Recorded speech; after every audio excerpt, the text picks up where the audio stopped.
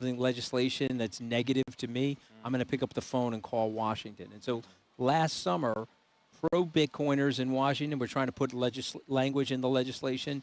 Anti-Bitcoiners, Elizabeth Warren, who I think is very misinformed, trying to put negative information in. And so they didn't do either. Why? They had a waterfall of phone calls coming into Washington telling them to stop. Next piece, because you guys know I got my 11-day PhD in Washington scumbaggery, so I can tell you how these I can tell you how these people operate. Follow the money. Okay, you got so much money coming in from lobbyists, trade associations, et cetera.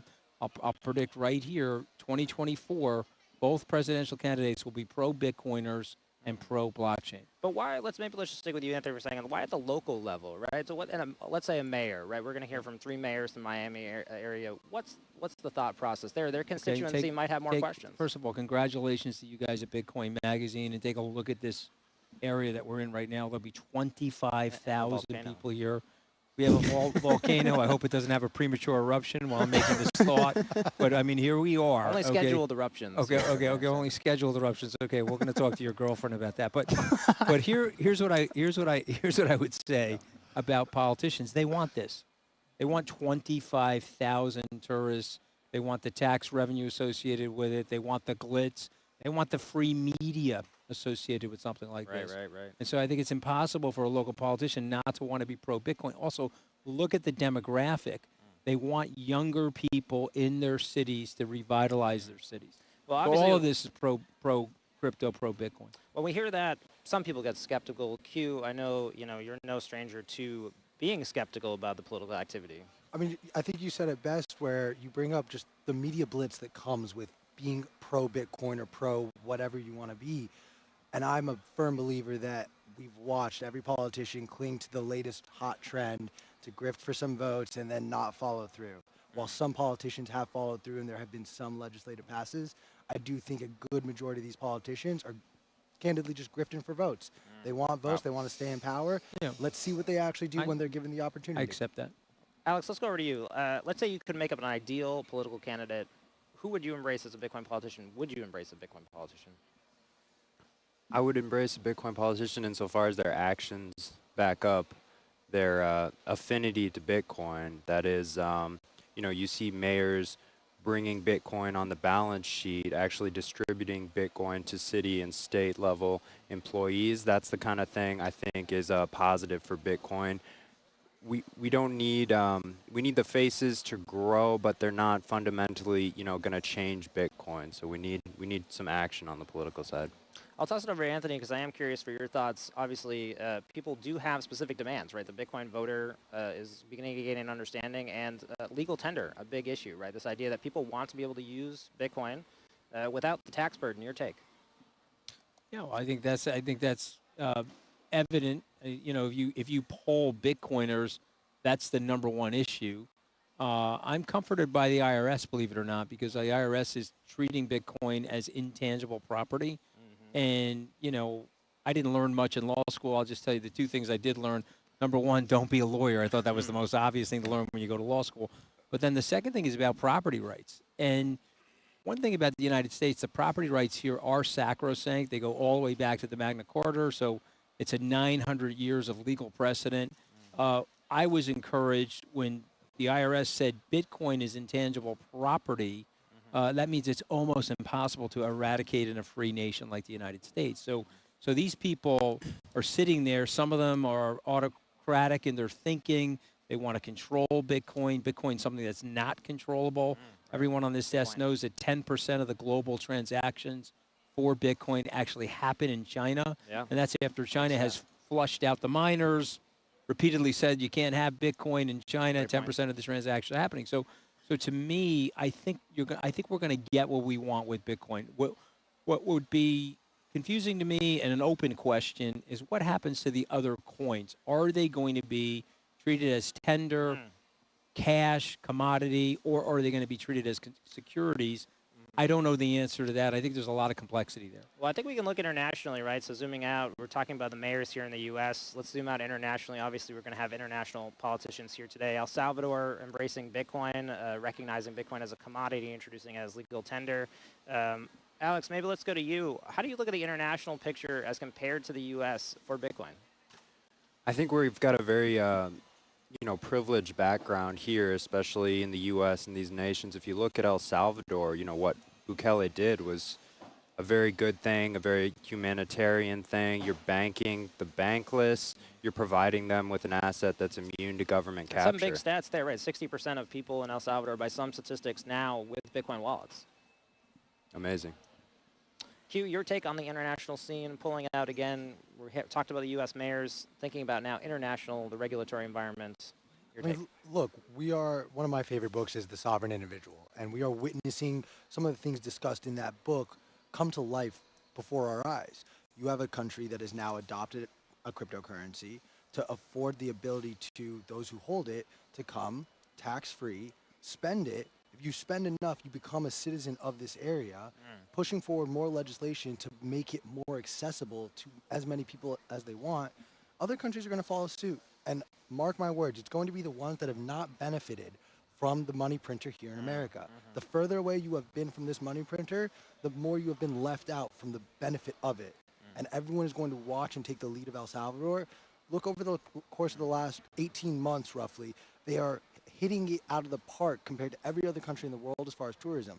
But we're not seeing that falling. So, Anthony, curious if you could speak to the mentality of U.S. lawmakers and politicians. You mentioned China, the ban, not effective. El Salvador, legal tender, some questions. How do you look at the landscape? What do you think politicians in the U.S. are looking at? So, politicians are by and large institutionalists, and our institutions are basically centralized. Bitcoin represents decentralization, pro to the sovereign individual. So they're cautious. They don't want to be stupid. They don't want to be fired over something. That's like the typical institutional mentality. You don't want to be the first mover. They don't want to be the first mover because, God forbid, they embarrass themselves. But I want to jump on something that Q was saying about the sovereign individual. So there was a book, I'm going to really date myself now, okay? When I was a college student, Rees-Mogg and Davison wrote a book prior to the sovereign individual called Blood in the Streets. Not available anymore, but what did Blood in the Streets capture? The essence of central authorities creating boom and bust cycles in a society.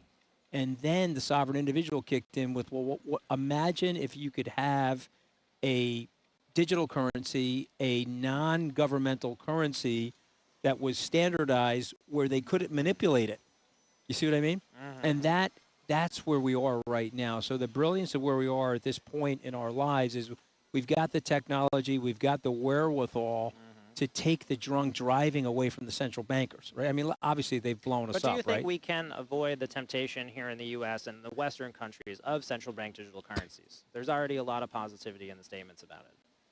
Avoid them. So I think we're going to avoid it in the United States. Or do you want to see a central bank? I don't want to see a central bank digital currency because of the control related to it. If they've got your smart wallet and they're descending, let's say they do a stimulus and they're putting central bank digital currency into your wallet, I don't want them to have that level of social control over the population. Obviously, the Chinese want that. They want you to be, they want to bear witness to you with their AI and their cameras all over the streets. They want to socially score you. And then through their digital currency, they want to either take money away from you or put money in your wallet. And so that is the most pernicious thing I can think about as it relates to individual liberty. So I don't want to see that. I think the stable coins will be the equivalent of that, and they'll be run by more, not governments. Let's call it private enterprise. And remember, the Fed wire came out of Citibank. I just want to remind everybody. So what happened was Citibank figured out a way to start wiring money to people. And then the Fed said, okay, what the hell are you guys doing? And then when they realized what they were doing, they said, okay, we would like to regulate it. They nationalized that? Is that? Well, they didn't nationalize. It's still done by the private companies, but there's a Fed wire number on it. They regulated it. They just wanted to make sure if I'm sending money to Q, he gets it. I'm not double spending it and all that other stuff. So I think the government can come in and help to regulate stable coins and to make sure that the transactions are happening in an ethical way. But I really don't want them to go into the realm of a U.S. government digital currency. Talking about stablecoins here on the Marathon News Desk at Bitcoin 2022 Industry Day. Want to stick with concerns. So we just talked about some concerns about central bank digital currencies. Another narrative that's really taking hold, especially here in the U.S., is the climate debate.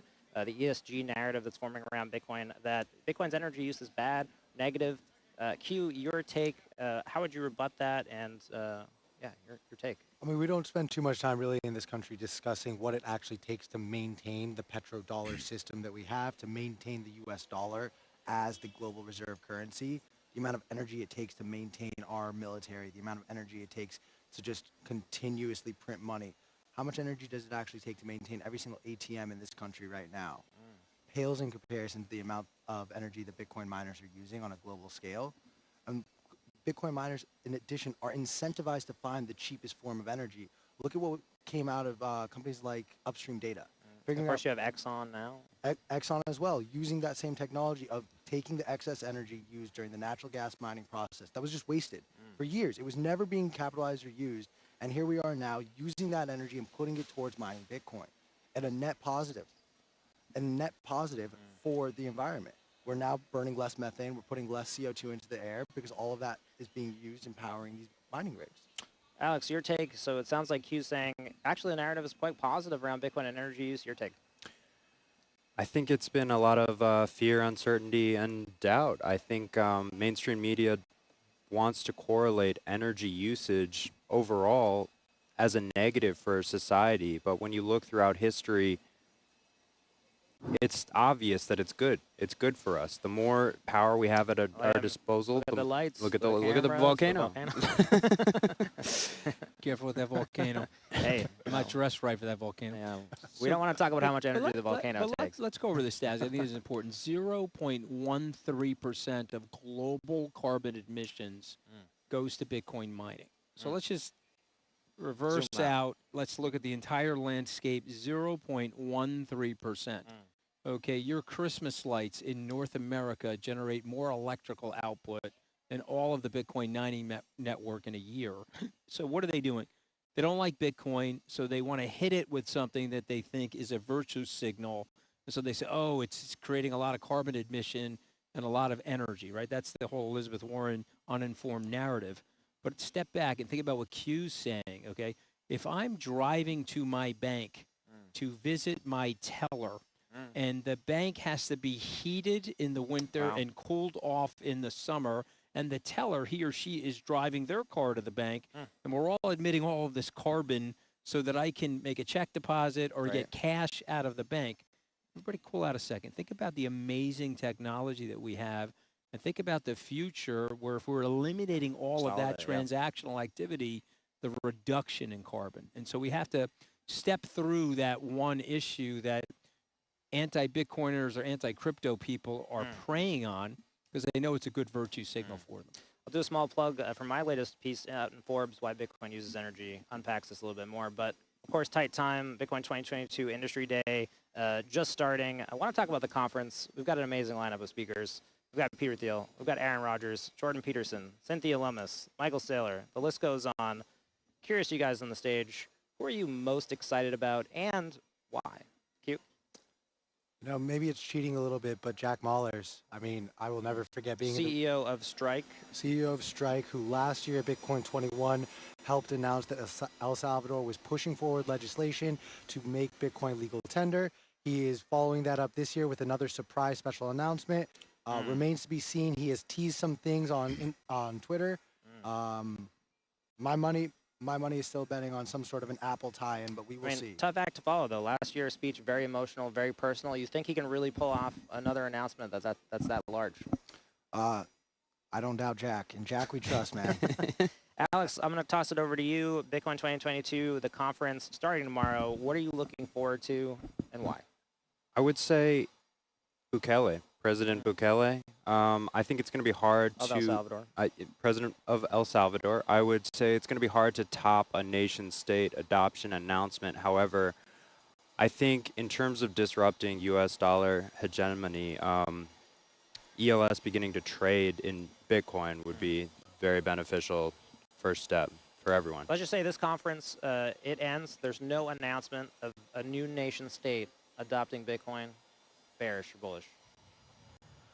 I would say I'd be disappointed. That'd be a bit bearish. I'm looking at Honduras. So you want to see that shoe drop at this Looking at you, conference? Honduras. And we'll see. Anthony, curious, obviously, love to hear your take on this. Who are you looking forward to and why? Well, I mean, all of those are great speakers, of course. You have an unbelievable lineup here. I'm going to say something boring, actually. I want to hear from Senator Loomis Right. because I do think that's where the bottleneck is in the United States. We've got to get the Congress, that's the House and the Senate, to release the dogs, if you will, into the woods as it relates to Bitcoin. Just to key off of something that Alex said just quickly, imagine the marketing. Let's say I'm the Sovereign Wealth Fund of Saudi Arabia, the UAE, pick a Sovereign Wealth Fund. I make an announcement that I put $100 million of Bitcoin on my balance sheet. You're teasing us here. Just the think volcano. The No, volcano might be erupting. Just think about that for a second. From a marketing perspective, okay? Anyway, these guys are running advertisements on CNN, come visit my country. Think of just putting $100 million of Bitcoin on your balance sheet, what that would do for your country in terms of the free media, the attraction of young people to find out what's actually happening in that country. So I'm want to be a bit provocative here. I'm hoping, perhaps not at this conference, but in the next 3 to 6 months, you'll hear an announcement like that. Very interesting. Of course, want to talk about the market. We're winding down on time here before we're going to cut you to the main stage. Over to the mayors talking. Great discussion we're going to have there. Bitcoin price. We ended Q1 flat. We entered Q4 of last year with tremendous expectations. Some would say they weren't met. Curious, you guys, taking the last 6 months of Bitcoin price action, what's your outlook ahead? And can this conference, boost the market, stimulate it, get us back to feeling bullish? Q. I mean, look, I believe the last I saw before we jumped on here was just under 45,000. Pete, feel free to correct me on that. We are sitting at 44. 44,000. When we hit 44,000 in 2021, we celebrated, we cheered. Pompliano was posting, trolling Peter Schiff. Every 1,000 we went up. Right now, we are crying, we are screaming, we are freaking out. And my only question, that is why? Zoom out. We are going to be just fine. Zoom out. What have you done for me lately? Alex, what's your take on the current market? Last 6 months, and can we see some catalyst at the conference?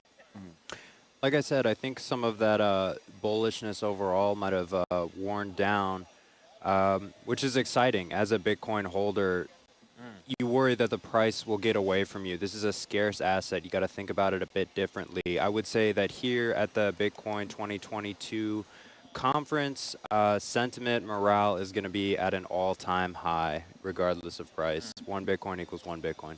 I'll just jump in there and say, look, a boring 44,000. I started covering Bitcoin as a journalist when it was $50. To see it at 44,000, to see people bored, quite tremendous. Anthony, still want to hear your take. 6 months. So I've got it in assets and liabilities, and so what was the headwind? Regulation. I would have thought by now we would have had a cash Bitcoin in the ETF in the United States. Number 2, the pandemic. I would have thought we would have been completely out of the pandemic. Right now, we're still seeing, unfortunately, the last vestiges of the pandemic and the disruption in the supply chain. And then lastly, the war. Don't underestimate what the war did to everybody in terms of the shock value and the conservation of capital and so forth. But up against those 3 things is adoption. So I'm late to the party, guys, although we all know on this panel it's very, very early. I bought my first Bitcoin in October of 2020. I think I paid $12,000 for my first Bitcoin. And Michael Saylor was pushing me in August. I wish I'd listened to him in August, okay? but here's the point that I'm making. When I bought that Bitcoin, Glassnode said there was approximately 80 million wallets. When I looked on Glassnodes this morning, it's approximately 247 million wallets. So take a step back, like Q says, look at it. We're going from 80 million wallets to 240. Ladies and gentlemen, we have reached escape velocity. We're going to head to 1 billion wallets. You only have 21 million coins. A couple million coins likely were lost in the inception. They're sitting on laptops in people's landfills. They're sitting on old BlackBerries. Maybe there's only 18 to 19 million coins, but there's going to be 1 billion wallets. So buy your Bitcoin now, okay, or you're going to be sorry. But what are the institutions who are looking at the market watching, right? Are they watching nation-state adoption? Are they watching Bitcoin on the balance sheet? Remember, if I got $25 billion in TARP money in 2008 to save my centralized bank from the central bank of the United States, I am going into full ass-kissing mode at the Senate hearings, okay, and the congressional hearings. That's what I'm going to do. And if they signal to me that it's okay, then I'm going to open up the floodgate. Let me say this to you, because I'm a trade fi guy, right? Okay, that's how I started my career, 33 years in the business. You get a cash ETF in the United States, every financial services company that has high net worth individuals or retail investors has to offer that cash ETF.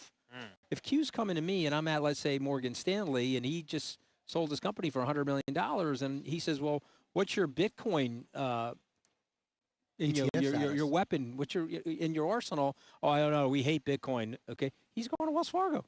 So everybody is going to be forced into the marketplace once the regulation clears up. Well, I think you're talking about institutional adoption. I think, backing out, we did see a lot of, a lot of support around retail adoption last year. I guess, throwing it back to Alex, what's going to get retail excited again?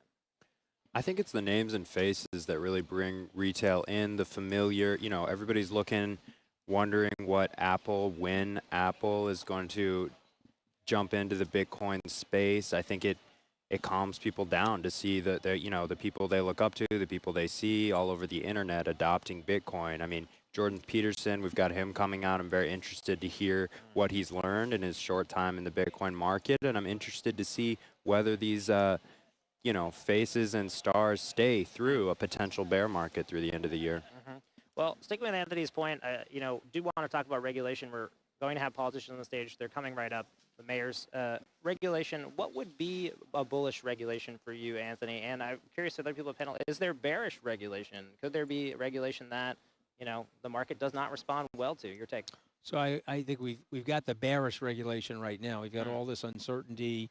You've got a lot of politicians like Elizabeth Warren railing on the industry and cryptocurrency, just showing a full lack of understanding. And so I think we're sort of in that bearish regulatory mode right now. That's just my opinion. But what would it be? Again, it goes back to property and an administrative law judge that is a nonpartisan judge that just wants to follow the law. You now have a potential arbitrary and capricious case against the regulators. Let me just explain that quickly. The CFTC approving the Bitcoin futures. There's a lawsuit right now. David Spoken Word filed it on behalf of some of their clients saying, wait a minute, that's arbitrary and capricious. It's no real difference between the futures and the cash ETF. You're making an unnecessary distinction about spot trading versus futures trading. And I think it's going to put an enormous amount of pressure on the regulators. And I think you're going to get a cash ETF done sometime this year. And that will open the floodgate. And Q's going to be calling me popping champagne somewhere in L.A., and I'm going to tell them, yeah, see, that's going to happen. So your take is no regulation, the current environment's not sustainable and negative. Alex, your take, can there be conditions under which this regulation is not a positive for the market? Well, I think when you look at something like the European Union looking to ban unhosted wallets, you'll see kind of a momentary probably dip. But ultimately, if you put any time into understanding Bitcoin, this asset is immune to government capture. I mean, people should know that that doesn't affect their ability to transact peer-to-peer and participate in the network. Anyone with an internet connection can use Bitcoin. Q? Taxes. If we have to pay taxes to transact and use our Bitcoin on too often of a basis, no one will be transacting. At a certain point, the transaction volume of Bitcoin is going to have to play a big effect onto what the price is and how it's being used on a day-to-day basis. As Anthony said, we are about 2 million Bitcoin away from being completely done. 2140 is the year that we've all circled in Bitcoin. We have a ways to go until then. I want to ask you a question. So, please. In my fiat currency known as the U.S. dollar, if I'm transacting in it, do I pay taxes? No, right? So if Bitcoin is a commodity and a tender, if you will, Right. Boy, that's going to be really tough to enforce that. I mean, I know people like Elizabeth Warren be dying to do that, but then in other words, you got to remember one great thing about the United States is that this is actually a wonderfully decentralized government. And so there's all types of checks and balances to prevent cuckoo birds like Elizabeth Warren ruling the roost. Well, we're going to see Treasury Secretary Janet Yellen made a surprise announcement yesterday that she's going to speak on Thursday, coinciding with the Bitcoin 2022 conference. Coincidental timing there. I would love to hear your take, Anthony, while we have some time before the main stage heats up. Well, What are you thinking about what's going on? I try to, fortunate enough to do Squawk Box in the morning a couple times a month. Andrew Sorkin interviewed her about 10 days ago. The first phone call I got was from Michael Saylor.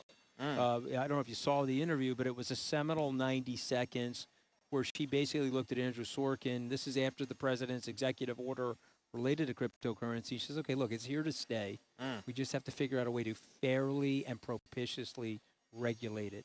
And I think that 90-second interview was eye-opening about where the direction is going. And again, if they go in a, let's say I'm totally wrong, Spitball. and they go into a nefarious direction, you have 73 million people. I don't know, what are the Coinbase accounts now? Yeah. 80, It's a 90 lot. million? And I think it's But there's- 64% of Americans own Bitcoin. Okay, so just imagine what's going to happen to these people. 64% of the Americans own it. And by the way, they're one-issue voters You guys are related looking to this. skeptical, so I don't know.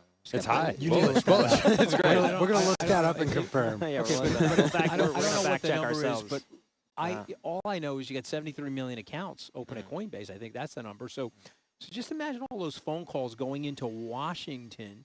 Do you think elected officials want to get Right. knocked out of their seats because they don't understand Bitcoin and they're railing negatively on Bitcoin? If they're But do getting you enough think- money do you- from the banks, maybe. Do you think she's going to Maybe, say but something? I even that, because because what you learn about look at what happened with Trump. Okay, Trump had less money than Hillary Clinton, but the ideas do matter as well, right? And I think Trump's an asshole. So, but I'm just saying that you just got to understand it's not just about money. It's ideas and it's about sentiment.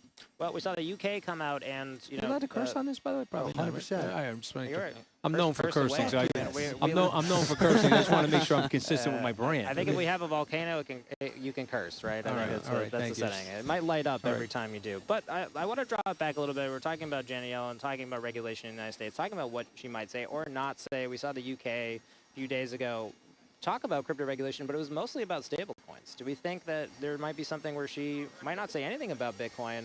Alex, your take. I think it's very interesting that the Treasury Secretary is going to address crypto suddenly on the very, 3-4 happens, days. yeah. Just happens to be Happens to be. the biggest Bitcoin conference. Are you the gonna biggest, invite her Probably here? nothing, right? Probably nothing. nothing. Right. Biggest I love- financial I love conference that in the meme. world. Probably nothing. Would you invite? Would you want to invite Janet Yellen on this program to attend here and deliver her speech here? Can we do Yeah, that? let her on. We'll boo her off the stage. It'll be great. Oh, no, don't boo her. Yeah. We need her. No, but full Gotta bring her transparency, in. Gotta bring her to Janet, the if you would fold. like, you are welcome to come join us down in Miami. We have a ticket with your name on it. You can join us right here. We'll get you a whale pass. And So- we're not booing you. We're bringing you in. Okay. We're bringing we will you hear in. you out. We want you inside the But tent. Anthony is my reference. I will Remember, go, I will play you want nice. to pee. You don't want to pee into the tent. You want to always pee outside of the tent. You wanna come Helpful into the advice. tent. Here, helpful advice. What we're not hearing, I think, is, again, I think you guys are talking a little bit, we're not hearing explicitly what do you think she's going to address or not address. I mentioned the stable coins versus Bitcoin. What if she comes out and doesn't say anything about Bitcoin? Is that something There's that no you way. expect? Q? There's absolutely no way she is going to make a statement about digital assets without mentioning the largest digital asset in the industry. Whether her entire speech will be around it remains to be seen. I absolutely expect some sort of a conversation around what the Fed is planning with their CBDC. I expect some sort of a conversation, maybe just a statement or a brief moment where it discusses the conversations going on around separating certain things as securities versus other things as commodities. But that is very low on my list of what I'm expecting. I think it's a huge miss on her and her team's part if they don't, like Bitcoin's going to be brought up, Ethereum will be brought up whether or not we like it, and their CBDC, absolutely. Well, Beyond that, Congress, remains to be seen. Anthony? I just want to say that, and I agree with Q, but super smart regulators that do the homework on Bitcoin like Bitcoin. Let me explain to you why. Bitcoin is a guardrail for the society. If Bitcoin starts to get adopted, and you've caught Jerome Powell's testimony where he said he's comfortable with digital assets and he's comfortable that there could be more than one reserve currency. He said that in public In the same testimony. context. Yes, and I just Really want to think interesting. super smart regulators are like, we're out of control. We're printing trillions of dollars. We just inducted 42% more fiat currency dollars into the system over the last 2 years. We're out of control. Bitcoin is almost like a guardrail to stop that out of controlness So that's you think going on. U.S. regulators today understand super and smart ones they do. see a Yes. world where Bitcoin is a reserve asset, And they see it as a discipline where, yeah, I know, Mr. Politician or Mrs. Politician, you want to print Well, money. then why be We hard? can't do that because Bitcoin is slowly becoming a reserve status in the world, and we're going to always be measured against Bitcoin. So we have to tighten up our monetary policies. Why be hard on El Salvador then? We've seen the U.S. Congress introduce legislation trying to, make sure that El Salvador has Bitcoin under control. We've seen a lot of that language. Because El Salvador, this is a new frontier, and every time a new frontier is taking place, you're getting shot at by the old frontier. And that's just the way it works. I mean, there's a very famous Harvard Business School case where Jerry Yang shows up with this clunky laptop, and he's meeting with two Pacific Bell executives. He says, hey, let me just show you this thing. What's your favorite pizzeria? And he types it in, and the name and the address pops up, and he looks at the Bell guy. He says, so, you don't need the yellow pages anymore. And the Bell executive says, get the hell out of my office, because here's what we do. We chop down 4 million trees. Right. We make paper pulp. We dye it yellow, and we ship a 4-pound book to our clients. We've been doing it for 100 years. Right. We do not need this stupid thing that you're calling Yahoo, which is an idiotic name. Get the hell out of my office. And look what happened. And so the president of El Salvador, in 15 years, people are going to look back and say, wow, he saw something that other people needed to embrace, but they weren't brave enough at that moment to embrace it. El Salvador under pressure. Of course, President Nayib Bukele going to be speaking here. Already, the El Salvador delegation is here. Alex, your take on that situation as it's unfolding?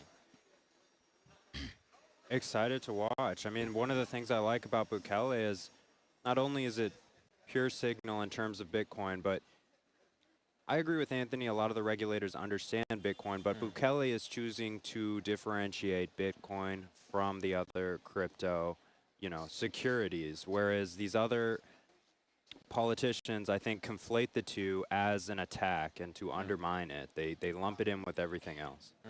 Well said. Q, your take on Nayib Bukele. Is he savvy with his policy, and what can we learn from it? I absolutely do. You are seeing an introduction of a new form of energy capture through their volcano-powered mining rigs. You see a new Volcano right there. You see a new approach to them introducing volcano bonds. Every time I get a chance, I'm just going to keep plugging that volcano. Sorry. You see the volcano bonds being introduced. It's as well. making you horny, right? You can be nervous, 'cause I can, Can't I confirm can or tell. deny. I can Too tell. early in the morning for that. Can you tell? We're keeping her. I'm moving a little closer This is to why Alex I'm on under the the next desk. segment. Okay, well. I will say really quickly, if you are watching and enjoying this, smash the subscribe button down below. That's a YouTube host right there. That is the YouTube host asking you to subscribe so you can catch all of Bitcoin Magazine live while we break down post-conference stuff as well. But to answer your question about Bukele, one of the big things I'm really looking forward to and just understanding a little bit more is what does the difference between the Bitcoin savvy parts of El Salvador look like, and what are the parts that have not yet embraced it? It's not everyone. It's not 100% in El Salvador yet. We see a lot of FUD around maybe what some of the protests look like. We've heard Samson Mao come on Bitcoin Magazine Live and talk about, if you actually zoom out of these pictures, no different than your former boss saying, look, it was the biggest crowd of people ever to attend, and really it's just You five got to do a people. little bit of this, though. You know what I mean? Yeah. Do I get the form I right? don't know. I want to If stick. we- I want if to stick we- with a point This that is Anthony the made. worst thing about Bitcoin is it's orange. You know what I'm saying? I mean, that's the only thing I can say bad about Bitcoin. You know what I mean? Wow, that's high praise right there. Want to stick with something Anthony said that we really haven't touched on, but we talked about the negative environment for the U.S. economy and how that contrasts with Bitcoin. Obviously, inflation now 40-year highs. We've got the U.S. economy facing a recession. Consumer sentiment, by all indications, is down. People are feeling inflation will be an election issue. How does Bitcoin play into that? Would love your take, Alex, Q, Anthony. I think people are going to make a fleet of Bitcoin as a safe haven. I think you're seeing unprecedented levels of people understanding that the numbers, the CPI, it's all BS. These numbers that are being issued, and the U.S. has no accountability for the amount of dollars that are out there, and it only benefits them to keep kicking the can down the road for as long as possible. Can you drill in for the viewers? How is it that Bitcoin is an inflation hedge, in your opinion? Bitcoin is the only terminally scarce asset, digital or otherwise, guys. We don't know how much gold there is. We've mined such a small fraction of it. Bitcoin is better than gold in every conceivable way, and I think you're going to see gold bugs start to understand that, and that small Bitcoin portfolio allocation is only going to grow on a longer and longer time scale, at least Except historically. Peter Schiff will never stop. Q, your take, consumers obviously feeling a pinch, obviously concerned about inflation. Are they connecting the dots to Bitcoin? Will they connect the dots to Bitcoin? Short answer, no. I will say in this country, we are told that our current inflation rate is at 7.9%. It remains to be seen what that actually is. You know, they're not actually accounting for gas. At the same time, that's just in this country. Look at my homeland of Iran. They had 92% inflation in 2 years. Look at Turkey. They have 52% inflation in just 1 year. Turkey is on my short list of a potential country to adopt Bitcoin. Iran has already adopted Bitcoin in some capacity. It is slowly happening to these countries that have felt inflation in ways that we can't even imagine in this country. And just wait until gas hits $10 a gallon. Just wait until a steak costs you $35 at the grocery store. And we're out of time for this pregame, but appreciate you all tuning in. YouTube.com/Bitcoin Magazine. Of course, head over to the Bitcoin Magazine store, pick up a fresh Bitcoin magazine, subscribe. We're going to head over to the main stage right now where we've got a welcome keynote. Bitcoin Magazine co-founder Tyler Evans will be talking with Mayor Francis Suarez of Miami, Mayor Levine Cara of Miami-Dade, and Mayor Gelber of Miami Beach. Miami mayors coming up soon. We'll be joining you after the break, staying with Anthony, and offering news and commentary on everything going on here at Bitcoin 2022 Industry Day.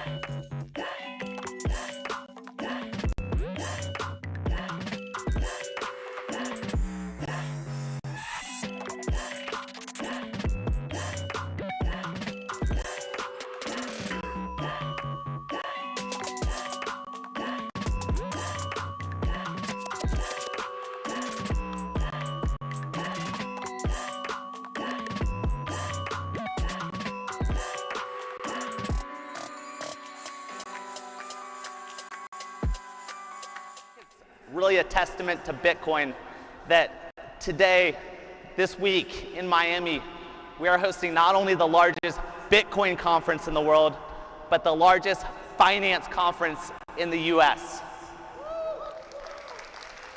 But before we open these doors wide and bring in the full crowds, today is really our industry day, where we have a smaller, more intimate audience and a ton of high-quality professional content for you to engage with, digest, learn from. So if you're here looking to invest in the Bitcoin ecosystem, if you're here looking to hire for your company, if you're here looking to build out your Bitcoin strategy, there's no better place to be. We've got a packed day ahead, but first I want to give some thank yous to our team, to all the people who've worked to bring you what you guys are seeing today, and a very gracious thank you to our hosts here in Miami. And so I wanted to welcome 3 people without whom this event could not have happened. Mayor Levine Cava, Mayor Gelbert, and Mayor Suarez, and ask them to join me up here on stage.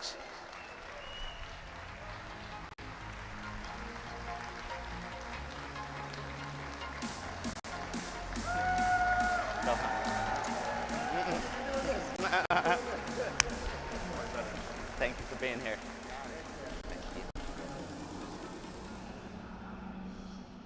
Good morning, everyone. Welcome back.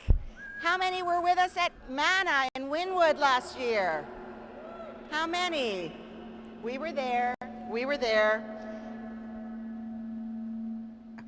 It brings me great joy to be with you, with the bull in front. Very cool, very cool. So many familiar faces, people from all over the world with us here in Miami Beach. So, yay. Incredible. So I'm Daniela Levine Cava, the county mayor. We have 34 great cities, 2 of them represented by the great mayors behind me. You'll hear from them in just a minute. But we are all standing together. We're standing together because we want to embrace global innovators. We want to embrace you. We stand before you to talk about how we can bring technology, especially blockchain, and how it can drive real change to help create a better community, help create better community for everyone. Equity, that's what we're here for. And Miami-Dade County is the perfect place for this conference. We're diverse, unlike any other. That's a big part of why people come here to visit and then stay here. We are a county of immigrants, a county of entrepreneurs, hard workers seeking their slice of the American dream. We are a community constantly changing, constantly evolving, embracing new markets, new sectors, and opportunities for the 21st century. That is what has made our community great. Our diversity strengthens our resolve. It drives us to innovate, and not for just now, but for the future that we want to build together in this beautiful place, in this paradise. Our resolve has been fueled by all of you who come here, bring your ideas, bring your hopes, dreams, and aspirations, and it has fueled our meteoric rise. We are the most recovered economy in the country today. Yes, we are. We are one of the fastest growing, you all know that, tech hubs in the world, thanks to my partners here. And thousands of companies have launched here. in just the last 24 months. So the pandemic has been our reward. We have benefited from this terrible time and coming out of it all the more so. So these enterprises that have come here, like our residents, have one common goal, and that is opportunity. We are the opportunity community. That is Miami-Dade. So for us, Bitcoin represents that opportunity for so many, and it is a path towards financial equity across the borders. So later today, you'll be learning from some of the brightest minds in the industry, many of whom have already decided to make Miami-Dade County their home. So all around you, we see pioneers, we see risk takers, futuristic thinkers who are leading the way, and I am right there with you. Yep. Thank you. We are committed to being at the forefront of innovation in the crypto and Web3 industries. We're exploring green solutions to crypto mining. We're developing spaces for crypto R&D, and we're studying ways to integrate blockchain technology into our everyday operations. And I'm particularly proud of the work that our county has done with its crypto task force, laying the groundwork to educate more of our residents and our workforce on the opportunities within Web3. So because we've come together and we're working towards creating more access, we are going to lift up communities from the ground up, and that is what we have always done here in Miami-Dade County, the land of opportunity. What's good for business is good for our people. So we're committed to making sure that every resident can thrive in the technology-driven future, and that you are helping us to build it. My administration's central focus for almost a year and a half as a new mayor is ensuring that all of our residents benefit from this new and growing sector and the opportunities that are created here. So I look forward to exciting new innovations in the Bitcoin space that are going to be born here today and into the future. And after speaking here this week, I'm confident that if you have not yet moved here, you soon will. So thank you very much, everyone. Welcome. And it is now my great pleasure to hand over the podium to a dear friend, the host of your city for this conference, the inimitable basketball star, Mayor Dan Gelber, Miami Beach. All right. Thank you. Thank you. Thank you. All right. Good morning. So I wanted to welcome you in the best way I could, to make you feel comfortable in my city and to do something that would make you feel totally at home. So let me just say, welcome to Miami Beach. How can we help? That's Mayor Suarez, by the way. Nearly 50 years ago, I was an usher. I was working my way, trying to get a car. I was an usher in this convention center. And I worked here after school and on weekends, and I was a ticket taker, and I took people to their seats. The only thing that really showed up here really were only two things: professional wrestling and boxing. That's what took place in our convention center when I was a young man and I was a kid. Today, it's a little bit different. When Art Basel comes here, we are the center of the art world for a week. Later this month, Emerge will have its event here. We'll be the center of the innovation world during Emerge Americas. Next month, the Aspen Institute will be hosting its climate festival, and the Aspen Ideas Fest right here. And we'll be the center of the climate activist world for a week. We're even the center of the foodie world when the South Beach Food and Wine Festival comes here. And this week, we are the center of the Bitcoin world with Bitcoin 2022. So welcome to my city. But it's not just conventions really anymore. It's not just a moment, as my friend Mayor Suarez likes to say, this isn't a moment, it is a movement. People are coming to our city. They are coming to our community. They're coming to Miami. They're coming to Miami-Dade County. And why they are coming here, I think, has become pretty obvious. It's the same reason why people seeking to escape autocratic regimes jump on rafts and brave the seas to come to the shores of South Florida. They come here for the promise of opportunity, of entrepreneurship, of prosperity, of freedom. That is why people come here. We are a place, and I believe this, where anything can happen. I can't imagine there's another community that has more first-gen students going through a higher ed system than we do here in South Florida. I can't imagine a place more approaching wanting to have you here every single day. We have a booth. My city has a booth, booth 463. Please go to it and learn all the ways you can join and be part of the Miami Beach and the Miami and the Dade County experience. We want you in our city, not just for a day, not just for a week. We want you here for a lifetime, because our city, our community doesn't put people in boxes. We give you the ability to do whatever you think you can.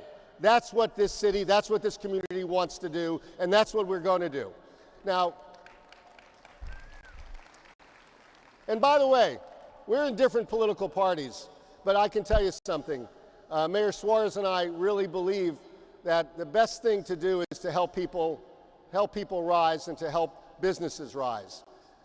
About an hour ago, Mayor Suarez and I were on a Zoom together with the mayor of Odessa, Ukraine, Mayor Trukhanov. And that city is being shelled right now, but we took a moment to ask that mayor and his senior staff if the cities of Miami and Miami Beach could become sister cities to the city of Odessa. And I listened to Mayor Suarez on the Zoom, and his pitch was very simple. While we're a port city, while we love culture, while we love architecture, while we have those similarities, at the end of the day, what our cities really believe in is the freedom of people to not have to be persecuted, but to do what they want to do, the freedom of self-determination. So I will just tell you this, whether you're coming here for a day, a week, or a lifetime, we want you here. We want to help you any way we can. We want you to have a great week, and we want you to do great things and have a good time and a fun time doing them. Now it is my great honor to introduce my friend, my colleague, really the spark to this Miami movement. And I won't say, I'm not even going to pretend I'm you anymore. Mayor Francis Suarez. Thank you so much. Man.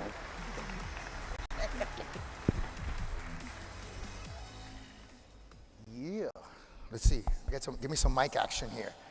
How's everyone feeling this morning? I can tell you guys drank your Cuban cafecito.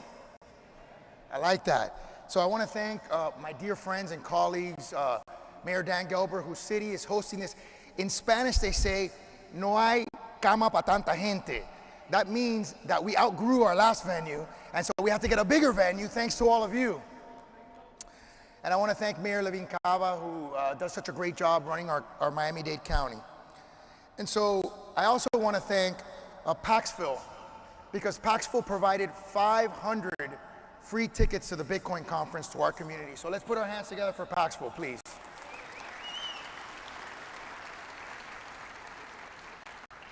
So I wanted to be very intentional about what I wanted to talk to you about today. I thought about it a lot, and the first thing I did was I woke up this morning and I realized, what am I going to wear? So I decided to go all in black so that nothing about me was the script except for one thing, this. You got the shoe? By the way, they're pretty comfortable.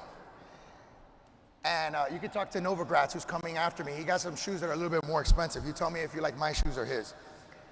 The second thing that I thought about is I've gotten a reputation in these speeches for saying some things that are provocative, some things that keep me on the cutting edge of being the most Bitcoin-friendly mayor on the planet. So I thought to myself, how do I top what I've already done? I mean, I already get paid in Bitcoin. My employees can get paid in Bitcoin. You know, I was the first one to have the laser eyes. We were the first one to put Satoshi's white paper on our website, you know, in the United States, second one in the world. And I gotta thank Pomp, who's back there as well, for his inspiration, Anthony Pompliano and his wife. So I thought to myself, how can I get bigger? How can I go bigger? And then a light bulb went off. I can make an announcement that I'm running for, not this year. That maybe will be next year. But no, what I thought is, I need to articulate a vision. I need to articulate a vision for the country that I was born in, the city that I was born in, being the first Miami-born mayor in the history of my city, in 125-year history. I need to articulate a vision for this country. And the vision is simple. I call it Vision for Bitcoin America 2024.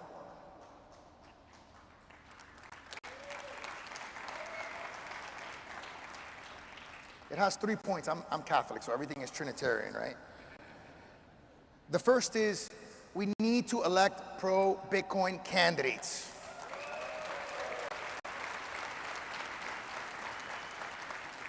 And yes, the next president of the United States has to be a pro-Bitcoin candidate.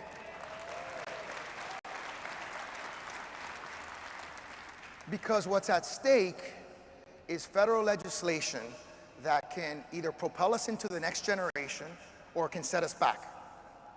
There's one thing that the United States should never do. It should never agree on anything with Russia and China when it comes to Bitcoin.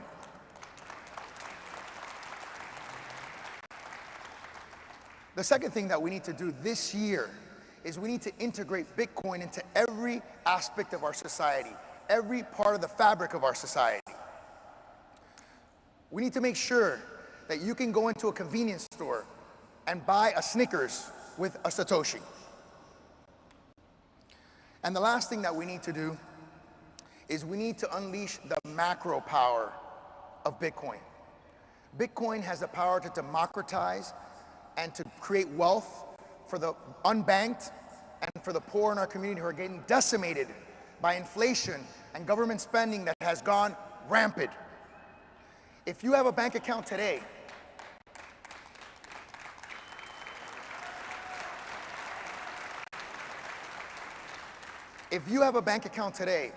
guess how much interest you're earning?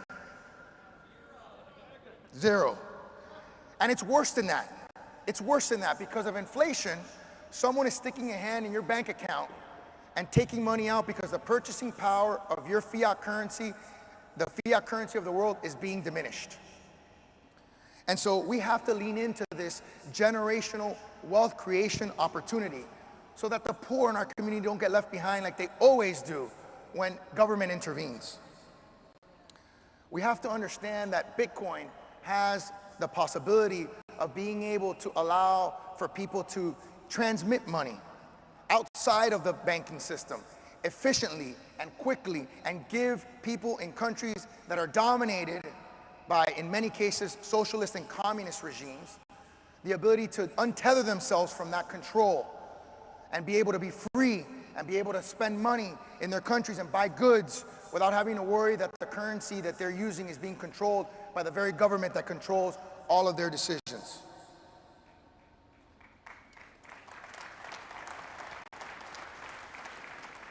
This vision for Bitcoin America 2024 is centered around some very basic principles. That as a country and as a world, we're better united than divided. Let me tell you, our enemies want to divide us. They want to use democracy against us. They realize that the best weapon against democracy is division. We're not going to let that happen. And we want to create a world that has economic peace and prosperity. What's happening in Ukraine is unacceptable, but Bitcoin has been a factor for good across the world. And the last thing is we want a world of freedom. We want a world where people can choose their own destiny, where their tomorrows are better than their yesterdays, and I plan to be a part of it. Thank you, and God bless you. Gotta run.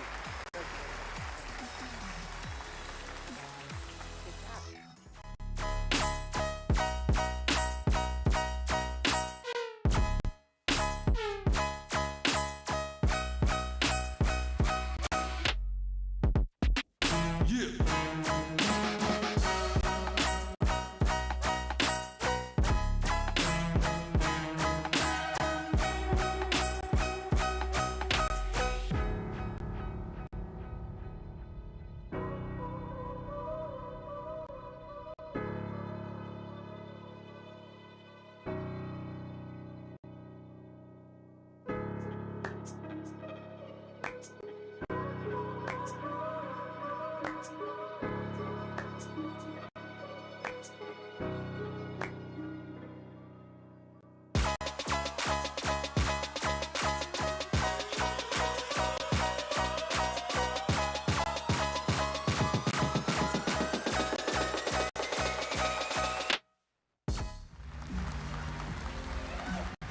you, sir.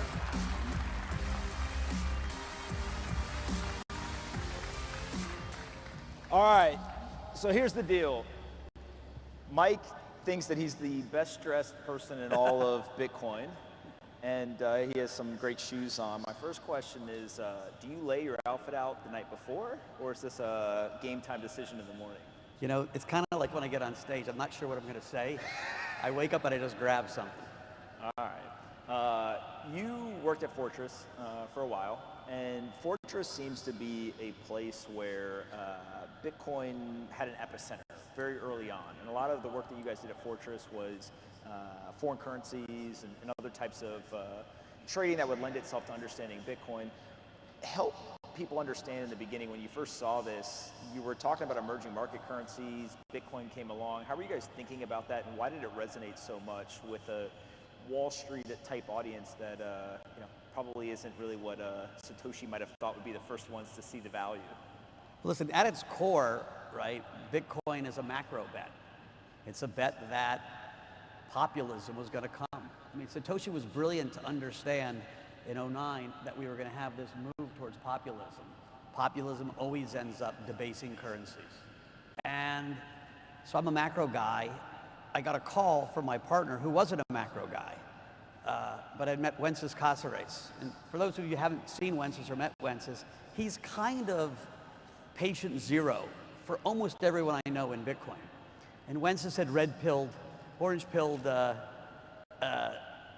my partner who called me. I looked into Bitcoin pretty quick on the internet, never heard of it, and realized it's a really cool new technology. We were having an inflation scare. This was 2012, 2013.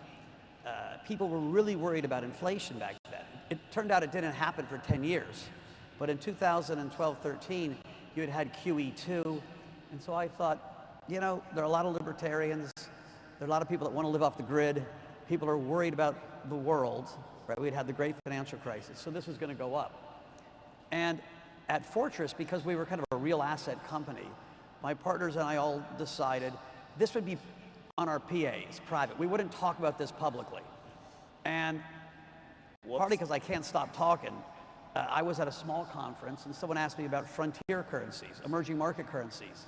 And I was like, BS with those things. If you want a real frontier currency, you got to buy Bitcoin. And that next day I was on the cover of the Financial Times, the only time I was on the cover of the Financial Times, about, you know, Fortress's Novogratz endorsing Bitcoin going to 1,000. And since then I've been asked to speak over and over. And so when you're on stage, you don't want to make a fool of yourself. And so that really forced me to dive in deep. And that's what really started the process. So if we go from what really was, maybe this is insurance, maybe it's kind of the chaos hedge, maybe it's inflation hedge, whatever was the thought process in 2012, 2013, to today, we see major institutions starting to adopt it. We have public companies putting it on their balance sheet. We have a nation state that's purchasing Bitcoin. What is the kind of sentiment among the non-retail audience at the moment? Is it Bitcoin has transitioned from a contrarian trade to a consensus one? Is it an inflation hedge? Like, why is there so much more interest today than there was maybe even just 2 years ago? Now, if you think about the genesis, right, of Bitcoin was that it came out of a breakdown in trust, right? I don't trust authority. I don't trust the central bank. I don't trust the government. I don't trust the bank. And ever since then, we've been in a bear market in trust. Just surf the internet, watch cable news, right? Look at the foreign minister of China who just said, hey, we're not sure we can trust the US dollar. If you're Russian, the dollar is no longer a risk-free asset. And so as we see trust break down, the intellectual case for Bitcoin makes more and more sense. The other piece that's, I think, you've got to hold in context is it started off as an experiment. And it's a miracle in lots of ways. Bitcoin is probably the best brand ever created in the shortest amount of time. If you think about, we're 13 years old, we've got $1 trillion brand that everybody in the world knows. Like, that's hard to do, and it's done without a CEO. It's done by people in every country, in every village, telling the Bitcoin story. It's done by guys like you getting on your podcast and on TV, telling the Bitcoin story. And so the adoption cycle is starting to hit breakout velocity. And we can see that because sovereign wealth funds are buying it now. Institutions are buying it. They're buying it for the same reason that individuals bought it 6 years ago, 5 years ago. Half the people in the audience probably bought it. They see an increasing possibility that populism will debase their currencies. And so when I look at Russia or Turkey, where there was horrible stewardship of the financial economy, Bitcoin use goes up, right? You know, people have a God-given right? It should be a human right to store the fruits of their labor in something. And this is a really interesting way to store the fruits of your labor. You mentioned sovereign wealth funds, and I think a lot of folks have been paying attention to what El Salvador is doing. There's plenty of rumors about other countries. Do you want to tell us which sovereign wealth funds or kind of what their thought process is? Well, you know, El Salvador, I have mixed emotions in some ways, because what I think is important is the ethos of permissionless, right? That anybody can join, but I don't force you to join. What makes crypto in general, but Bitcoin specifically, so cool, it's now a nation state of 140 million people. That's the 8th largest country on earth. Think about that. And that's people from all over saying, I want to join. And so when you make it legal tender, you're forcing people to use it. That cuts against, I think, the ethos. I know people will disagree with me on that, and it's good for adoption, but I don't buy into that side. I am seeing sovereign wealth funds saying, hey, part of my reserves, right? It used to be the dollar and the euro and gold. You're going to see a new bucket of reserves across the world. The dollar will still be part of it, but it will be a lesser part of it. And it will be a hodgepodge of things. I'm sure crypto will be part of it. I'm sure Bitcoin will be part of it. And that's just starting. And it's mostly starting, and these guys wanted to get into mining. Mining is an easier way for people to think, because everyone thinks they're going to get in cheap. When you think about mining, we've seen Exxon, we've seen ConocoPhillips all say, hey, look, we're doing some sort of pilot project. We're taking flared gas, and we're going to go ahead and we're going to mine Bitcoin. There's obviously, in the Middle East specifically, very large energy production. Russia, Ukraine, there's a ton of energy production that comes out of there. Is this something where it's just a foregone conclusion that every major energy producer will mine Bitcoin as well, or what are you seeing on that front? I think people that have excess power in their grid will look towards Bitcoin if the electricity is cheap enough. I do worry a little bit, and I fight back and forth. We have a big mining business at Galaxy. It's run by a woman, Amanda Fabiano, and I'm proud to say we're half women in our mining business because I love the idea of them in their hard hats. And we debate all the time where hash rate's going. I see a tremendous amount of money going into the mining space. I've got a bar in Wyoming, and I run in there, and 2 of the guys are from Texas, and they're doing mining, and I'm like, really? And so I worry. I think it's great for the ecosystem. I worry about hash rate, but we'll see. She's been righter than I have so far. You're worried that it's going to go up too fast? I think there's a lot of money going into mining, and so hash rate could go a lot higher, faster. Again, the experts on my team say I'm wrong.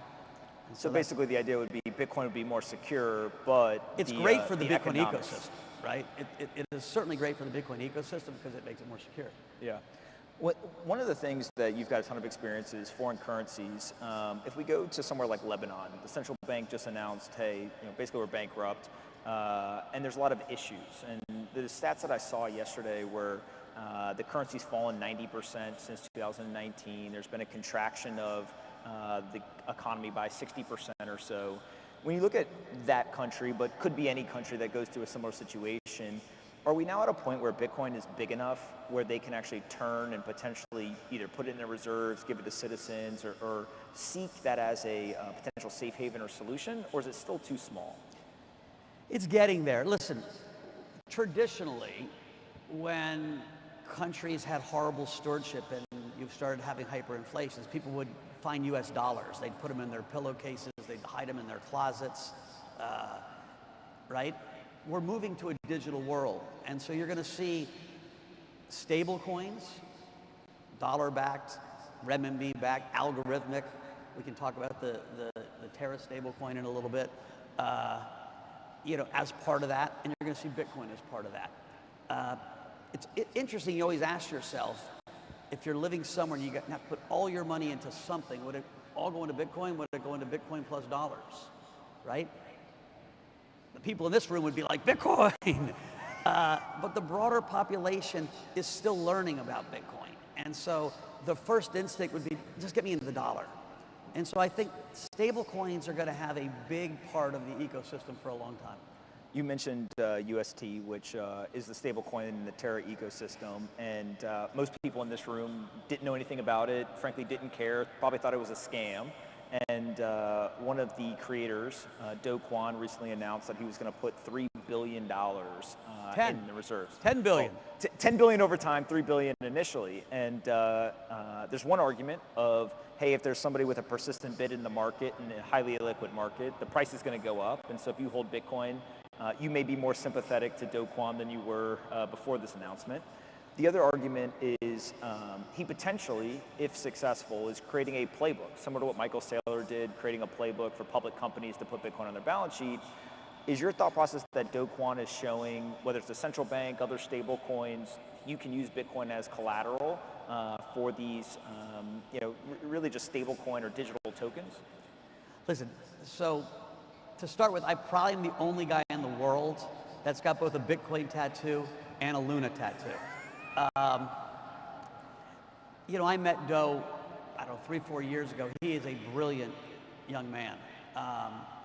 And he had this idea of an algorithm, stablecoin, digital money for a digitally native world with no central bank, no ties, no dollars saved. And originally, his stablecoin was backed by Luna. And I think what he realized was Bitcoin is a much more stable asset. It's existed for 13 years. It's got 150 million people. And so if I can take Bitcoin and back my stablecoin algorithmically, it's just going to be a safer reserve. And so it's no different, quite frankly, than if Switzerland switched some of the reserves from dollars and euros to Bitcoin. Yeah, so is he basically creating a playbook where others can follow? I think you'll see that. Listen, this is a really interesting experiment. It's not without risk, right? He's in this transition. Right now, the plan is to buy $10 billion worth of Bitcoin, and as that ecosystem grow, that number would grow. That's all good, as long as there's not a run on the bank. And so we should all be open-minded. Like, he's got such good momentum. I interviewed him for my podcast. I said, well, Joe, how smart were you? He said, well, I was pretty smart growing up. And I was like, well, how smart? He said, well, because he got into Stanford. You got to be pretty smart because he didn't look like an athlete. And he said, well, I took 15 AP courses and I got 5s on all of them. And I was like, geez, I took 1 and I got a 4. And so he's a very smart guy. And there's momentum on the side of this. There's always a tail risk there. And so it's an experiment we need to be watching. It's, I think, categorically good for Bitcoin at this point, right? You're seeing another use case being used as reserves. And remember, in markets, prices are always set on the margin. What do I mean by that? You hit an equilibrium and one guy buys and it's going to push the price up because there's not that many sellers. And so when you have someone buying $10 billion of Bitcoin, it's going to move the price. Yeah. Let's talk a little bit about Bitcoin and politics. Obviously, there seems to be a sentiment change. First, it started on kind of the right side of the aisle. It looks now like a lot of Democrats also are becoming more pro-Bitcoin, pro-crypto. How important is it for a politician at this point to understand these technologies? And is it fair to say that over the next couple of years, if you're anti this technology, you're probably either going to get voted out or not elected? So I think the most important week in lots of ways in crypto last year was around the infrastructure bill, when the Biden administration really tried to sneak in a poison pill, or at least, a get you sick pill into that legislation. and the crypto community mobilized. Remember I was in the south of France on vacation, my only vacation I took, and I was on the phone with every senator I knew, but everyone was. More impressively, there was this retail groundswell. There were millions of phone calls placed to congressmen and senators, and DC was shocked. That was the wake-up call when they realized, this is a really powerful voting bloc, and it's often a single-issue voting bloc. Don't screw with my Bitcoin. Don't screw with my crypto.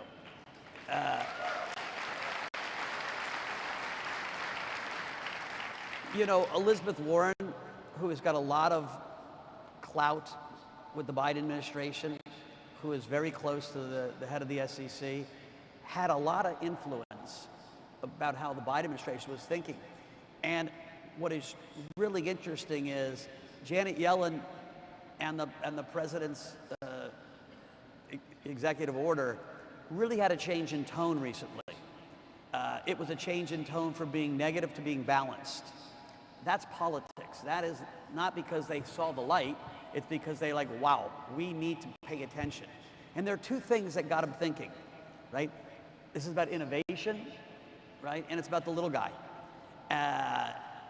And so I think that narrative is changing in DC. I don't see legislation showing up this year the way politics are set up. We're going to be in a gridlock. But I think the chance of them doing really damaging things has gone way down. When we start to think about politicians, I think a lot of it is they respond to the average citizen or people who have influence. And one of the things that's important around Bitcoin is the narrative, right? What is the narrative of the moment? And it brings in different groups of people based on what narrative is kind of popular at the moment. In America, we have 8% inflation, probably going higher when the March numbers come out. Is Bitcoin an inflation hedge? Is it a non-correlated asset? Is it a speculation tool? Like, what is the narrative that you think is kind of resonating with the market today? So I would say Bitcoin is far more important outside of the US than it is inside the US. Right? The US dollar has been very stable against other currencies for a long period of time. And when you look at Lebanon or Russia or Turkey, they haven't been. And so, but every macro investor, every common citizen can look and see what we're spending and realize with debt to GDP at 140%, it's really hard to see solving that issue without inflating your way out. And now we're seeing 8% inflation. And so it's becoming part of a portfolio for institutions, part of a portfolio. And I think the narrative isn't that we're going to replace the dollar with Bitcoin. It's not that I'm going to buy these fancy shoes in Bitcoin. It's that I'm going to take some of my wealth and preserve it and store it there as an asset. Right now it's still correlated to the NASDAQ. That correlation is starting to break down, right? It used to have a beta of 4, now it's got a beta of 2. Why is it correlated? Because most people bought risk assets and bought Bitcoin because the Fed was pumping in so much money. And so what drove prices up, inflation, is driving both NASDAQ, right? Stocks, believe it or not, are an inflation hedge, right? It's hard to remember, but stocks are an inflation hedge. If you have hyperinflation, stocks go way up because they're being repriced. And so there will continue to be a correlation. It'll break down some. We've seen the Fed talk a tough game over the last couple of months. They finally raised interest rates 25 basis points in March. There's a lot of folks who are looking at the inverted yield curves, the raising of rates, and saying, hey, a recession is coming. One, agree, disagree, a recession is coming, and two, how do you expect Bitcoin to perform in a recessionary event? So to start with, I think Bitcoin has traded amazingly well, given that in the last 5 weeks, rates are down 147 basis points. If you had told anybody in my seat who was a macro investor that you were going to have rates fall 147 basis points and Bitcoin would be up, they'd say not a snowball's chance in hell. And so there's something going on, right? We tested the lows in the 32, 33, and we held pretty well. And I think, will we take out 50? I don't know. I think so. But first of all, it's trading really well. I think Powell did realize, he was behind the curve. Like, part of the reason he was behind the curve is it was like a 9-month process for him to get reappointed.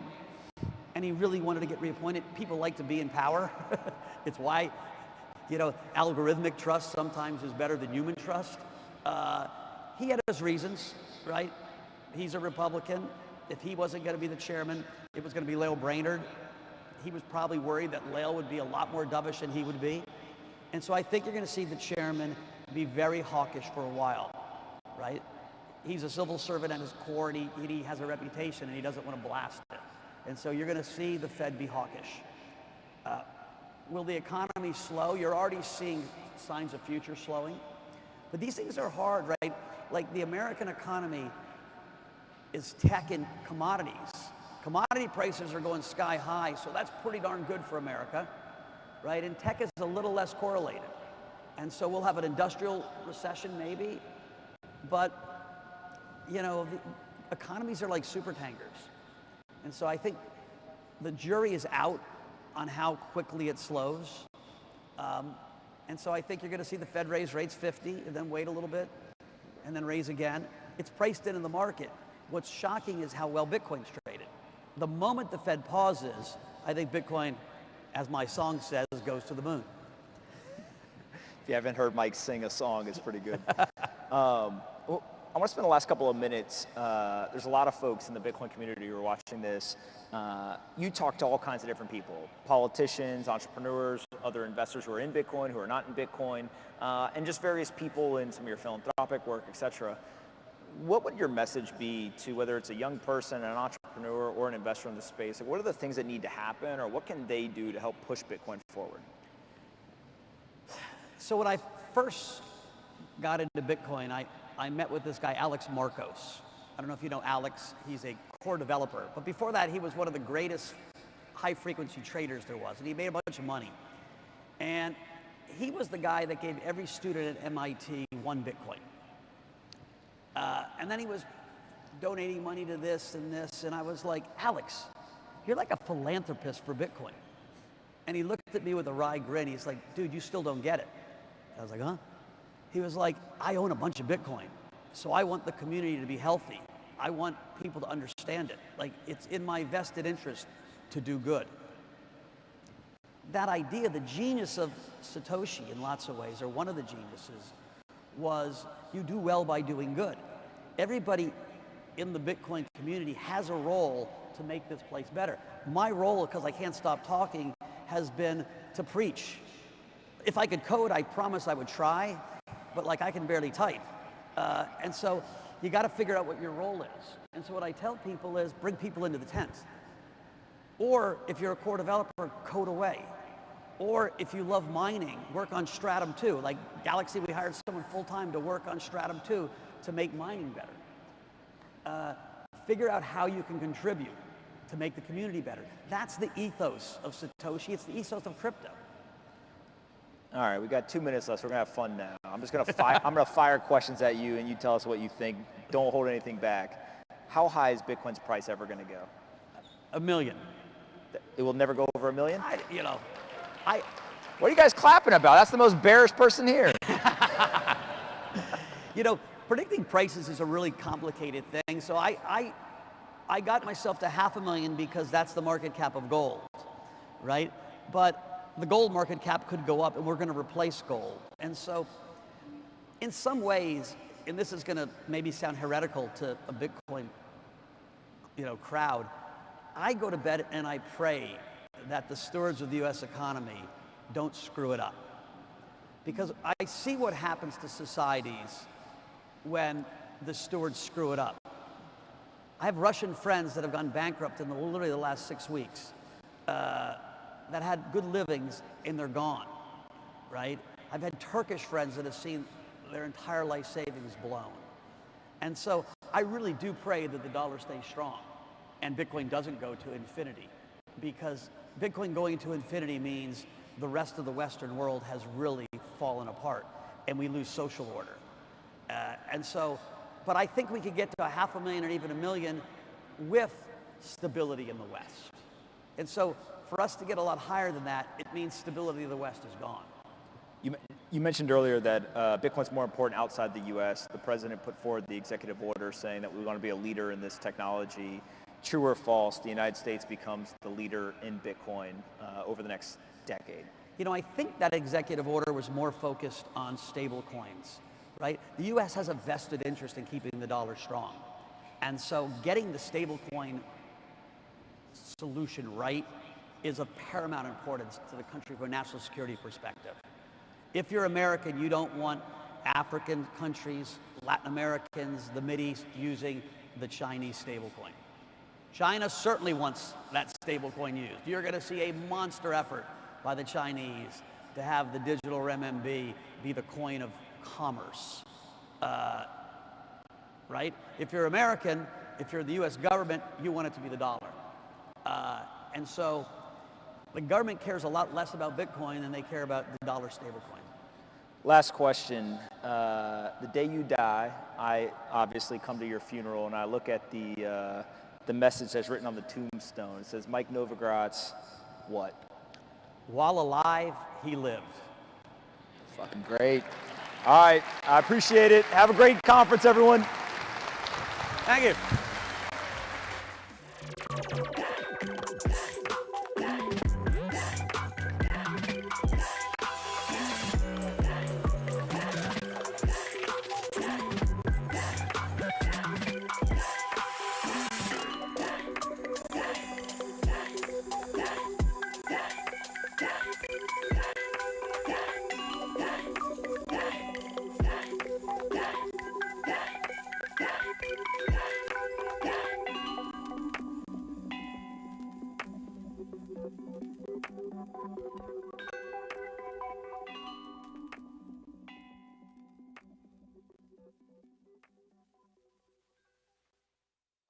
Welcome back. I'm Pete Rizzo. We're at the Marathon News Desk at Bitcoin 2022 Industry Day presented by Bitcoin Magazine. I'm here with my co-hosts Alex McShane, Q Gamini, and Anthony Scaramucci. First, smash that subscribe button. Next, we're going to talk about breaking down what's going on stage on Industry Day.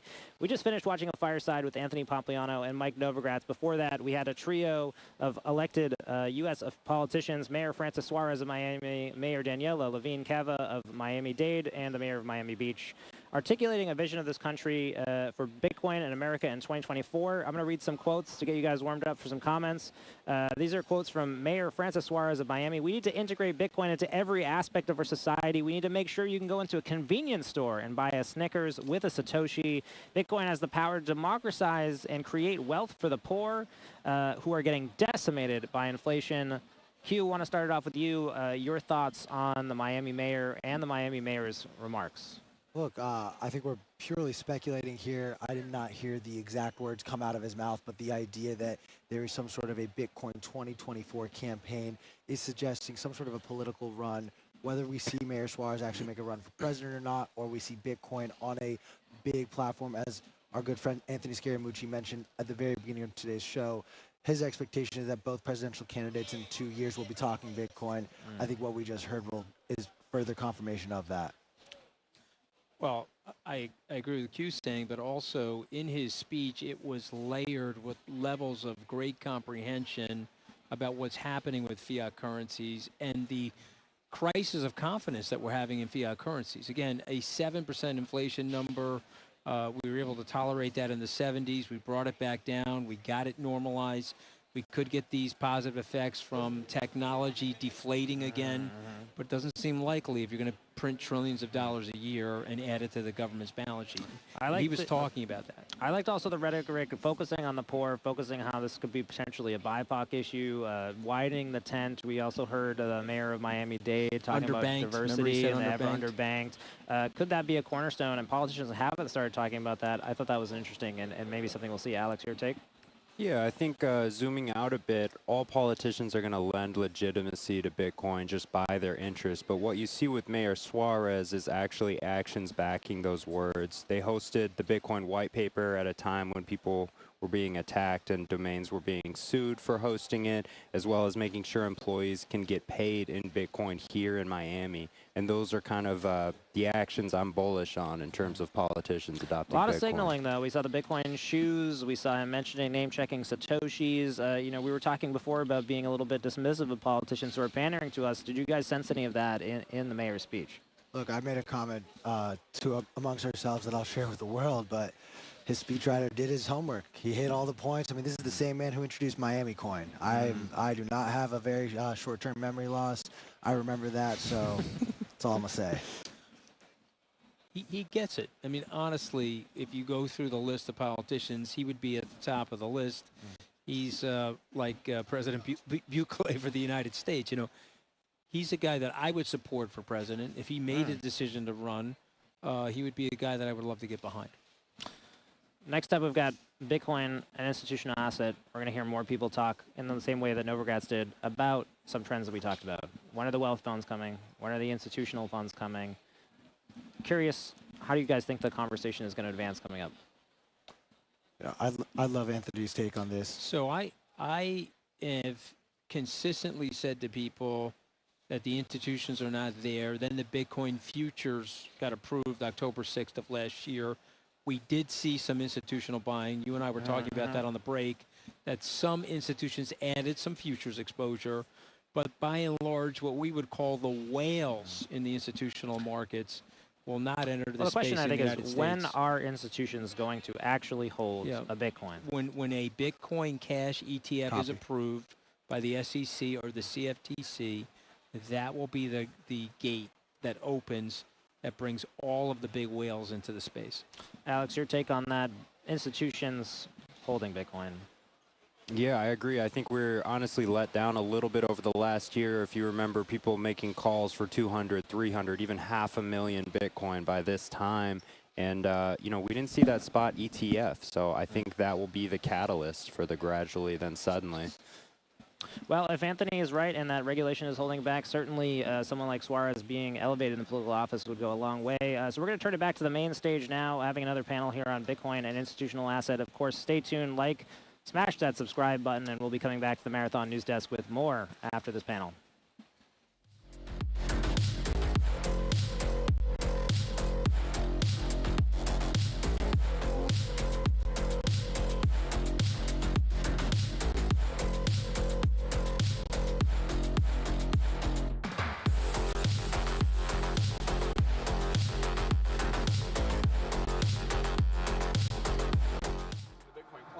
So this is quite a radical shift to be in this room with this amount of people, and we're talking here about the largest institutions in the world getting into the space. So with that, I wanted to introduce our panelists. On the far right here, or your left, we have Michael Morrow, the CEO of Genesis Trading. Chris Kuiper, Director of Research at Fidelity Digital Assets. Nathan McCauley, co-founder and CEO of Anchorage Digital. And Jenna Wright here, who is the Managing Director at LMAX Digital. And I'd love to just maybe allow you guys to make a quick introduction. Michael, if you want to just introduce Genesis and what Genesis does and how you guys are serving these institutions. Sure. Good morning, everybody. Michael Morrow, CEO of Genesis. So we got started right around when Micah got started in early 2013. And we are an institutional-only firm that provides prime services. So that's buying and selling spot, derivatives. We have a borrowing and lending business, as well as a custody business in an effort to try to be the one-stop shop for institutions trying to interact with various cryptocurrencies. And thank you. And Chris, so, obviously Fidelity is an old player, established player. What is their entrance into the crypto market, and how are you playing a role there? I'm sorry, can you repeat that? Fidelity is obviously an old school company in the traditional financial space, and now they're making the entrance into digital assets. And so what role are they playing in the space? Yeah, so Fidelity Digital Assets is a subsidiary of the large Fidelity brand that many of you are aware of, I'm sure. And they started, back in 2014, exploring Bitcoin, experimenting with it, getting their hands dirty with mining. And then it wasn't until 2018 when Fidelity Digital Assets was born, and one of the first services they realized they needed was a enterprise-grade institutional service to custody Bitcoin, which is still one of our largest products today. And so we bring that institutional level custody as well as trade execution and other services on top of that to our institutional clients. Great. And Nathan, Anchorage is a digital-first company, crypto-first company. What are you providing to this market that we really needed? And how do you see this evolving for digital native institutions like yourself? Are you looking to become the next institution? Are you looking to replace the existing set? Or are you looking to help the existing set come into the space? Yeah, so happy to be here. Thanks, everyone. I'm Nathan, co-founder and CEO of Anchorage. Anchorage is a digital asset platform for institutions to be able to participate in the digital asset ecosystem. We spend a lot of time, energy, and attention focusing on Bitcoin and how to get Bitcoin into the hands of as many institutions as possible, whether that is hedge funds, sovereign wealth funds, governments themselves, anybody who's looking to take a position in Bitcoin, we help facilitate that. And then increasingly are looking to help all of the banks, fintechs, and brokers in America and globally look at ways that they can adopt crypto as well. And so we've been very, very fortunate to be granted the first ever digital asset bank charter from the federal government here within the US. And so we're using that bank charter and the technology we've built to do all we can to propagate Bitcoin into all areas of the institutional financial markets. And Jenna, LMAX is obviously an established firm. You guys have been trading in the FX markets for many years. And now you're entering into the crypto space, or you have entered into the crypto space and doing significant volumes. Tell us a little bit about that and your journey there. Sure. So LMAX Digital is, like the rest of the team here, institutional only. We operate a cryptocurrency exchange operated by LMAX Group, like you say, who has been in the FX or foreign exchange markets for the last 12 years. So LMAX Digital came around really because of client demand. We had a ton of our FX, HFT type clients knock on the door and ask us if we could do something very similar in crypto. So really for them it was about institutional grade infrastructure. There was a bit of a gap in the market in 2017 when we started looking at it, and we felt that we could fill that gap. And really for us, crypto, Bitcoin, it's essentially just another currency. We see it very similarly to how we do a foreign exchange pair. And yeah, we've had 4 years of growth. Yeah, and I think, it's interesting because you're talking about high frequency traders, and these are sort of people who would normally trade traditional assets, and now they're entering our space. But when we use the word institution, it's really evolved over time, hasn't it? I mean, Michael, maybe you can take us back to the beginning. You guys were established in 2013, right? So that's about the time that I started my company. Sorry, not Blockdaemon. I was acquired by Blockdaemon, but our original company, Gem. The clients we were serving back then were basically very small cryptocurrency companies. We were serving each other, trying to build infrastructure together. How has that changed? And maybe you could walk us a little bit through the evolution of your customer base to where it is today. So at the time when we first started trading Bitcoin, the price was whatever, $90, $100 a coin at that point in time. The original institutions that were entering this space, typically I like to say like two guys in a garage. I'm not even quite sure there was like two dudes. It might have been one guy in a basement. But as long as you had like an LLC or some legal entity structure and not trading as an individual, you were an institutional investor in Bitcoin. I think when we first started out and trying to find true institutional investors, there were none. Our phone calls were never returned. You call all the hedge funds, you call all the various big banks and whatnot, trying to get them interested and excited about it. And you were either never got an email return, phone calls like hung up on, no one was willing to take your meeting. And so the very first guys that were really kind of interested in Bitcoin were the Silicon Valley venture capitalists. and their family offices, or it might be the general partners of some of the biggest venture funds out in Silicon Valley, because the risk return profile of Bitcoin, right? This is 2013. When we first got in, the possibility that Bitcoin could go to zero was real. Like that was an actual risk factor as a business operator but we were willing to take the risk and that the price might, what if it went to $1,000 or $10,000 or whatever it was. But that profile of Bitcoin going to zero as a real possibility eliminated like basically 99% of all of the institutions who were happily making like 6 or 7% in the S&P 500, right? They couldn't risk their investment going to zero. But on the West Coast, like that is the venture risk return profile, right? Like you're gonna miss on 95% of your investments. You hit it huge on like 1 or 2, and it overall like covers your entire portfolio. And so this 100x, 1000x or zero, this binary outcome for Bitcoin fit very well into the return profile for the West Coast guys. And so that was the earliest institutional investors that we had, were the tech entrepreneurs and the general partners of the VC funds that were basically investing in those companies to say, hey, you know what, Bitcoin is interesting technology and it could go up a lot in value, I'm in.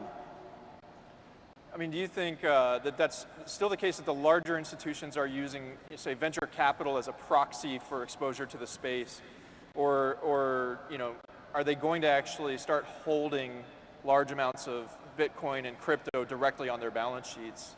I feel like in the biggest institutions, the left hand has no idea what the right hand is doing, right? And so just because a bank is investing and writing equity checks into the crypto startups does not necessarily mean that they are going to get active in like trading Bitcoin or trading derivatives or offering a custody product or anything like that. I do think, to your point, that it is their best attempt at a proxy for participation in Bitcoin. For one, to make it look like they're actually doing something, but two, more importantly, their regulators at kind of the bank regulator level are like looking over the shoulder of everything that they're doing. And so they are very, very far away from being able to touch, like trade actual Bitcoin, right? And that's why they're coming up with options that are cash settled or synthetic exposure to Bitcoin with a reference price, all of that stuff that settles in cash. But it just kind of mirrors kind of the price fluctuation of Bitcoin and kind of the other cryptos. And so that's their safer way to tell the regulators, hey, we're not actually touching Bitcoin, yet trying to create products and services that their clients are asking of them to provide. And Chris, maybe walk us through the mindset, from the inside of one of these large firms. How do they view this market, and what is the barrier to entry for them at this point to go full bore? I mean, obviously, Fidelity is making steps towards this direction. What is it going to take for the rest of the crowd to really embrace our industry, to start investing directly in not just the companies and not just through proxy, but actually, providing services that are crypto native? Yeah, so every year we do a institutional survey on digital assets. We go out and we survey over 1,000 institutions to try to see what they're thinking, what you're talking about here. And there's still, what surprised me, and this was last year's results, so we're coming up on a year, so it's maybe getting a little stale, but what surprised me was the big things that appealed to them were also things that could appeal to tech stocks, so high upside potential, low correlation, technology play. And that's fine, of course Bitcoin does have those appealing things, but lower on that the data came back was censorship resistance, inflation hedge, some of the things that people here at the Bitcoin conference would probably have first on their list, not last. And so I think with the institution you're seeing that's the entry point, but it's going to be really interesting to see how that changes and whether they start to see some of these other characteristics as much more appealing, right? And to your question of what's the barriers, I mean, the top cited ones, it's still volatility, which I get, but at the same time, they have alternative investments that are just as volatile. They're just not marked to market every second that you're seeing the price, right? And then of course they still have to get their hands around how do you value this? You know, how do you value a money or a monetary good, which is really hard to get people to move along and understand that kind of thing. And so it's happening. It just takes time at the institutional level, and I think you know we've come a long way already, and there's still a huge amount of momentum of people getting it right. They're finally getting their heads around this whole concept. Yeah, I always find it so funny that we bring up the volatility argument so often about Bitcoin. And yes, of course it's a volatile asset, but I would much rather have my money parked in a volatile asset that's gaining hundreds of % a year and going up and down 25% than something that just sits,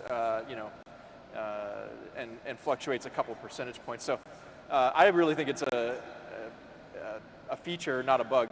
But Nathan, I wanted to ask you this because obviously you and I are more similar, I think, in that we got into this more philosophically for the same reasons. Do you think these institutions are simply suffering from FOMO or fear of missing out?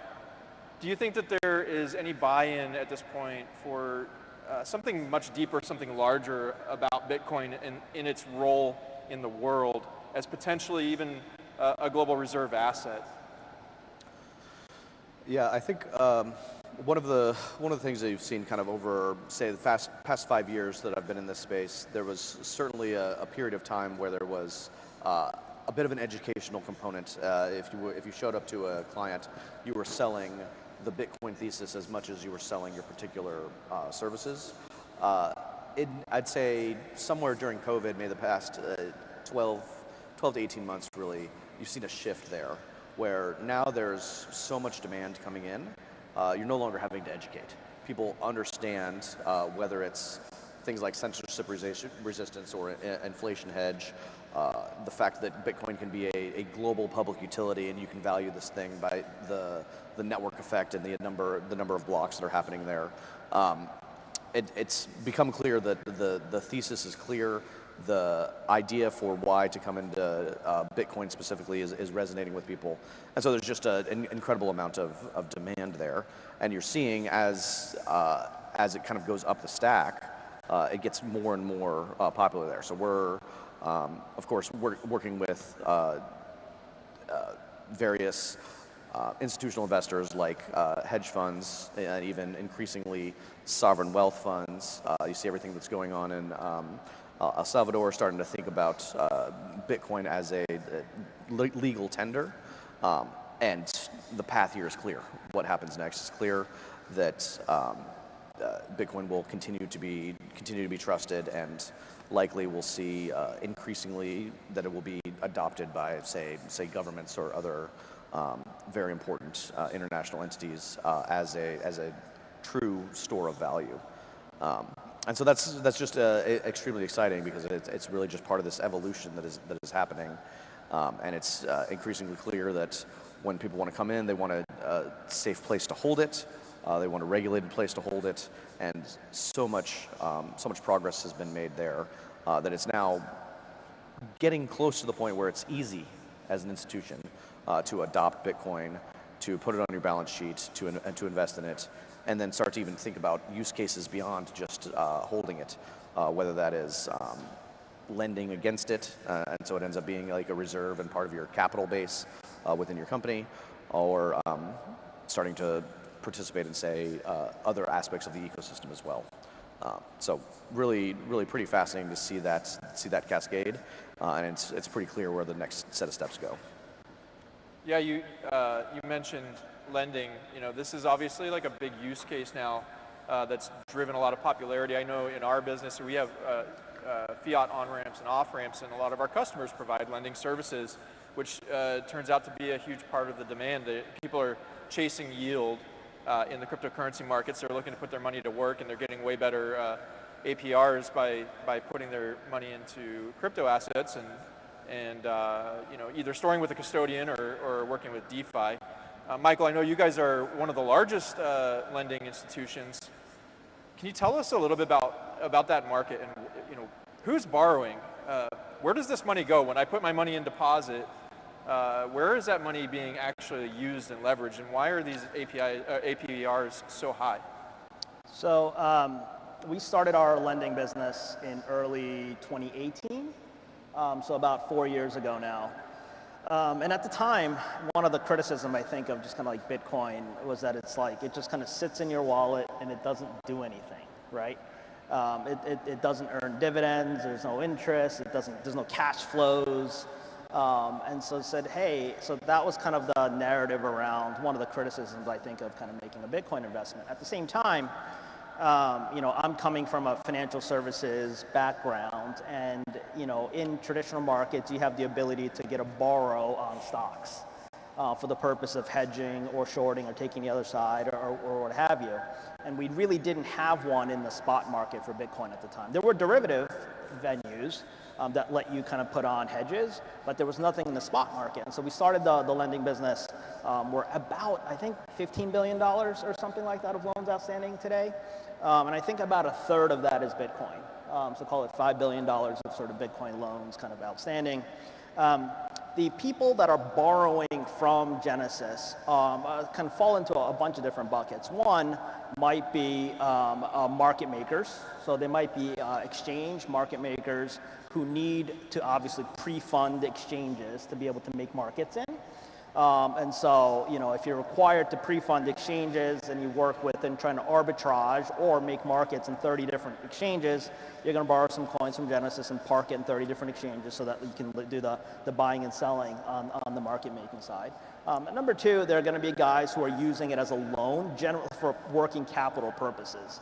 There's lots of businesses out there whose now working capital is not in dollars, but is in Bitcoin. And so they actually come to a place like Genesis to get a loan in Bitcoin, to get a working capital loan to grow their business, much like you might go to a bank to ask for a commercial loan to go and build, a new office or something like that. And so that is certainly kind of an exciting development as companies more and more, I think, kind of rely on Bitcoin as kind of their core unit of value for working capital purposes. Then there are guys that are going to be thinking, hey, I want to arbitrage the futures market and the spot market. So market neutral guys that are looking to just purely make a return by arbitraging different markets, whether that's kind of in spot only or kind of using the futures and derivative exchanges to kind of do it. And then there's guys that are more speculators, right? They're going to borrow Bitcoin to go short, either because they think that the Bitcoin is still going to go to zero. There's not many of those people out there, but there's still probably a few. And then there's also guys that's like, you know what, I'm a trader. I expect Bitcoin to have a, 30-40% pullback in the next couple of months. So I'm going to put on a short position and kind of see how it would do. And if I'm wrong, I'll get squeezed out on the way back up. But that's just kind of the nature of trading. Well, that's interesting. I think kind of brings me to a philosophical question about Bitcoin.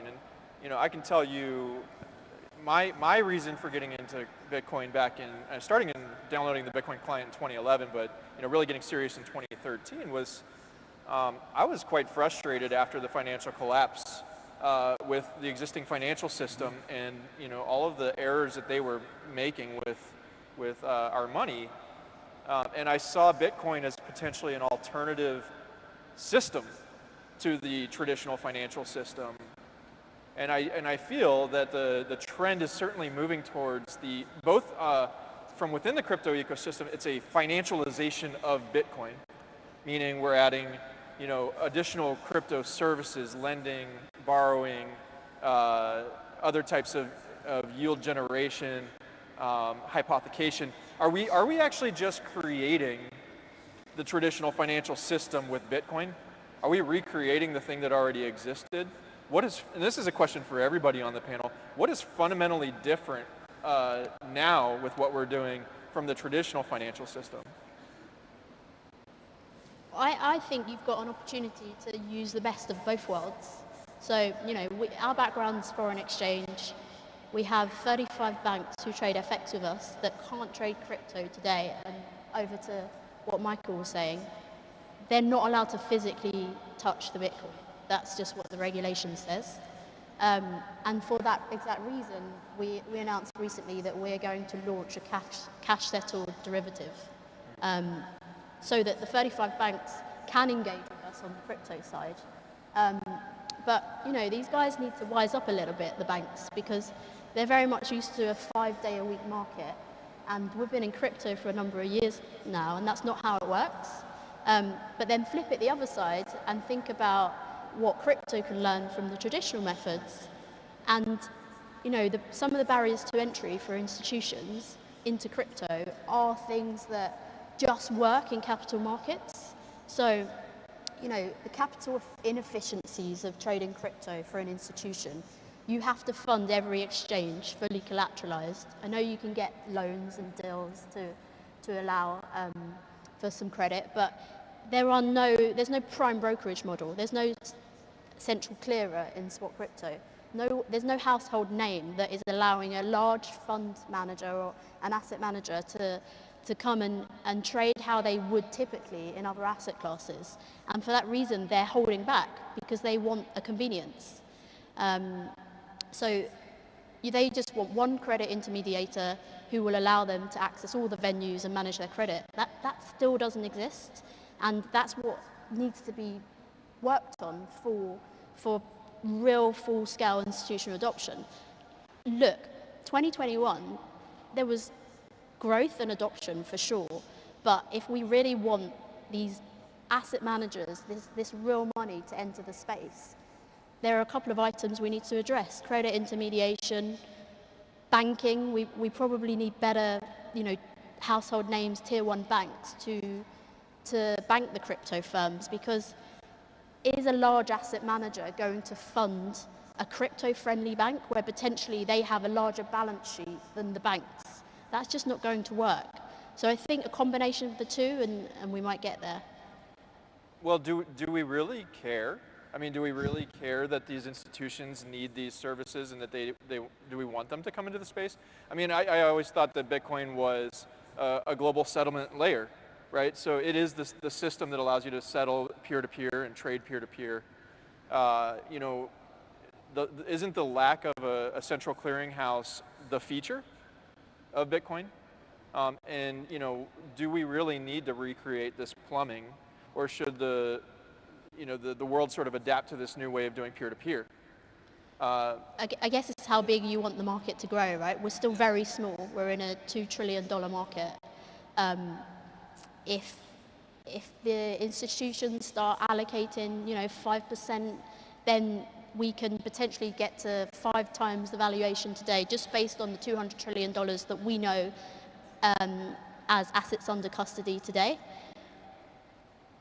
Do we want to stay at a $2 trillion market cap, or do we want to go from there? Do we want to grow? As a result of that, what is the Bitcoin value? I think we could go to the moon if we get some institutions in and some real money. Yeah, I'd say one of the ways to think about it is that increased, say, institutional adoption will necessarily drive more retail adoption. Being able to get Bitcoin into, say, investment products that are extremely widely available from the traditional asset managers in investment accounts. It may not be that they're necessarily, individual retail may not be holding directly Bitcoin, but they may be holding it in some sort of a basket where they're able to get that through their existing broker or something like this. And I would imagine, as people that are fans of Bitcoin, we would consider this a desirable outcome to have Bitcoin propagate as far and wide as it possibly can.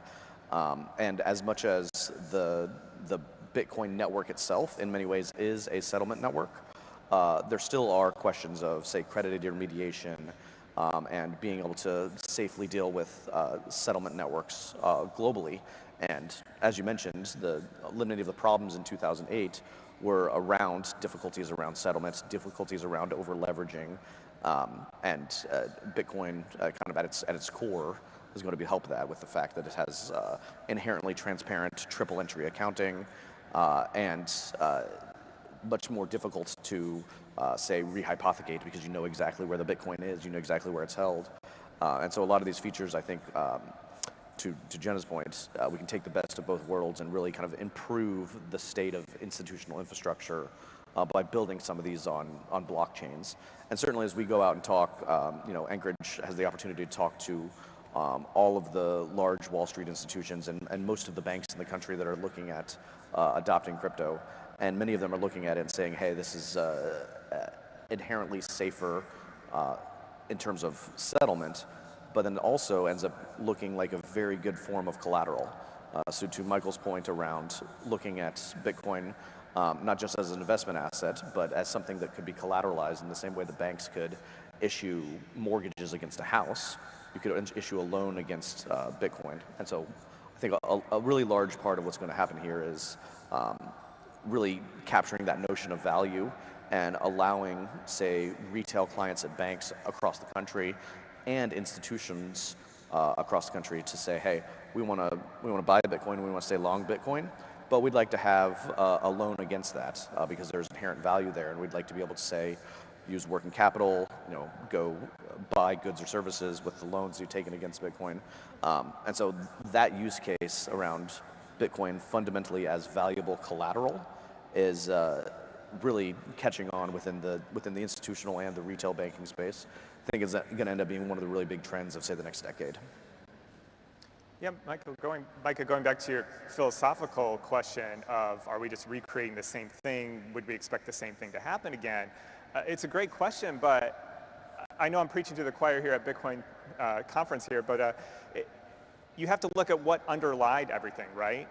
And it was a fiat money system that could be debased, that could be manipulated. It all started with the first block, as we know, on the brink of bailouts, right? And so what's different this time is you're building it on such a sound base that can't be manipulated, that can't be debased, that can't have someone come in and just bail people out.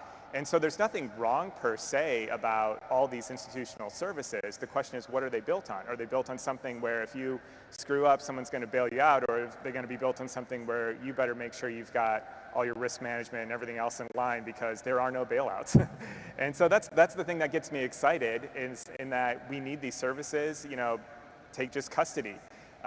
People are not going to hold their own keys, especially for a big sovereign wealth fund or a big institution. You got to have those services. But the difference is, what is that built on? And so there's a lot of blame to go around with the 08-09 stuff, but spoiler alert, I'm a big econ nerd, and the old adage is true. Show me the incentives, I'll show you the outcome. And we have a totally different set of incentives this time, which makes this so unique and exciting. I definitely agree with you on all of those points. So go ahead. My view, real quickly, obviously kind of the story of Bitcoin is still being written, right? And we have no idea how it all ends. But if you can argue that we've been on this journey for over a decade of kind of the Bitcoinization of the world, starting from absolutely nothing and to what it is today, to whatever the final product is. But when you think about the potential for what Bitcoin could be, right? If the absolute hyper-Bitcoinization is no more fiat currencies, there's only Bitcoin, and every country has dropped their fiat currency, there's only Bitcoin for payment use, anything around the world. Step back from that, at some point, is going to be the reserve currency, right? Central banks adopting Bitcoin as a reserve currency. That's a precursor to this. All of this, the stuff that's happening, the Wall Streetization, the product, the services creation, is the middle part of the story. You can argue whether it's good or bad, but in my view, you don't get to that end state, whatever that is, without going through the processes that we're going through right now of institutions creating products and services to help support it.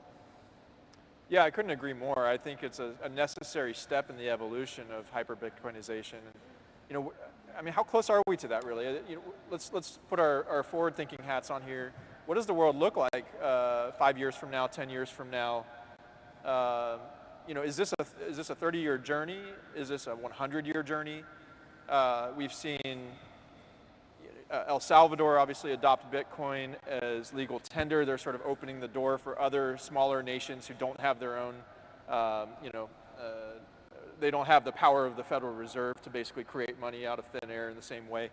So we're going to see hopefully more of that.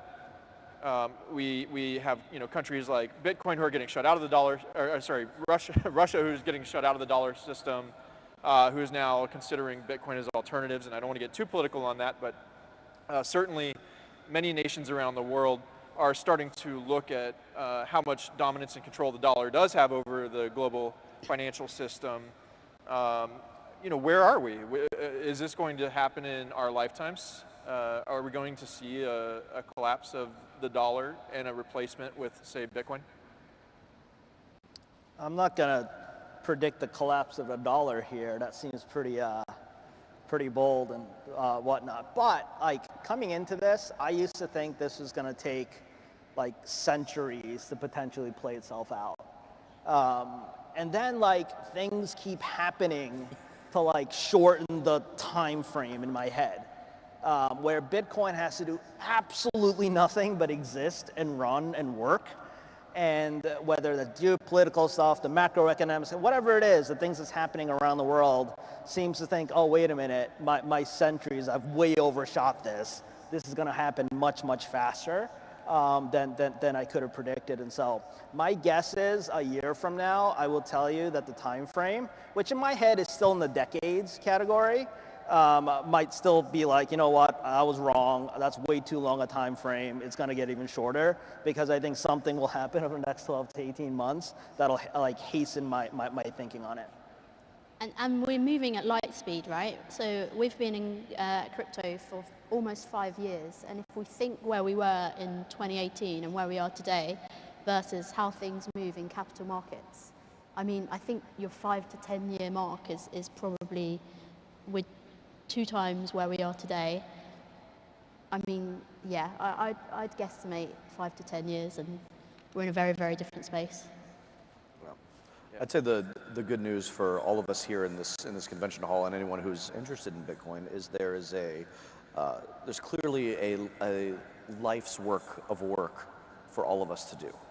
I agree with Michael that like everything here is going way faster than I ever would have predicted, which makes me very tentative to predict anything going into the future, except that Bitcoin is going to continue to expand, it's going to continue to grow, continue to get more institutional adoption, and truly we all have a life's work ahead of us to push this movement forward, continue to see Bitcoin grow and expand, and it should be no surprise that all of us up here are probably extremely optimistic about the vision of the future that can come as we continue to see Bitcoin propagate into more parts of the financial ecosystem and stack that we all depend on. Yeah, I mean, I couldn't agree more. I think when I started and dropped everything I was doing to work in the space in 2013, I gave myself a 10-year window. I said, this is an important enough technology that I could dedicate at least 10 years to this pursuit. And I'm actually coming up pretty soon on that 10-year anniversary. And I'm looking at the space again, and I think that there's at least another decade of work to do. So I'm renewing my own vows. I don't know about you, and I hope everybody in the room is also doing the same. I mean, I think it's just a very, very exciting time, and I just wanted to, thank all of you guys for the work that you guys are doing to create great businesses in the space. What everybody is doing in this room. This is Industry Day, so I'm very, very excited for the future prospects of Bitcoin, and I think we should all work very hard to get this to hyper-Bitcoinization together. So I wanted to thank all of our panelists. And thank everybody in the audience for being here today. It's truly a remarkable journey that we've all been on together. So thank you very much. Thank you.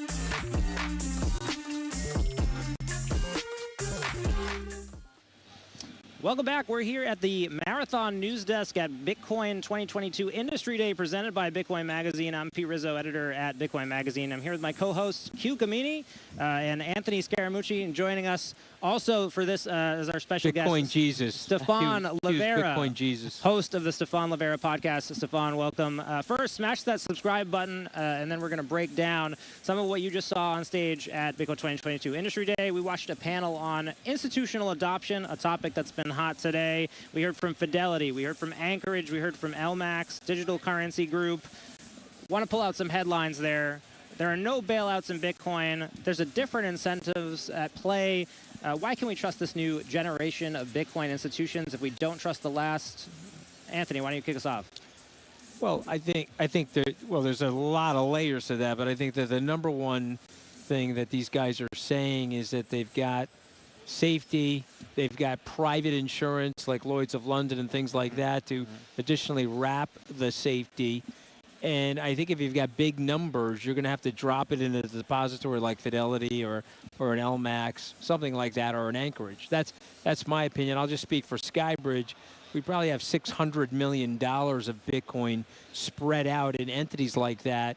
From a fiduciary perspective, I think we're more comfortable giving it to an entity that we're going to have some liability on if something happens, as opposed to just leaving it in cold storage. So maybe that trust still being built. Stefan, could you kick off there?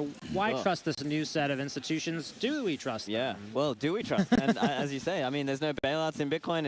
It's a long time saying in Bitcoin, of course. Skeptical young people to my left and right. That's decades ahead. Decades. I mean, look, I think, there's always going to be some level of custody in this space. Of course, we want to try to give people the tools and the ability to quickly shift providers and also take their own custody, of course. I think we're going to still see big hacks come. Like we've seen big hacks, we'll see more. So it's just a thing. It's a reminder for all of us. And we're living now. We're going to be operating in a full reserve world. So it's just not as easy to kind of fractionalize and make up for the losses in that way. And I think the world has yet to really perceive that difference. Q, noted self-custody advocate. Your take on this new generation of Bitcoin institutions? Look, I am, as Anthony has mentioned, I'm very skeptical. There is no reason we should just outright trust them, take everything they say with a grain of salt. I do, however, want to point out there is a key differentiator between the past system that they have taken advantage of a lot of people in versus what we are talking about in Bitcoin, and that is the fact that there is no money printer. There's no access to just repeatedly printing more dollars in case they get washed up or in case, hey, we need a bailout because we made a couple bad investments, so please help us so I can keep my job and my yacht and my big houses. There's none of that. I take what they say with a healthy dose of skepticism, but I'm open-minded enough to give them the opportunity. But let me tell you, you make one bad mistake, you make a misstep. We watch it happen throughout our industry right now, where we're seeing improper forms of security are now being turned against some businesses and some companies, and some of their user bases are now getting turned off by that. Let me throw a question back, because I know you guys have thought about it more than me. Will there be a FDIC sort of collective, meaning will these institutions pony up and write themselves insurance to protect themselves against a hack? Good question. I think the insurance question is the common long debate was, you can't insure this thing because we just don't have access to that. But maybe for smaller amounts, it's feasible. But I think larger amounts are just not going to be feasible. I'll just jump in. Multi-sig, we've seen wallets evolve in Bitcoin now where we have shared custody. You're talking about sharing private keys for Bitcoins with up to 15, 16 entities. Maybe there'll be advances down the road. People are talking about Bitcoin wallets that are secured by thousands of entities. I don't know, maybe ask Q. But even then, could there be an implementation issue? I will say, would that give you more comfort? I think it's impossible, because the reason you can have an FDIC bank right now is because it's based in fiat currency. Backstopped by the government. That the government itself is printing. Fiat currency. Yeah. The government can't print more Bitcoin and give it to you if we lose it. But you've seen these wormhole disasters on some of these layer 1 protocols, and guys have stepped in to replace the Yeah. layer one Is currencies that a that are question of going. size, though? Maybe that wouldn't happen at a certain Okay. scale. Okay. Absolutely. Maybe that's capped at a certain number. Absolutely. Guys, So- love the conversation. Of course, we're going to kick it back to the stage. Right now, we've got a special announcement from checkout.com. So smash that subscribe button. We'll be back with the commentators. More from Stefan, more from Anthony, and more from Q. No, we'll be joined by new commentators in a moment, guys. Stick around. The mooch is out, The but I mooch is want to out. thank Bitcoin Magazine for my new edition. And I love Bitcoin Magazine. There might be and a little you should love signature Bitcoin in there, Magazine, too. in there for you. Is that right? Can I turn that into an NFT? If I it's don't your know. signature? Hey, those are bad words. Those are bad words. Only on the Bitcoin.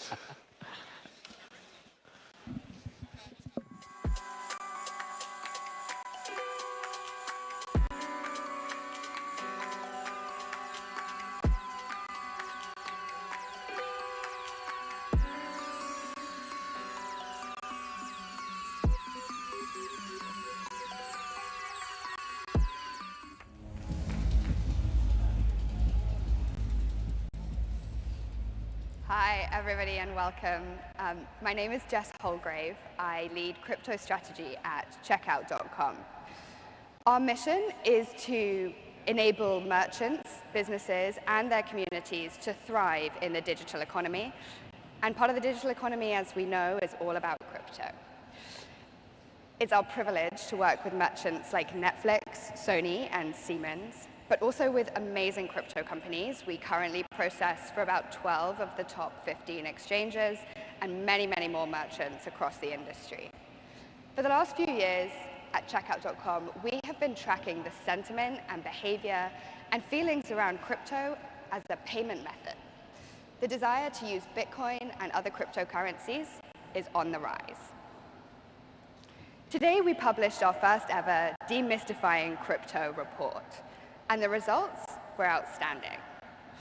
Of merchants using cryptocurrency today, 80% of those who offer crypto say it's brought them new customers. 40% of consumers say that they intend to pay with digital currencies for goods and services this year. And about 2 in 5 consumers say that they believe that crypto should be used for more than just investment and as part of their day-to-day payments. What was also interesting was that when we asked both merchants and consumers their preferred cryptocurrency, of course, Bitcoin was at the top.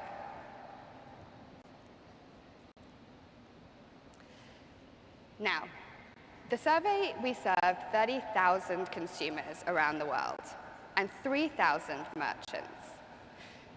About 2/3 of the consumer sample was under 45. And we think this gives us great insight to how the digital and young consumer base is thinking about cryptocurrency. It's not representative, but it's giving us a real vision into the future. And maybe this really is reaching the tipping point for crypto as a technology for payments too. The merchants that we surveyed are also well aware of the benefits that crypto can bring them.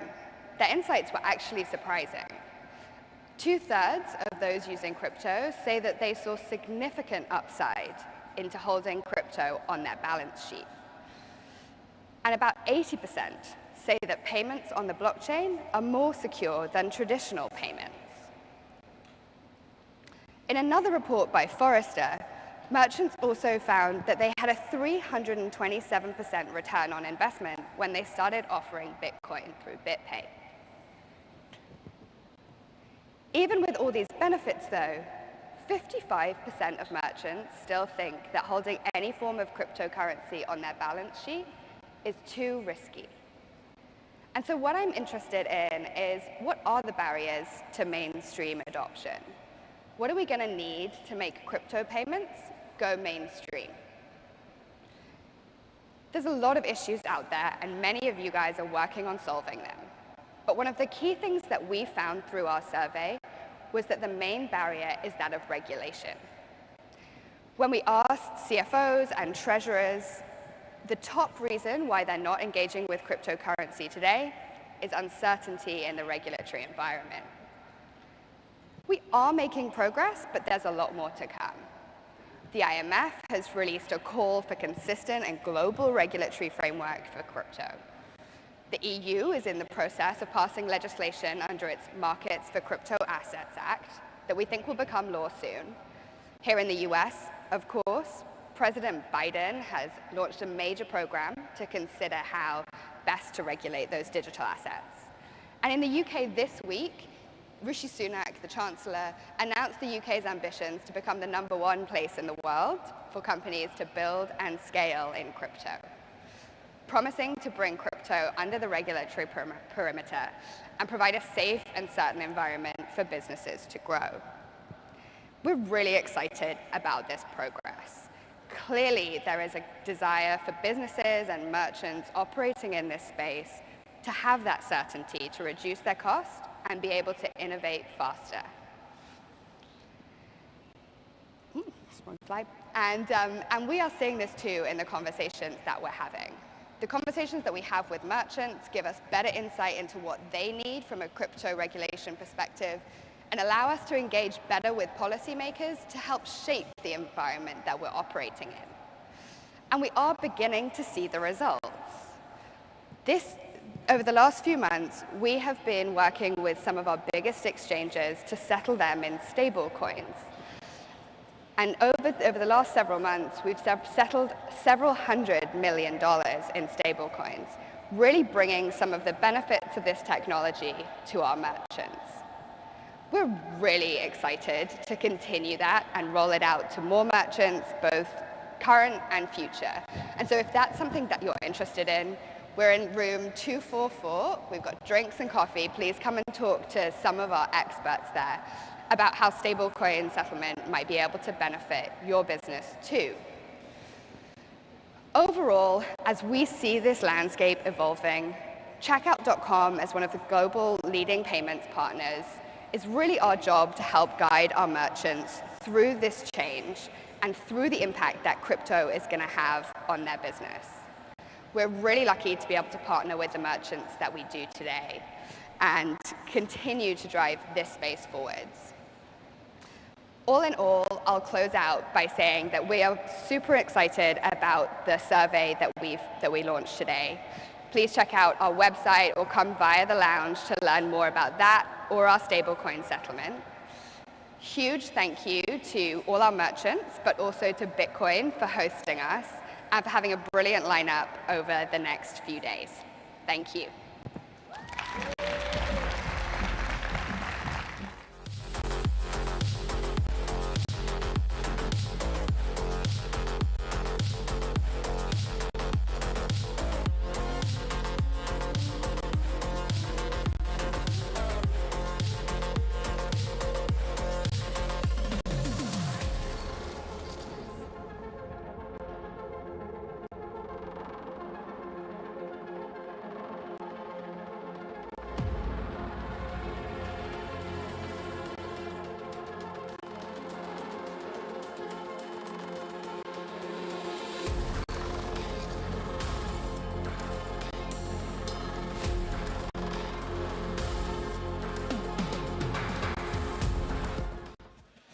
And welcome back. We're here at the Marathon News Desk at Bitcoin 2022 Industry Day, presented by Bitcoin Magazine. I'm Pete Rizzo, editor at Bitcoin Magazine. I'm here with my co-host, shaking it up a little bit right now. You know Stefan Livera, host of the Stefan Livera podcast. He was here for us the last panel.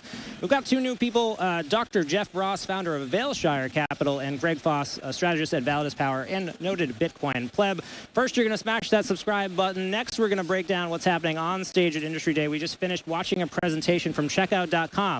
The topic was institutions. It was barriers to adoption. They listed 4: user experience, infrastructure, trust, regulation. I want to hit on the first one, trust. You guys are industry veterans. What would you say to merchants and institutions who are looking at Bitcoin and maybe are skeptical, who don't have that trust? Stefan, why don't you kick it off? So look, the short version of it is that over time, people are becoming more comfortable and really familiar with using Bitcoin for payments and for savings. And so you've got your Lightning wallets, you've got adoption all around the world, hundreds of countries, all kinds of people are using it for all kinds of reasons. Over time, more people are adopting. That's the story. Jeff, different take there. What would you say to people who don't have that trust? Well, I think that to Stefan's point, that it's really going to come first from the people, right? The individuals who are using Bitcoin we've already developed a trust for it. So now it's time to take it to the next level, to get the businesses and the brands on board with Bitcoin and make it easy for us to use, to interchange with the consumers who already believe so strongly in Bitcoin. Once it's really easy for us to use with our institutions, that's going to be just a really nice transition into the next phase of Bitcoin. Greg, your take? Yeah, well said. Oss brother, okay, first of all. So this is Jeff and my first panel together. There's Mark Moss. Shout out to Mark Moss. Together we're the three Oss brothers, okay? Foss, Moss, and Ross, okay? All right, so here, okay, enough of that stuff. Listen, the people that need the trust are the old fogies like me, all right? Institutions and their investment policies are typically governed by old money, gray hairs, a lot of gray hair. The kids don't need trust. They grew up with this, right? Digital transactions, digital trust, growing up with an iPhone. Different for guys of my generation, 58 years old. Listen, I grew up without ever having used a personal computer because they didn't exist. There's now more power in this phone than put two men on the moon. Fact, okay? More computing power in an iPhone than was required in Apollo, whatever number it was, and that's 1969. The guys that are running investment policy committees, though, they're 1969 vintage, all right? It's a different concept. It will come, and it gets easier as these old guys, get sent out to pasture. No pun intended, but I'm one of those guys approaching that that thing, right? I would say checkout.com is a particular institution, right? They work with merchants primarily, and I think we've seen over the years that payments is one of the use cases we were optimistic about in Bitcoin, maybe hasn't materialized. Why should merchants be optimistic about Bitcoin for payments now, Jeff? Well, because it's coming and because the people want it, right? So we're at this conference with tens of thousands of people, everybody of whom owns some Bitcoin. We want to build the ecosystem. We're eager to start spending our Bitcoin on you're eager. Exactly. Well, Bitcoin, I tell people this all the time. You give Bitcoin to people you love, and for everybody else, there's fiat. Right? And so for now, fiat is fine for general businesses. But if I want to support Bitcoin miners and I want to support Bitcoin-focused businesses, I'm happy to share my sats with them and to pay for a good product. So that's how I look at it. Yeah. Can I give a little? Here's a little thing that I've practiced, and this is pretty neat. If I go to a restaurant and I have time to talk to the waiter at the beginning of the meal, and I go, "Do you know about Bitcoin?" And they say, "Yeah, I've heard about it, but I've never." I say, by the end, 1 minute, if I have more, if I'm going to give you a tip, I'll give you double the tip if you download a Bitcoin wallet by the end of this meal. I'll double the tip in Bitcoin, and I have a 9 out of 10 success rate. Okay, and I've actually done it more than 10 times. Point is, 90% hit rate on that type of thought. Yeah. Look, ultimately, we have Lightning now. I think in the early years, it just wasn't ready yet. Now, Lightning actually works. You can just download a wallet, scan the QR, pay it straight away, done. Yep. And, more people are earning Bitcoin now compared to in 2013. Bitcoin transactions with lower fees and a better money. So we're going to kick it back to the main stage. Bitcoin 2022 Industry Day continues. The next topic is going to be payments. Are we at a tipping point? So very relevant to what we're discussing. Again, smash that subscribe button. If you have some time, go to bitcoinmagazine.com/store. We got new Bitcoin magazines to the moon edition coming up, and we'll be coming back here to talk more about everything that's going on at the conference here in Miami.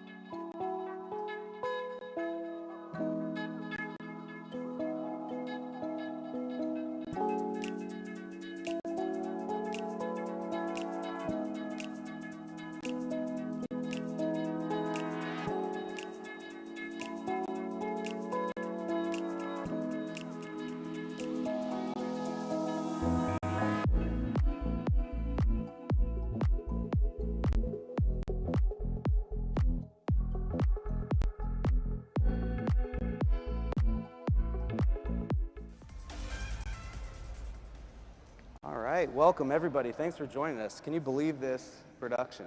Unreal how big it is this year. So thanks for everybody for coming. So I'm Noah Buxton. I'm a partner and I lead the digital assets practice at Armanino. We're a large public accounting firm. We've been servicing the needs of the crypto and digital asset space since 2014. Got some great guests with me today. I'll give them a second, but first I just want to say that the purpose of this panel is to dig into institutional custody and some of the challenges from multiple viewpoints. And we've heard a lot about institutional custody or institutions entering the space, right? Even in the previous panels. So let's go a little bit deeper. One of the key layers underlying this institutional market activity is custodianship, or the safekeeping of crypto assets, Bitcoin assets. So let's get into it. I'll give each of you a few words to introduce yourself to the audience. So let's start down at the end. Ferdinando, if you would. Thank you, Noah. Well, I discovered Bitcoin in 2014, and I was 20 years into my professional finance career, investment banking, asset management, but I got hooked, and Bitcoin has since then become my major professional and personal interest. I do teach Bitcoin and blockchain technology at various Italian and European universities. I started Digital Gold Institute in 2018 as a consulting firm, and from that consulting firm, I do run CheckSig, which is a custody and Bitcoin solutions for private investors and institutional investors. Thanks, Ferdinando. Michael.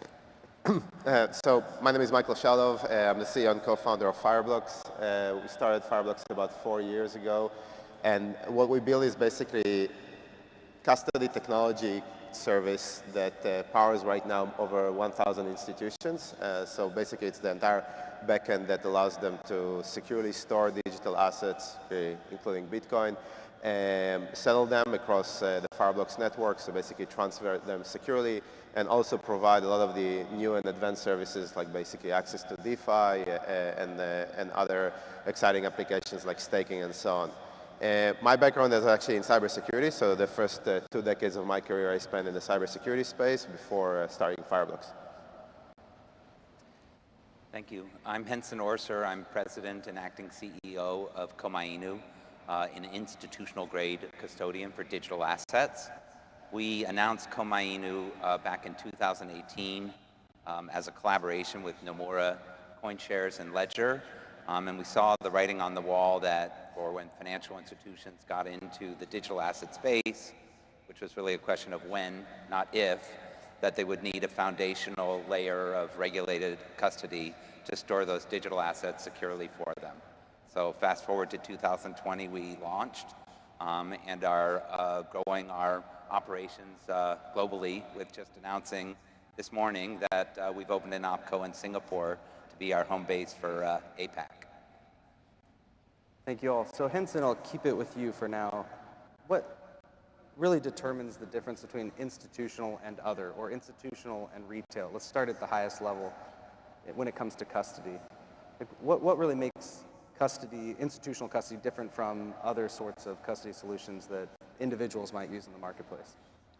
So the way I think about it, and I know the narrative of individuals and retail and the sovereign self, et cetera. When I think about institutional investment managers, they're managing other people's money. And a foundational layer of that is that when they express an investment thesis, that when they claim that they've invested in assets on behalf of their clients, they know those assets are being stored securely, they can audit and see them there. And most importantly, if it's a successful investment thesis, when they go to redeem the assets, that they're actually there where they can return the performance to their own clients. Michael, this one to you. So what do you think is the biggest driver or demand driver for institutional custody solutions today? Where are you seeing it in your business? I would say that we are seeing it across the board, right? Started somewhere at the beginning of the pandemic, right? When we started to see more and more institutions coming in, and I think that initially a lot of the reasons that probably still relevant today, right, is the fear from inflation. I think that really over the last month and a half, with everything that's going on in the world, like every instability is actually sort of increases the appetite to re-platform or to utilize digital assets and specifically Bitcoin. In terms of the institutions that we are seeing coming in, it's actually a mix, right? I would say that you're actually seeing a lot of the traditional asset managers, a lot of the traditional hedge funds coming in, and they basically want to understand and utilize it. You see some of the traditional banks, trying to figure it out and implement different levels of solutions to participate in this market because they're afraid of being disintermediated or become irrelevant because of the great stuff that the folks here on my left and my right are doing. And then we actually seeing, I think, and this is probably the most exciting category for us from what we call institutions is actually the fintechs, right? So you basically see the entire innovation layer that been active, for being innovative in finance for the last 2 decades, jumping into this new world and really taking very innovative approaches. It's probably most of you guys familiar. I think PayPal was one of the first big names. Actually, Square was clearly done it before them. But I think right now any fintech app, any fintech offering that we're seeing out there is really figuring out how they're going to also service crypto, whether it's buy, sell, hold, or actually more innovative use case like the payment use case that was discussed here before us. What do you say to that, Fernando? And maybe talk about the change that you've seen in demand. The change, sorry? Yeah, the change over time, over recent. Well, I mean, definitely Bitcoin in the crypto space is not the Wild West it used to be, but there's still a lot of uncertainty and confusion. As an example, when people have to figure out the difference between custody solutions, oftentimes the professionals that try to do that are not well equipped. And they come from the traditional financial world where the system of depository bank and custody is, past battle by 20, 40, 70 years. And so there is still a discovering process that we'll have to deploy in the coming years in order to allow people to make the right choices. Just commenting like what institutional custody should be, like SOC attestation, insurance coverage. There is a lot that could be added that is taken for granted in traditional financial world, cannot be taken for granted in Bitcoin, and probably should be managed in some way.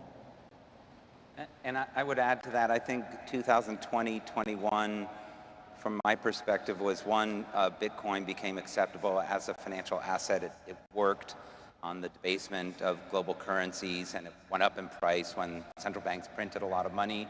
And some institutions were able to make that expression, be that insurance companies, corporate treasuries, or even crypto-native asset managers.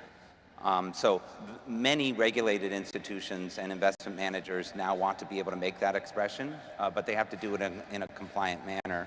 And then similarly, on the perfection of the technologies, whether it's some of the work Michael has been doing, or some of these incredible protocols like a Aave or a Compound or a Uniswap, there's incredible efficiencies around that on payments, settlements, liquidities, and regulated institutions want to benefit from those perfected technologies, but they need to do it in a compliant, regulated manner.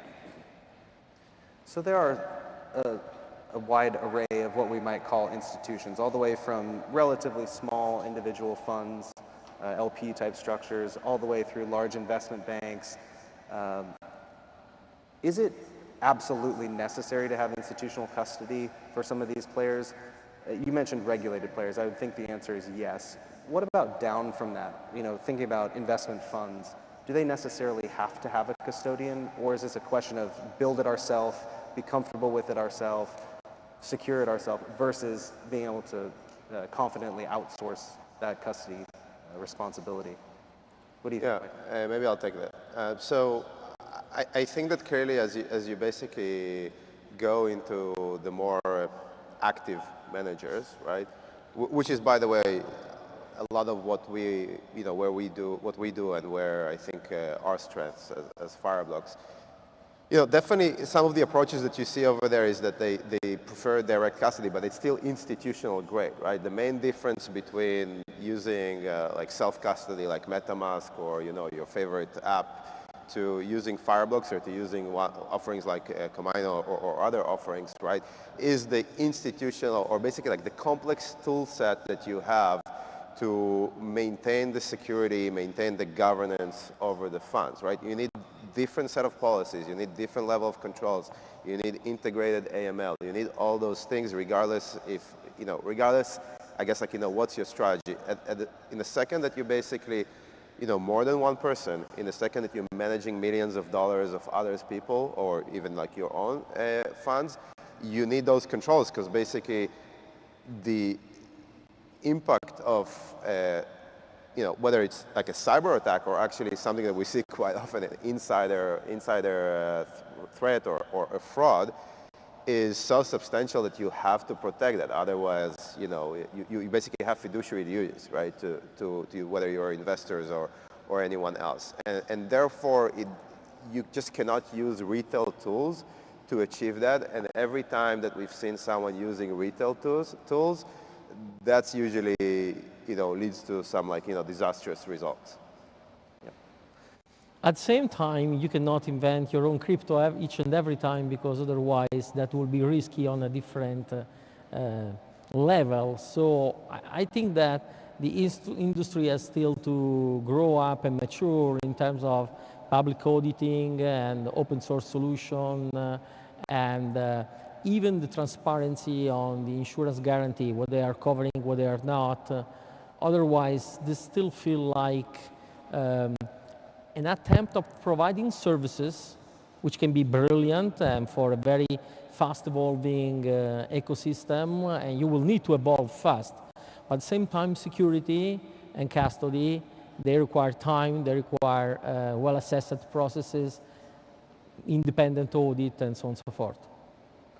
Fantastic. So what I heard you say is if I need you to hold my beer at the bar, you guys are the perfect people to do it. You're going to think about all the boxes you need to put around my beer, right? What are the sort of, if someone can explain in a simple sense, and then we'll go a little bit deeper, what are the custody models? Like, what are the actual technical tools that institutional custodians use to secure Bitcoin assets for customers? And, are those easily explained? Is it a wide array of tools? Is it, one or two things? And essentially it's really about the people and the process that you put around the technology or the actual wallet solution. Maybe Michael first and then. Okay. Well, at CheckSig, we try to have 3 pillars.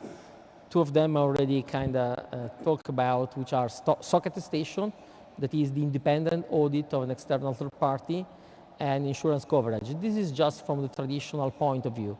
Then we adopt a transparent custody protocol, which is open on our website, can be verified by anyone with technical experience based on multi-sig, on of course 2 code levels with different multi-signatures being involved of different actors and different partners, and we provide proof of reserve. I think this is another key point that the industry will or should even adopt more and more, that is providing a public proof that the funds that you have been entrusted with have not been lost. Otherwise, the chances might be that 5 years down the road, some vault will be open and will be found half empty or almost empty. And I think that the technology is there, especially for Bitcoin, which is a very mature technological environment, less so for alternative coins, but we should strive toward the most and the best transparency possible. Yeah. Okay. So multi-sig for Bitcoin, and Michael, your solution is very different, right? MPC or multi-party? Yeah, slightly different, right? So we use MPC. So maybe just to explain the slight difference over there, right? The idea behind the theoretical ideas behind multisig and MPC are actually very similar, right? It's basically to remove a single point of failure by requiring multiple parties to sign a transaction. The first attempt, which is definitely been proven to be very solid attempt through the history of, is multisig, which was invented for Bitcoin. The main challenge with multisig is actually, Fernando mentioned, is actually when you start to traverse across all the other blockchains, because For example, on Ethereum, you don't have really multisig in the same form that you have for Bitcoin, and you would need to implement through smart contract, which traditionally created the parity hack. And as you start to go through Solana and all those other chains, you don't have exactly the same construct. MPC is basically a very similar solution, which requires multiple parties to sign over a transaction. But the uniqueness of that technology is that it's actually operating on the encryption level, and therefore it is transferable across all the different blockchains, right? So for us, we use MPC as the underlying key management distribution. And the benefit of that is that we support right now over, I'm not sure exactly how many, but over 30 different blockchains with a single algorithm that works exactly the same way. Again, the auditability, the third-party audit is critical. I mean, clearly, if you have one algorithm, it makes it slightly easier because you can, if you dedicate $500,000 to do third-party audits, you can use now 5 different firms and do it on one single code rather than basically use it on like one firm that will audit 5 different code bases. So there is an advantage of using MPC. Another thing that we actually strongly believe in is basically in this approach of multi-layer defense, right? So with our MPC, we are one of the only players, I think, that are actually implementing MPC in hardware, right? So basically, it's like a combination of HSMs and MPC, and that makes it very powerful because not only that you are protecting against like an attack where there is no single point of failure, but even if the entire construct is compromised, you still have the second layer of defense around the hardware that makes it much more difficult for the attacker. Now, with regards to the important point around proof of reserve, I think that there are actually like a couple of different approaches. One of the approaches that are being taken with both multisig and MPC is the fact that when you enter into a structure over the wallet where the client has one of the key shares, right? Then effectively every client or every wallet, the funds are fully segregated and they are basically visible on chain. So the client can actually, every second, they can basically prove themselves that there is a proof of reserve, right? Because they can, execute those transactions by themselves. But I do agree that it's a critical component. I think that the running hack from last week was, I think a good example of the fact that it actually took people 5 or 6 days until they figure out that the funds are not there. And that's a very problematic situation. Michael, I hope I'm not too provocative, but would you agree that MPC is subpar, at least when it comes to Bitcoin? No. It's definitely required for alternative coin, but why to use it for Bitcoins? There are a couple of advantages. The first one is actually fees. And the second thing is that, with multisig, what we've seen is that at the end of the day, you are relying on the implementation on the node level, right, to validate that logic. And for example, with some node implementations, without going into too much details, when we started the company, we actually discovered that one of the node implementations, which was the second most popular, they didn't properly validate the multisig signature. So you actually would do, if you had like 2 out of 3, you could actually put 2 signatures from the same one, and they would still basically execute the transaction. So I'm not saying that multisig is not a good approach. It's a good approach, and it was proven to be a very powerful approach for the duration of the life cycle of Bitcoin. We started actually when we started the company, we actually implemented our Bitcoin wallet on multisig and Ethereum on MPC. And very quickly, we basically moved to use MPC across the board because of the operational complexities that also being represented with multisig. But it's like, really depends how you would use multisig without getting into, I guess, too much details and exhausting all the time here.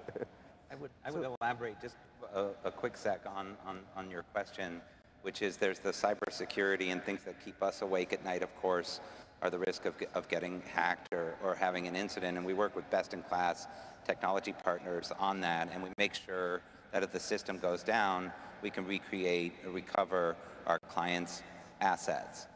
But as Michael said earlier, then there's also operational risk, and whether that's employee collusion or fat finger risk. We also have very strict controls and policies and procedures for when you're moving around large amounts of money on behalf of institutions, that you have the right span of control on that so that you don't have operational risk error. And then, of course, finally, who we allow in under the tent with proper KYC, AML, knowing our clients, their source of funds, and making sure that we're not facilitating anything illicit is sort of the third component that is best operating model for custody. I'm hearing that if you want to secure Bitcoin assets in a wallet, you've got single sig, multi-sig, and you've got potentially an MPC or sharding solution to that.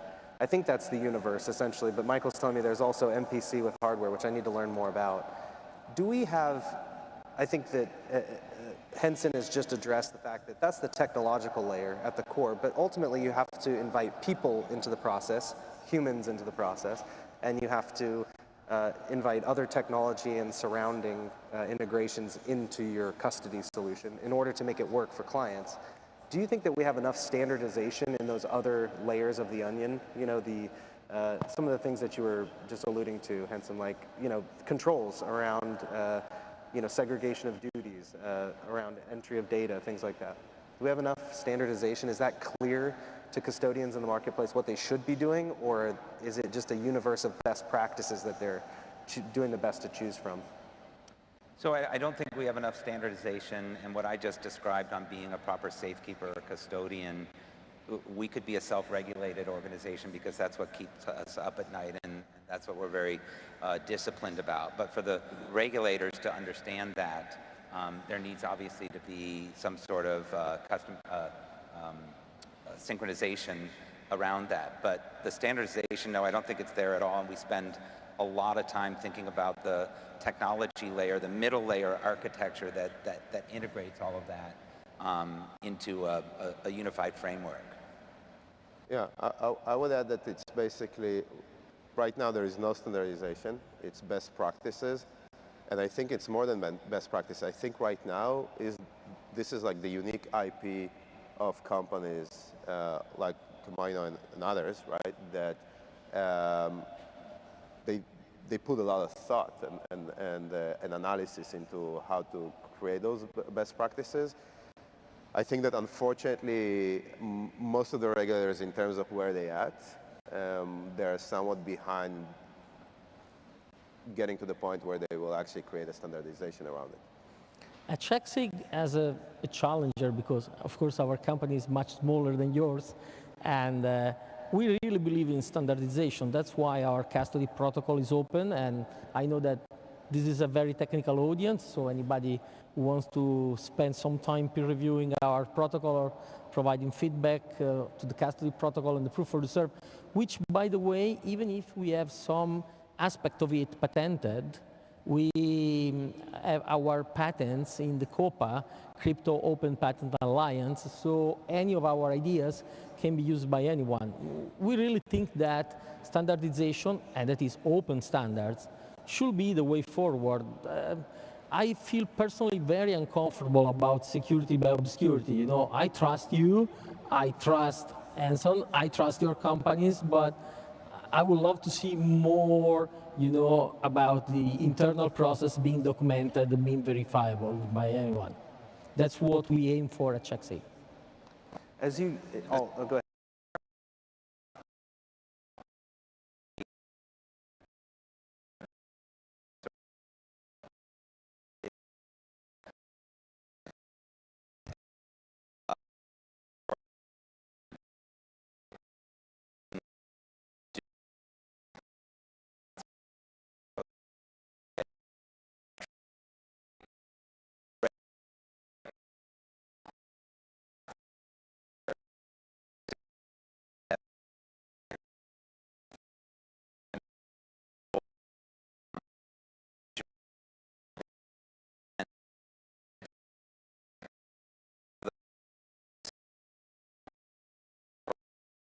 Environments like the United States, for example, they have so many different regulators and sort of power brokers involved that it's hard for them to synchronize or even take a blank slate or a whiteboard and try and think about how they would construct it from the bottom up if they had a a zero base to start with. You were right on the same thought track that I had about that regulatory framework. No, that's great. I think even then, I wonder if there's enough for customers in the space to properly assess solution to solution. What is the right custody solution from the customer or the asset manager perspective? I know you all now. I know that you guys have great solutions in the marketplace, but how does the customer, I feel like that's one of the big challenges in institutional custody, is assessing, solution to solution. How do we compare them as apples to apples, let's say? Are you guys seeing that as a challenge? Do you find that there's... I mean that's for sure a challenge, right? And I think that a lot of the people that are currently entering the market, right, they trying to basically analyze or understand the market in the eyes of someone who is used to the old system.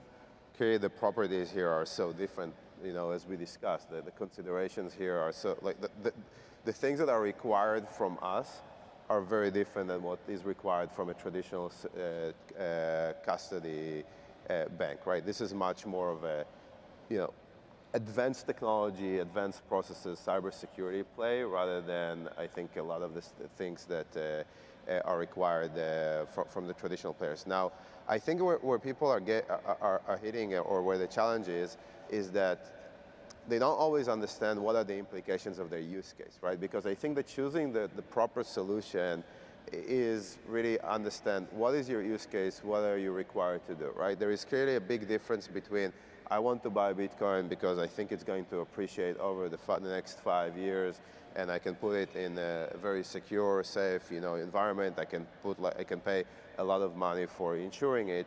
To I'm going to run an arbitrage strategy between multiple exchanges. I need to move the money 50 times per day. It's not sitting in a single wallet. And those use cases, right? I need to stake them. I need to do other things. Those use cases, they really sort of determine which providers you can work with, which providers will be the optimal for you, which providers can give you, I guess, the best return of investment. And I think this is, a lot of where we see the gaps. On custody selection, there, of course, you have to have secure, compliant, and transparent as a foundational building block.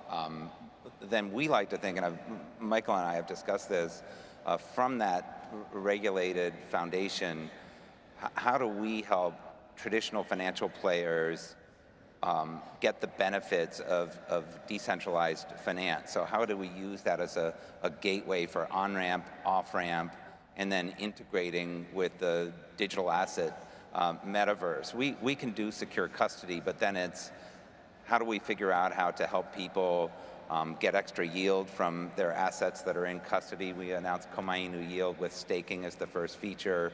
And then how do we figure out how to help people benefit from the network of payments and settlements and integrations to all things DeFi? And it's an interesting challenge because that has to be done in a secure transaction model as well. But we have some initiatives underway that custody is the first stepping stone to all the added services that can go on top of that. It's kind of an enabler for modern or advanced financial services.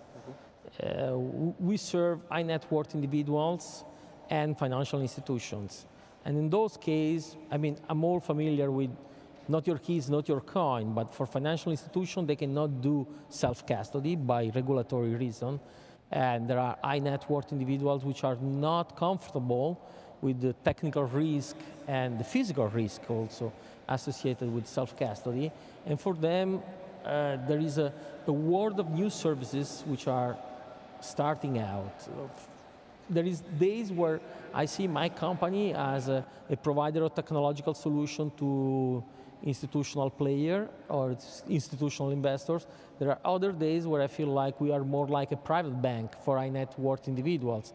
We are taking care also of their tax issues and digital estate planning. So there is a lot of needs and requirements which are not really satisfied for the time being. The fact that Bitcoin is a bearer asset, right? The fact that, it's really in its core character different than other financial assets that we're used to dealing with at the market, that are prevalent in the marketplace. I guess what I'm saying is holding securities as a ledger entry, if you're a broker or a custodian, holding them as a database entry is really fundamentally different than holding private keys on behalf of a customer. How do you all see that difference in responsibility? Is it a different responsibility? What are the implications of the fact that Bitcoin is a bearer asset? Does that change much as a custodian for you? Maybe Henson, you first. Well, I mean, being a custodian of Bitcoin, we have responsibility around private keys and disaster recovery, and we feel pretty confident on our technology.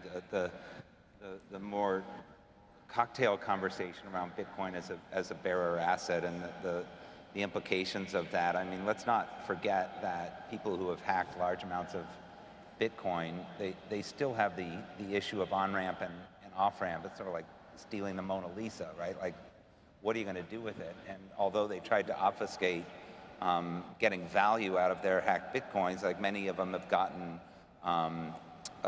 busted because it's a public ledger for everybody to see. Okay. I love your question because in a way, I mean, Bitcoin is digital as Apple stocks or US treasuries. But nobody can steal 2% of Apple or 3% of the US treasuries because they are not bearer assets.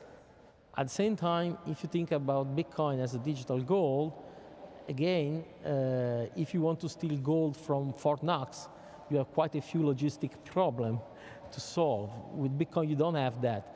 That's at the core of the common misunderstanding about Bitcoin security, because it's felt like a digital security or a digital bearer asset, and in a way, it's the best or the worst of both aspects. It's bearer as gold, but it's digital as Apple and the US Treasury. And you have to solve these new challenges, and the traditional finance ecosystem is not well suited for that. Not yet, at least. Yeah, I mean, I think that when you historically think about banks, right? Banks started from basically being those huge vaults that will hold your gold or your cash, right? And then I think, like, over the last, I don't know, 200 years, probably 100 years, it evolved to be just digital databases that are clearing somewhere. People think that the banks are actually custody your equities. It's actually like in DTCC that, like, there is a database that says, like, to which bank this block is designated, and then, like, in the bank there is a subledger which says to which customers, and, like, in the broker dealer there is another ledger.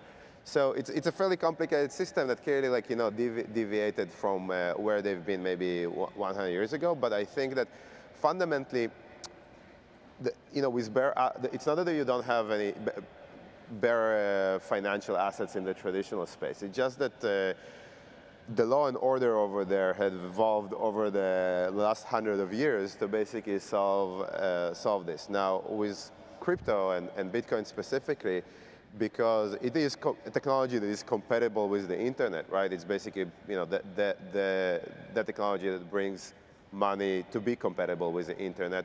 You're now actually basically having the problems of, it basically becomes a cybersecurity problem, right? So instead of having a physical security problem, it becomes the same security problem, but in the virtual space.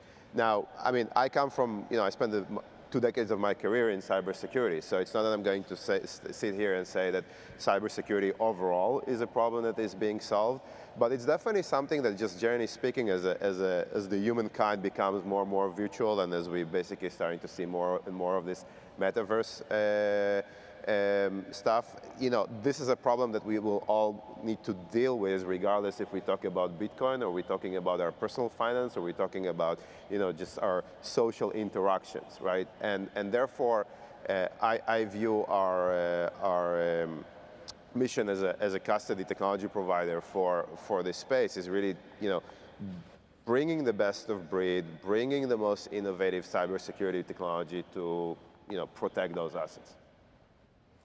So one of the things that I work on a lot is proof of reserves, right? This idea that a custodian can prove to the customer that they hold adequate assets to meet the total customer liabilities on their platform or through their service. Do you think that that's an important area to standardize? Do you think it's important to institutional customers? Is it something that you hear about in the marketplace generally? Maybe Henson, you first. So I think all of us, for me, proof of reserve isn't as strong a concept because we are fully auditable and any of our clients can look onto the blockchain and see their assets, and we are heavily audited by our regulators and our outside auditors, and we exhibit that what we say we're holding in custody, we have.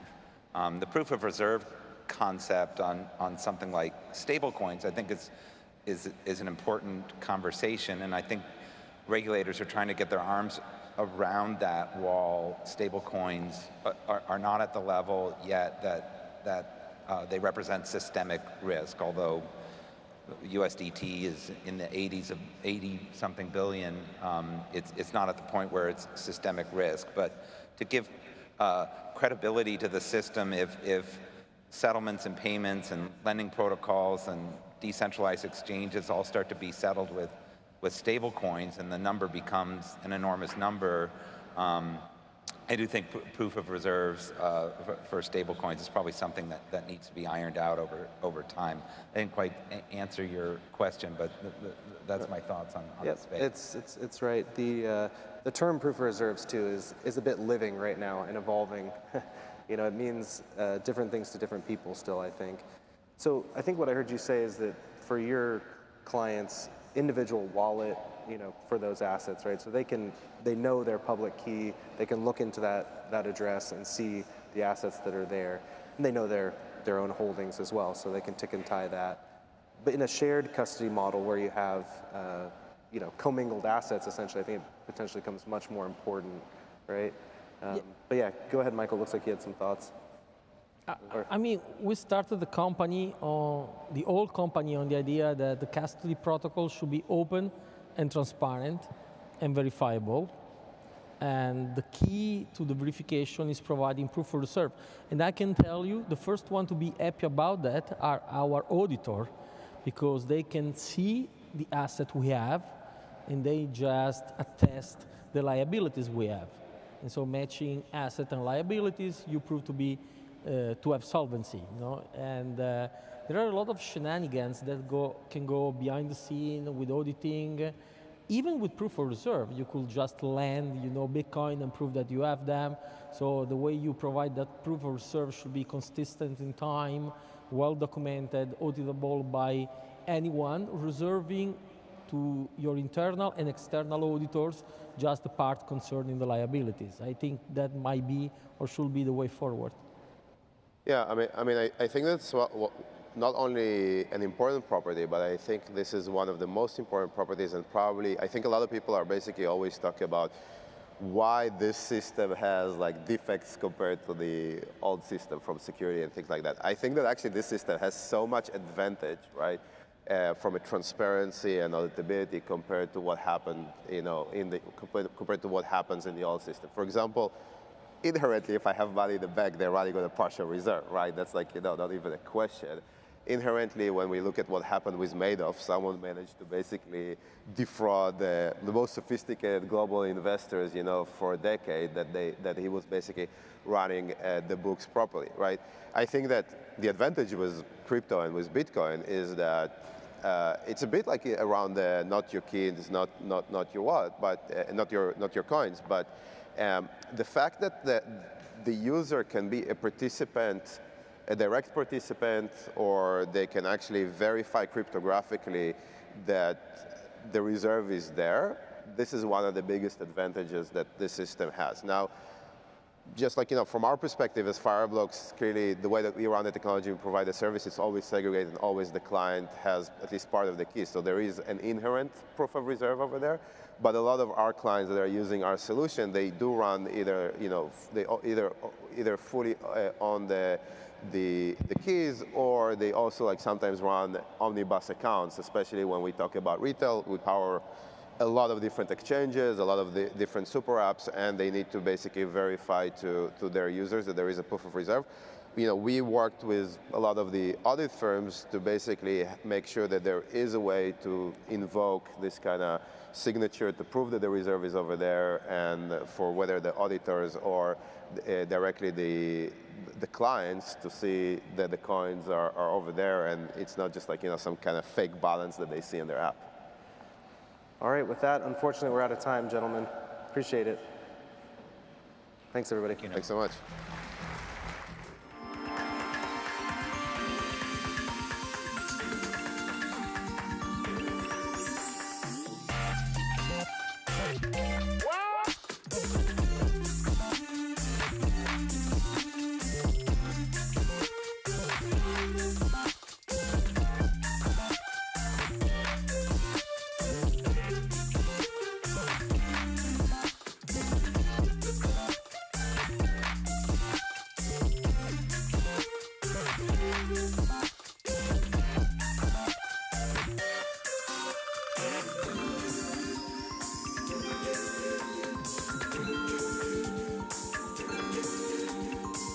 Welcome back. We're here at the Marathon News Desk at Bitcoin 2022 Industry Day presented by Bitcoin Magazine. I'm Pete Rizzo, editor at Bitcoin Magazine. Here with my co-hosts, same as last time, Stefan Livera, Dr. Jeff Ross, and Mr. Greg Foss, two of the Oss brothers here. First, smash that subscribe button. Then we're going to go to breaking down the panel that we just saw, institutional custody challenges. We'd heard from people who are working with banks on Bitcoin adoption.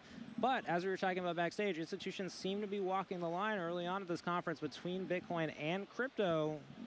Right. Your take, Stefan. Yeah. So look, I understand there's a business model here, but of course it is a Bitcoin conference. The focus is about and should be on Bitcoin. I personally view Bitcoin as like actually the rising thing, and a lot of the other things are sort of just riding the coattails.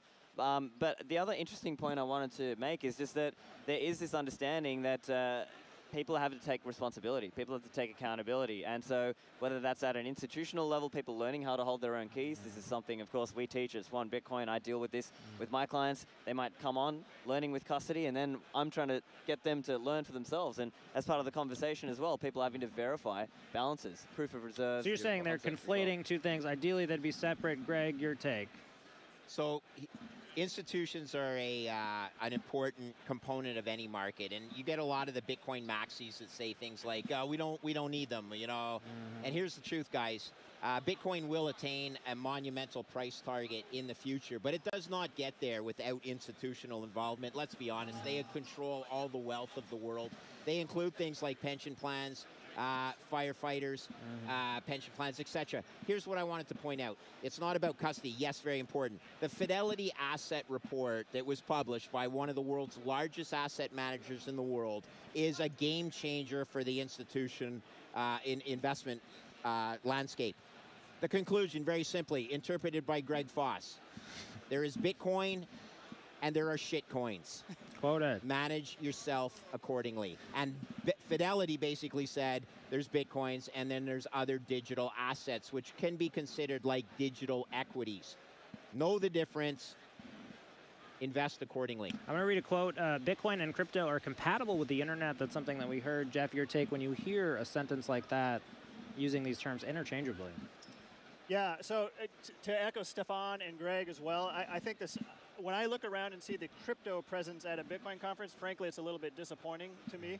I think there is Bitcoin, and it's simply better money, and then there's everything else. So if you want to dabble in the other stuff, knock yourself out. But Bitcoin is simply better money, and as institutions start to figure this out and start to figure out their custody solutions increasingly throughout the 2020s, walls of money are going to be flooding into Bitcoin and flooding into this better monetary system. I'm really excited for that. Well, let's stick with self-custody. Stefan, you brought it up a little bit. Retail, obviously self-custodying, people like myself, people on this panel, taking their Bitcoin and holding it without a bank. Obviously, at the institutional level, that's not happening.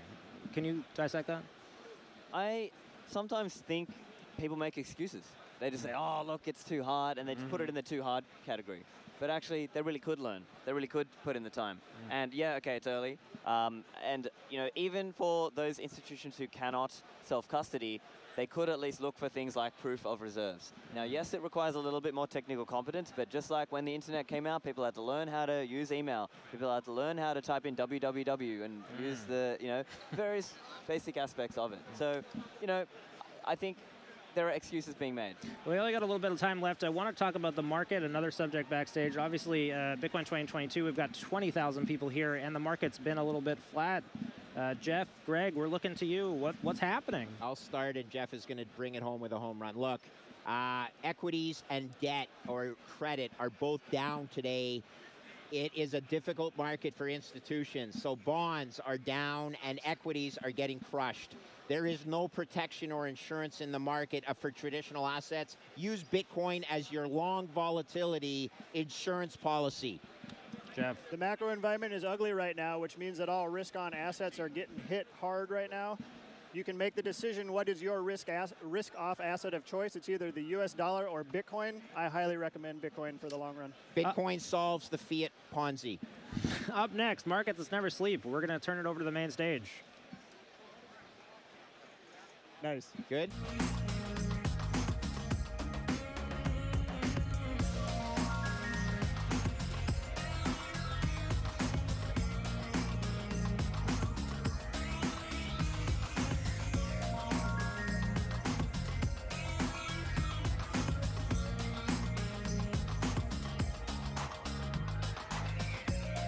All right. Another great panel coming up. What a great morning. Can you believe this is only the first day? This is awesome. I'm super excited to introduce this next panel, Markets That Never Sleep. Kanav Karia, president of Jump Crypto.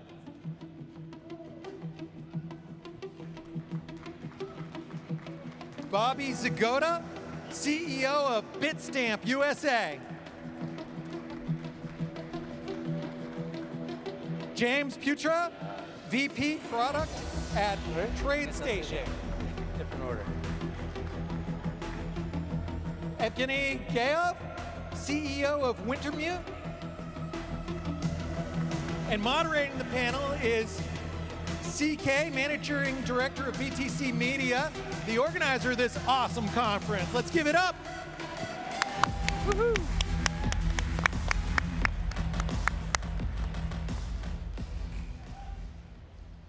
Bitcoiners, welcome back to the Bitcoin 22 Conference Industry Day. I am extremely excited to host a star-studded panel with industry experts to talk about one of the most unique aspects of the Bitcoin markets, the fact that it never sleeps. So, markets that never sleep, that is the title of this panel. Sure, Bitcoin trades 24/7, but that is just the beginning. These markets move extremely fast, and these gentlemen are going to give us a lot of insights into how to navigate them. I want each of you to introduce yourselves and talk a little bit about how your individual firms are competitive and how they thrive in this crazy market. Kanav, let's start with you. Thanks. Yeah, good to be here, guys. I'm Connor, the president of Jump Crypto. For folks that aren't familiar with Jump, Jump is a prop trading firm that has roots in the pits and the CME over 20 years ago. The firm has evolved dramatically since, and today we're one of the largest quantitative trading firms in the world across a large number of asset classes. We started trading crypto markets over 7 years ago now, and the project has roots as an intern project at the University of Illinois at a lab that we have down there, and it's grown dramatically since. So we have 150 people on the crypto team today. And interestingly, beyond really making markets, we have two other really big pillars in this industry, with Web3 being the movement that it is today, in addition to the OTC and market making businesses. Two major pillars that we focus a lot of our time on is on building infrastructure, decentralized infrastructure in the space, and in a prop venture book. We've been able to bring over a lot of the tricks that we've developed over 20 years, but there's a lot of new tricks that you kind of learn along the way to be dominant in the markets in crypto today. But being early, and coming from a place that has institutional knowledge, I think has positioned us pretty nicely. Amazing. Let's go to you, Bobby. Same question. Yeah, thanks. Yeah, Bobby, CEO of Bitstamp USA. And firstly, crypto is by definition global. And that means it absolutely has to be available in every time zone. That's just by definition. And what it takes to do that is not trivial, however. At Bitstamp, we focus on three things to enable seamless 24-hour markets. The first one is industrial strength technology. So, in contrast to some of our peers, we go for best of breed. So we've built around a NASDAQ trading engine, which is super scalable. But the second thing you need is global liquidity, right? You have to be able to provide opportunities 24/7. So we've got almost 5 million customers, 190 countries, and that enables guys like Kanav to find what he needs when he needs it. And then the final thing is customer support, but not just for pedestrian onboarding issues, real problem solving. So we've got a core of VIP level account managers that help keep guys like Evgeny and Kanav happy, because they're moving a lot of money around 24/7, holidays, Sundays. So we really emphasize that as an exchange. Yeah, so a point to make is that we have 2 exchanges and 2 market makers, so really interesting to see, both sides of this market represented on the panel. James, I want to go to you. So I think what's interesting here is, well, James Puccia, TradeStation Crypto. The topic is markets that never sleep, but what happens underneath the covers is operators like us also don't sleep. It takes a lot to keep the machine rolling. Whether you are interfacing with institutional participants or interfacing with the audience that we have here, you need to be available. Your tools need to be available, but you need people that are going to answer the phone when the customers call or there's a challenge in the market. It's so important that we are available for you guys whenever you need us. The other thing that we focus on is making sure that you have the right types of tools. So we have, for us, we've got individual accounts, we support institutional accounts, but we also support IRA and retirement accounts. So that helps customers choose which part of their wallet share they want to engage with. So you may have some things you want to put in tax-advantaged accounts, you may have some things you want to do discretionary. So having those right types of vehicles for the customers are super important. And I guess when I joined crypto, I stopped sleeping, so. Yeah, I mean, it definitely will take a toll on you. Evgeny, let's go to you. Yeah, hi everyone, I'm Evgeny, CEO of Wintermute. Yeah, just as a short introduction for those who don't know who we are one of the leading market-making firms globally, trading all the major centralized and decentralized exchanges with a sizable OTC offering as well. And yeah, this idea of never sleeping, yeah, I can relate to it quite a bit since we've been operating since 2017, and especially before we started our office in Singapore, it was often tough because like a lot of times like our key office is in London, so a lot of times some significant news would happen in Asia or something, and somebody would need to wake up because his automated, like, I don't know, phone number would ring up and tell him, okay, you need to check on algos. And I think what most trading firms kind of need to figure out is whether focus on automation or just hire a lot of people across the board. And we focused on the first one, like automation and making sure that algorithms work on like all the key exchanges 24/7 without interruption and without like even human control. That's the most important aspect of our platform at the moment. I would add one thing. Behind all of us is probably a significant other that also doesn't sleep when the phone goes off at 2, 3 in the morning on Christmas Day. So big shout out to all the significant others that are supporting your folks that are in crypto. Absolutely.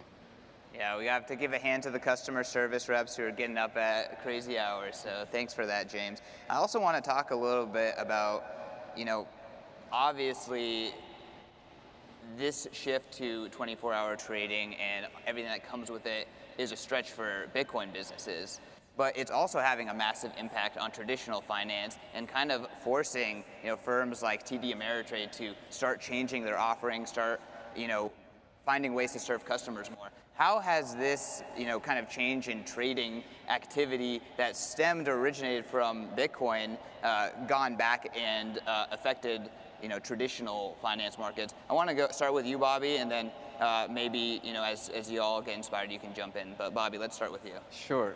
And had the opportunity to see this from both sides. Earlier in my career, I was on the leadership team at CME Group before Kraken and now Bitstamp. And I will say this, it's going to be a major cultural shift for traditional financial services firms to understand the importance of and actually be able to operate on a 24/7 basis. But as I started with in my comments, it's absolutely necessary, and they have to get there. You know, from my experience at CME Group, you know, much of the technology platform is designed to have weekends for upgrades and for other maintenance. And so it's not a trivial undertaking to start to change both the mindset and the infrastructure to be able to service customers around the clock. Yeah, let me just build in on that. Coming from the TradFi side, it took us 4 years to build up the knowledge just to be comfortable to start the business. But we combine the equities, futures, and crypto world together. And in the equities world, everything stops at 5. That's the end of day. But in the crypto world, it rolls over. So when all of your processes stop at 5 o'clock and you start trying to change them, you find that things that were built 10, 15 years ago start breaking, and nobody's around that knew about how to build them. So that's been an interesting challenge for us. The people have been super dynamic on our side. Everyone's been really excited to join the crypto wave, but it does take time to change the mindset of some of the operations and marketing and technology folks that are used to having weekends, because we're used to running 23/5 prior to crypto. Now we run 24/7. And so shifting the mindset to cover the weekends, everybody was great at learning and figuring out how to do that, but then being able to make sure that we had the right operational staffing model to do it was probably one of the most interesting challenges for us to solve. Yeah, let's go to you, Kanav. Yeah, no, I just wanted to echo the point on overcoming the cultural and technological debt. You know, I think that's it's a much higher barrier than it kind of seems to start. You know, when we started trading crypto at Jump 6-7 years ago, started as an intern project, and we built all the infrastructure in parallel on AWS, because that was going to be a much easier lift than, you know, repurposing a lot of the stuff. And then, of course, over time, kind of things integrate, and as business sense kind of, you know, changes. But the other very interesting point is the competitive landscape in crypto market structure is so much broader. You know, when the rise of exchanges like Binance and Coinbase and FTX, not only are they all keeping each other on their heels and forcing a whole bunch of innovation, and naturally come from a standpoint of 24/7 markets, and, you know, as Bobby pointed out, you know, Bitstamp is from 6 years built kind of, you know, with this in mind. But it's coming right for the throats of, you know, a lot of the major venues that we see today. You know, we see a lot of major exchanges acquire all kinds of interesting licenses, and, you know, I think we're about to see a significant change in market structure overall. Yeah, I think another interesting part of it is settlement bit, because I think the current microstructure of crypto exchanges, it really challenges like fiat banking side of things, because I don't know, all the normal exchanges, they're used to T+2, T+3 settlements. They're used to, I don't know, settle trades like with a delay. And when they see, I don't know, Bitcoins that can be settled pretty much immediately, they do face a pretty big challenge of, how do we move to 24/7 markets and at the same time settle things efficiently? And I think more and more of them will potentially start adopting, well, basically crypto-native innovations like stablecoins, for example, to try to solve it and try to move forward with it. But yeah, I think the settlement will be a really interesting challenge for them to solve. Yeah, just to add on to that, one other market structure phenomenon that I think works so well in the crypto world and the traditional side would be well served to think about is the relatively fewer number of gatekeepers between the customer and the product or the investment opportunity. So in the traditional financial services side, there's a lot of intermediaries that are taking a slice and perhaps adding some value, but removing the customer from the end goal. And I think in the crypto markets, we benefit from having really diverse participation directly on exchange or on platform. Anyone else want to jump in on that question, or? Yeah, I think like maybe just building on that. Yeah, it's like any I don't know, investor, for example, in crypto, yeah, indeed they can pick up which, I don't know, which intermediaries, which exchanges they can engage with, and I think that's a really awesome aspect of it. Yeah, that's something that traditional markets will find pretty tough to compete with, I think, going forward. But it's really all of you that are driving the demand. You help steer us for where we're going to go based on what you're interested in and how you want to interact. I think when we first got started, about 12% of the US population had estimated touch crypto. So for some perspective, the average is about 54% of the population touches stocks. This year, they updated the survey. It's 46% of the US population has engaged in crypto in some fashion. So we're talking about a 4-year time frame to close the gap and almost get to the same size of participation as the equity market. I mean, I think that traditional markets and assets need to be a little scared because Bitcoin is bringing investing in property to the world, and I think that that's something that's really, really unique and another aspect of kind of like the crazy dynamics of this market. I'm not sure it's scared, but they are definitely here, and they are playing and coming in. We've had conversations that are amazing with some of the oldest firms in the US, and they have been working a couple of years now doing interesting things around staking or trading. So the firms are developing their knowledge, and within the next 1 to 2 years, it's going to be really exciting to see what comes out of the more traditional players that will surprise a lot of us. So I want to go to Bobby with my next question. It's a fact that no exchange has been able to thrive in these crazy markets longer than Bitstamp. They're the oldest running exchange in the world, and they are thriving. You know, I want to hear from you, Bobby. What does it take to not only, last, as we've seen all these exchanges come and go, but thrive, and what comes next? Yeah, thanks. Being relatively new to Bitstamp, I'm the beneficiary of some really great decision making on the part of the founders and on kind of the core leaders in the company over the last 10 years. So we've been at it a decade now, and for me, it's the fundamentals. There's some DNA level issues at Bitstamp that carry us forward. The first one is future focus, and that has a number of components to it, but part of that is really listening to our customers and being customer driven. That sounds obvious, but at Bitstamp, it's really a way of life. And in contrast to some of our competitors, Bitstamp's mindset is very inclusive. We meet customers where they are. We don't just cater to the OGs, who are, of course, very vocal and very important, but we meet the customers where they are, and that's how we innovate. Basically, we use those conversations to fuel our thought process and figure out how to make it more accessible to more people. And then the second thing I would add to this DNA level issue for Bitstamp is just doing it right? So we've always been a compliance forward organization. We don't drag our feet.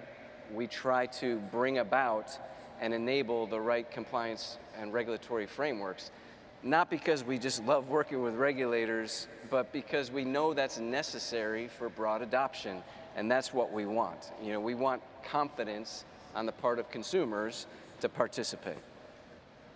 I would love to give the other panelists a chance to kind of speak to, I guess, like the opposing dynamics between, the free, crazy 24-hour markets and then like trying to be a compliant and safe and customer-forward business. I think that's something that all of you have to grapple with across the globe. That's a whole other factor we didn't talk about, which is that we're not even, committed to, 1 or 2 specific geographies. I mean, it's a lot. I mean, it's testament 10 years. Awesome. That you have to do things right. You have to do things intentional and take your time delivering them. And you're going to see a lot of the industry that has grown up around here. This is going to consolidate. There's not going to be enough of the pie once it's saturated. Things will start consolidating. And firms that have done things intentionally, intelligently, and appropriately will succeed, potentially eating up some of the other firms. And the firms that have taken on excessive risk, they're just not going to be very viable in the near future. And it's interesting to watch. With every great expansion, you get a lot of different shapes of firms, and we are very interested to watch how this all shakes out as the industry starts to do some of the consolidation. I think there's some great opportunities coming out for acquisitions, as well as good partnerships that are out there right now. Evgeny, you want to jump in?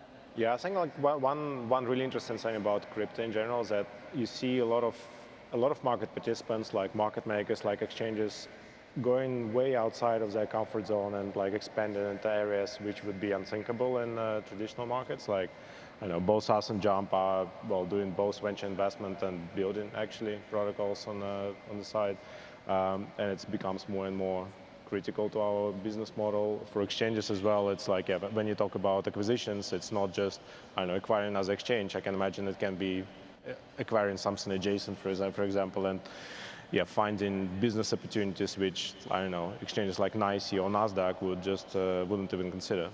Yeah. I mean, there definitely are strategies out there to grow as fast as you can with playing loose by the rules. But if you want to last a long time here, you need to really focus on doing things within a certain framework that you can stand behind and defend. Yeah, you want to jump in? It's kind of funny because I think we've got to a point as an industry where we've been so disruptive, like Evgeny pointed out, where we've developed new business models, we've done a lot of things, moved really quickly, but now it's, and for Bitstamp, it's been there for 10 years, but for a lot of the newer crypto organizations, it's about even scaling as a company and doing a lot of the stuff that Web2 did really well. And so scaling the culture, scaling the business, and surviving 24/7 with employees in 10 countries and scaling workforces. It's kind of a...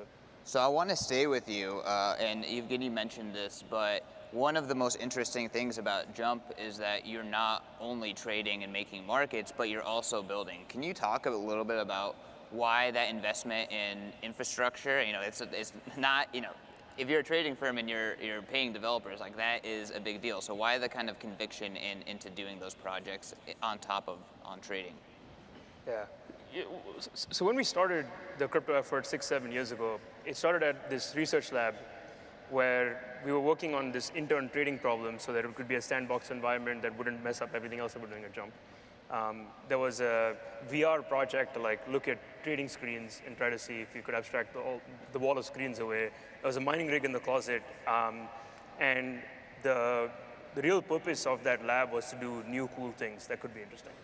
Right? And so even though the crypto business started as an extension of the trading business into these markets, it did start with kind of that ethos that has stayed with us until today.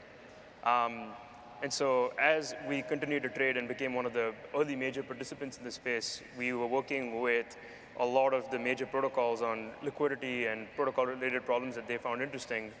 And a lot of those conversations started to unravel the fact that they were working on, complex financial systems in resource-constrained environments, and that's a problem space that's fairly familiar to us. And it went from conversations to governance proposals to writing some code, and then just making big steps and trying to, really build stuff ourselves. Crypto has unlocked positive-sum games where only zero-sum games existed before. Pith Network is one of the big projects that we're really throwing our weight behind, and it's got about 50 of the largest financial firms in the world, including the top traders, including folks on this panel here, that would generally hate each other and never speak to each other. But we're all coming together to create a piece of infrastructure. And this really new means of resource coordination where we can rebuild rails of not only finance, but a bunch of other really interesting application sets has become increasingly more exciting for us. And leveraging all the strengths that we've built in systems engineering, in quantitative design, and our instincts to really, find things that are opportunistically going to be exciting, I think, has led us down this path, and we're very, very committed to it. So. Evgeny, do you want to also kind of talk about this dynamic between market making and also kind of investing in infrastructure? Yeah, I think it's like for us, it was pretty much vital from the very beginning to look into the future and building into the future, not just focus on short-term opportunities like a lot of other trading firms are doing often, but actually building something for the long run. And it starts with venture investment is probably the easiest part of it because all you need to do is invest money. But It also comes to, for example, integration with new blockchains, which names I guess I cannot mention this conference, but all, integration with new protocols and integration with, well, bridging solutions, for example, as well, to just to make sure that the flow of tokens is seamless across the whole ecosystem. And it also comes down to building products as well. So we are looking to build products both on centralized side of things, which so Wintermute nodes that we launched today is our first foray into that, but also even more exciting for me actually building stuff on decentralized stuff side of things. For the gentlemen who are operating exchanges, what is the dynamic between building your own tech stack and then investing into the underlying tech under it, like the open source infrastructure that is Bitcoin, etc.? So I think it's really a question between speed and scalability. The opportunity is now, and developing out your infrastructure, if you're starting now, may take a long time. And if you want to get in the game, so TradeStation, we've been doing this for 35 years, different asset classes. Typically, we would white label a solution, prove out that there's a business model, and then start to ingest that infrastructure and experience inside of our own technology stack. It's worked really well for us. It happens quite a bit throughout the financial space. That is something that we typically tend to look at, is how do we get into the game, understand whether there's a market, and adapt from there. When I think back to your question about should we be building our own infrastructure or should we be interfacing with natively on the blockchains is what you asked.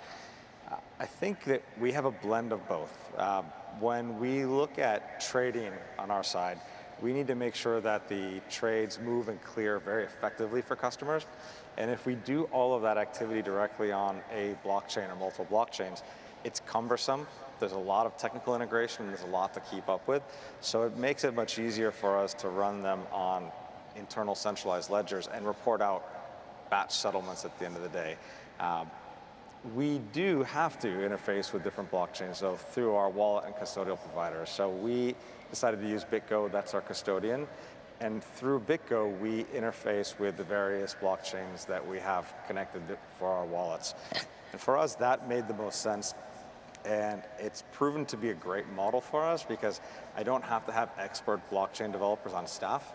I can still leverage some of the experts in the space and have my team, which are expert in different areas, interface with the folks that are experts on individual blockchains. Awesome. You want to jump in? Or? Sure, just to build on James's point, I think many of the firms up here and many of the firms in the space are really long-term focused. And so I have to constantly remind myself what I'm doing. I can't think about the next 10,000 customers. I got to think about the next billion perhaps, or what have you. And when you start to get your brain around the scale of what we're talking about, it begs questions about infrastructure, right? So our focus is to plan for that eventuality and get best of breed infrastructure in place, NASDAQ matching engine, BitGo custody, what have you, so that we can scale to meet the demand as it comes. And those are tough calls sometimes because it's a real investment in the future, but we've been around for 10 years, as we just talked about, because of this type of decision making. You need long-term thinking to make it in this crazy short-term trading world. Evgeny, I want to talk to you about something that is really interesting about this market, which is we have on the trading side of things, especially retail trading, some of the most advanced interfaces and technologies out there. And then on the OTC side of things, where millions, billions are being moved, we're seeing that happening via text messages and other sort of messaging apps. Wintermute just released a single dealer platform in order to create a new interface in order to do those kind of OTC deals. So you want to talk about why it was important to build that out and why that's important for the space? Yeah, definitely. So we've been active on OTC side of things with basically two kinds of offerings. We have our own APIs that external counterparties can connect to, and we service like all the major OTC desks. We service like a bunch of retail aggregators as well on that side. And we have what you mentioned, all those basically hundreds of Telegram chats. That's what it is. And it's basically quite tough to maintain for us internally. And we also realize that it's not the best service for, well, for those customers who chose to use Telegram, because it's just like really not convenient ultimately. And it comes back to automation versus having hiring like a lot of people. And okay, we have people in Singapore, we have people in London, so we can do 24/7 coverage. But the idea behind nodes, the most basic idea behind intermediate node is that people would have UIs that they can log in and basically get the same OTC offering as we have, just in real time, provided by the same API that powers all those major OTC desks.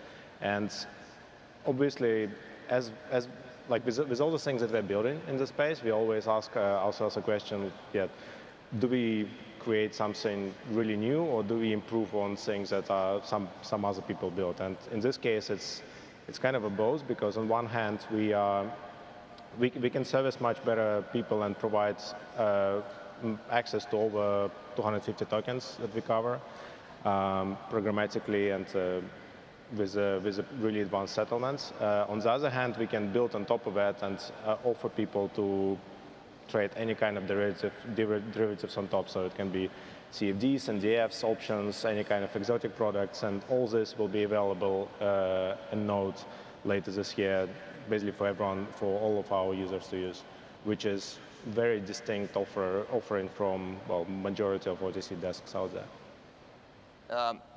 Kanam, do you want to talk a little bit about like this OTC kind of relationship and what does it take to be successful there? Yeah, you know, the crypto world has so many interesting different avenues and buckets of flow, you know, in addition to the ones that we see in traditional finance. You know, there's all the Robinhoods and trade stations of the world where you get a whole bunch of, you know, retail flows still coming in programmatically. You have the Telegram OTC chats that actually are fairly active. You see a bunch of flows in DeFi. And then there's obviously a whole bunch of traditional strategies that you can employ based on, you know, any of the information that you're kind of building on, or, you know, what you're focusing on. There's traditional prop alpha strategies, there's kind of basis-driven stuff, there is the statistical arbitrage, there's a whole bunch of different things that you can do as a trader, you know, with the pipes built out across the space. Now, you know, what you got to note is, one, it's all 24/7 like we've been talking about. The operational lift to run something around the clock with high-level technology availability and the best experience is hard. It's all very capital intensive because it's completely pre-funded. There's no prime brokerage. You're depositing all this cash everywhere.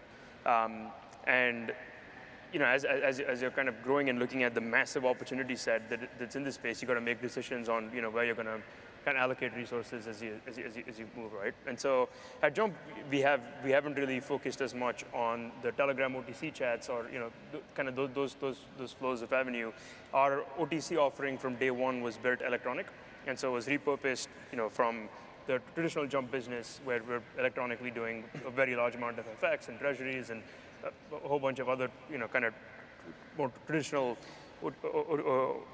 kind of OTC businesses. And you know, that's enabled us to more uniquely, you know, for the past 4 or 5 years, focus on serving flow that needs to programmatically access many thousands of trades per second with lots of size, interfacing with a narrow set of counterparties that really need to kind of work in that avenue. And so, you know, we, for example, don't have the muscles that, you know, Wintermute has on, like, actually settling across all these giant tons of counterparties with 400 symbols, with new ones kind of, you know, coming up with interest every day. And, you know, that's kind of, there's a pretty wide berth to play in crypto with the opportunity set that exists. So. Yeah, Bobby, you want to give us the exchange perspective? Yeah, I would just echo what Evgeny and Kanav are saying, and we're actually moving our offering in this direction as well for all the same reasons. It's you know, different customer sets have different needs and different preferences, and some channels work for some subsegments and other channels for others, and we're trying to meet that demand and make it as seamless and easy as possible. Like Kanav, we've got strengths around technology and automation, so, you know, we'll have that type of OTC offering, but we think it's a useful channel for certain types of customers. Awesome. James, I want to go to you, and before I hit you with my last question, I know that TradeStation was a big part of that amazing bull that was unveiled outside this morning. I guess why don't you kind of tell us a little bit about the Miami bull and how that came to be? Sure. So, first, how appropriate is it that at probably the most important Bitcoin conference in the world, we unveil, in probably one of the most important cities in the world, we're able to unveil a monument that is going to encapsulate all of the talent in this room, all of the excitement and the energy that is happening in crypto right now, and the amazing amount of FOMO that we are creating down here in this city from the vibe of all the excitement and all the exciting engagement happening between the city and the county, between the private businesses, between the community that are just creating this vortex. And so when we started down this path about 7-8 months ago, we were looking at this and we said, you know, New York has an icon, Singapore has an icon, Miami's doing something special, and we need something here as a community that we can all rally behind. And so through a variety of different ideas, we came up with this crazy concept that is 3,500 pounds, 16 feet long, 9 feet high, and it is this bull that has been built by the firm that did the Avengers, the Transformers. It is mean, it is black, it is massive, and it is so cool. I encourage everyone to go out there and take a picture of the Miami bull, and it is something that we presented, and the mayor and his team have really adopted as this iconic monument for Miami and this kind of central rallying point for the community that represents all that hard work that they're doing. And we're so proud and honored and humbled to be part of this movement and be accepted by the community and to learn from them. And it's just been an amazing experience. Well, thank you so much, and thank you to the city of Miami and TradeStation for allowing the bull to be unveiled here at Bitcoin 2022. I encourage everyone to go check that out. But to stay on topic and get back to what inspired this city to go down the crazy Bitcoin route, which is these crazy markets. I want to talk a little bit about, with TradeStation, like you said, TradeStation's been around for a long time, way before Bitcoin existed, but yet, relatively quickly, your team was able to kind of realize that this is a massive opportunity and we need to take advantage of it. How has TradeStation been able to, one, continue its traditional finance business, build a crypto business, and then maybe even find some symmetries where they can benefit each other? So it starts with the team and the leadership. We have a great team that's very flexible. It doesn't come without the conflicts and the battles, but we've been doing this business for, I think we were founded here 35 years ago in Miami. We onboarded stocks as an asset class, we onboarded options, we onboarded FX, we onboarded futures. So when we took a look at crypto, for us, the initial mindset was, oh, this is an interesting asset class, so we can just onboard and use a lot of the same framework that we've had for other asset classes, which is mostly true. When you look at crypto, it is very, very close, but just different enough to be a real pain at times. And it took a lot of learning, and we had to develop the internal domain knowledge about the asset class to be able to really go into this space. And one of the challenges has been for us is there's not a clear roadmap. And so we were going down this path without real clear answers. How do you report taxes on this? There's a blog post that changes and it doesn't really give you all the clear guidance. So you have to be able to take the models and the frameworks that you believe will be around or that have been around from our traditional business and try to apply those into the crypto business. And we are fortunate that we've got a tremendous staff of experienced operators, and we're able to blend that experience and help them engage into the crypto market. It's been an amazing ride. I was there with the time I was a Post-it note, and we just sort of scaled this business up. And it is probably the most exciting thing I've ever worked on in my career of building a crypto trading business. And it's just been such a thrilling ride for us to do this. Like, I'm smiling thinking about it. I mean, I remember I went from being the crazy guy in the room talking about Bitcoin to now we're up on stage and hopefully adding some value to the community. Yeah. From crazy to one of the biggest in the world. So that's, I think, the story of Bitcoin. We have about a minute each to kind of go with the last word. So I want to start with you, Evgeny. Maybe just, however you want to close out the panel. Any last thoughts? This is your minute.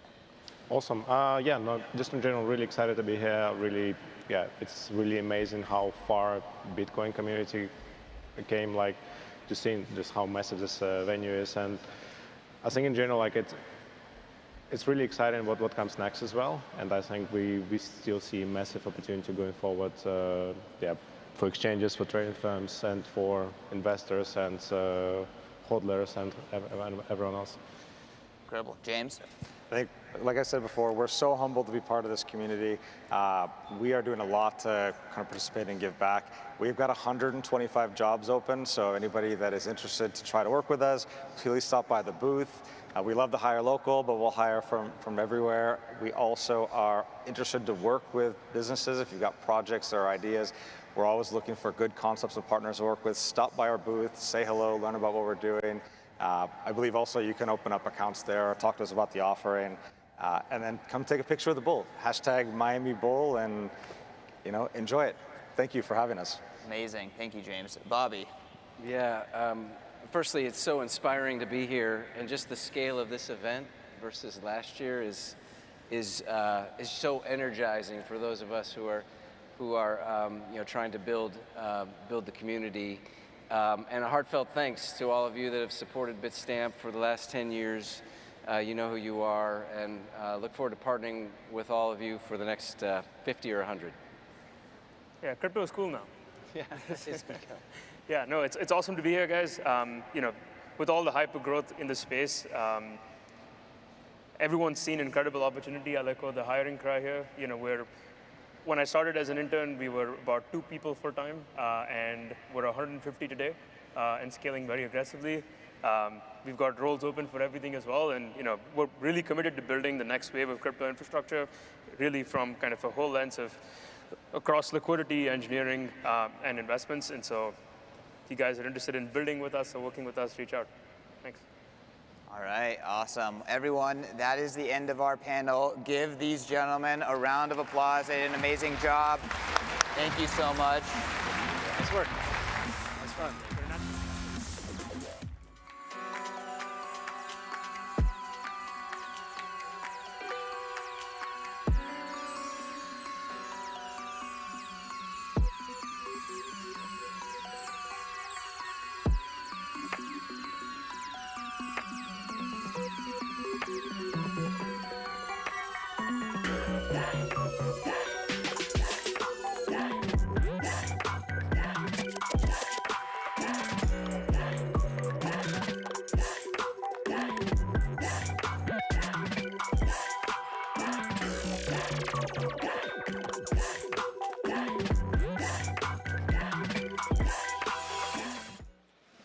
Welcome back. We're here at the Marathon News Desk at Bitcoin 2022 Industry Day, presented by Bitcoin Magazine. I'm Pete Rizzo, editor at Bitcoin Magazine. I'm here with our special guests, rejoined by Dr. Jeff Ross, founder at Vailshire Capital, Greg Foss, strategist at Validus Power, and joined newly by Nick Carter, partner at Castle Island Ventures. First, if you like what you're watching, smash that subscribe button. Next, we're going to break down what you saw on stage. We just finished watching Markets That Never Sleep. We heard from TradeStation, Bitstamp, Wintermute, and other market makers. They talked about the emerging crypto markets.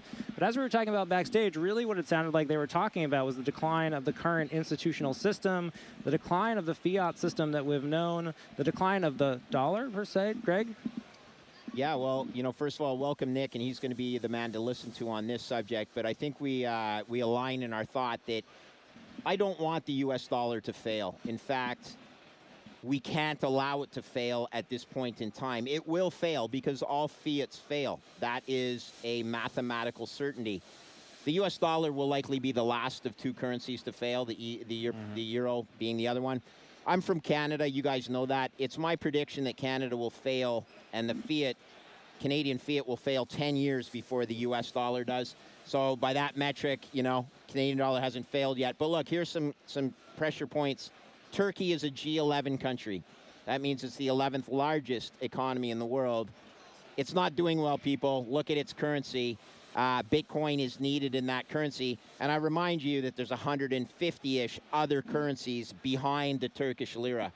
Think about Bitcoin as being the future reserve asset of the world. And hopefully you can have the future reserve currency still being the digital U.S. dollar or digital fiat. Over to you guys, where you want. Talking about the decline of the dollar, Nick, your take. Yeah, I mean, look, Bitcoin financed the build out of this crypto infrastructure, which promotes the use of the dollar globally. There's $180 billion worth of stable coins.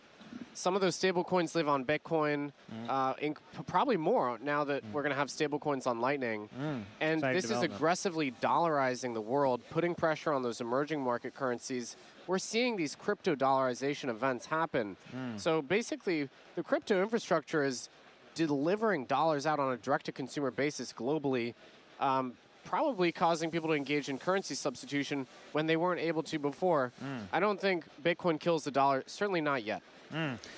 Jeff, your take, we're talking about the decline of the dollar. Bitcoin ascendant within that. What do you see as the outlook? Yeah, the way I view it is actually similar to what Greg Foss is talking about. I think that 10, 15, 20 years from now, we're going to be talking about, I think, a big three currencies. I think Bitcoin as the major reserve asset. The U.S. dollar is still the chief player. I actually think the Chinese yuan is going to make a big push, too, especially as they go into their CBDC. They have more of a walled-off structure. The U.S., I think, will continue to be open and somewhat more free relative to China. But I think that these other smaller currencies are definitely going to fold one by one into these other larger currencies. And we're going to be looking at a game in the 2030s, 2040s of Bitcoin as the center, these two other major governmental fiats still in existence. And, you know, people need to get on board, I think, sooner than later with Bitcoin as their store of value. The medium of exchange piece is going to come later. Not this decade, probably.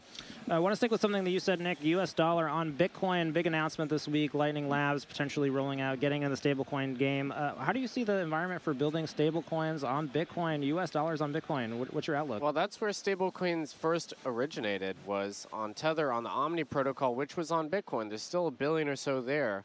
But then stablecoins is 182 billion of them now, mostly on other blockchains, Ethereum, Tron, Solana, etc. So not really based on Bitcoin. I don't think you really want too many non-native assets on Bitcoin anyway. I think that interferes with the security model. So it's probably safer to put them on Lightning and economize such that you're not congesting the main chain on Bitcoin. A lot of talk on that panel about trading. We're running out of time here, so I want to make sure that we can get Greg and Jeff in here. You were talking backstage. People shouldn't be trading Bitcoin, right? We want people to hold. We want people to self-custody. Your take? Listen, I'll hit that factor again. Look at what's happening in the markets today. Bonds are getting hurt, and so are equities, risk-off assets. You need non-correlated assets. It's my opinion that Bitcoin will be that silo for institutions as well as retail. Don't overthink this. The current price of Bitcoin is a rounding error, people. Don't trade it. Jeff? I continue to think that 2022 is the year of stacking sats. So if you see the price dropping like it's going today, get your dollars out, buy your Bitcoin. You'll be very happy you did 5-10 years from now. Next up, sending over the main stage for Mr. Kevin O'Leary, Mr. Wonderful. We'll see you back here after his presentation.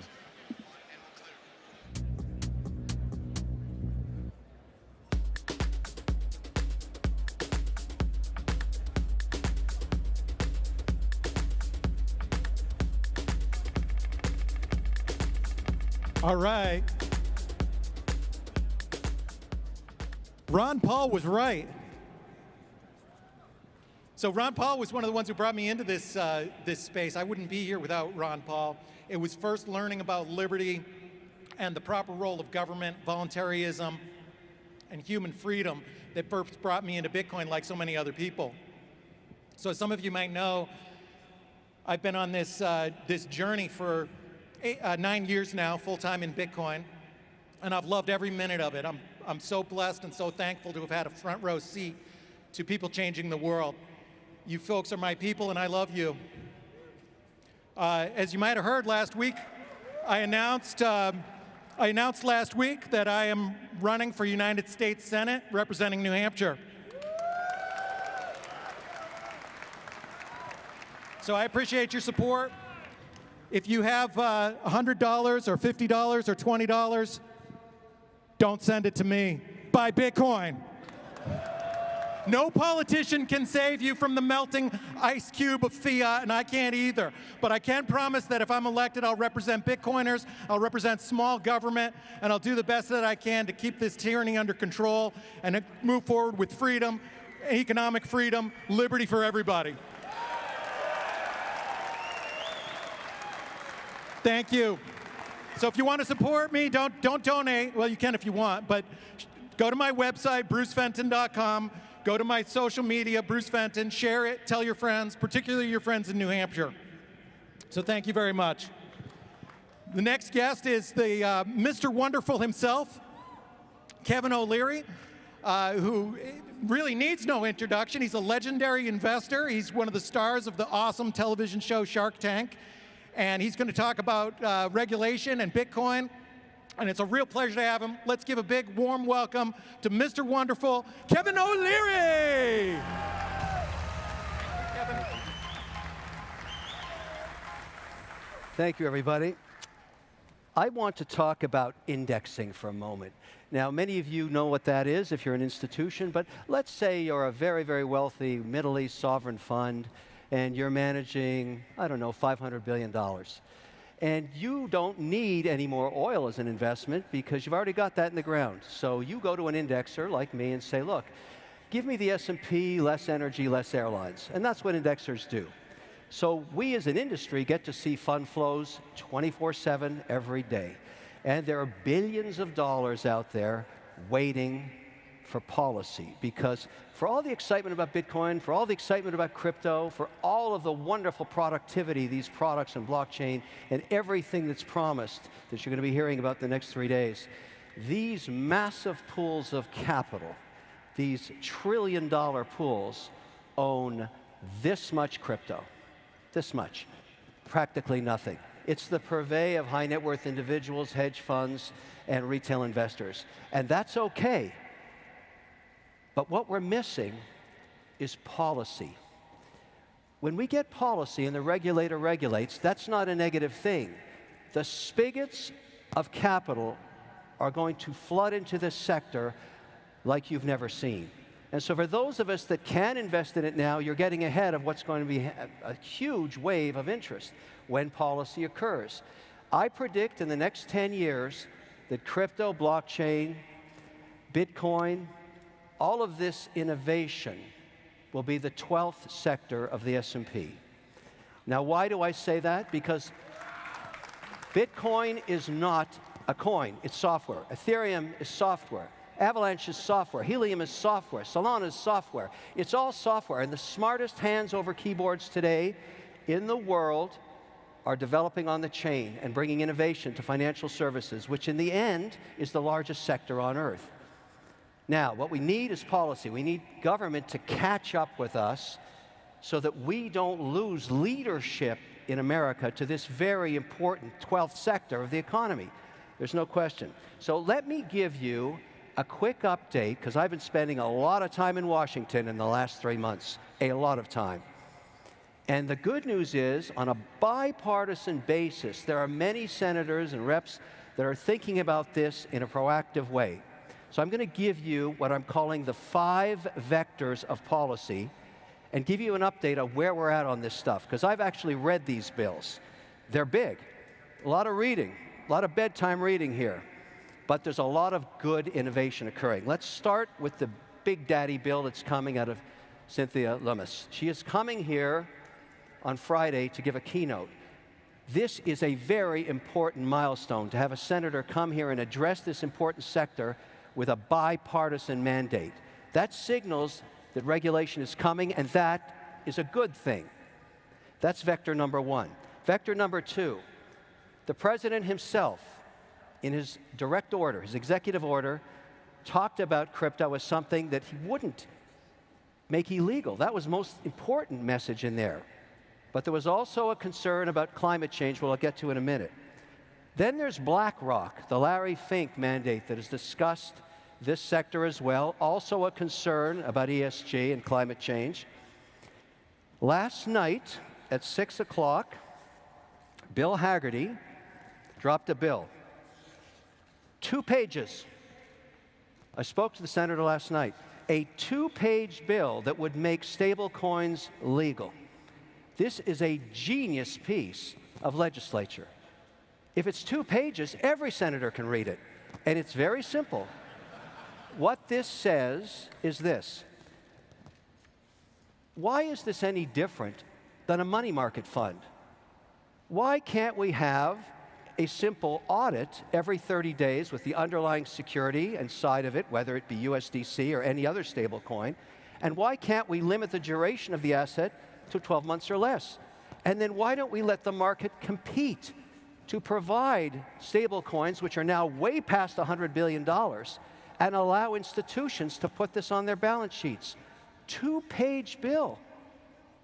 There's a senator that wants to do business. I, of course, applaud this mandate because my own auditor won't let me and my operating company do anything with stablecoin because there's no regulation on it. So maybe the best way to approach this for all of us that are interested in crypto is to pick one pillar of value.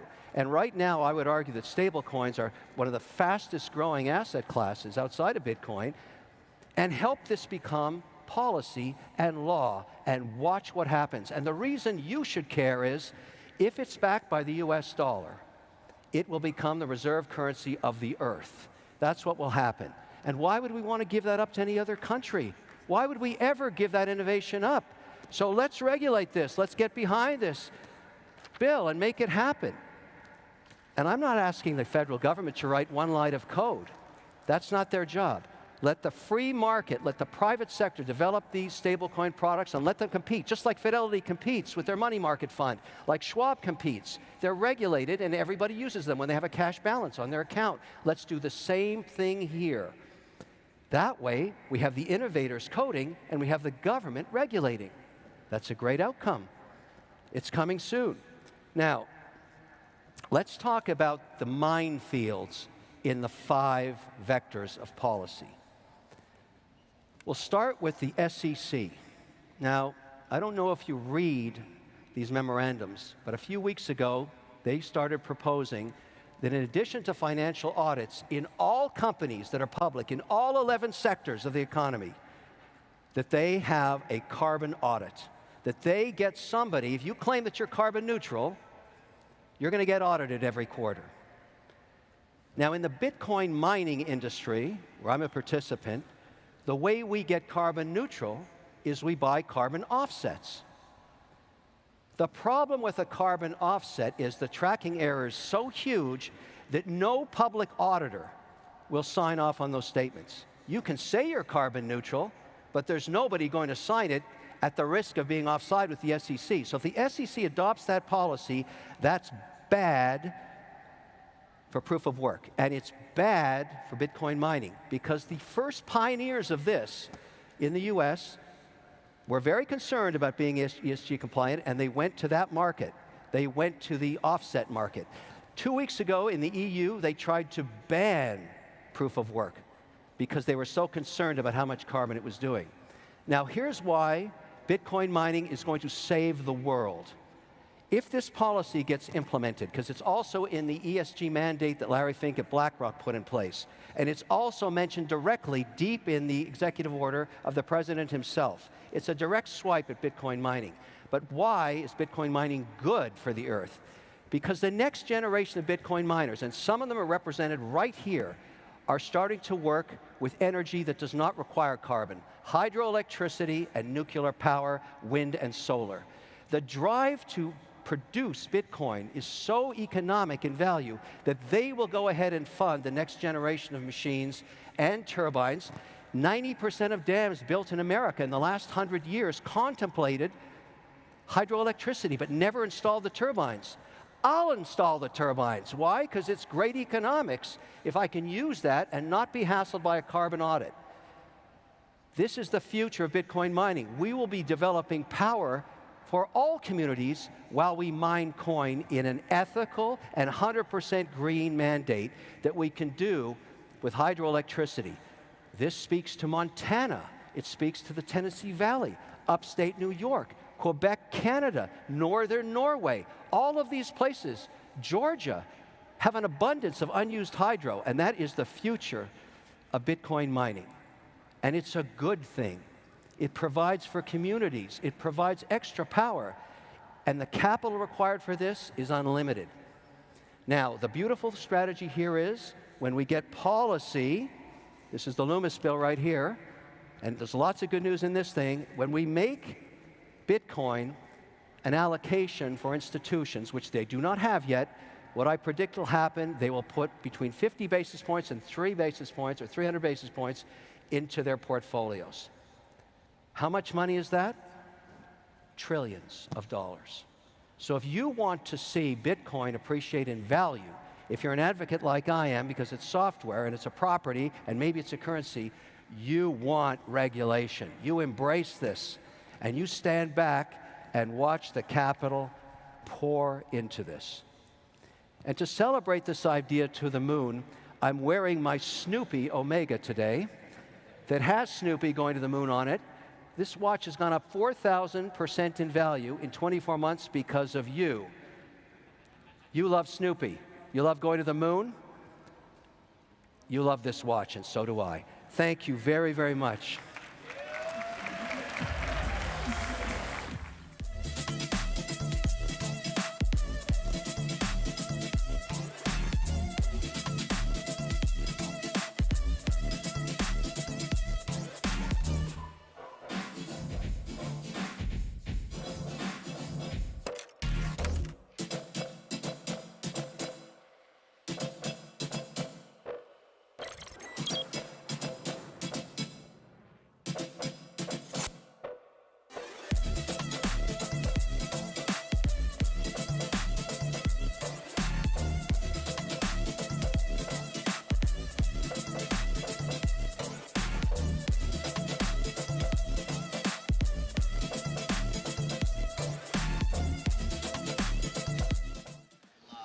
Welcome back. Pete Rizzo, editor of Bitcoin Magazine, rejoined by Dr. Jeff Ross, Greg Foss, and Nick Carter. Like and subscribe. We just finished watching a special presentation by Kevin O'Leary of Shark Tank fame. A lot in here. An appeal to Washington policymakers for Bitcoin and crypto regulation. An appeal to Bitcoiners to embrace regulation. His statement, there's billions of dollars waiting for policy. Let's start with this, the U.S. competitiveness angle. What do you think? He's absolutely right. I mean, look, the U.S. is one of the last few remaining free markets, and it's not fully free for crypto. China's banned it. The EU is getting incredibly hostile. The UK has adopted a hostile stance. Other major geographies like India and Russia have made it difficult. This is the heartland of crypto activity, Bitcoin activity. My apologies, gentlemen. It's happening right here. Done. Greg, let's go to you. U.S. competitiveness. Was this the right angle? Did you like the message? Yes, I did. Let me just say, you said billions of dollars. It's trillions of dollars of allocation, okay? Institutions need regulation that gives them comfort, okay? Institutions are the big money. I know there's a lot of maxis out there that don't like the institutional angle, but Kevin O'Leary said if you want the price to go higher, you're going to need institutional adoption. Regulation helps institutional adoption. It gives them comfort. I concur with his message. Regulation is good for the Bitcoin ecosystem, not over-regulation. Regulation. Fine distinction. Jeff, your take, U.S. competitiveness as the angle here. Look, Bitcoin is inevitable, right? We all know that. Everybody here knows that Bitcoin is not going to go away. It's going to get bigger, better, more valuable year after year after year. The best thing that the U.S. can do is take advantage of our lead dog status that we already have, not over-regulate, give the industry a wide playing field, give us boundaries, but then let us go, let us explore, let us create new and better things, and we'll create a better world as a result. I want to talk about another one of his points there. Let the private market develop stable coins, right? So these are other U.S. dollars running on different cryptocurrencies, sometimes Bitcoin. Greg, your take, stablecoin market developing here in the U.S. Pass to Nick. Pass to Nick. Couldn't agree more. The alternative to stablecoins is CBDCs, central bank digital currencies, a ledger completely controlled and surveilled by the U.S. government. Stablecoins are private sector innovation in creating digital cash. A lot of Bitcoiners don't understand it. They don't like it. I support stablecoins. People clearly have a preference for using them as a medium of exchange. Now, some stablecoins are backing themselves with Bitcoin now. That harmonizes Bitcoin and the U.S. dollar in the stablecoin arrangement. Is it going to work? maybe not, who knows exactly. The asset and liability don't match. We don't have to talk about that. But the world needs stablecoins, and we need private digital cash. Only the private sector can provide that, not the U.S. government. Jeff, your take, the private market developing for stablecoins, is this something you as a Bitcoiner support? I absolutely do. I think anything that gets the power away from the state controlling the supply of money and dictating our policies and our monetary and fiscal policies is an improvement with what we have now. If we disallow these stable coins, but we promote CBDCs, we're going down the wrong path. We do not want that dystopian future. We do not want 1984. I'm a proponent of private stable coins. Greg? Just my comment, not on stable coins, on Kevin O'Leary's energy and Bitcoin. That was the next. I need as an energy involved in the Bitcoin mining square, I do believe Bitcoin mining is good for the grid. It is good for the environment. It is good for efficiencies in the energy platform. Yes, I agree. His words, Bitcoin mining is good for the earth. I'll install the turbines. Dick? Well, he was promoting this idea that miners could move to a fully renewable, sustainable model. Maybe the case with hydro, maybe the case with nuclear, but you can't move to fully renewable if you're pulling from grid energy, even if you're in an area with high wind and solar penetration. You're looking at capacity factors of 25 to 40% max. So if he's promoting an idea that miners can just use fully renewable, it's going to be too difficult to make that switch right away. Something I want to touch on that caused some stir backstage, carbon offsets. This is a term that he used specifically. Greg, do you want to take that? I'm involved in it. It is a over-promised, under or misunderstood area. Again, it starts off with a good ambition, but there's a lot of fluff in there, okay? Planting trees because you are a data center, but planting trees somewhere in the world and getting your carbon offset doesn't necessarily resonate with me. Hey, it's a step in the right direction. I am a capitalist with a heart, and I want to support the environment as well. There's ways of doing it with Bitcoin mining. Jeff, your take? I think that carbon offsets mean well, but they have very little validity, very little substance to them. So I think it's a great talking point from a political perspective, but it doesn't mean much. Yeah. Obviously, very weak from an implementation perspective. Kevin O'Leary, big audience, one of the more famous people here. If you're a politician in D.C., how do you act on this message? Do you act on this message to the floor? I think the #1 politician supporting innovation in Bitcoin and the stablecoin space is probably Representative Tom Emmer. Look to his views. He wants to unwind the broker provision in the Infrastructure Act. He wants to support the Bitcoin industry, including Bitcoin mining, and outlaw CBDCs and allow stablecoins to responsibly innovate. That's the platform you go for. Love that. Outlaw CBDCs. CBDCs are digital fiat with surveillance.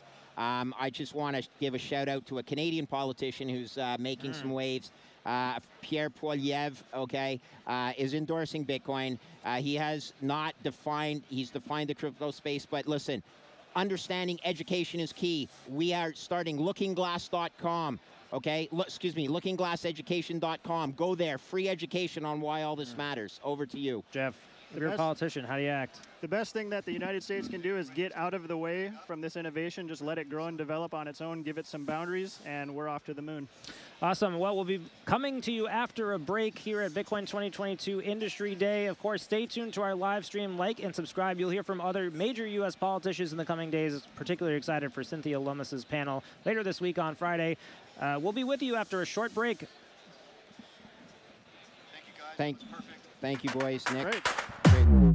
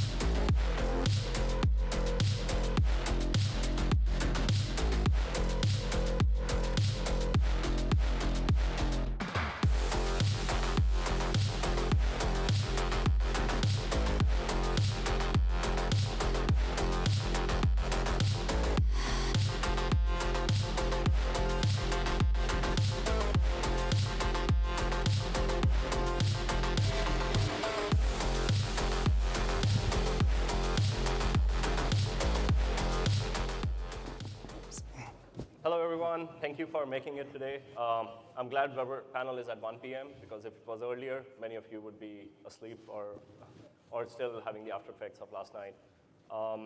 So thank you for being here. My name is Nishant, and I'll be the host for this panel today. I represent Bloxbridge. We are a consulting firm. We focus on public relations strategy for cryptocurrency mining companies. I've been advising cryptocurrency mining companies since more than 8 years now. And we bring subject matter expertise and historical context to advise our clients. Can we start with introductions of the panelists, beginning with Chris? Okay. Hi, everyone. My name's Chris Manzano. I'm with Bitmain, and we are a distributor. We are a manufacturer of the leading miners on the market. And I've had the opportunity to travel around and visit mines across the world and just live a great adventure. Hi, I'm Christy, aka Ogata Girl. Do technical advisory for Valkyrie Investments as well as technical advisory from Merkle Standard. I have had my hands in the mining industry for a while and just kind of float around the space and help people. Thanks, Christy. Hi, everybody. This is Johnny Yao. I'm representing Canon. Canon is an ASIC chip designer in the industry. Now we have customers in North America, Asia, let's see, across the global customers, and very glad to be here. Have a short discuss with everybody. Oh, Canon is also the first ASIC to market. Yeah. Oh, nice. Hey, I'm Mike Francis with Distributed Ledger, the CEO, and we provide infrastructure services to the industry, mostly to institutional and enterprise clients. Thanks. So our topic is state of the ASIC market. We'll try to stick to the topic because there are many panels today about mining and other issues relating to mining that will be covered in those panels. I would love to know, because of the experience that each panelist brings here, about the state of the current ASIC, starting with what are the current ASICs available, when are the shipping available, when is the earliest shipping available, what is the dollar per terahash that is current. Starting with Chris, would love to know about Bitmain's current offerings. Okay, so our newest model, we have two directions that we go with our miners. We have the S19 XPs, which are going to be shipping in Q3 and Q4 of this year. And those are our most efficient air-cooled miners. So it's 21.5 terahash, watts per terahash. And we also have our hydro miners. So with our hydro miners, we have a hydro container, and that can hold 210 hydro miners. And we have different series of miners coming. So the one that's coming the soonest is going to be our S19 Pro Plus hydro. And then we also have the S19 XP hydro coming next year. So these are the latest ones on the market, and if you have any questions about getting them, we can always connect later, and I can help you get more information. Christy, could you inform us about various other ASIC makers' offerings right now, because there are so many these days? There are many. Maybe only 2 or 3 of them. Yeah. Leaving Canaan and Bitmain because we think an honorable mention is definitely, Watts Miner with all of their rigs, but probably not the person to talk about that. Canaan, the Canaan guy. So what's Canaan's latest offerings, and about MicroBT too? Currently, because tomorrow we are gonna do launch latest model, but it's also 12 series. At least this year, we are mainly focused on manufacturing on series A11 and A12. Because of this multi-foundry strategy, this year we should have no problem on supply, but more or less we are focused on the long-term customers. So if you have any needs, visit our website or shoot me an email. I believe currently we can satisfy most of the long-term player in the industry. Thanks. Especially the point that you mentioned about satisfying most of the players. There are a lot of announcements being made by miners these days about buying big orders from equipment manufacturers who are fairly new to the space. And then many of these orders are also going south. They are being delayed. they can't be fulfilled on time for some other reason. I would love to know, Christy, what are your thoughts on it, especially seeing that you know the historical context, because you've been in the space for a long time. You've probably seen the similar stuff happening in 2016 when there were pre-orders that were never delivered, etc. Yeah, I mean, what changed between kind of 2020 and now is COVID, right? The COVID supply shock is still in effect. I think most of the fabs have kind of caught up. I think a lot of the component manufacturers have caught up, but we're still feeling the effects of the supply shock, right? And that's why there were a lot of delays. It wasn't a fault of individual equipment manufacturers. No one in this space, not just Bitcoin, but hardware in general, was prepared for COVID. Like, we never expected all of the operations to be down for 6 to 8 months. And even now, there's still cases of COVID outbreak at local plants or at manufacturing companies, and you need to quarantine, right? 14 days, and that's still in effect. Now we've got better processes in place. We've got folks that have been vaccinated. It's being handled a lot better. The supply chain is starting to catch up, and things are kind of calm right now, which is good. So I think definitely this year and next year, fingers crossed that we don't get another major variant, but we shouldn't see any more disruptions in the supply chain. It should be quite stable. But I mean, 2016 and 2017 and 2018 were completely different. It was due to overwhelming demand and the manufacturers and the supply chain not understanding where this demand was coming from and not having prepared in advance for it. And also, as you know, you get plenty of people that come in and say, yeah, I'm going to drop $500 million on silicon today, and they actually don't have the capital. So it took a lot of people time to verify, you know, is this demand real and where is it coming from? Now the industry has just really caught up. People are educated. People understand mining way better. So I think we're not going to get into that situation again. Got it.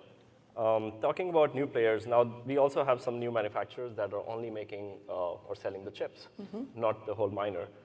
Chris, I would love to know your thoughts on all that goes on into making this chip into a miner at scale in a data center, because your company deals with doing that. Yeah, so my brother's Chris, I'm Mike. That's where I come from, is a data center world. Providing enterprise services, and we spun this company out of our telecom company. And the very first thing I saw was, man, this is the Wild West here. It was pretty interesting, you know, all the things that were happening, but nothing was really fit for a data center at all. And then you see all these people spending hundreds of millions of dollars on machines and then sticking them in a warehouse full of dirty energy, dirty air, and no security. You know, so the bar was set very, very low, and we have plenty of room and opportunity to improve. And things have improved significantly even since we've started the company.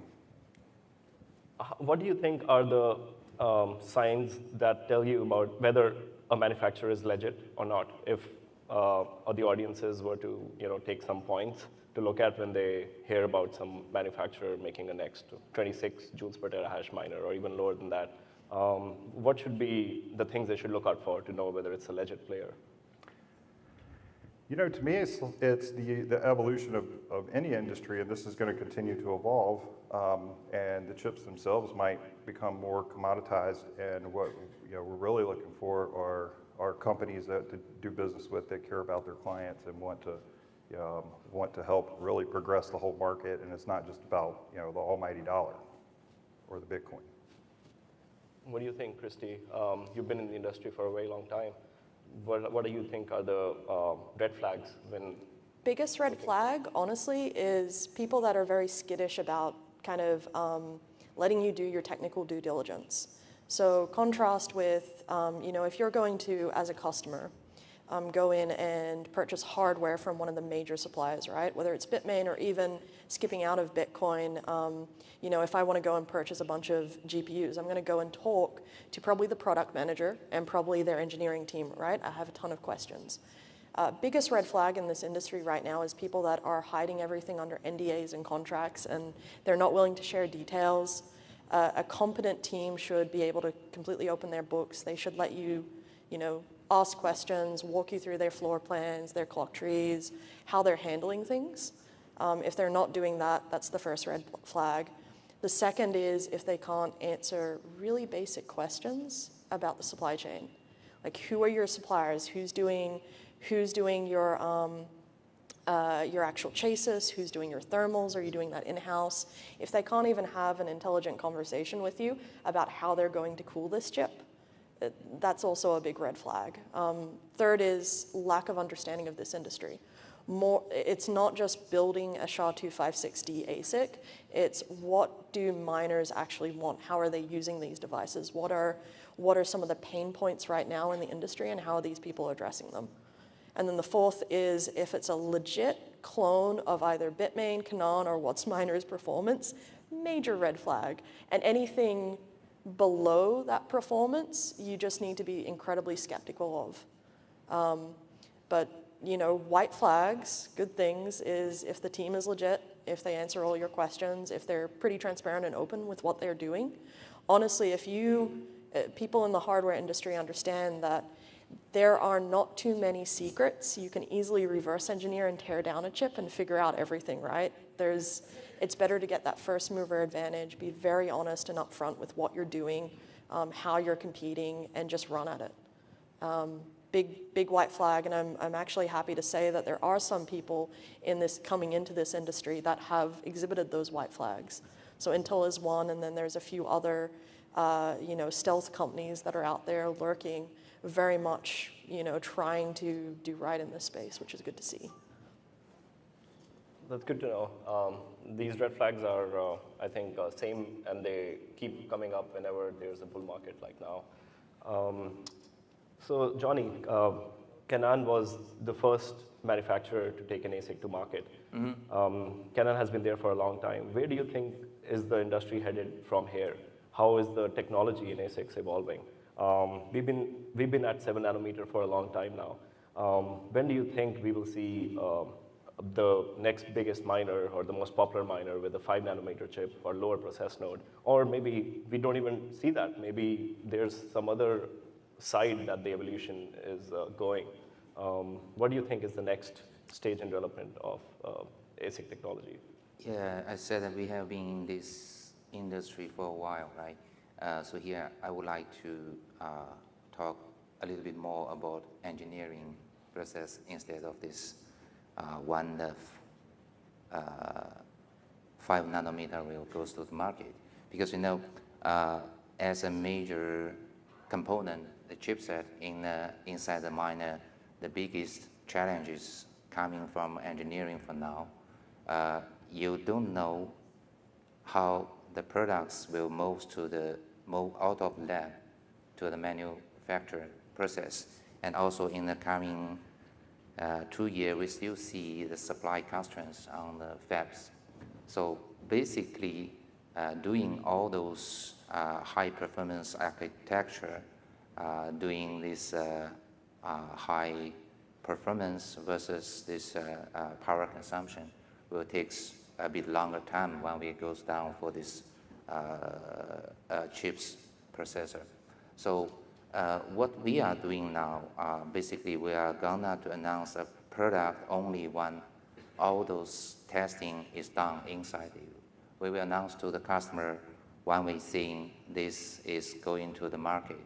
For now, inside we see for this minus 5 nanometer process, we have done meaningful process on performance and also this efficiency part. But let's see when the market is ready to take this, and I cannot foresee if it is this year or next year, because my assumption is the same situation with Bitmain and other manufacturers. We are all doing on the engineering side and waiting for the market to see the right time to let it go. What do you think from Bitmain, Chris? When do you think the market will be ready for the next nanometer node or the next generation of ASIC miners? So I'm going to echo what was spoken here by our partner. We don't think that the focus should be on the nanometer of the chip size, because as we know in the market, okay, let's be honest, everybody here has been doing something with the miners that they get. It's not like everybody just runs the miner stock. So we know that everyone's been experimenting, everyone's been using different solutions. So you can get a lot of power and a lot of efficiency from a miner depending on the system that you build around it. So I think the next step, what we're seeing with MicroBT and what we're seeing with our own miners or the hydro systems, companies are coming out with complete systems. So it's not necessarily the efficiency of the individual miner, but how all the parts work together. So adapting the miners and the systems to particular environments and adapting things to the way that you run your miners. In Texas in particular, you're looking at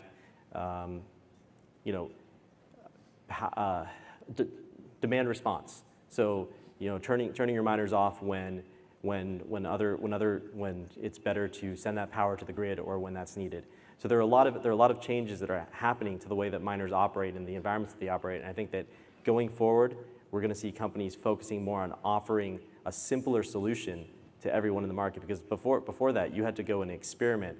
I have to check this and try this and do all that to get the most out of the machines that you're using. But in the future, I think companies are going to help you do that, and they have a lot more data, and they have the engineering background to do a really great job of that. So you're going to see every company's particular flavor of what they believe the best system should be. So it'd be cool for everyone to learn as much as they can about what's out there on the market and find the one that works best for you in your own environment. Oh, that's a very good point. Something that it also brings up is you're talking about evolution where these machines are becoming more comprehensive. They are including a lot of end solutions for the data center. But on the other hand, you have players like Intel coming in, which are just selling the chips, where everything else has to be taken care of by the data center itself. Francis, I would like to know what you think, because you operate and run and even build these data centers for your clients. So what do you think is the best way forward? Is it one of them? Is it a hybrid approach or something else? I think it's a hybrid approach. Necessity breeds innovation, and we are, like we were talking about the supply chain shock, right? So now you have we realize that a lot of our chips are very centralized in where they're processed and built, and that is becoming quickly decentralized, and there's a lot of players investing in building chips, right? Now the chip's just a piece of it, so it has to be put together, and you're probably going to have a lot of new manufacturers springing up that are building systems with whoever's chips, whether it's Bitmain's or Micro or whatever, anybody's. And the very first thing that we used for mining, actually, we were mining Monero and ended up with Haven using a processor made by Intel called Xeon Phi, and it was and we had a lot of fun with those, and we still have a ton of them running. But the reason we went with that at the beginning, and I personally wasn't a fan of ASICs to start with, because I thought that it's a chip that only does one thing, right? And the way I think about that has changed significantly now. But then it was like, I want a server I can stick into a rack. So, we started looking around, and we ended up finding a guy that actually worked for Intel. He's now on a shareholder in our company named Ingo Wald, and this guy wrote some crazy code for these processors. But the problem with it is no one else knows how to write the code that Ingo wrote for these things. So I guess what we're going to see is like I said, a hybrid approach. Not everybody's putting their stuff in a data center. Not everybody can afford to, run miners. We have a group internally that is working on something for residential, people that want to, they want to do some mining in their home and not heat their house with it. So anyway, we're going to see a ton of innovation in the next few years, and we probably have no idea what that's really going to look like. These are exciting times. Yeah. So you touched upon home mining, and we've been hearing a lot of news about isolated cases of home miners and some isolated experiments about bringing mining to homes where the heat can be used to heat pools or farm marijuana, etc. I wonder what your thoughts are on home mining. Do you think we will see ASICs that make it profitable again for home miners? That's also something that Zach Dorsey talked about, he wants to bring home mining back. What do you think, Francis? I think there's a lot of interest in that.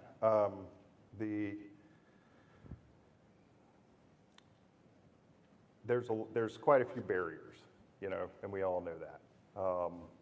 Power consumption, heat, and generated, and all that stuff. But we're going to overcome those things, and they will be overcome. I think the interesting part of it is finding other things that we can do with that amount of computing power, and someone's going to do something with that eventually. Not just solving, a problem in hashing, but actually using that computing power, and there's a lot of it, to do something else too. What do you think, Johnny? Does Canon have plans to bring home mining back? Actually, I see a lot of interesting trying from our customer. They are more rely on this immersion cooling solution, try to use that to the home mining, but I have not seen the big usage of that. Some of the customers in North Europe, they are doing very interesting stuff for this reduce those heats, but specifically not in the home. But I see maybe in the near future there was some small solution can bring that back to home. What do you think, Christy? Will we see a reemergence of home mining? I mean, we already have it. It's there. It's quite active, and like if you know where to look on Twitter, or if you even talk to like customers of Compass Mining, etc., you'll find the home miners. What's interesting now is part of the strategy around Intel selling raw chips and other players selling raw chips is because it opens up third-party manufacturers to come in and build unique solutions like, let's have a space heater that mines Bitcoin.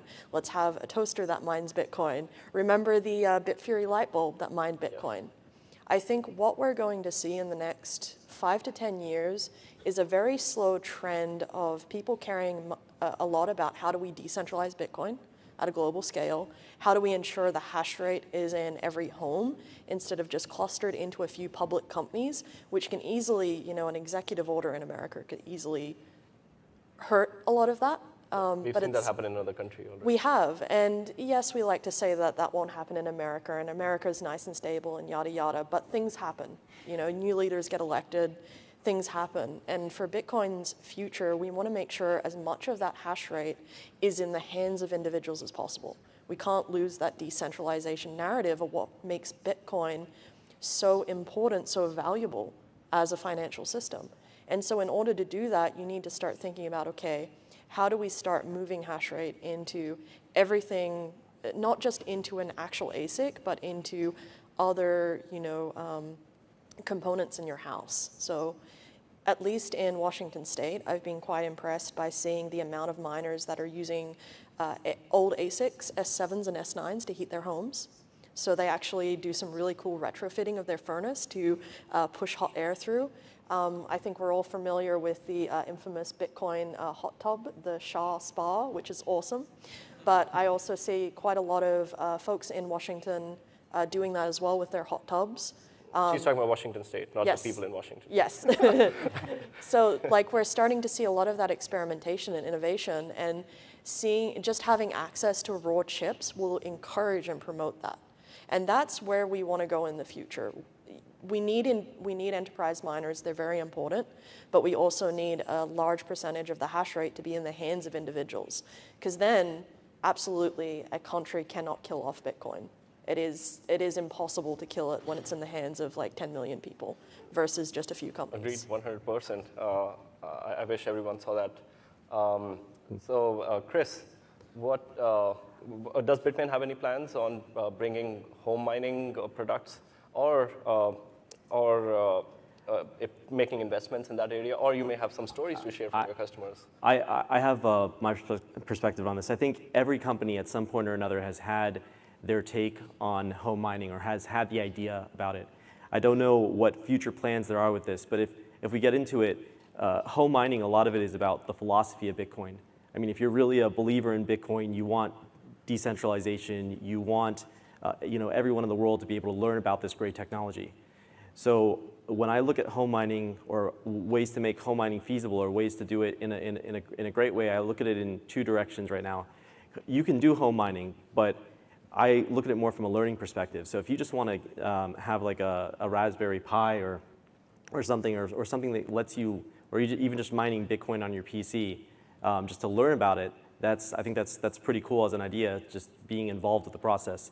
And also another way is you can still own miners and do a kind of long distance home mining, because there are a lot of companies out there that are getting retail clients involved with the mining process by offering them hosted space, and that's their miner. They can go see it. So is that home mining? I mean, you're still a retail miner. Maybe it's not exactly, but maybe there are middle grounds, and there are other ways and solutions that people can do. Maybe a community can come together and have a small little co-op, and then every person has their miner then, and then you have more people involved. Because I think that right now, with the way the industry is going, we need as many people involved with it as possible to basically make it a better place for all of us. I remember Bitmain had this Ant router, which was a Wi-Fi repeater that also mined Litecoin and Bitcoin, and Bitmain used to give them out for free like swag at these conferences. It'll be great to have free swag from manufacturers again at conferences that mines Bitcoin, even if it's small scale. I have heard the suggestion. I'm gonna take this. I'll seriously consider this. So. Bring back USB miners, man. We want USB miners. I'm gonna make a note. So. Now we've been talking about decentralizing Bitcoin by having machines that anyone can use anywhere, even at home. What about decentralizing the tech itself, like what even Jack Dorsey recently talked about, which has been talked about since the time Satoshi used to be involved, which is open source ASICs for Bitcoin mining. Where do you think the industry is headed, especially your thoughts on it, Christy, because you also pioneered a new proof of work for Ethereum, and you have a lot of expertise in that area. You can't open source, I shouldn't say you cannot, but it is quite impossible to open source the TSMC libraries, like your actual design files.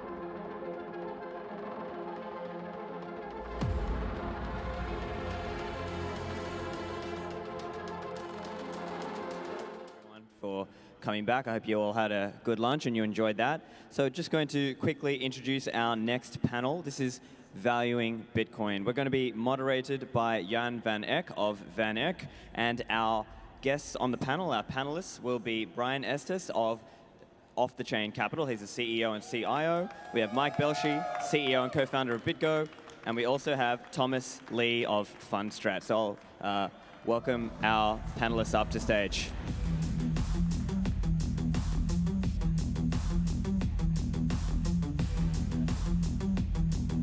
I'm the moderator.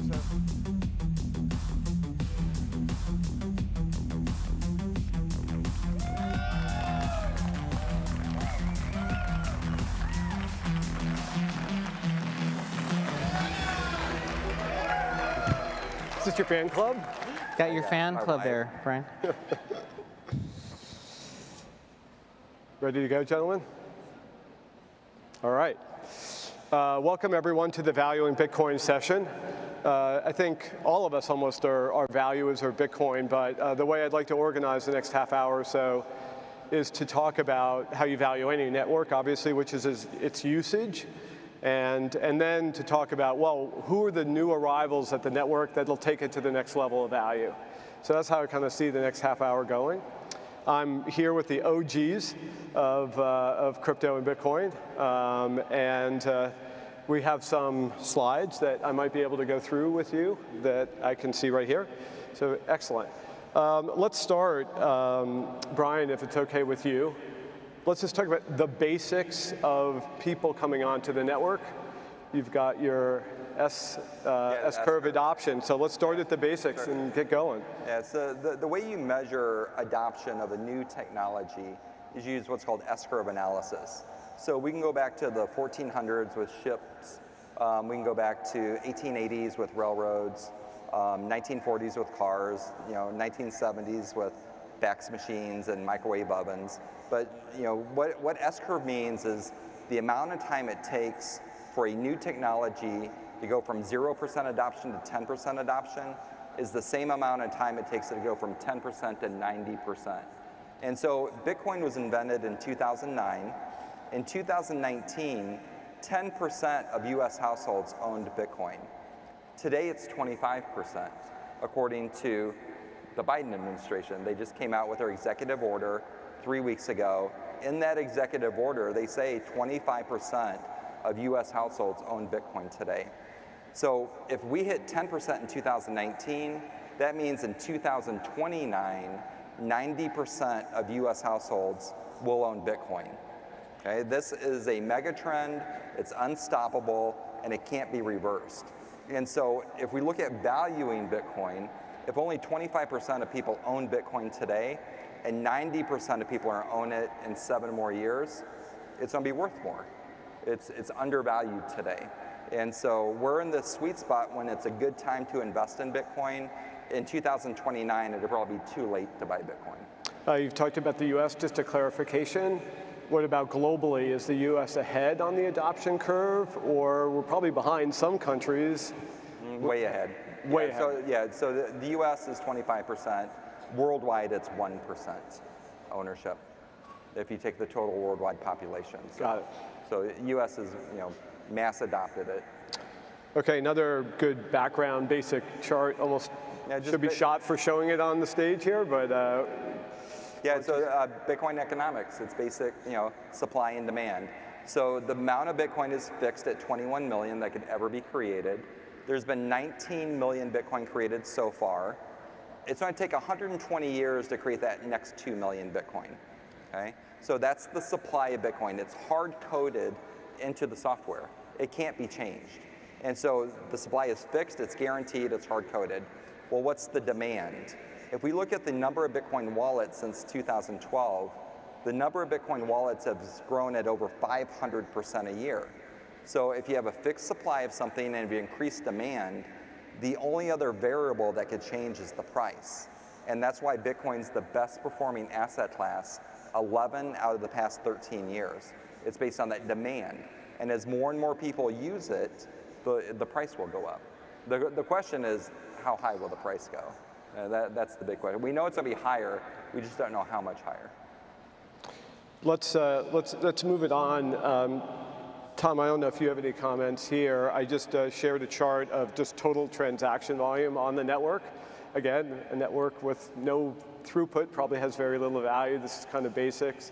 I don't know if you have any comments on here, or I can do that. Yeah, sorry, it's with the echo, it's a little hard to hear. Yeah, so this is just total transaction volume on the network on the left. And Bitcoin had $3 to $4 trillion worth of transaction volume on the network in 2021. And on the right, for people who can have really excellent eyesight, there's other competing networks, ACH, the NASDAQ volume, things like that, if you want to compare. Yeah, I'm sorry, I'm not too familiar with this chart, so it's Okay, well, I'll tell you what, I'll answer my own question and come back to you on the Metcalfs. So on the left-hand side here, what we did is we took that total transaction volume and, the value of Bitcoin and divided by the volume. And so the question I get a lot is because I talk to investors about stocks and bonds, and they say, Jan, what's the price to book of Bitcoin? What's the price to earnings ratio? Well, we don't have things like that, but you can kind of hack at a price to sales, right? And unlike maybe some competing blockchains, there's not transaction revenue per se that you can say, oh, it's gas fees or whatever. So this is just kind of a metric, and it just kind of shows, well, the value of the network moves in lockstep with the amount of transactions that are happening on it. That's that stability ratio that you see on the left. So, so that's my 2 cents. Tom, let me go back to this is, I believe, a chart, Metcalfe's law, that you've kind of pioneered the discussion of, right? So not just raw transaction data that I had before in the prior 2 slides, but now we're combining it with the number of users. So let me turn it over to you. Yeah, this is a chart that Brian's team actually has improved, but we had done a lot of the original work, which was looking at 2 variables to explain Bitcoin. But the concept is it's a network value asset, meaning the more people that own it, the greater the utility. But it also took into account the level of activity per user. So it was sort of a 2-mode model. And as you can see, that implied price is the dark line, and the yellow price is the realized value of Bitcoin. And since 2017, I think it's really explained like close to over 97% of the movement of Bitcoin. So it's just saying Bitcoin improves in value the more people that use it. And then if you go back to Brian's chart, and if we're only at 25% penetration, more than tripling to 90%, that would be more than a 10x increase in price, assuming each incremental user isn't bigger. And I might say that we're underestimating that, because I think as corporates get involved and as it becomes critical mass in banking, then the level of activity per user will actually start to mirror traditional financial services, so that the actual realized value could be far higher. Excellent. All right, one more kind of basic slide. Brian or Tom, stock to flow. Yeah, talk about stock to flow. Yeah, so stock to flow is the way you measure scarce assets like gold, other commodities like diamonds, platinum, palladium, but you could apply that to Bitcoin. And so right now, gold is the scarcest asset on Earth based on a stock to flow ratio.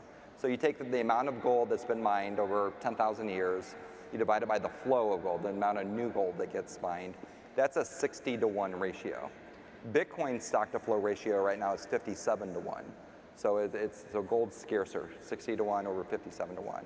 But when Bitcoin has its next halving in 2024, the Bitcoin stock to flow ratio goes to about 120-to-1. So Bitcoin becomes the scarcest asset on Earth in 2 years.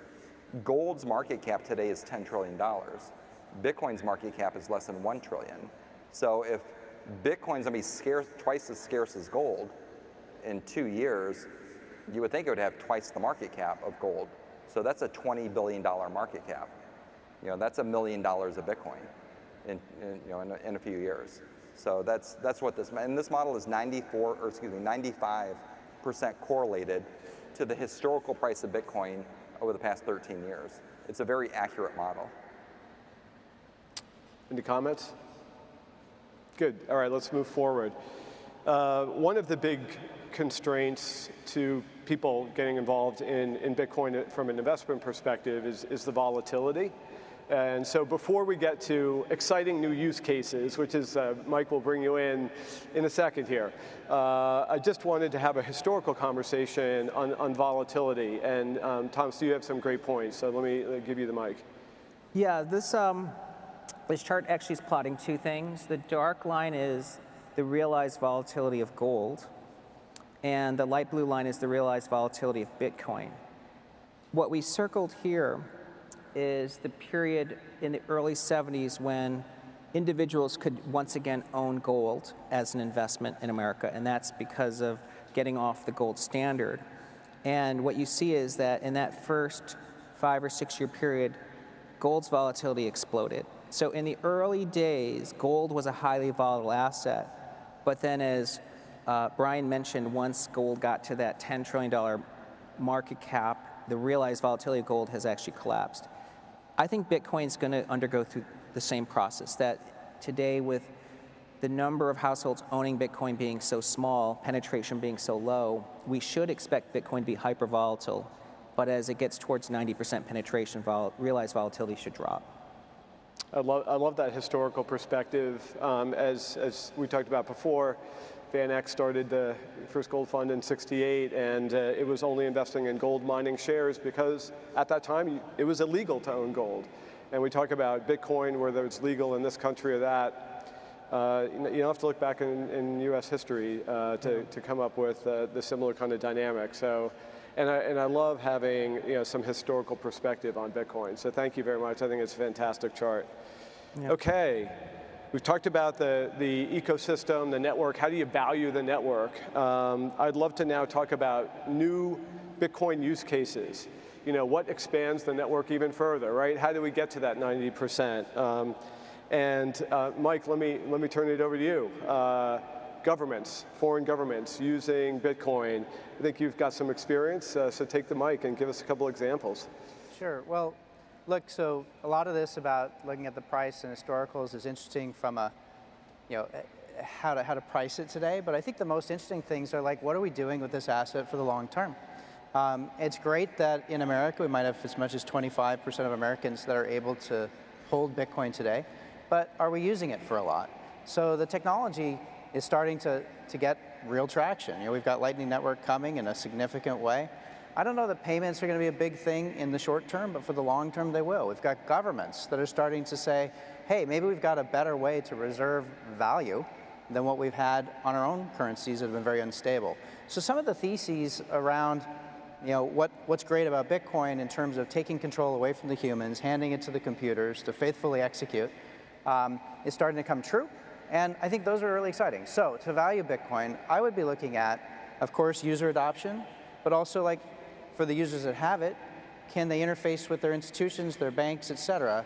I know sometimes banks are an anathema to the whole decentralized component, but I can't tell you how many retail potential users out there are uncomfortable holding large amounts of their net worth, outside of a banking system where, what happens, should they die or want to pass it on, or, how do they protect it, become real questions. So what percentage of institutions are providing access to Bitcoin, I think is a real interesting metric.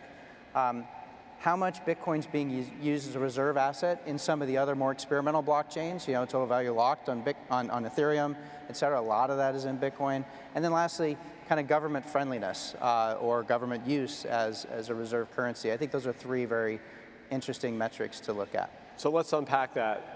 Usage, El Salvador, can you talk about that? You're personally involved? Sure. So, last year, El Salvador boldly announced their Chivo wallet. So BitGo obviously has a bit of a hand in that, but they decided to make Bitcoin available to all of their citizens. And in fact, they made it a legal form of payment. The reason for this was that they are trying to help their economy, help the poor actually have access to good money, and that's been a difficult thing to do for them. So anyway, obviously it's been somewhat controversial by a number of folks, but in general, the rollout's going extremely well. What's your take on the adoption, right? Going back to the S-curve concept, it's still early days in El Salvador, right, for daily use and adoption by the population. We should look at the El Salvador adoption, right? Because they distributed Bitcoin to all of their citizens, so it must be somewhere up in the 90s. There are some folks here from the El Salvador team, so we should ask them that after this conference. All right, let's do that. Then you slipped in this use as a reserve currency in DeFi, so. Right, okay, so in the DeFi world, they've got the challenge of how do they bootstrap networks? And what gives the network value? Like if you're going to put $1 billion into something, you need to know it's not going to change, right? You can't have somebody changing the rules on you tomorrow if you put $1 billion into it today. So Bitcoin has earned the trust, right? Bitcoin is not changeable. It has got a very strong track record as such. But DeFi, of course, needs to have value in order to run a number of the different applications. You know, in particular, collateral. It's often used. You often use Bitcoin. So we see just a big chunk of the total value locked actually is coming from Bitcoin in wrapped tokens on, you know, take your pick, Ethereum, Solana, Avalanche, et cetera. Do you have a ballpark number for that right now? Well, we got about 12 billion, I think, in wrapped Bitcoin, which is, I think, about 80% of that market. That's down from where it was, but remember, this is a high turnover asset, so it changes hands quite frequently, but it's pretty good size for the float. Brian and Thomas, do you have any comments on sort of adoption by governments? Brian, I think you should mention the Treasury. Yeah, and so most people don't realize, but the US government is one of the largest owners in the world of Bitcoin. So when the Department of Justice, the FBI, confiscates Bitcoin, they've never sold any of that Bitcoin. And that accounts for about 1.5% of the world's Bitcoin. So about 6 months ago, we saw about $6 billion of Bitcoin move from the Department of Justice servers in San Francisco down to Anchorage, which is a qualified custodian. So we know they're using Anchorage to custody Bitcoin. We thought that was some of our stolen Mt. Gox Bitcoin that we have claims on. So that's why we dove into that to figure out what that was. But what that was, it was the Silk Road Bitcoin that they confiscated, that they moved. But you know, the US Marshals, they always sell off their Bitcoin, but the FBI and the Department of Justice have never sold any of their Bitcoin. So they own billions of dollars worth of Bitcoin. So what did they tell you about that? Well, I know, we actually sent FOIA requests to the DOJ, the Federal Reserve, the US Treasury, the IRS, and about 7 other government agencies, asking them a very simple question: what is your Bitcoin balance? You know, it seems like you should be able to answer that, right? And the answer that we got back was, your question is too broad. Can you please narrow the scope? So we narrowed the scope. What is your Bitcoin balance at Anchorage? What's your address? Because we saw the Bitcoin move to Anchorage. What is your Bitcoin balance at Anchorage? And they haven't responded yet. So. Wow. All right, we have government adoption. I think we've covered that. Any further comments? Obviously, after the Russian invasion of Ukraine, crypto was used to help support the Ukrainians from a humanitarian perspective, and I'm sure that will be discussed this week. Does that also broaden the potential use case of Bitcoin, bring new users into the network? Well, I think we're certainly seeing governments around the world taking a more serious approach to figuring out what their plan is. So it started, I think, actually with the Canadian truckers, the Freedom Parade, right? Really opened the government's eyes, like, wait a minute, there's an alternate form of payment here. And then now we're seeing it potentially used in Russia and Ukraine. Now, I think there's a lot more fear that this could be used in some nefarious way than has actually been demonstrated, measured, or anything like that. But it's got all governments taking a look at it.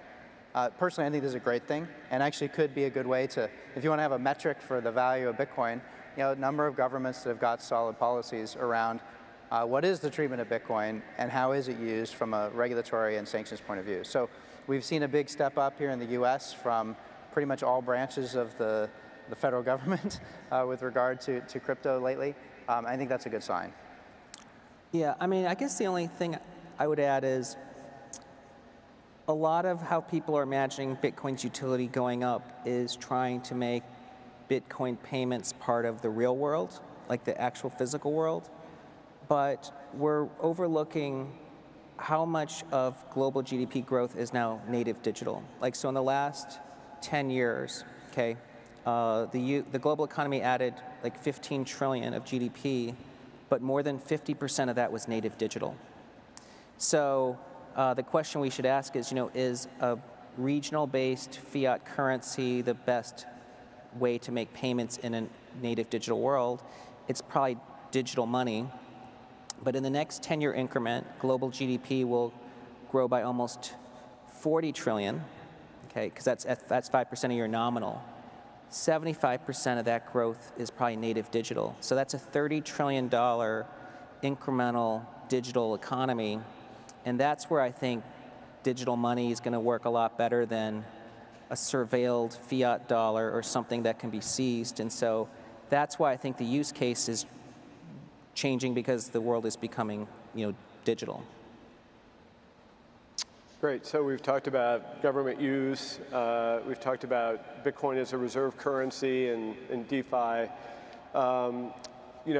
We've been trying to set up a hedge fund that invests in Bitcoin and other tokens, Mike. And I thought that the infrastructure for all this, for hedge funds, even sophisticated users, prime brokerage, whatever you want to call it, support was way further than it feels like as a user. You're in that business. Do you see hedge fund use of Bitcoin growing and the infrastructure growing? What inning are we in? Are we still in the first inning, or am I wrong? Well, I think we're in probably the second inning, but maybe the teams are all swapping out, where the traditional institutions are leaving the field, and so you don't have a lot of players. I'm not exactly sure, but we definitely are seeing tremendous interest from the traditional institutions, like at the hedge fund level. And what happens is they come in and they look at the ecosystem and they don't see the same patterns that they've seen in the past, right? They don't see the same market structure, they don't see the same participants, and they look around, and sure, you hear all these headlines of, Goldman Sachs is doing this, or JP's doing that, or Boney's doing that, and yet actually trying to use these is still relatively nascent. So they're having to look at other vendors. I think this is very good, because they're being forced to do diligence that they haven't done in a very long time. In the past, the diligence was, okay, I know what Goldman does, I know what JP does. Now they're having to actually go and look and figure out, okay, which part of the market structure are you fulfilling? So because there's so much difference, it doesn't match what they would normally be able to immediately jump into. But we've seen, we've been around for a while now, we've seen kind of a couple of phases of this. There was a big interest in 2017 when we had the ICO run up. Anytime you have price run up, unfortunately, it drives interest, probably for all the wrong reasons. But we saw a lot of interest there, and the institutions looked, it wasn't strong enough. But the industry kept building. And then by the time we had the COVID crisis, 2020, 2021, they look again, they're like, you know what, this is a place we can play. So now we're seeing much bigger, much more rapid adoption. Thomas and Brian, you talk to a lot of investors. U.S. institutional investors, let me narrow it down a little bit. How do you see appetite or demand or interest? I'm skeptical. A lot of people still don't seem to have gotten comfortable with Bitcoin or crypto beyond venture capital funds, which they all love.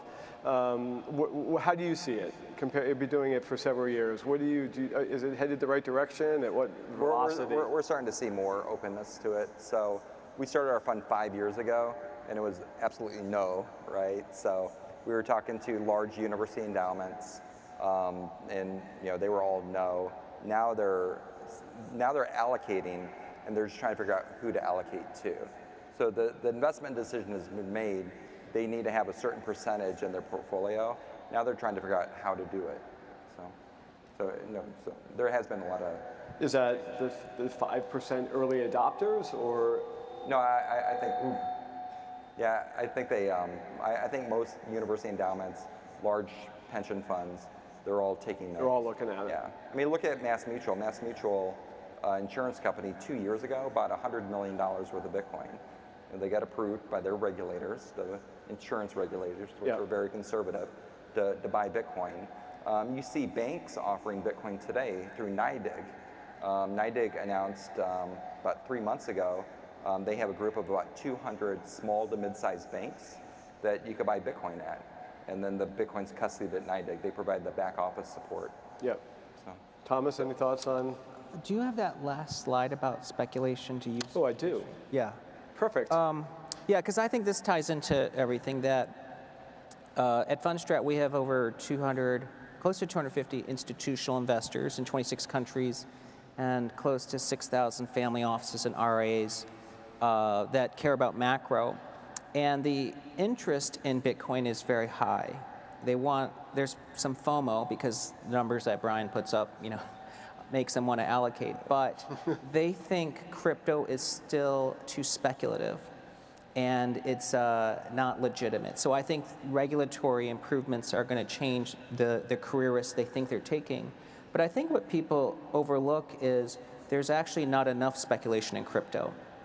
So you had a market value to transaction number that foots to this, that today Bitcoin's sort of speculative trading to actual use is 2.5 to 1. So for every Bitcoin used, it's speculated on 2.5 times. What people don't realize is that for every dollar in America that's used, in GDP, the $20 trillion GDP, it's traded 2 quadrillion times, 96 to 1. So for every dollar that we use in the economy, it's been speculated 96 times before it even lands in our hands.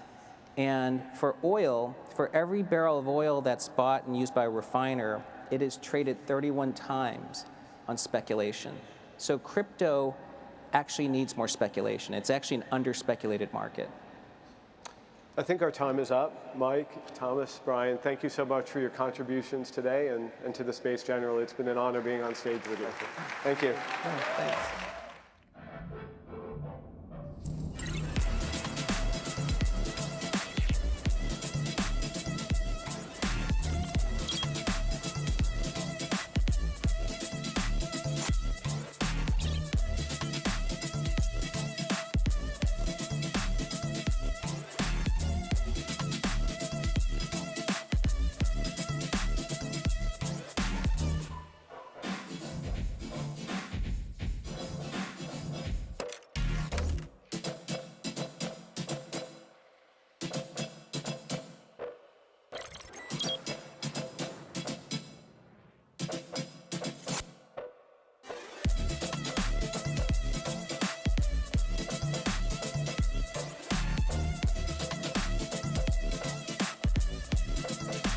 Welcome back to Bitcoin 2022, everyone. I'm here to react to that panel. Your host, Nolan Bowerly. I'm the host of a daily show called The Breakup on Bitcoin Magazine Live, where we talk about our relationship with money and we contrast relationships that go into making dollars with relationships that go into making Bitcoin. And we try to, picture what the future will look like. I heard a little bit today about investing and speculating on this future in the last panel, and what they mentioned kind of, I think, had us all a little puzzled. They said that we need more speculation in crypto. I'm going to say it's a proxy here for Bitcoin, but what he was saying, Tom Lee, was that for every 2.5, what was the number here? For every 1 Bitcoin that's spent, 2.5 are used in some financialized scheme in some way to make money. And he's saying that actually checks poorly against dollars, and that dollars are actually used proportionately much more for speculation. So first up, what are your reactions? Does that pass a gut check to you? Did it all make us go, really? Is that true? Scott, you sort of see this whole market. What do you think? I think it's probably accurate. I obviously can't see the metrics, and I think as we were discussing before, how do you define the speculation, right? If you're saying it's 1 to 2.5, well, what goes into that speculative bucket? You said it's financializing the assets. Perhaps that's what we're talking about. Are we talking about degenerate leverage traders on exchanges using 100x, 2.5 times more? And also, what's the metric even being used for the 1, right? So I think it's trying to understand the apples to apples or oranges there. Yeah, and Robert, you brought up a good point off camera, which was, what is speculation, right?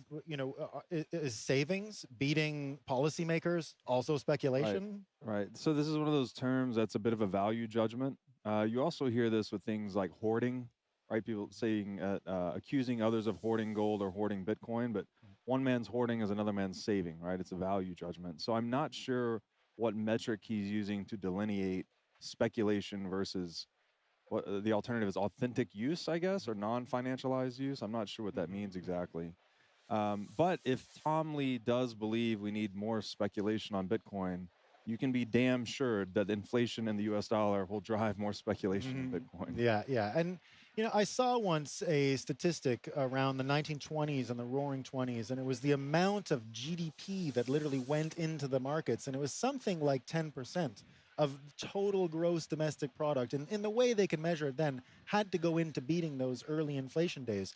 Now we see the market where it seems like everyone's got a scheme to make some money. And, you know, Bitcoin, I think, proposes an alternative where saving can actually be done by low amounts of effort.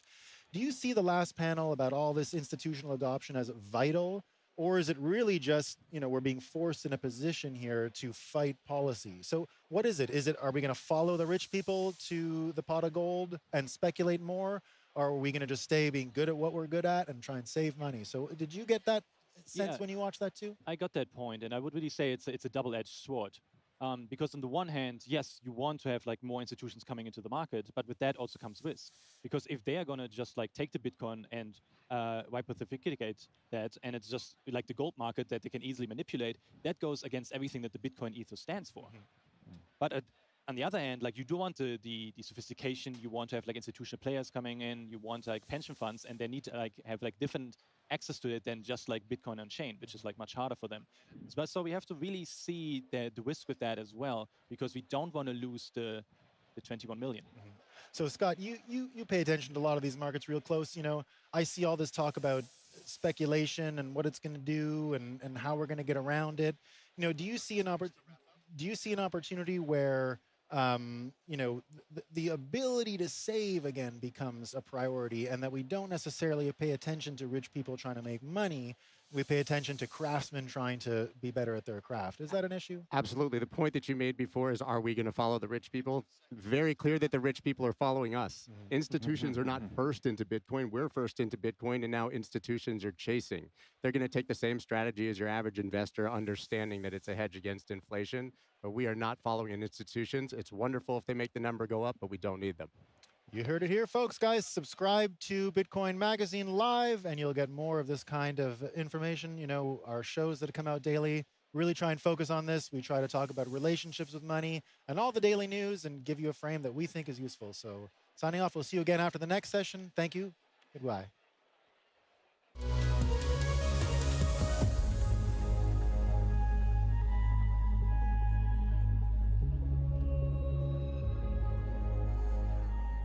All right, we're back on. So our next one is going to be investing in the Bitcoin ecosystem. So we're going to have a panel. And so our panelists will be, well, our first one, Greg Carson. He's managing partner of XBTO Humler Ventures. Welcome, Greg. And next up, we have managing partner, CEO, and CIO of Morgan Creek Capital Management, Mark Yusko. Welcome, Mark. And next we have Ryan Selkis, CEO and co-founder of Messari. Welcome, Ryan. We made it. We made it. And we have Elise Colleen of Stillmark, founding managing partner. And also we have Pete Nigerian, managing partner of RW3 Ventures. Welcome. Why does she get the most applause? I mean, I know why. I know why. I know why. All right. Is my mic on? Everyone hear me? Good? I don't hear myself. I don't hear myself. I don't hear. Yeah, now. There now, we go. Now I hear you. Is it just me? Big mic. There we go. All right. Do I have to hold it like this the entire time? Oh, no. It'll look good. I might have to. Can I get a handheld, by the way, since I'm the moderator and that's going to be an issue? We're going to do 1.5 times speed because we only have 25 minutes right now. We're going to do 30-second introductions around the horn and set the stage for investing in Bitcoin. But the good news is this isn't an Ethereum panel, so we don't need as much time. Oh. He said the word. Where's the hook? Where's the hook? I had to get one in. All right. So this should be fun. Obviously, you know, Ryan Selkis, founder and CEO of Messari. I've been a Bitcoin maximalist at times back in 2013, 2014, and I'm saying that in jest. I run going to chaperone this panel, but excited to chat about Bitcoin-specific investing. So we're going to start with Pete, and then we'll go Elise, round robin, and we'll start to get into some of the themes. Thanks, Ryan. Good afternoon. I'm Pete Najarian. I'm the managing partner of RW3 Ventures. We are a digital asset and Web3 venture firm. Prior to that, I was the CRO at BitGo. I ran the institutions business at Szabo, and I was a long traditional finance guy, mostly building and running emerging markets businesses. I'm Elise Colleen, managing partner at Stillmark, which is the first Bitcoin dedicated venture capital firm. We're investing in Bitcoin companies, Lightning companies, and the ecosystem in general as it matures. All right, I'm Mark Yusko. I run Morgan Creek Digital up in Chapel Hill, North Carolina, and we are a venture capital fund that invests across the digital asset ecosystem, actually with a lot of focus on the Bitcoin ecosystem as well. Hello, everyone. I'm Greg Carson. I'm managing partner at XPTO Humla Ventures and head of ventures at XPTO. We've been around since 2015 as an original liquidity provider market maker. We started the venture program in 2017, and we focus on what we call financial markets ecosystem transformation. So Bitcoin and everything around the picks and shovels around this ecosystem. And so when you think about the universe of potential investing for Bitcoin, can I get a handheld? So I'm not just going like this. There's really kind of three core themes. There's the infrastructure layer, there's how do you get institutions in from 0 to 1 and just acquiring Bitcoin, and then there's protocol-specific investments that we're starting to see more of. Lightning just had the announcement this week. Yes. And there's some other third-party applications starting to build and extend how they're building on Bitcoin. How do you collectively, and we'll start with you, Greg, and go the reverse order, where do you split your focus? Because you and I think Elise are investing across that spectrum, and right. Others on the panel are a little bit more specialized. Well, I think, there's a combination. We're always looking for great entrepreneurs first, and then there's also seems to be themes that happen as a sector. So because our firm has a very strong trading and algorithmic background, we do tend to see a lot of markets infrastructure. When I say markets, so trading and that kind of technology. But recently there's been this big swing with Lightning. We've made a couple new Lightning investments, like leading Zion, getting involved in Impervious, these kind of things. We kind of follow the themes on a quarterly basis, but we also are opportunistic with really great entrepreneurs and technology. Yeah, and we focus 70% of our capital on equity in businesses, doing infrastructure, everything from Lightning solutions, like you'll hear from Jack tomorrow, to the latest one, just had dinner to close the deal on Monday. Really exciting, the fastest, most efficient ASIC chip that will be coming out in the third quarter this year. We're leading that round with an Israeli company. Really excited about that.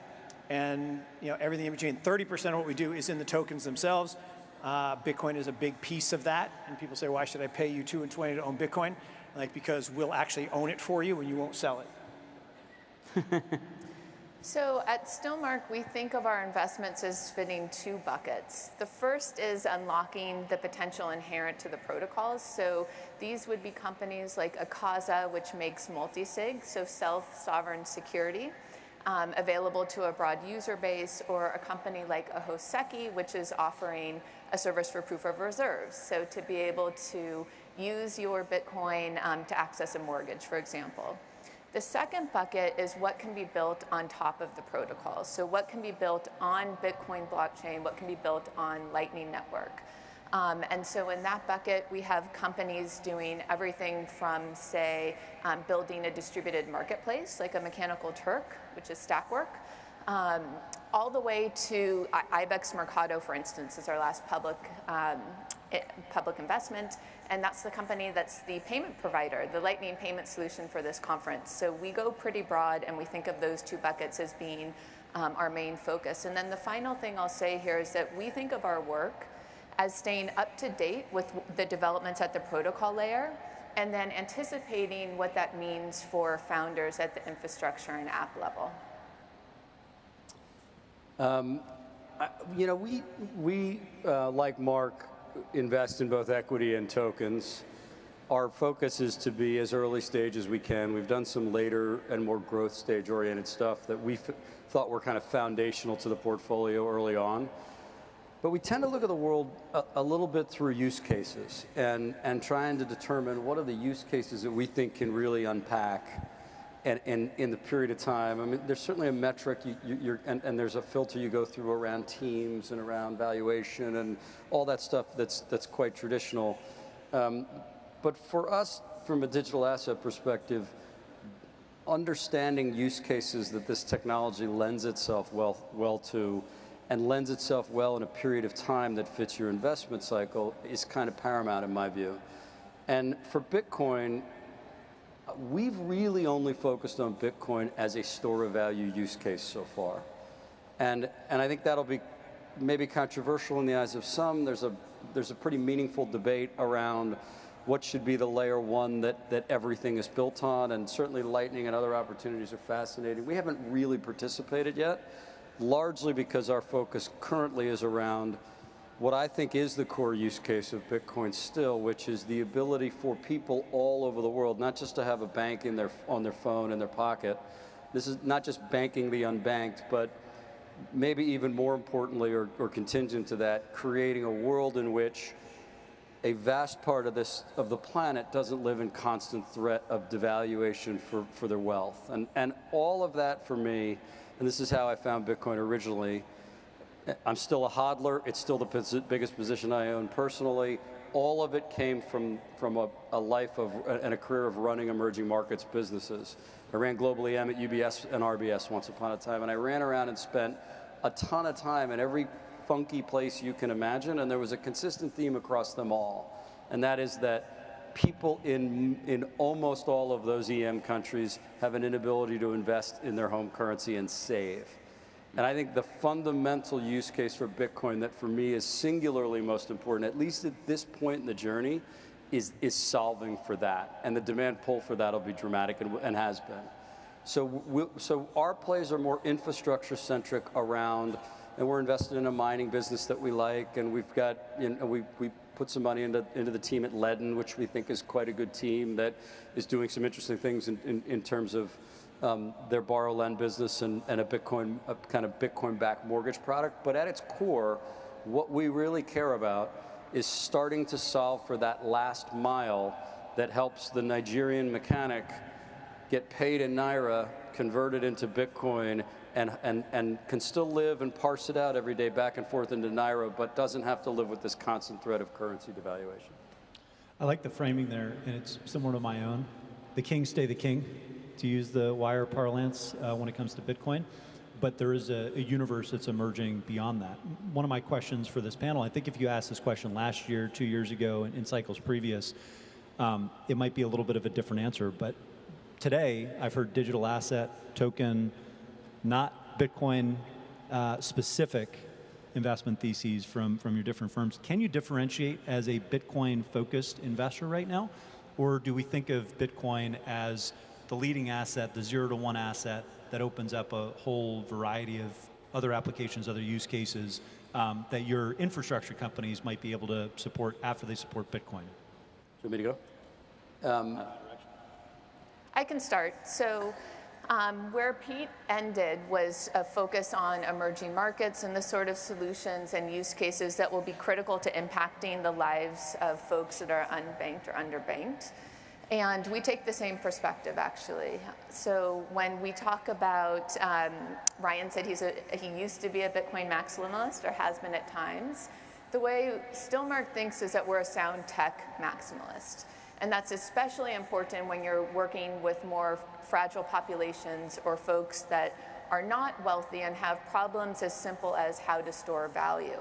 But another problem that exists in those markets is the inability to access the global economy. They're locked. They're locked into their local community because there's not an ability to transact online, for example, or to make use of the capital they have beyond their own neighborhood. And so that's where Bitcoin technologies like Lightning Network come into play. And the robustness of those networks and the fact that they are dependable in what they offer is especially important when we're talking about emerging markets. So to be focused on Bitcoin as a fund, I think, is a requirement to be able to do the job well, because the space is so dynamic and the tech is changing and advancing at a rapid pace. So without a really 24/7 dedication to it, I think it's hard to keep up. I think about this a lot, because you have such a large, and it's a challenge for like our LPs and for investors. Like, okay, they're getting a FOMO in the space, and there's so many things to invest in, and there is a lot of trading opportunities, and there is a lot of places you can invest. So being a core Bitcoin maximalist inside, like we really want Bitcoin, we believe in the Bitcoin story and the network. So I look at it as there's kind of like 3 layers, where Bitcoin is the move glacially slow and build for inevitability layer. So things that reach that layer are really, really great investments. And I think eventually a lot of stuff will end up just sitting on the Bitcoin layer. The next layer is all these level 1s, new derivations from Bitcoin, essentially, since it's open source. And that's kind of like the application layer right now, and where things are getting built and there's value being created and there's new ideas being created. But the belief that I think our thesis in the financial markets is many of those will actually end up moving upstream to Bitcoin eventually. Some will probably become useful on their own right. And then there's a third layer, which is like all this, all these shitcoins and altcoins and stuff on the bottom layer, which is the world's new Silicon Valley, where it's easy to get capital, it's easy to try new things, people in every market can experiment. They may not be the most sound investment, to Lee's point, for a VC or for us, but we can see them. And there are these 3 levels where there's like the quality is flowing up towards Bitcoin and the shit's flowing down towards the bottom. That's how I kind of like lay it out. And it's a challenge for LPs. So investors need that filter, and that's where I think firms like ours help that with the communication and deciding on and helping place the capital in the right deployment. Yeah, I mean, look, I think Bitcoin is a foundational base layer technology similar to TCP/IP and the internet, and everything is going to be built on top of that. And so 4 years ago, when we launched our first fund, we put 20% of it in Bitcoin as a Series B private investment. Like, no, it's not private, it's liquid.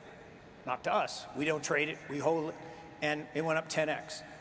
And I think it's going to go up another 10x easy, because that's gold equivalents. And then the next 10x, which would be total global monetary system, is possible. We can debate all day whether that's going to happen or not, but that's 100x from here. We're going to make way more than that on the things that are built on top of the base layer in Web3, in what I call the trust net. The trust net, so we had the internet, we had the mobile net, now we're going to have the trust net, and everything of value, every stock, every bond, every currency, every commodity, every piece of art, every piece of real estate, all $700 trillion of assets in the world is going to be tokenized, digitized, and it's all going to trade on top of this base layer protocol. And so to think that we should only invest in Bitcoin itself, perfectly great investment, or things that are going to build on top of Bitcoin like layer 2, like Lightning, the best stuff is going to be on top of that, level 3. And as we open up, fintech is a scam. There's no tech. Fintech, all it does is take old payment rails that are 70, 80 years old and repackage it and get high valuations and then go down like fast. No, I'm just kidding. But the key is that we're going to have huge wealth creation, exponential wealth creation. And I'll give you just a thing to think about as you leave. So take a piece of paper sometime today, fold it in half. Fold it in half again. I defy you to fold it 7 times. If you could fold it 20 times, it'd be as high as this building. 30 times, atmosphere. 50 times, the sun. 100 times, the known universe. So exponential growth is what this is all about. And that's what's coming on top of this foundational layer. I like the framing of fintech being a front-end innovation, crypto being a back-end innovation. Exactly. And ultimately, the things that need changing are the pipes. Yep, so we need new pipes, new rails. Yeah, I do want to come back to Pete with this and kind of touch on something that you alluded to. There is this trade-off between security and speed and flexibility of the platform. Yep. Is Lightning, is this Lightning stablecoin honestly, is this going to compete? There's $180 billion worth of stablecoins that are trading mostly on Ethereum right now. Is Bitcoin going to be digital gold and ultimately realize its potential as a standalone digital sovereign grade currency, like outside money, as it's starting to get popularized with the sanctions on the Russian central bank reserves? What do we think is the end game here? Because you can move much faster with all these other applications on other chains right now, and Lightning is just orders of magnitude smaller and arguably less battle tested as a result. So even though Bitcoin, the base layer, is secure, how do you think about investing in Bitcoin as a layer 1 or around that right now? You know, this is going to sound like a cop-out, and I apologize, it's not. I think we don't know. I think it's too early to know. I think that, and I applaud what Elise is doing. I think a Bitcoin-only fund is a bold, interesting, exciting structure that allows you to go deep, deep down the rabbit hole of all of the potential use cases and opportunities that exist there. The truth is the best technology doesn't always win. And we've got a lot of examples of that in history, right? Or else we don't need to parrot all those, but there are many. And solving for security versus speed is a very interesting dilemma, but it's a particularly interesting dilemma when we're talking about only the financial services components of this. Yeah. It's a less interesting dilemma, I would argue, again, people will debate this with me, when we're talking about social media applications or music streaming or many of the other applications that are being considered as this Web3 thing unpacks. With that said, again, we look at the world through a lens of use cases first. We think it's even too early to take the view that many of these use cases make sense on blockchain. Ultimately, there's some path that moves a world in which, we're all huge manufacturers and consumers of data right now. Well, it turns out as that paradigm has been built, a tiny universe of companies have captured all the value for the management, security, and control of that data. It does make sense to move that exercise onto a blockchain-based ecosystem in which we can all share in the value creation of securing and managing data. It's not clear to me that that's a layer 1 solution that's a smart contract composable solution or several, or that's a layer 2 solution built on blockchain, and you can make very compelling arguments for both. So we've decided to take the view that it's too early to know. We're going to do some of each. I will tell you that fundamentally in my heart, I don't believe any of this is winner take all. I think it's several take most, but it's not winner take all, and it's too early, frankly, to I believe, and Elise will disagree, it's too early from our perspective to take the view that DeFi, Web3, consumer apps, et cetera, are all going to unpack on top of layer 2 solutions that are built on Bitcoin. Could happen. I'm not ready to make that bet exclusively yet. I'll say that's a partial cop-out, so I'll give you a B- because you could answer otherwise. But Elise is a lot braver than you, so I want to hear what she has to say about Lightning and stablecoins in particular. Okay, well, so first I want to address a part of the premise of the question, which was that Lightning is small relative to the activity on other chains.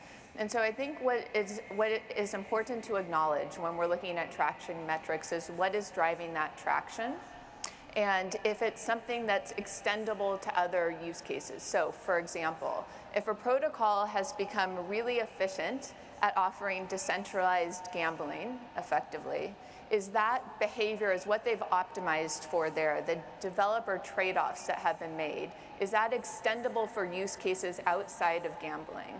So that's the way we look at what's happening for use cases across other protocols, because we're trying to find the gems that are going to work also on Lightning and Bitcoin. Now in the Lightning space, the behavior that's happening is really around payments and around micropayments. I use Lightning every day, and not to purchase goods, but within my chat application. And a lot of people use Lightning every day for things like gaming, and it's starting to also gain traction for earning. So the question now was about stablecoins on Lightning. What's interesting here, so stablecoins on Lightning are something that I think is really, frankly, a kill shot to other protocols long term. Maybe we don't see that in 12 or 24 months, but in the next set of years, we're going to start to see the value proposition of other protocols erode as a result of assets being tradable now on Lightning, especially stablecoins. But what's most interesting to me about that, which was announced yesterday, I believe, is that it shows the quickness of the adoption infrastructure feedback loop in the Bitcoin space. And the reason why you can do that, one of the reasons, is because it's not muddied by the incentives of having a token that people are gambling on the appreciation of. So instead, when we apply Lightning to a use case and watch adoption, we can get this really quick feedback loop. And so when Bitcoin was introduced as legal tender in El Salvador, all of that economic activity was happening via Lightning Network. So it was this incredible test for the robustness of the network.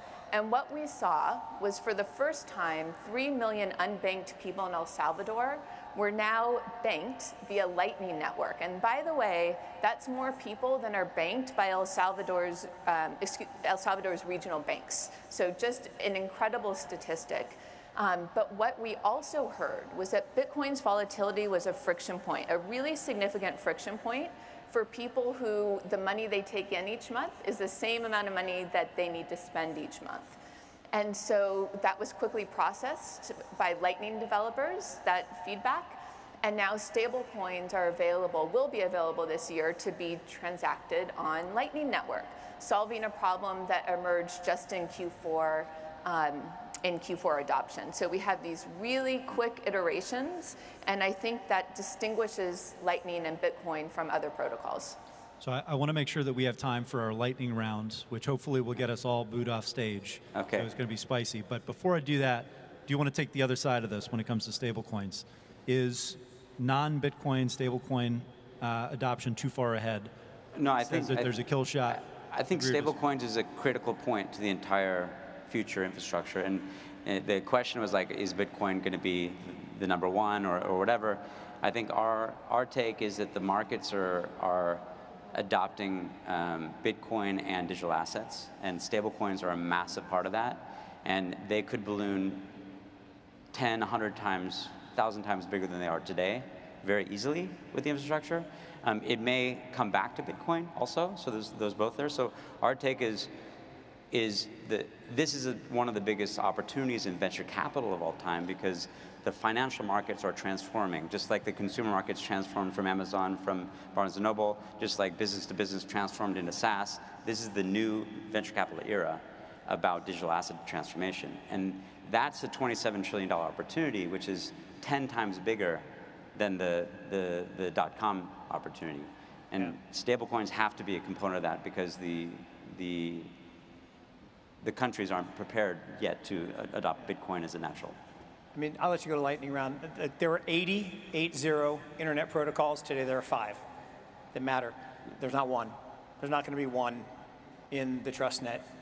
There'll be 5, 6, 7. Yeah. It's not going to be one. So Elise gets credit for the kill shot then. I think that's the line of the panel so far. All right, so investors are paid to be contrarian and right. And we're all contrarians up here because we were bought in early to Bitcoin and crypto generally. What is your hottest contrarian take that might get you booed when it comes to investing themes? I'll start with mine, just so I'm not kind of putting you all on the spot. I think 21 million is a soft cap, and ultimately we'll see 1 to 2% permanent inflation to make up for the fact that transaction fees will not be an adequate security model. Please, thank you. There we go. There's a boo. Now, run him out of here. Let's see. We can go either way across. Mine actually is. I'll try and make it quick because it can get complex. Mine is along the same lines of the stablecoin discussion, which is stablecoins can only fully unpack in the way that they will be needed to globally if it's not all backed by US dollars, and nobody wants to talk about that out loud. It has to be a basket of currencies for it to work. And the reason for that, and this comes from many years in EM economies, people like to think of the US dollar as the reserve currency of the world. That's not the case. It's the reserve currency of the West. And as a function of that, the reality is there's massive demand. If you flip the switch and suddenly the whole world is banked, the whole world's going to want dollars immediately. If we had a global megaphone and the 5 of us could at 9 o'clock tomorrow morning make a comment that the whole world could hear, and the comment was, anybody in the world that wants US dollars and it from any currency can convert today, guess what would happen? Massive conversion. The US can't let that happen. That's why FedCoin will be difficult. They can't allow, they have to have some level of currency controls. Otherwise, the demand for dollars is so great that our already fragile trade relationships in the United States go completely sideways. So what nobody wants to talk about is for this to unpack properly, a stable coin that can truly freely float everywhere will have to be some basket version. It can't all be dollars. Lightning round, 15 seconds. Sorry, that was... Investment and speculation drove the first wave of Bitcoin adoption. Going forward, it will be earning, largely driven, well, in significant part driven by stablecoins on Lightning. All right. I would just say that if you have a very, very large percentage of your net worth in Bitcoin, that's fine, but you would do better to have an extended portion of your net worth in the things that are going to build on top of it. So the innovation that's coming prospectively is way bigger and better than the innovation that's happened so far. And then mine's two-part. One is Lightning growth might not be driven by payments. Could be something like content like Zion or something like that. And second is that Bitcoin backed transactions and yield will become a massive part of the next wave. And there's a ton of like VC opportunities in that space. And I think that's where Bitcoin maximalists will start to realize there's other places to make a lot of money in funds like ours and stuff like that. I think as it should be, I was the only person booed, so thank you to Congratulations. And, we'll see you around. All right. Thanks, Ryan. Thanks for having us.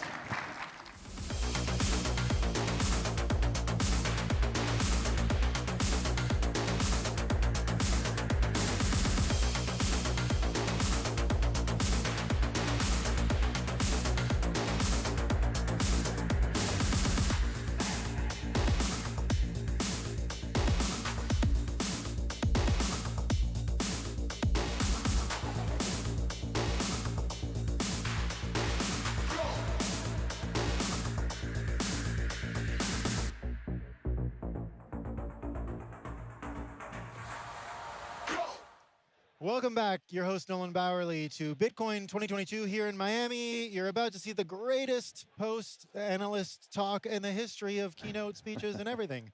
Today it's all about institutional investment theses. And Robert, we heard a lot of people giving their take on investing on Bitcoin and what's the case, and not exactly clear in what we just saw, even though we got from some of the people with the most coherent, consistent investment thesis and success. But you brought up a couple points off camera about their thesis and what they were missing, but still sort of got right. You want to share them with our audience? Yeah, I mean, I think they're focused on a term that's very used very widely in Bitcoin, which is censorship resistance. This is one of the benefits, clearly that's core to Bitcoin as money, but in its higher order protocol development, that attribute can be added to other features like communication channels. So they mentioned Zion and Impervious, for instance. They're trying to develop censorship-resistant social media protocols such that we have freedom of speech in digital space. Also mentioned was Casa, which is a multi-sig custody solution that really optimizes the value proposition of Bitcoin and that you can hold it in a self-sovereign way, but also with redundancy. And so I think to simplify this investment thesis, like censorship resistance just means freedom, ultimately. Like you're free from the opinions of others. You have minimal counterparty risk, and you have low risk to no risk of being deplatformed, canceled, censored, et cetera. So it's interesting to see how many things Bitcoin actually fixes through that lens, and it's interesting to see how much capital is being allocated towards those projects. So smart guys definitely talk to sophisticated institutional money. They have words that are maybe a little more complicated. Censorship resistance. We can really say freedom. Yeah. Scott, did you pick up any more of that? Words that could have been simpler but were a little complicated. Did you see some of that there? Sure. I think that they were doing a delicate dance around, obviously talking about things that you're not allowed to talk about at the Bitcoin conference, right? We even heard a few of the words Selkis came out and said that 8-letter word that we're not allowed to say, and Yusko, I would wear a Yusko as God shirt if I could, but he went there and actually said Web3, right? So obviously we know that everybody's saying they're sound tech maximalists, they want to build on the most secure network. That is Bitcoin, but we obviously know that there's other building happening in this space, and it's okay if some of that is successful as well, as long as we focus on the most important asset, which is Bitcoin. So we did hear some pretty interesting and coherent discussion around emerging markets, especially from Peter Nanjarian when he was talking a bit about the ability of these people in countries that maybe don't have a sophisticated Wall Street institutional side, but just the ability to save, we said, was really important in their local currency. Now, you've got some experience with your nonprofit Students for Liberty, a bit about these emerging markets and how these financial tools really are accessible if the currency isn't being manipulated. So would you care to share a bit about what you heard from Peter and your perspective working in these emerging markets? Yeah, I was actually very surprised to hear that the panel addressed that quite a bit. They were talking about the need not to lose focus of like the individuals that this technology can help. Because right now we're talking so much about investments and the money we can make, and like people get excited, NGU numbers go up. But we cannot really forget about the individuals whose lives are being completely changed by this. Because we're living all like in Western societies, right? Like, yes, we have like 7.9% inflation. We can live with that. It's painful, but we can live with this. I have a colleague in Nigeria, a country which is large. They are dealing with 17% inflation. He has to pay every single day a guy to get gas in the morning so that he can power his generator because there is electricity. You don't have any chance to have like a low time preference in that society and actually save. Now, since he discovered Bitcoin, he has something so that he invests in himself and in his family. And that's what these guys were also talking about. I'm very grateful for that because, yes, we live in the West, but there's like over 2 billion people close to it that live with 10% inflation or more. We might be there soon. Like, let's talk again in like 6 months or so. But this is really revolutionary, and they're pointing the finger in the right problem because that also gives a much better investment case, not only for the people who have big money, but like for everyone to be part of that, to support something for humanity. You heard it here, support something for humanity. We hear it in the whole idea of heading down the rabbit hole. In this place, you have to run just to stay in place, and you go twice as fast just to get anywhere. We'll head back and we'll hear from Nick Szabo soon. Really, the god king of what we're doing here. Invented the whole idea of a smart contract. We'll hear from him next. Thank you. See you at the next break.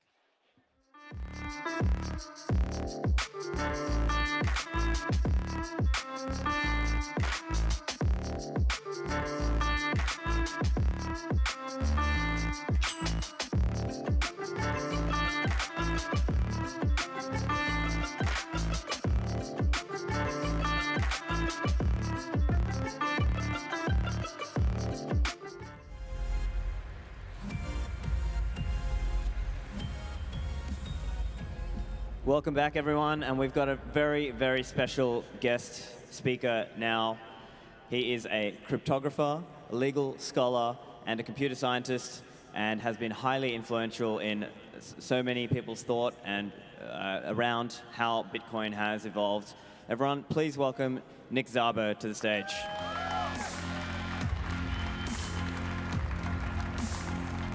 Hello, Miami. So I'm going to talk today about some of the dreams and ideas that I believe influenced Bitcoin and show you the faces of people who came up with those dreams and ideas. And it ranged from high-tech libertarian daydreaming to applying the latest in computer science to bring to life, to reify libertarian dreams such as depoliticizing money, non-violently enforcing contracts, and so on.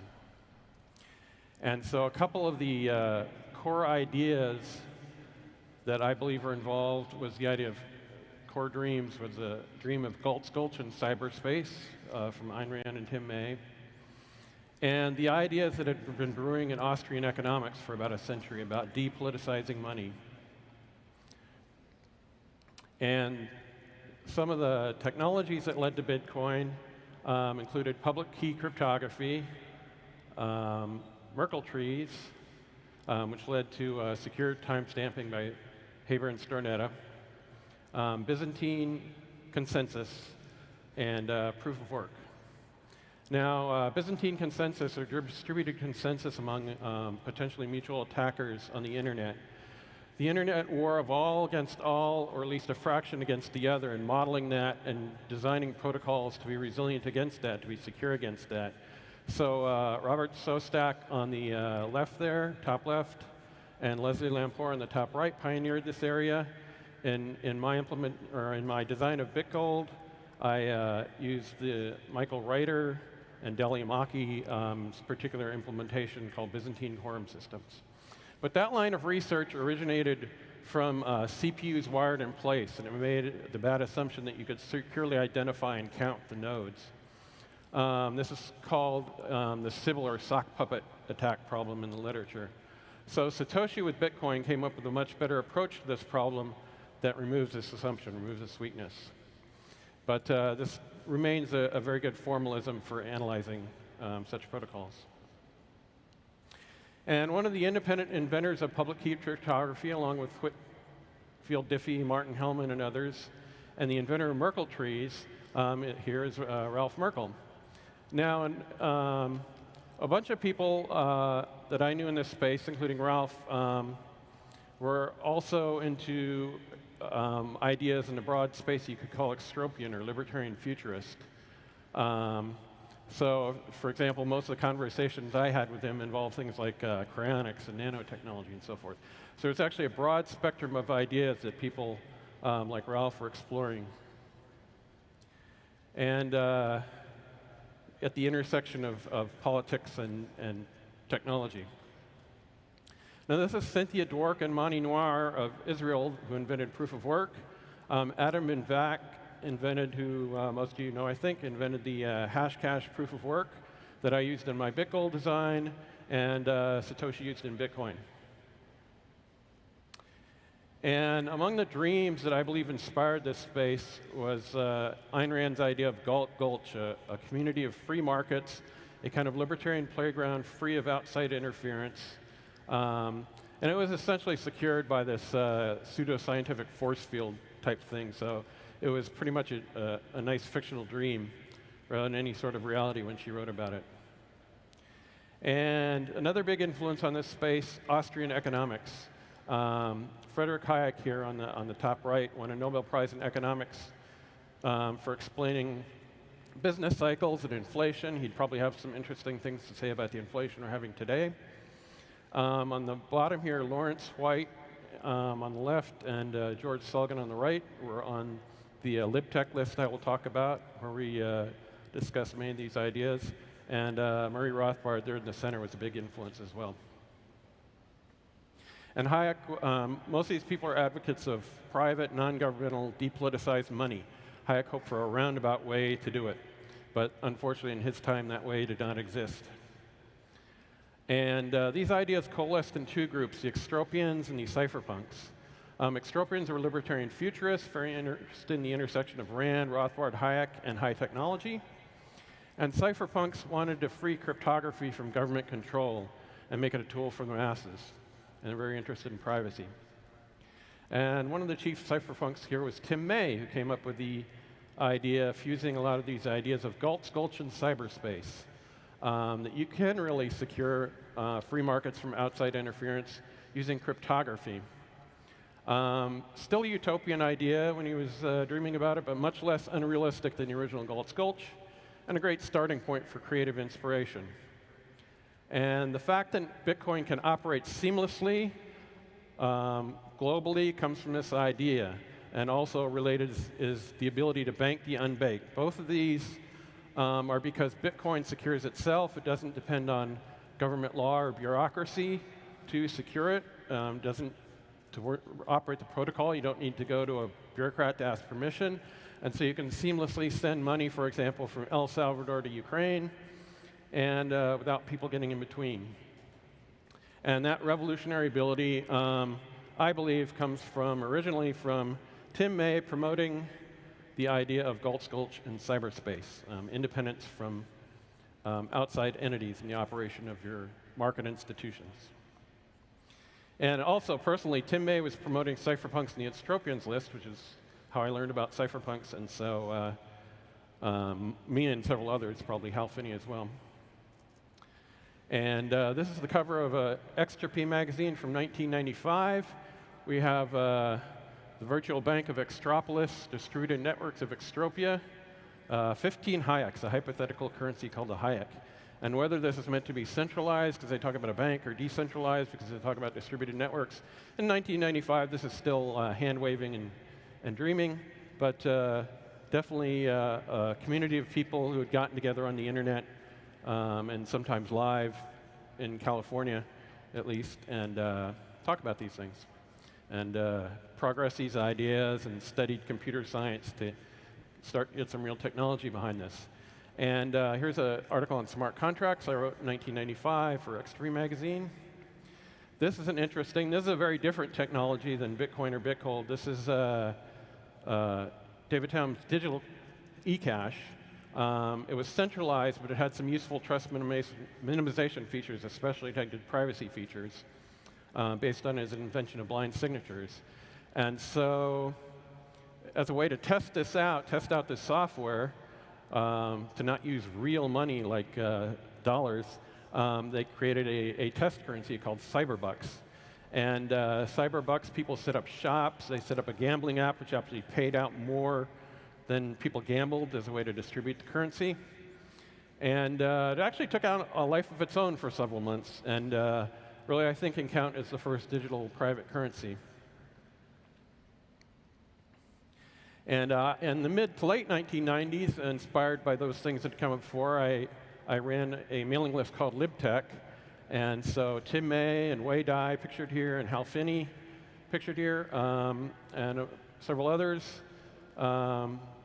started talking about this intersection of computer science and libertarian ideas. And out of that came my design for Bitgold and Wei Dai's design for B-Money.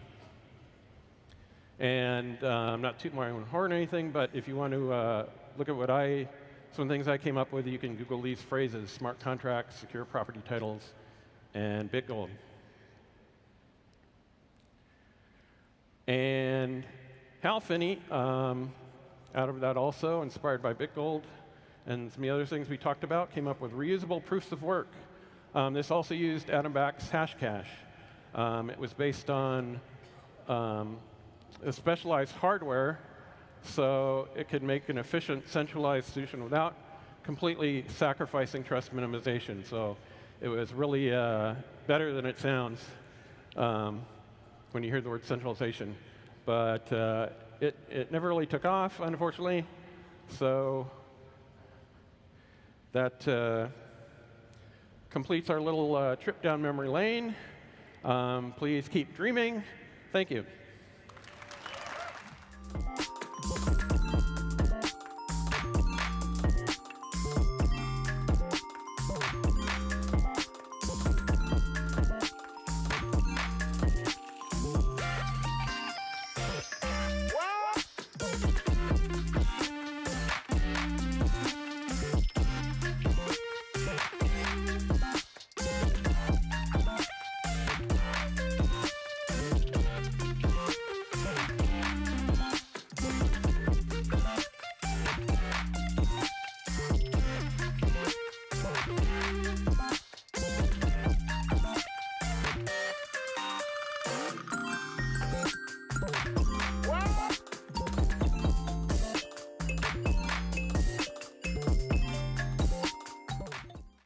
Welcome back, everyone, to Bitcoin 2022 here in Miami, the largest Bitcoin event in the history of the world. Subscribe to our channel. We have great content every day. I'm your host, Nolan Bowerly. I run a daily show called The Breakup, where we contrast relationships that go into making dollars with relationships that go into Bitcoin, and hopefully, share a frame for you to not just trade dollars for Bitcoin, but to trade your relationship with money for something else much healthier. And today we got a bit of a history lesson from the great Nick Szabo on exactly how we got here and what's been built. And we really heard this argument that the trickle down of cryptography is happening, that individuals now are empowered with cryptographic keys in their hands. And now we look at a world really at war, and we see a piece of a financial war, economic war being a much larger component of physical hot wars than ever before. Of course, we see this power of cryptography being engaged for individuals to navigate what is perhaps a world war today. Robert, you're sort of at the edge of the, let's call it, need that people have, you know, almost in their heart for a way to navigate through it. And we saw a bit of that history lesson today. Did you see those lines? You know, we talked a lot off camera about what a fan you are of Nick Szabo, but do you go that far back in the history of this stuff? Yeah, I mean, Nick is, for me, one of the most influential thinkers of all time in this space. He actually sent me down the rabbit hole with his writing on smart contracts a long time ago. And I think what's interesting here, and again, kind of a large frame, is what he's saying is the old Munger quote, show me the incentive and I'll show you the outcome. Like, people have been trying to create this independent property right from the state for a long time, right? There's been a lot of failed experiments, a lot of lessons learned, and as a result, lots of shoulders of giants upon which we all stand. And the interesting thing here too is, like, with the breakthrough was largely from this integrating this proof of work piece into Bitcoin in a distributed fashion. And to get philosophical about it, it's so fascinating to me that having work integrated in the money actually changes the nature of how we interact with one another, right? We're talking about Bitcoin moving us away from taking as a wealth acquisition strategy, right? You can't inflate, you can't steal, you can't confiscate. So what are you left with as a human being? You have to go out into the world and engage in making, right? Cooperative, long-term trading relationships. And that's what Bitcoin's all about. It just changes our incentives, and therefore it changes our aggregate outcome. Scott, we saw, you know, a reframe, let's say, of the importance of these markets beyond just returns. You know, he sort of alluded to this global war piece. As a trader, do you see that? Do you have fans that come to you and say, like, I need returns, not because, you know, I got a credit card bill to pay, but I got to get out of my country right now. I got to get away from policy. Now, you know, you would think it's just financial advice and all that stuff, but in an economic war, do you see yourself as someone on the front line with some of the information you can share? Do you see yourself as helping people empower themselves using cryptography beyond what we can just think about as far as, you know, charts? That's certainly the goal, and to be very clear, everyone should be an investor. Nobody should really be a trader. It's something for a very small population to do with a very small part of their capital. They should be investing in Bitcoin, and Bitcoin should be the core of their portfolio, just to put that very clear. I think what all of us are doing is trying to just beat this drum over and over again to anyone who will listen, literally, because it's not mainstream yet. We're getting there. But yes, there's people all over the world that have not heard this message, still have no idea, and still need to hear it. Am I on the front line? I wouldn't be so egotistical as to say that. I'm just trying to do my part to spread the message. And when you listen to a speech like that and see just truly how impactful, earth-shattering technology this is, it's hard not to get excited and to just talk about it all the time. We were talking about this before. It's just what we do for a living. We just literally talk, write, or look at Bitcoin full-time as a job. It's a great lifestyle. And in your case, I'm sure you'll see these front lines. The economic piece of the war has been going on for a while. We might see some of the hot war right now in Ukraine and Russia, but the economic piece of this global war has been in place for a while. Is that a perspective that you try to offer, that cryptography, perhaps, not just Bitcoin, cryptography, for those who are interested in going a little deeper, that it's actually a tool traditionally used in warfare, now packaged and given to the individual to fight back? Yeah, it's certainly like an option that never existed before. People can finally opt out. And I'm really appreciative also of Nick Szabo giving homage of like the early Austrians, because even if you understand Bitcoin from a technical point of view, if you don't understand the history of money and what it is, something doesn't click for you. And so that's the reason why he's talking about like money is an emergent good. And money did not come about by human action. It came about by human action, but not by human design. Mm-hmm. And that is so insightful, because everybody thinks like you do this and then you create fiat money. And that's what the central bankers don't get. Bitcoin is completely different and offers a completely different perspective on this. You heard it here again, folks. I'm telling you, the greatest post-game, pre-game analysis you'll ever hear on any Bitcoin keynotes. We'll be right back at you after our next panel on global Bitcoin adoption. Thanks again.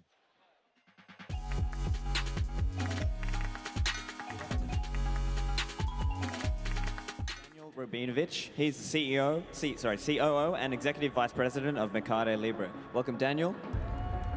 And And we also have Charles Casarilla. He's CEO and co-founder of Paxos. Welcome, Charles.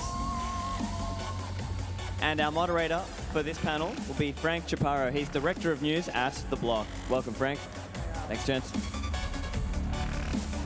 You saved me the trouble of having to pronounce your guys' name. I know. Well, he saved me the trouble of having to introduce you two. I feel naked next to you both. I'm looking forward to getting that mustache. I know. I'm going to grow it back. I'm going to give it maybe a month or two. But honestly, I might do the full beard situation. Yeah, we were convincing of you doing that. I know. We can do it. So you guys are partners. You've invested in Paxos. You're a client of Paxos. I saw a headline on the internet about how you want to build the biggest crypto market in Latin America. Yep. And for folks who are maybe unfamiliar with Mercado Libre, this is basically a PayPal meets Amazon company. So how are you building the largest crypto market in Latin America? Yeah, absolutely. Just for some of you that might not be familiar with us, we've been around for 22 years and listing the NASDAQ for the last 15 years. So last year we had like 140 million active users. By active, I mean people who are buying, selling, or paying through our platform. So we're a big company down there. So, and as you said, we're just like a combination of Amazon and PayPal because we have both arms. In that context, we saw a great opportunity. If you see like within the top 20 countries in the world based on crypto adoption, we have 4 Latin American countries like Brazil, Argentina, Mexico, and Colombia. So we launched that in Brazil. And we did that a couple months ago. And we hit like 1 million users in 3 months, which was a bit impressive, even surpassed our own expectations. And we think it's just the start, because we're not a crypto company by history, but we love the community, we love the technology, we love the possibility. We live in Latin America. There are 1 million reasons why Latin Americans will want to enter crypto. Given that we have the critical mass, it was a no-brainer for us, and I think that there's a long ways to go to be much bigger. And it kind of is the poster child partnership for Paxos, right? You guys are sitting behind a lot of different fintech companies empowering crypto services from stablecoin to actual marketplaces. Walk us through exactly what you guys are doing with them on the stablecoin side and on the crypto side. What are you powering and how does it work? Yeah, I mean, this is, I think, a really important partnership, not just for Paxos, but really for the whole community. If you think about 150 million potential end users around the world, that's an enormous number, and it's all outside the United States. And I think that can sometimes be lost because oftentimes we have a US-centric viewpoint. And when you think about trying to get societal-wide adoption, you really need to have companies like Mercado Pago, Mercado Libre to really create that adoption curve and really be able to create that global utility.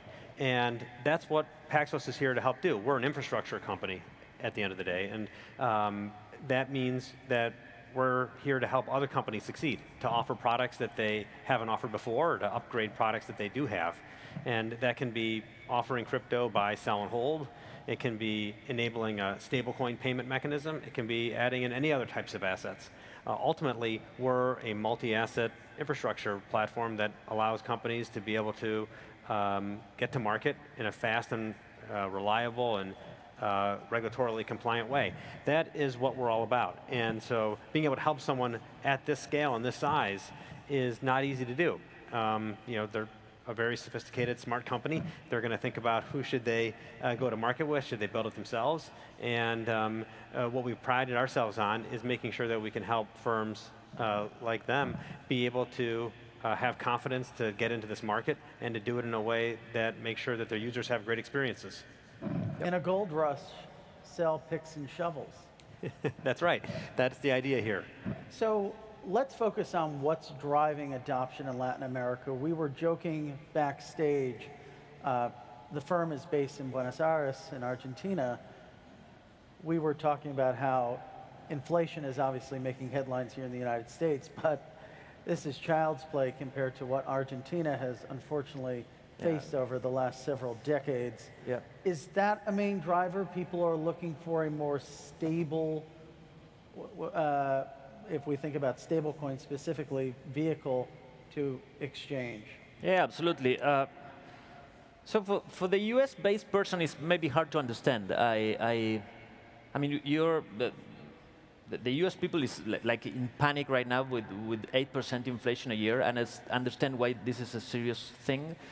But as you say, compared to the numbers we're unfortunately used to see in Latin America, this is like a walk in the park. So according to a recent survey that we all the time doing, like the number one crypto adoption in Latin America is inflation hedging. That's the number one reason. And it's not only Argentina, right? Argentina is in a hot spot right now, but it's been all over the place. So we tend to have weaker currencies, sometimes weaker institutions, and sometimes even currency controls. So it's very important for Latin American people to have access to some proxy over harder currencies. That's why some of them invest in Bitcoin or other cryptocurrencies, but there's an important segment who is investing in just stablecoins, because this segment maybe wants this access to some proxy of harder currencies, but they are not yet ready for taking the risk of volatility. So we're not ideological in these respects. We're just a big company trying to do what is best for our users. So we're serving the segment who is striving for Bitcoin, and we're also serving the segment who is trying to have access to these stablecoins. So we're doing both. The 8% inflation is the reason why I had to shave my mustache. Yeah. Grooming equipment became far too onerous and expensive. Yeah. It's troubling times. That's why I use a beard. Yeah, perhaps. So when we think about merchant adoption in the United States or North America versus Latin America, I'm keen to unpack the differences, right? For so long, at least since I got in the space, we'd see research put out on the dearth of companies, or merchants rather, actually accepting Bitcoin, and folks on the other side wanting to pay because why would they? They want their Bitcoin to go up. Is the merchant story different in Latin America? Maybe we can tee it up for both of you. Chad, if you want to start.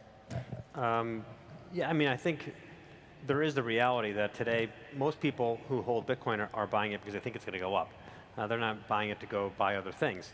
On the other hand, people want to be able to have payment mechanisms that are instantaneous, that are real-time, that are borderless, which is what crypto represents. And in some sense, I think that's part of the reason why stablecoins are still such an important part of the conversation. It's because you haven't hit an equilibrium for crypto. And maybe you will, and maybe it'll eventually be a widely used currency. But I think a lot of what payments start to become about is, can I use dollars? Because dollars are still what everything is denominated in and what people are used to. And certainly in Latin America, people want dollars. It's hard to get dollar bank accounts if people have physical dollars. And so now being able to have it in a dollar stablecoin format is really a huge step forward for enabling there to be more financial inclusion and ultimately more access to crypto. Yep. And so I think they really do dovetail together. Importantly, you can't purchase an asset without a payment mechanism, and having that payment mechanism be blockchain enabled will ultimately then, I think, lead to more merchant adoption, but there's steps to the adoption curve. Do you think folks are more inclined in Latin America to use Bitcoin as a medium of exchange? Well, it's interesting. We don't see the world this way. Let me explain. We've been building the rails for merchants to accept any form of payments for more than a decade. So just to give you an idea, we took from the Asian players the QR codes. So in Argentina, for example, QR codes are huge. I can pay with QR codes in a restaurant. I can go to a drugstore.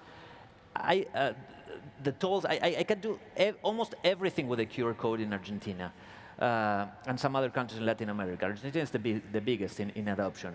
But we also have these hardware things. We have a whole lineup of like Square-like hardware, which is also big. And so we're trying to build all the time this huge network of both two-sided network of too many wallets and at the same time a great adoption among merchants. Let's say I'm buying 1 Bitcoin right now in our platform.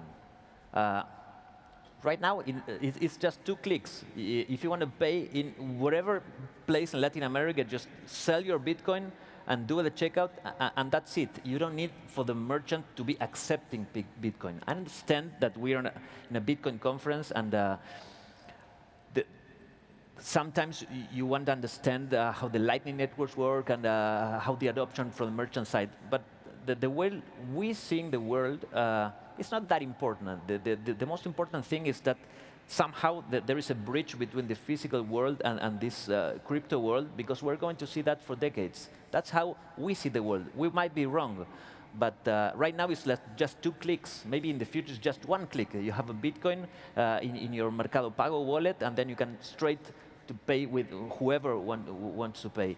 So I think it's going to be huge, but no need. We can leapfrog all this merchant option, I guess. And I think it's really important to really understand that when you're sitting in a consumer seat and you're talking about how do you get everyone to use something, across society, across the whole world, you have to make it that simple. Yep. And for all the progress that the crypto industry has made over the last 10 years, it still can be very clunky, very hard in many cases to either use Bitcoin, to buy things with Bitcoin, with any cryptocurrency for that matter, even stablecoins. How do you really get it so it's simplicity? Because ultimately, the consumer wants a product, which is to be able to instantaneously move money around.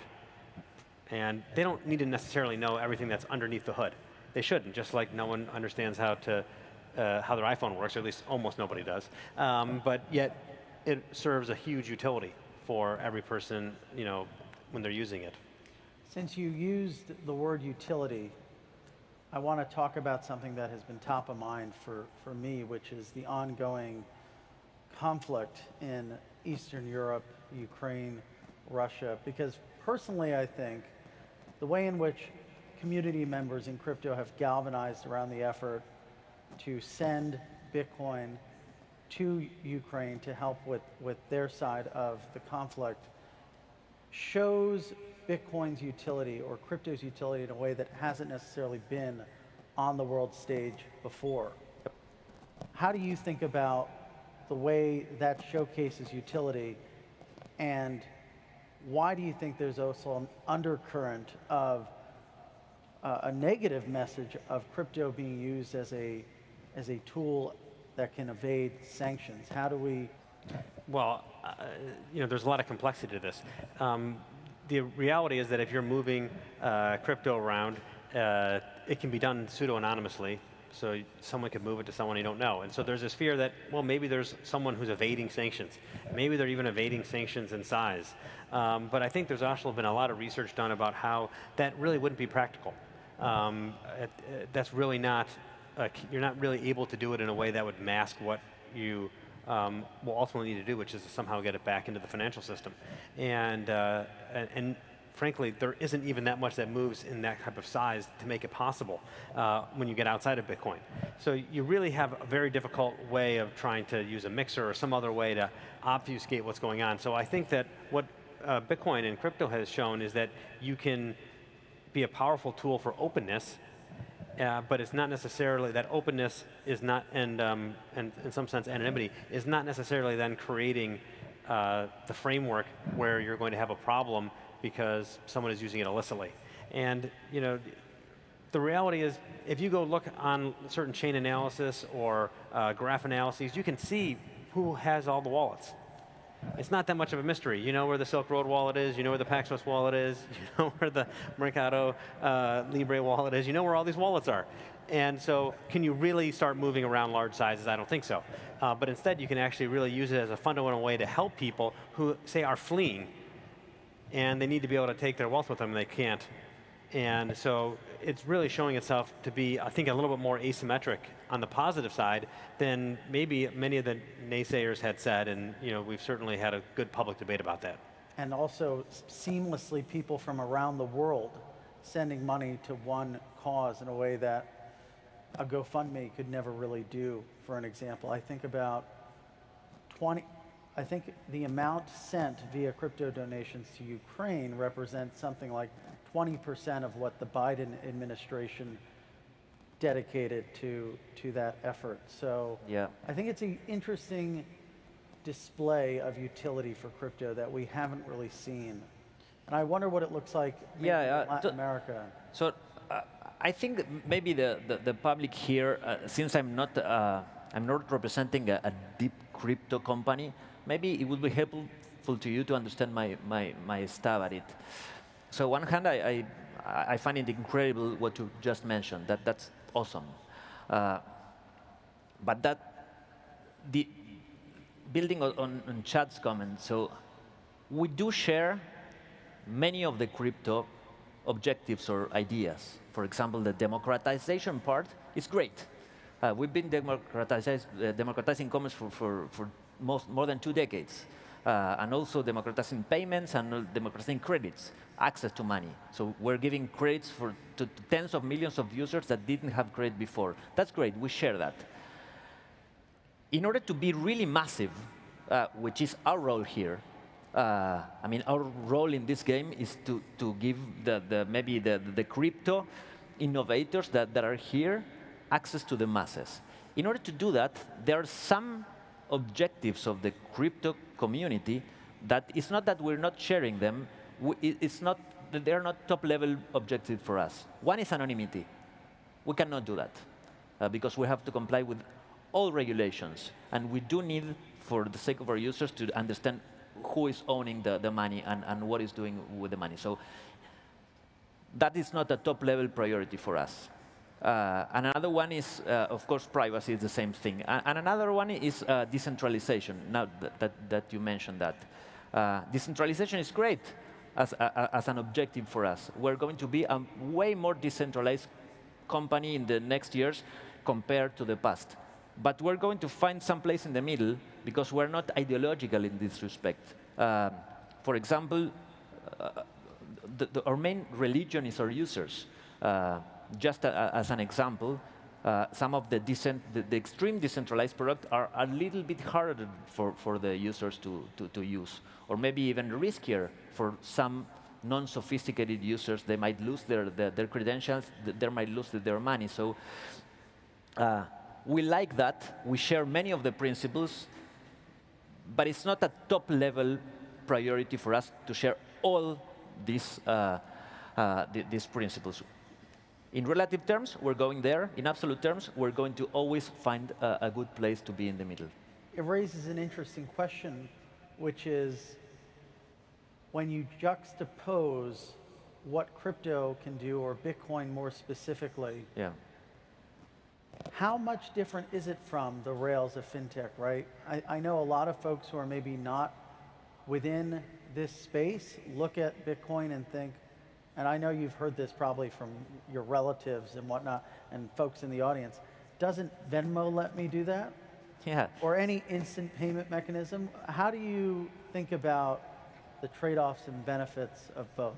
Yeah, there are many things that are, that's just my opinion, there are many things that are maybe broken or fixable or improvable, and there are many other things that are working fine. I don't think that Rails or merchant adoption is the #1 concern or the #1 problem to be solved. At least in my region, cryptocurrencies solve a very important problem. That is the maybe store of value, trying to defend against inflation, to be able to invest in a digital asset or maybe in a stablecoin that in the future will give you maybe a yield, more sophisticated access to some things that banks cannot provide right now. So that's a huge value. And I understand why in a Bitcoin community it's so important to have Rails. But as an initial outsider of the problem, and knowing many users, it's not a problem that a common user will face. If there were 25 companies like ours, or many Bitcoin wallets, the only thing that users are really concerned is, if I'm buying a Bitcoin, let's say right now, tomorrow, can I pay with this Bitcoin in somewhere else? If the Lightning networks allow them to do that, that's great. If Mercado Pago allows them to do that, that's great. If Paxos integrated with 100 other companies, that's great. That's not a concern. As long as they can do that, they don't care. I know it's a big difference for the Bitcoin community, but it's not a big difference for our users. I think this is important because the idea is, what is the product, and how is that helping the end user? And I really believe that crypto is helping the end user fundamentally because it's creating a different financial system and a different economy. And that's because the financial system has gotten as far as it can get, and it's still dragging down kind of innovation in the real economy at this point, because the 24/7 plumbing doesn't exist. It's 9 to 5, banking hours, right? You pay a lot of cross-border fees. You can go on and on. Everyone has heard about all these problems. And so I think what crypto is showing is that there's a way to have a different type of infrastructure that allows you to solve problems that people have, to build economies and communities that you couldn't have before. That's what's really important about it, is that you can now have a new end product, a new relationship. It's not so much that it needs to be about some specific way of doing it versus another. People care about how you can solve their problems every single day. And I think that's the power of bringing large companies into the space, because when you have 150 million end users in a region that has 500 million end users and it's growing, you're now creating connectivity for people that they never had before. I mean, that's a huge, huge thing. That's how we're going to be able to create a planet-wide adoption curve, which is, I think, what everyone wants. It's not just going to happen because everyone does it themselves. What you want to do is enable everyone to do it themselves if they want to. But a lot of people, division of labor, you use someone for the products, you're going to need really large, sophisticated, great product companies. One thing that you guys are focusing on at Paxos is improving the pipes and plumbing of Wall Street, trying to bring to fruition immediate, instantaneous settlement rather than the traditional T+2 system that we have on Wall Street. When we think about global adoption, though, for crypto, I'm sure a lot of people will look at that market and think of exchange outages, cascading liquidations, and an imperfect market structure in its own right. So to what degree does that serve as an impediment to global adoption, this sort of nascent crypto market structure? Well, I think, there's a couple issues, I think, that are needed for there to be adoption. One is there needs to be very efficient on-ramps and off-ramps. It's hard to have very efficient on-ramps and off-ramps because you're inherently using the old infrastructure. And that infrastructure is batch processes in 9 to 5. So that's the first thing. The second thing is, once you're in a certain ecosystem, how fast can you make transactions happen? How easy can you make them happen? So how easy can it get into it? And then once you're there, how easy do you make it? And that still isn't there yet in the crypto ecosystem. I think those are the two biggest problems, which is, how can you make sure that you've made it easy to solve people's daily issues? That, again, is where you need companies that I think have that expertise. It really is not easy to do. There's a reason why, you have 10,000 employees, right? I mean, they're really working a lot on how to make the user experience unbelievable. Imagine that replicated on a global basis, making the crypto experience much more accessible for people. That is what I think ultimately will allow the crypto ecosystem to hit its biggest potential. Because a lot of people talk about Web3 and the metaverse. I think it's really simple. That's just saying there's a new economy. How are you going to intermediate this new economy? What type of financial system are you going to have? And who's going to have access to it? Well, anyone can have access in crypto, but someone's got to make it easy for them. Yep. I totally agree. Just a quick comment on this. I think in every revolution, there are roles to play. So the role that most of the people here is playing is to shape the vision of crypto, trying to foresee the future, trying to build the rails, trying to be the dreamers in this space, which is a great role to play. So our role, I think it's a bit different. We already have a critical mass. We love this community, and maybe our role is to help this getting critical mass and to find a way of or a central point between the absolute visionary stuff and getting mass adoption. So we're counting on many of you trying to help us doing that. Well, we'll leave it there. Yep. Annie and Chad, thank you so much. Right. Yeah, Really thank you so appreciate much. it. Thank you.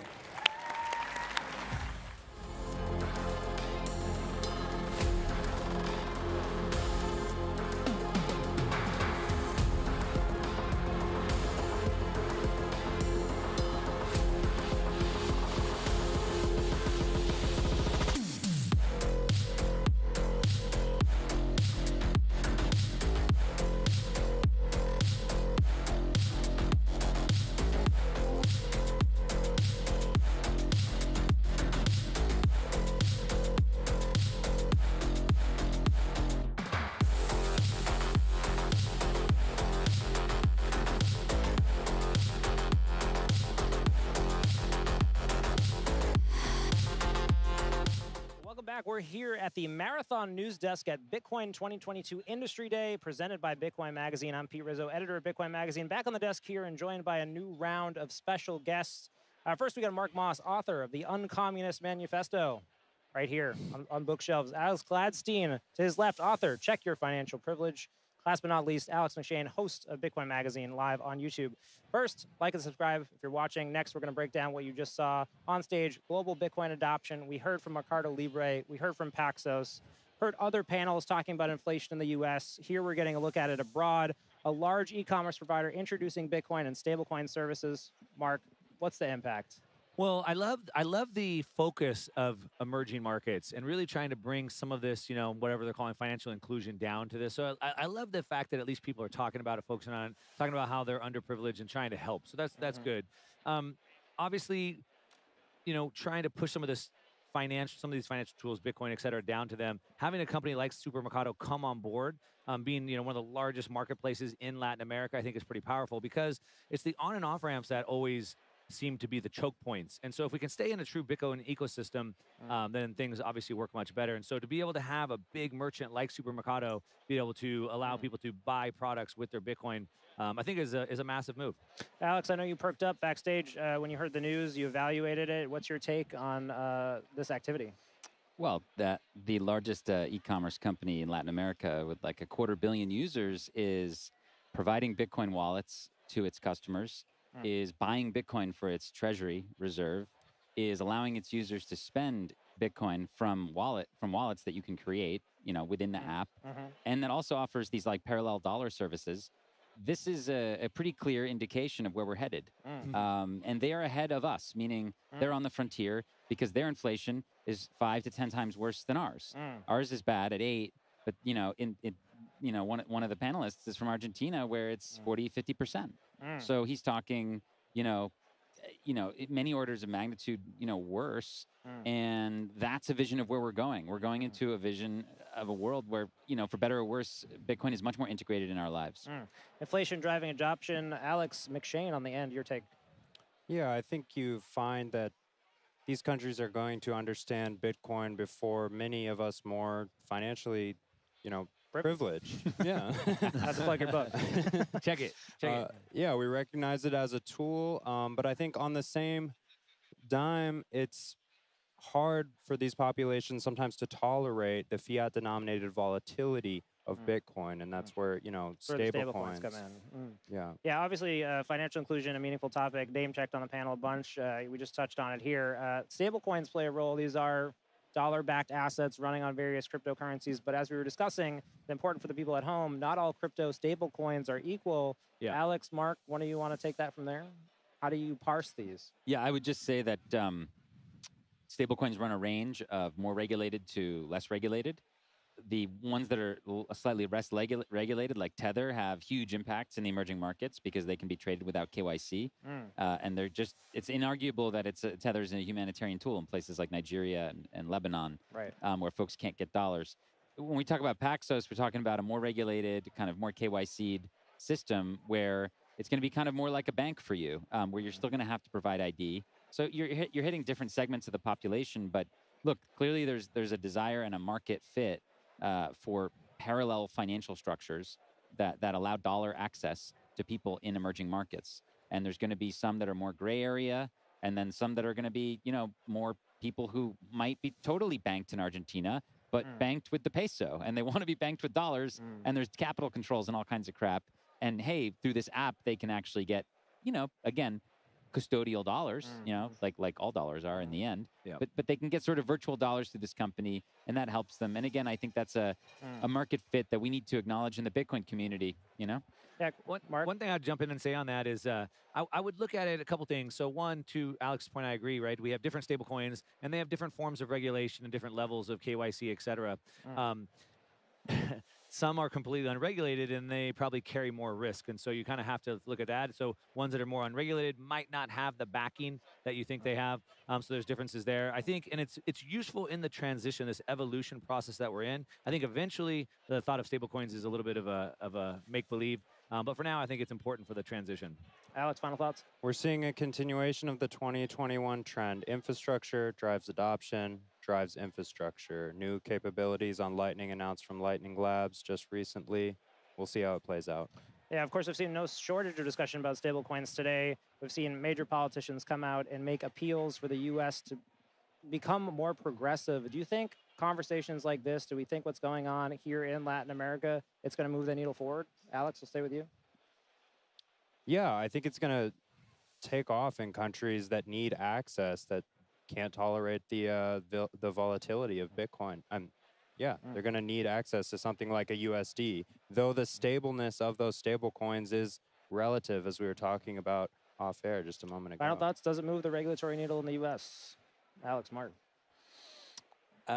Yes, I think stable coins and the proliferation of them will force regulation change in the United States.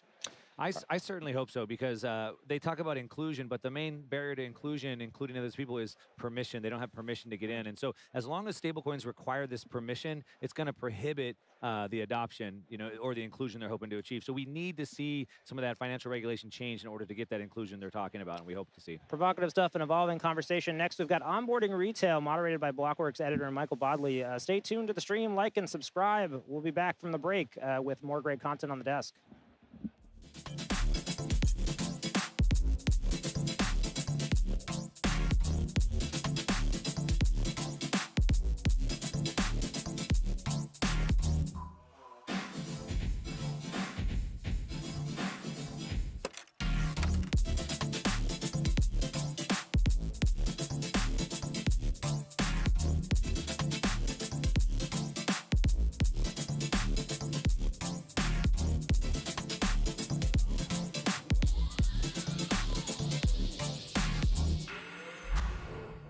Retail. And so our guests for this panel, we have the Chief Product Officer of Robinhood, Aparna Channapragada.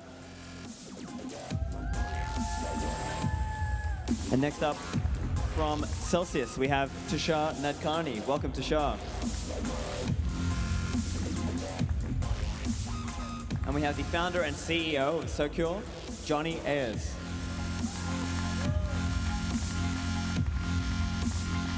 Now, we're a customer of Prime Trust. At Swan, we have the CEO of Prime Trust, Tom Pagela. Welcome, Tom.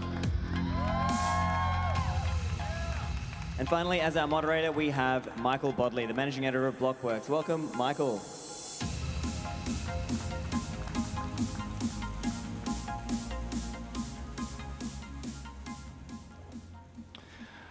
Awesome. Thanks so much for the kind introduction. It is great to be out of cold and rainy New York and here in Miami.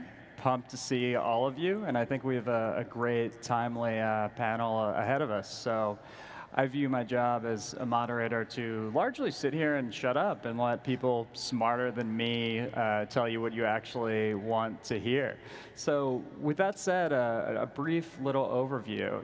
Even though headlines, including sometimes my own, would have you think that institutions are taking over crypto, and they are to an extent, right? I mean, from TradFi to crypto-native institutions getting like ridiculously high valuations. I mean, sort of, TradFi is coming for Bitcoin, right? And a lot of the people on this stage speak to that. But it's also kind of up to institutions to guide the next wave outside of longtime Bitcoiners and Bitcoin maxis like yourselves, into Bitcoin, into the asset class.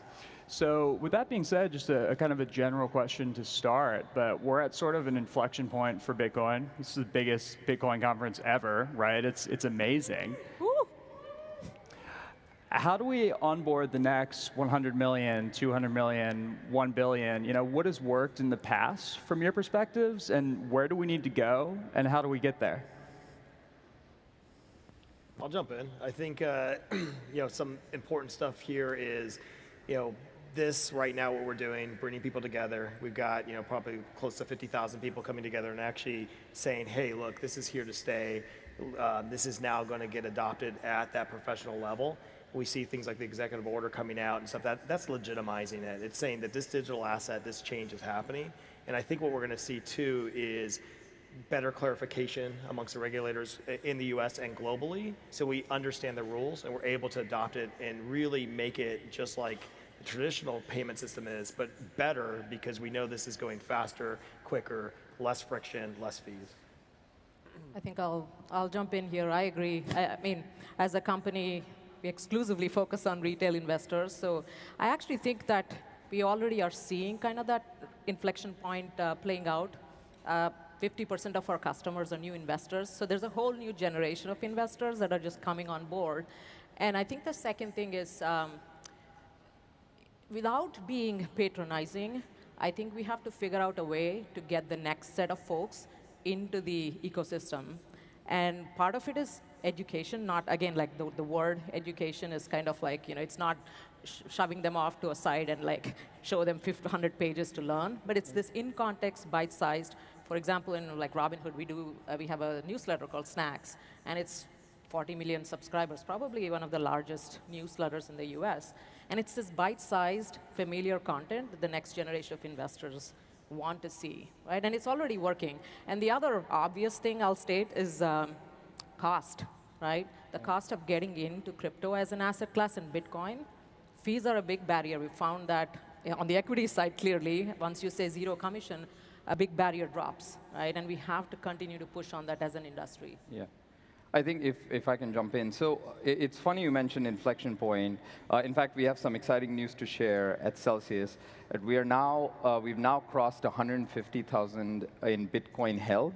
And just to put that in context, that's more than Voyager Digital, Galaxy Digital, Tesla, or Coinbase combined. And it's in fact more than MicroStrategy as well in terms of number of Bitcoin held. And the reason this is a portion of that is certainly retail consumers coming in, but also institutional investors now seeing this as an asset class. This is one of those asset classes, Bitcoin in general, where 99.9% of the people saw and had access to this asset class and access to this coin before the private wealth management and institutions are now starting to jump in. And what we see at Celsius in terms of onboarding retail is three simple things. One is accessibility and simplicity in our product, in our marketing message. Two is financial literacy, so I completely agree with Aparna. And then the third piece is the ability and giving people the belief that they have access to wealth generation. In a lot of the cases, people are trying to time the market. People are trying to get into sort of let's buy low and sell high.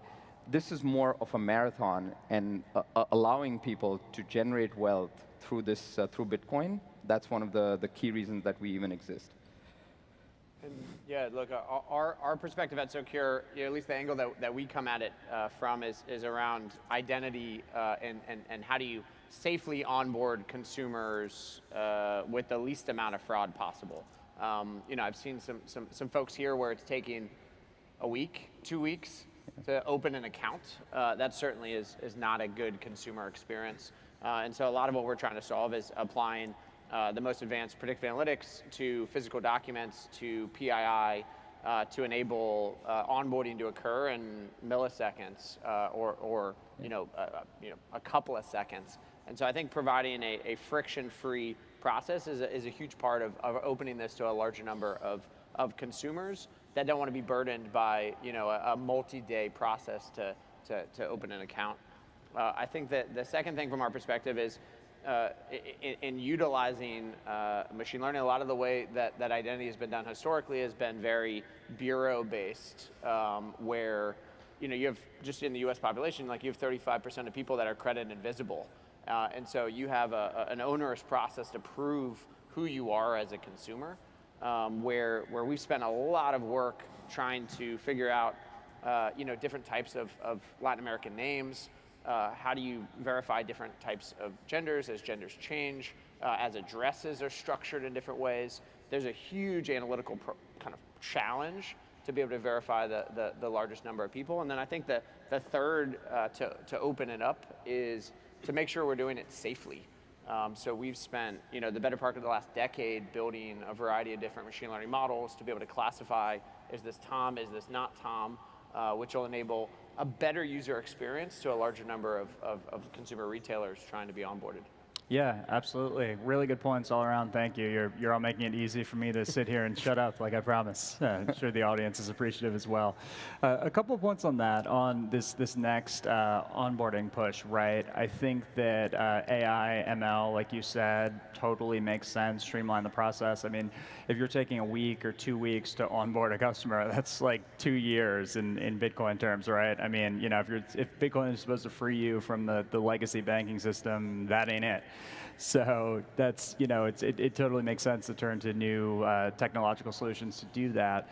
Apart from that, how do you onboard not only more people, right, and retain them? Because that's another tricky part. There's plenty of options in the market. There's tons of competition. So how do you get them in the door? How do you keep them there? And also, how are you looking to identify groups that have not traditionally been represented in Bitcoin before, right?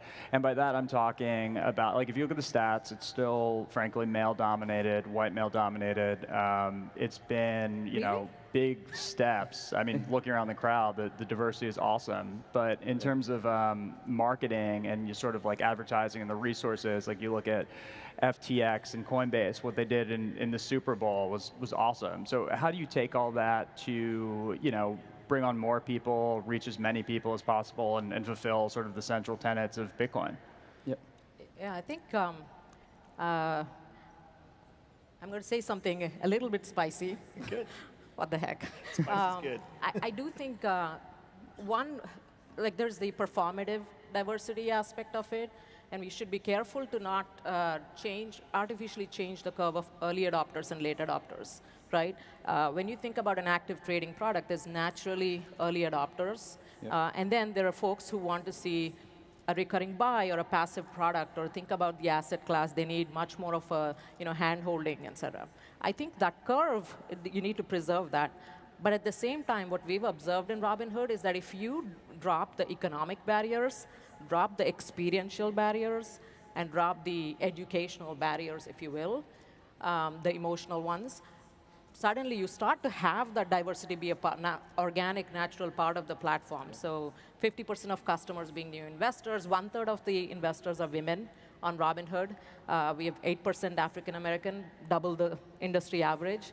And so between these three things, right, low cost, zero commissions, great intuitive mobile experience that you don't have to go through a Rube Goldberg machine, and the fact that you can get 24/7 support, and the things that you're used to in a brokerage grade security.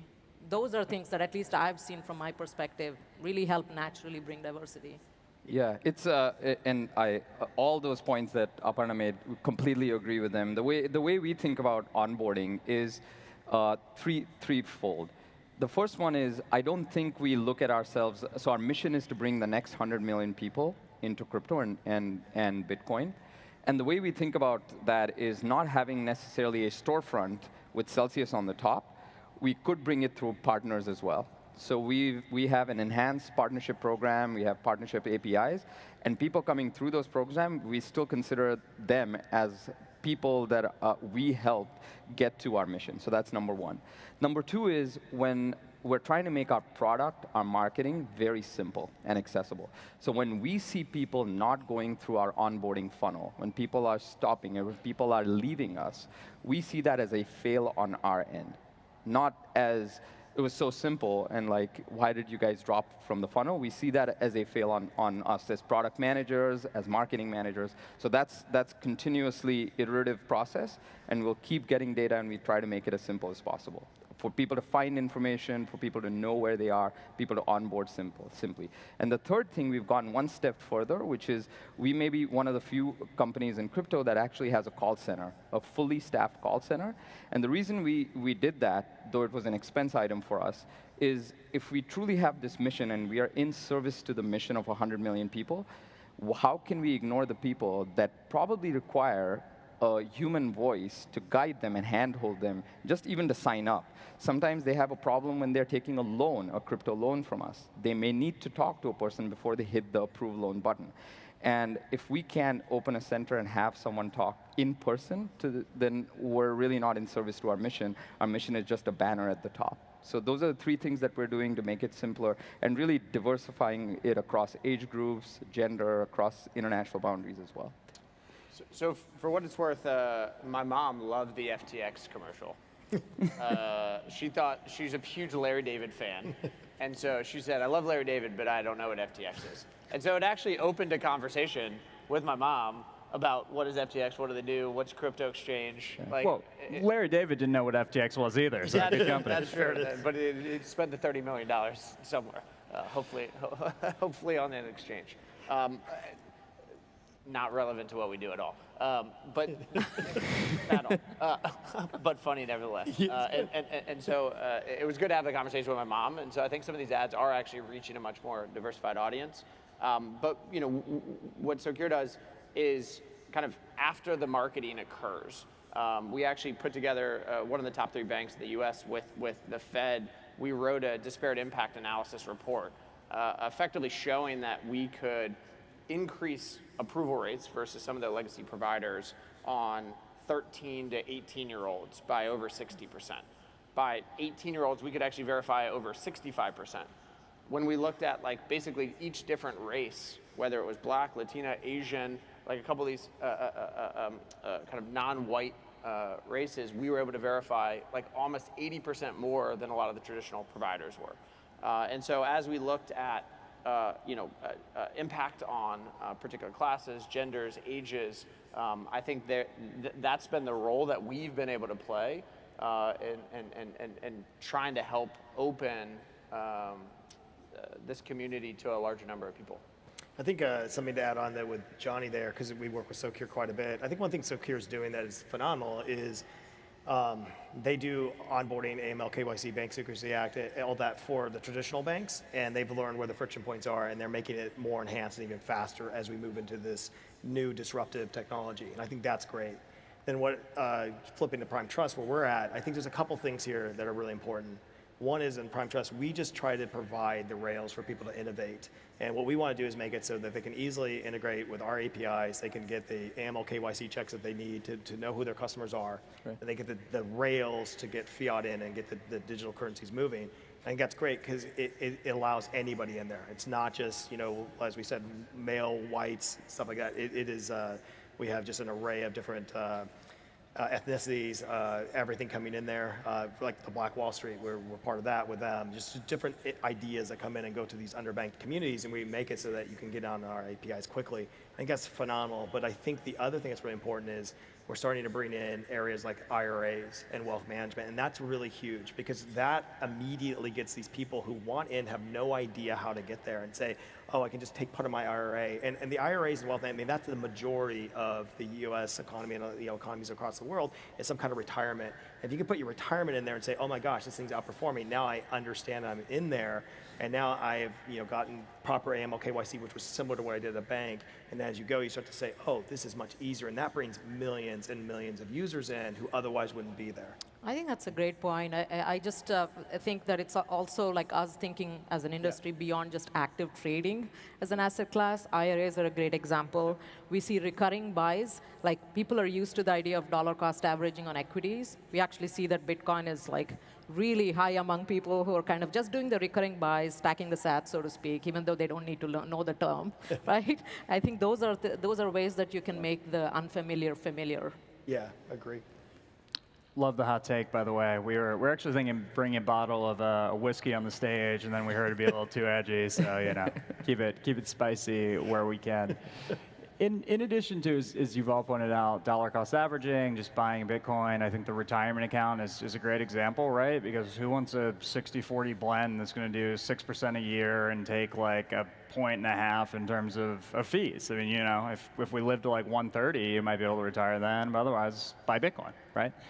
In addition to just buying Bitcoin outright and DACing into it, what do you all see as the future of Bitcoin-linked products and how your firms might provide them, facilitate that? I mean, I'm thinking of a Bitcoin-based lending, right? I mean, why sell when you can just get a line of credit, keep it going up? Also on the credit side, I mean, we've got companies originating mortgages that are backed by Bitcoin now. I mean, the utilities are fascinating and allow people to totally bypass the traditional financial system. So what's next? This is an important point, actually, that for people to get liquidity when they actually own some Bitcoin, the only path that people think they have toward liquidity is to sell their crypto and then buy something with it, right? So imagine, do you remember the time when Tesla had opened up Bitcoin-based Teslas?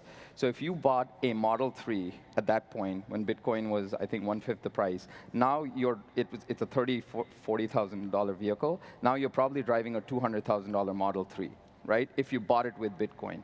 So the point there is, if instead, and Celsius has this as its product, you had just kept your collateral as Bitcoin and taken a loan, we offer loans at 1% APR, taken a loan on your collateral, you would have participated in the upside of Bitcoin, so your collateral would have gone up 5x, and you'd still be able to get your fiat loan in just US dollars at 1%, and then bought that Tesla or paid your student loans off.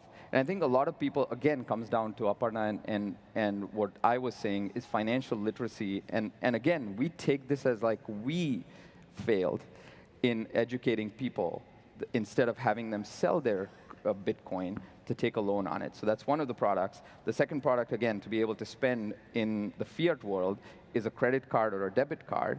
And the continuous innovation for us at Celsius is how do we find a way where in a credit card, it's still based on your fiat credit score, and a lot of the people have Bitcoin and that's their collateral. How do we bridge that gap and find ways where your collateral history, credit history of crypto, of Bitcoin, can translate into places where you can actually sell it. So we'll continue to innovate on products like that. I have a slightly different take on it in terms of like at least the arc of evolution here.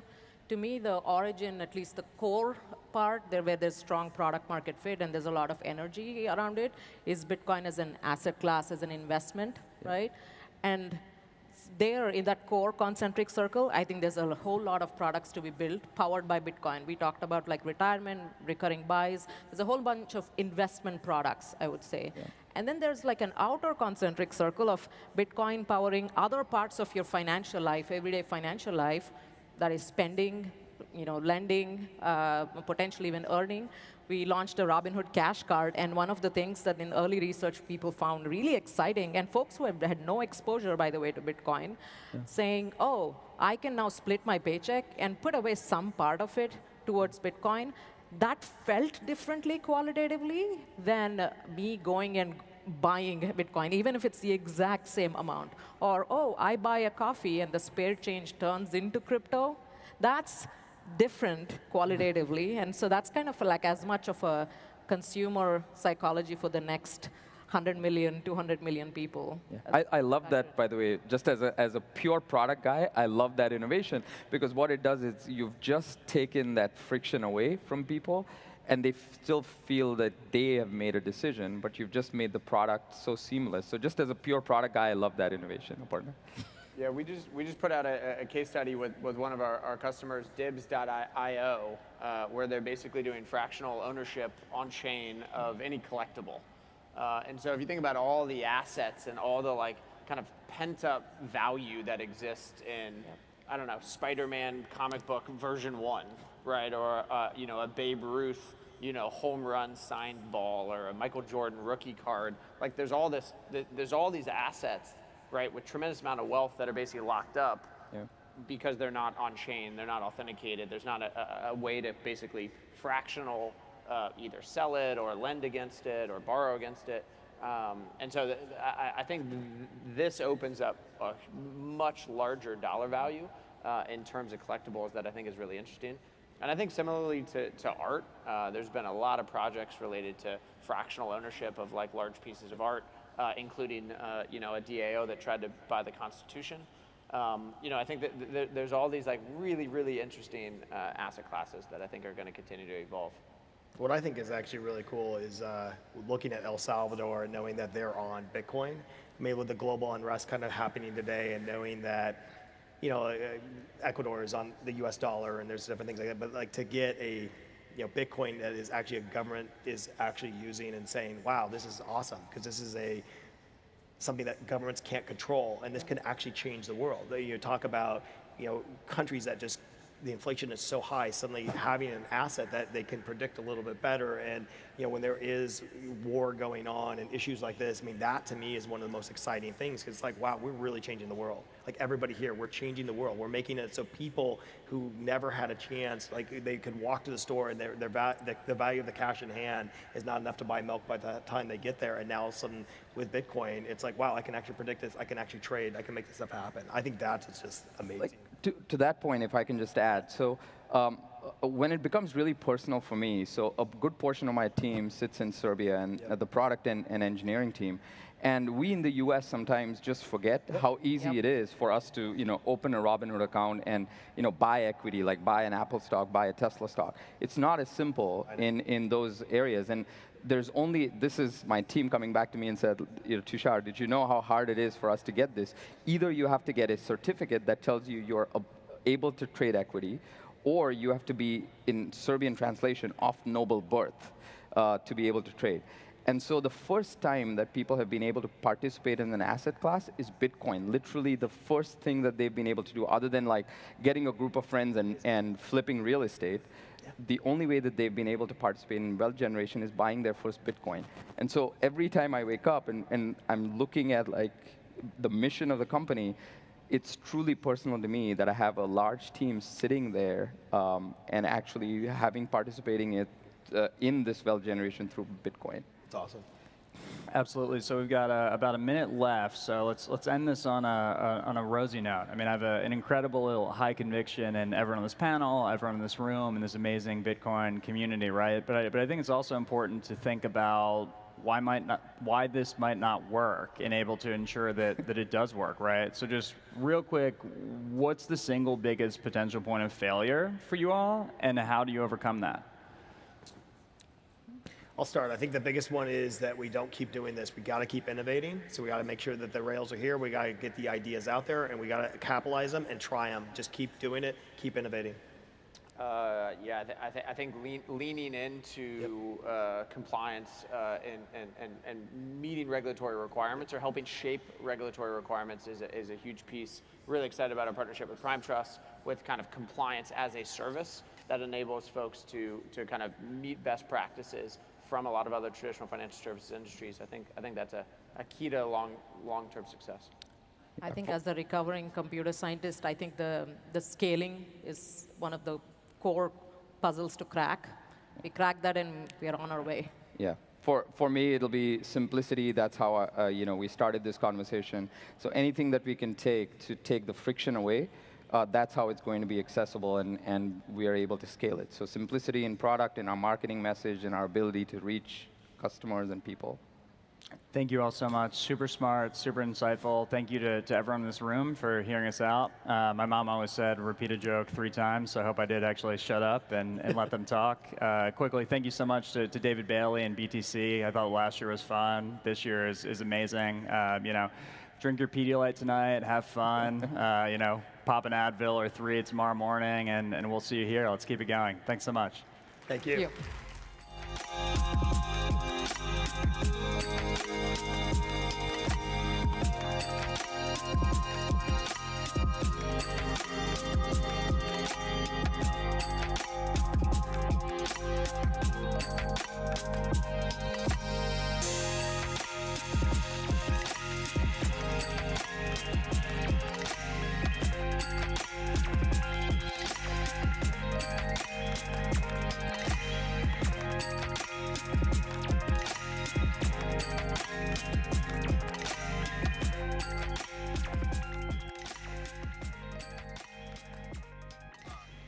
Welcome back. We're here at the Marathon News Desk at Bitcoin 2022 Industry Day, presented by Bitcoin Magazine. I'm Pete Rizzo, again, the editor at Bitcoin Magazine, and I'm joined by returning special guests, Mark Moss, author of the Uncommunist Manifesto, Q Kahimi, host of Bitcoin Magazine Live, and a new special guest all the way to the left, Zuby, rapper and author of Jackson 8. First, if you're watching at home, like, subscribe, smash. Next, we just finished watching Onboarding Retail. Bringing millions of users to crypto was the subject. But as we noted backstage, stressing verification, regulation, and the quote, leaning into requirements. Mark, I know when you heard that, you reacted. Why don't you tell the people at home what you thought? Yeah, a couple things that I think about that. So first of all, I would say is that we don't need to bring everybody in. Everybody will come in at the point they deserve, right? We say in Bitcoin, they'll buy at the price they deserve. And so we are motivated by pain and pleasure. So crypto brought a lot of people rushing for pleasure, trying to chase the price up. But around the world, we have massive pain. And that pain is driving people towards Bitcoin. So places like Lebanon, Argentina, Venezuela, where inflation is going 800%, 2,500%, massive pain. And so they'll come. I don't think we need to force people in because there's not necessarily a need. But the big problem that we have is that innovation is here to change things. We have the technology to change things. The thing that's holding back innovation is regulation. And so even Christine Lagarde from the IMF, she said, quote, I'll quote her, she said that innovation is a threat to our financial stability. No, not stability, their financial monopoly. So it's the regulations that hold this back. Otherwise, man, we'd be changing the world.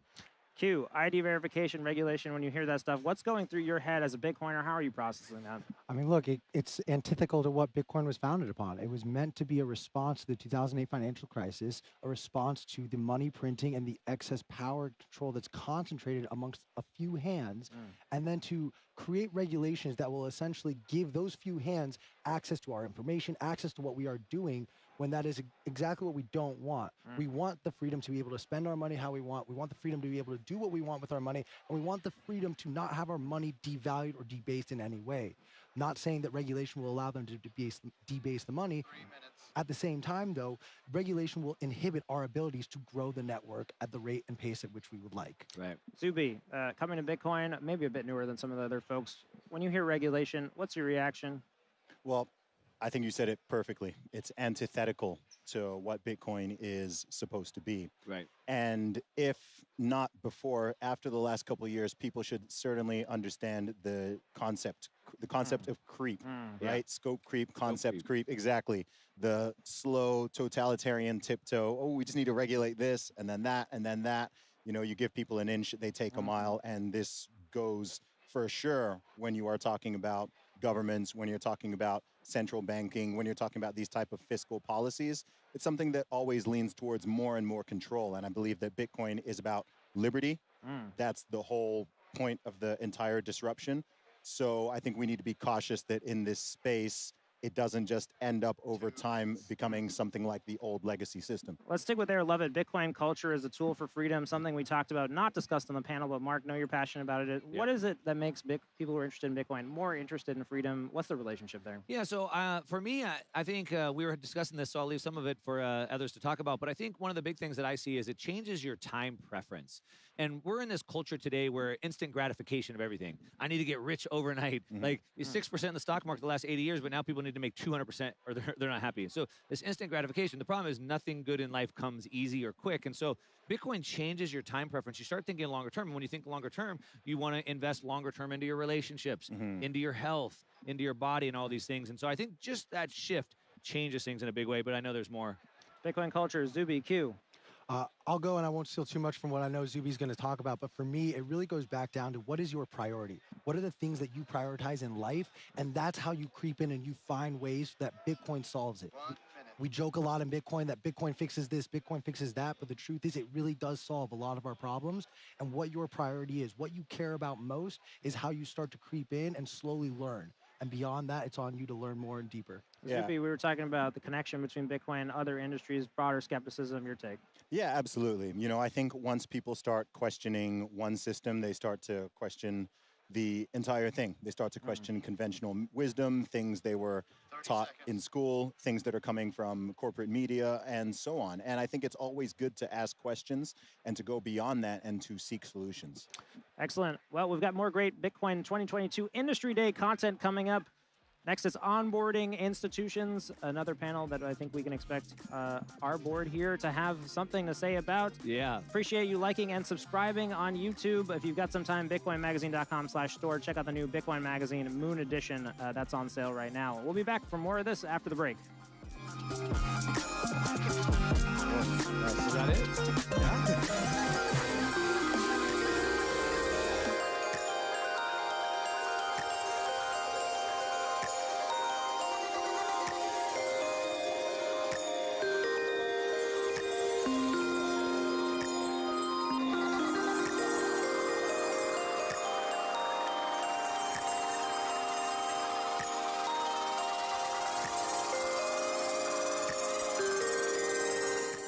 Interested with this new one we've got. We're going to be talking about the infrastructure bill.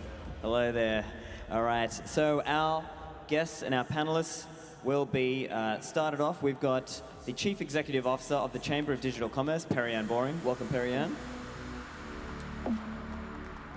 And next, we have the President and Co-founder of TaxBit, Justin Woodward. Welcome, Justin. Third, we have the head of Bitcoin policy from Cash App, Julie Stitzel. Welcome, Julie.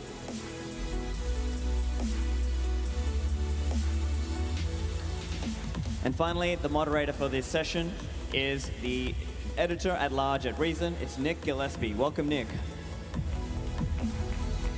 All right. Hi, everybody. Thank you for coming. The title of this panel has to do with infrastructure. We're not exactly sure what that means, but what we're going to do is have a conversation about what is happening in the meat space and the regulatory space and how that's going to affect Bitcoin. And we're going to have a fast introductions. Each of the speakers is going to introduce themselves and tell you a fact about themselves they think you should know. And then we're going to get into a discussion. So, Perianne, would you take it away, please? Okay, I get to go first. And you said not Bitcoin specific, so our facts are supposed to be like random. Your facts can be random, but who are you and what's a fact that the world needs to know about you? So I'm Perianne Boring, and a lot of people ask me and wonder where my name comes from. Some people think it's French. The truth is it's totally made up, and it's a Southern name. My grandfather's name is Perry, P-E-R-R-Y.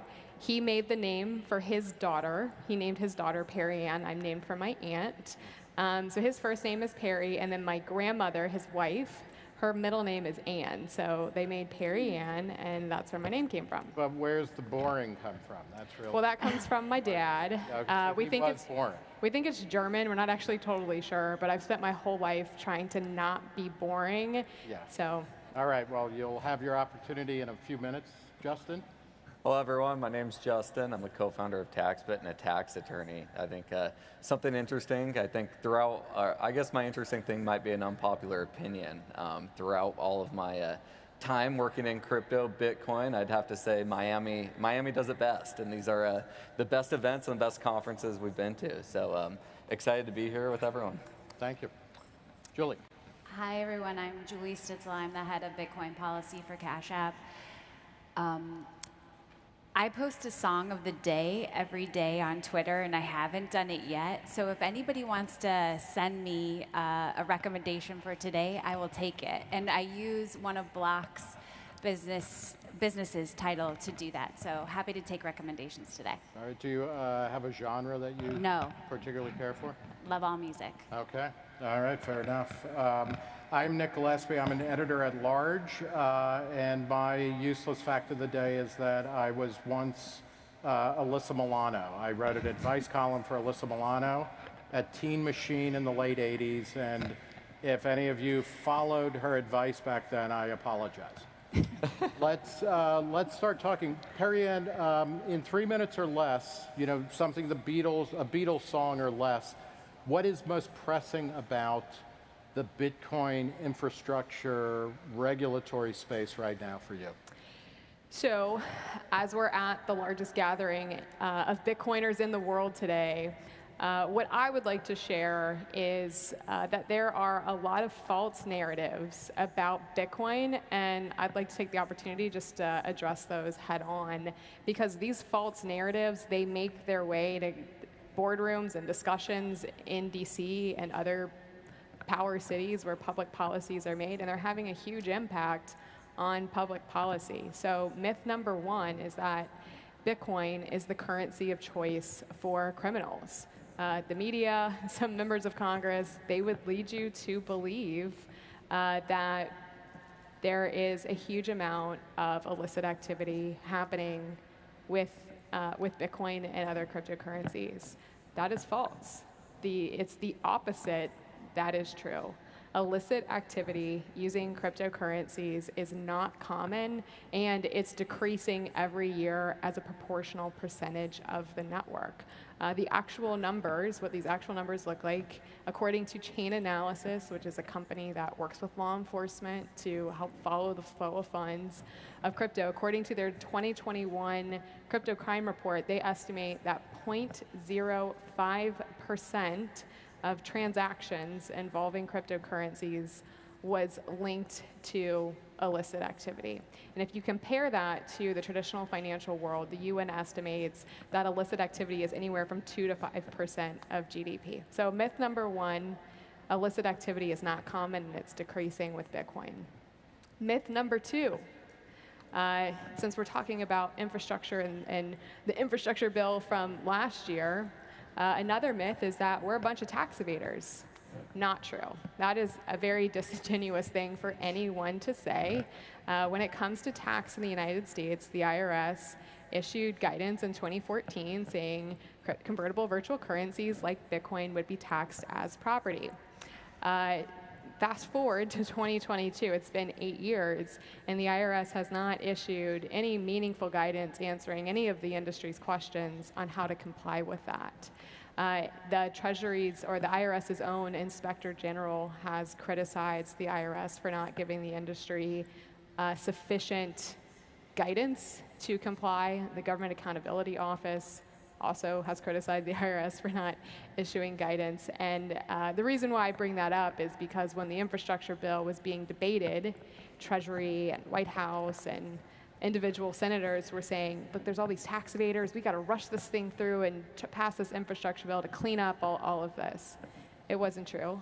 And there was a number of companies, and our team at the Chamber of Digital Commerce, we even petitioned the IRS formally to issue guidance specifically on information reporting, which is what the infrastructure bill defined. So myth number two, we are law-abiding and we pay our taxes. We just have questions that we need IRS to clear up on how to do so properly.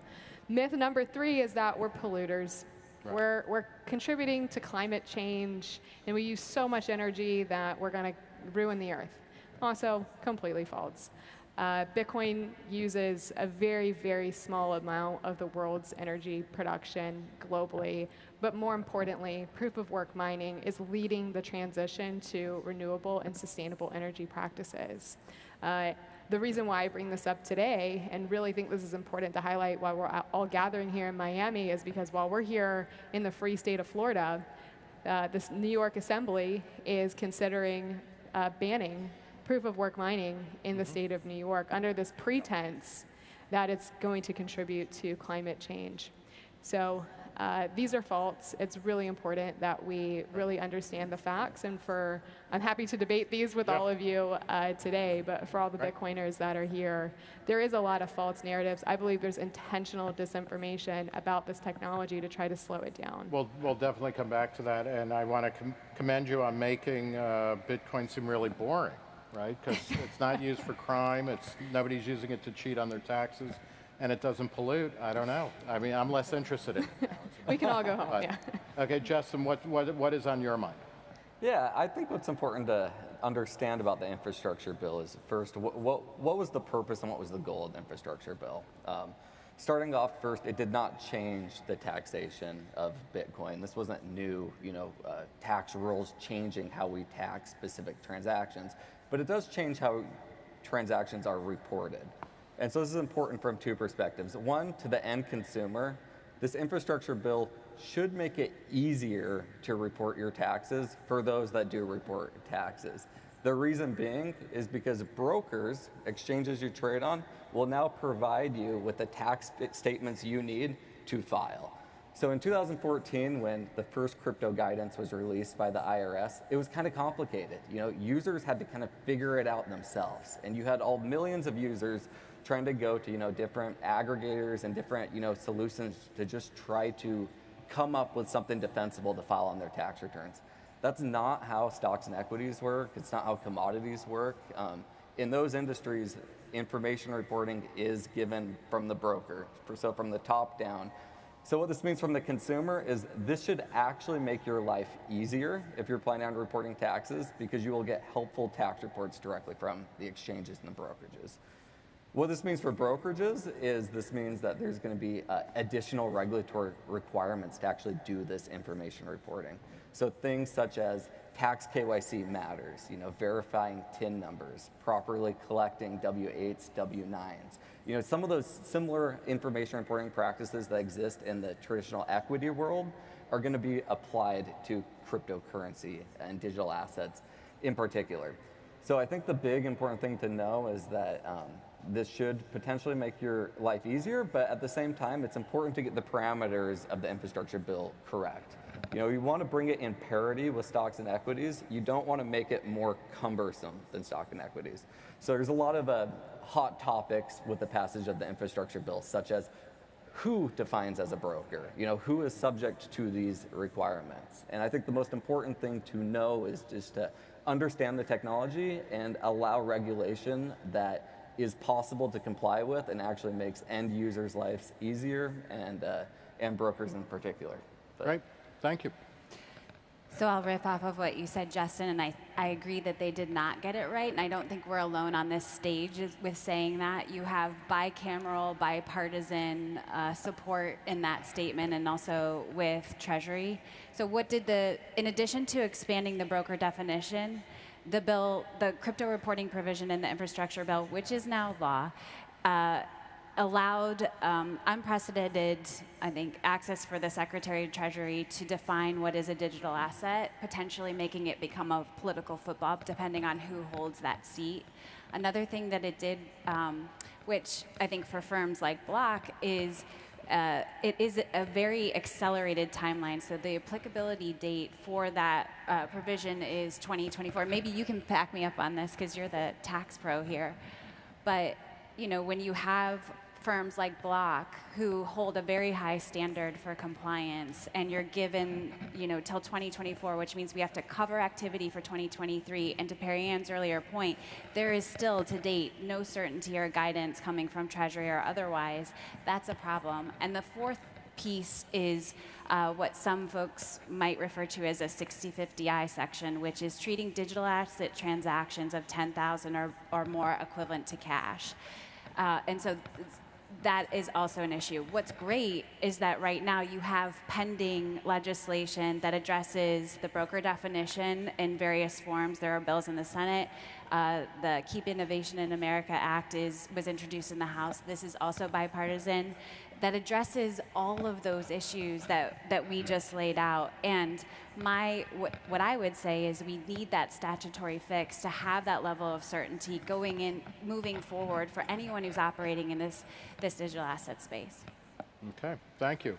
Let me start, and I'll throw this to Perry Ann first, but everybody jump in. It seems to me among kind of Bitcoin evangelists, there's a kind of split between people who are like, we want light regulation, but definite regulation, because that helps that creates certitude, and in a way, knowing that a bad regulation has been passed is better than kind of waiting for the shoe to drop and you don't know where it is. And then there are people who are like, fuck it, Bitcoin is unstoppable. This is a river, and like, I don't care, it doesn't matter. How do you speak to people like that? And I guess, each of you is in your own way. I mean, you're dealing with, the regulatory state, and I suspect that you're all on the side of saying, what we want is decent, transparent, stable regulation, and preferably one that doesn't screw with things too much. But how do you talk to somebody who is just like, no, you know what, it doesn't matter because you're not going to be able to stop this anyway?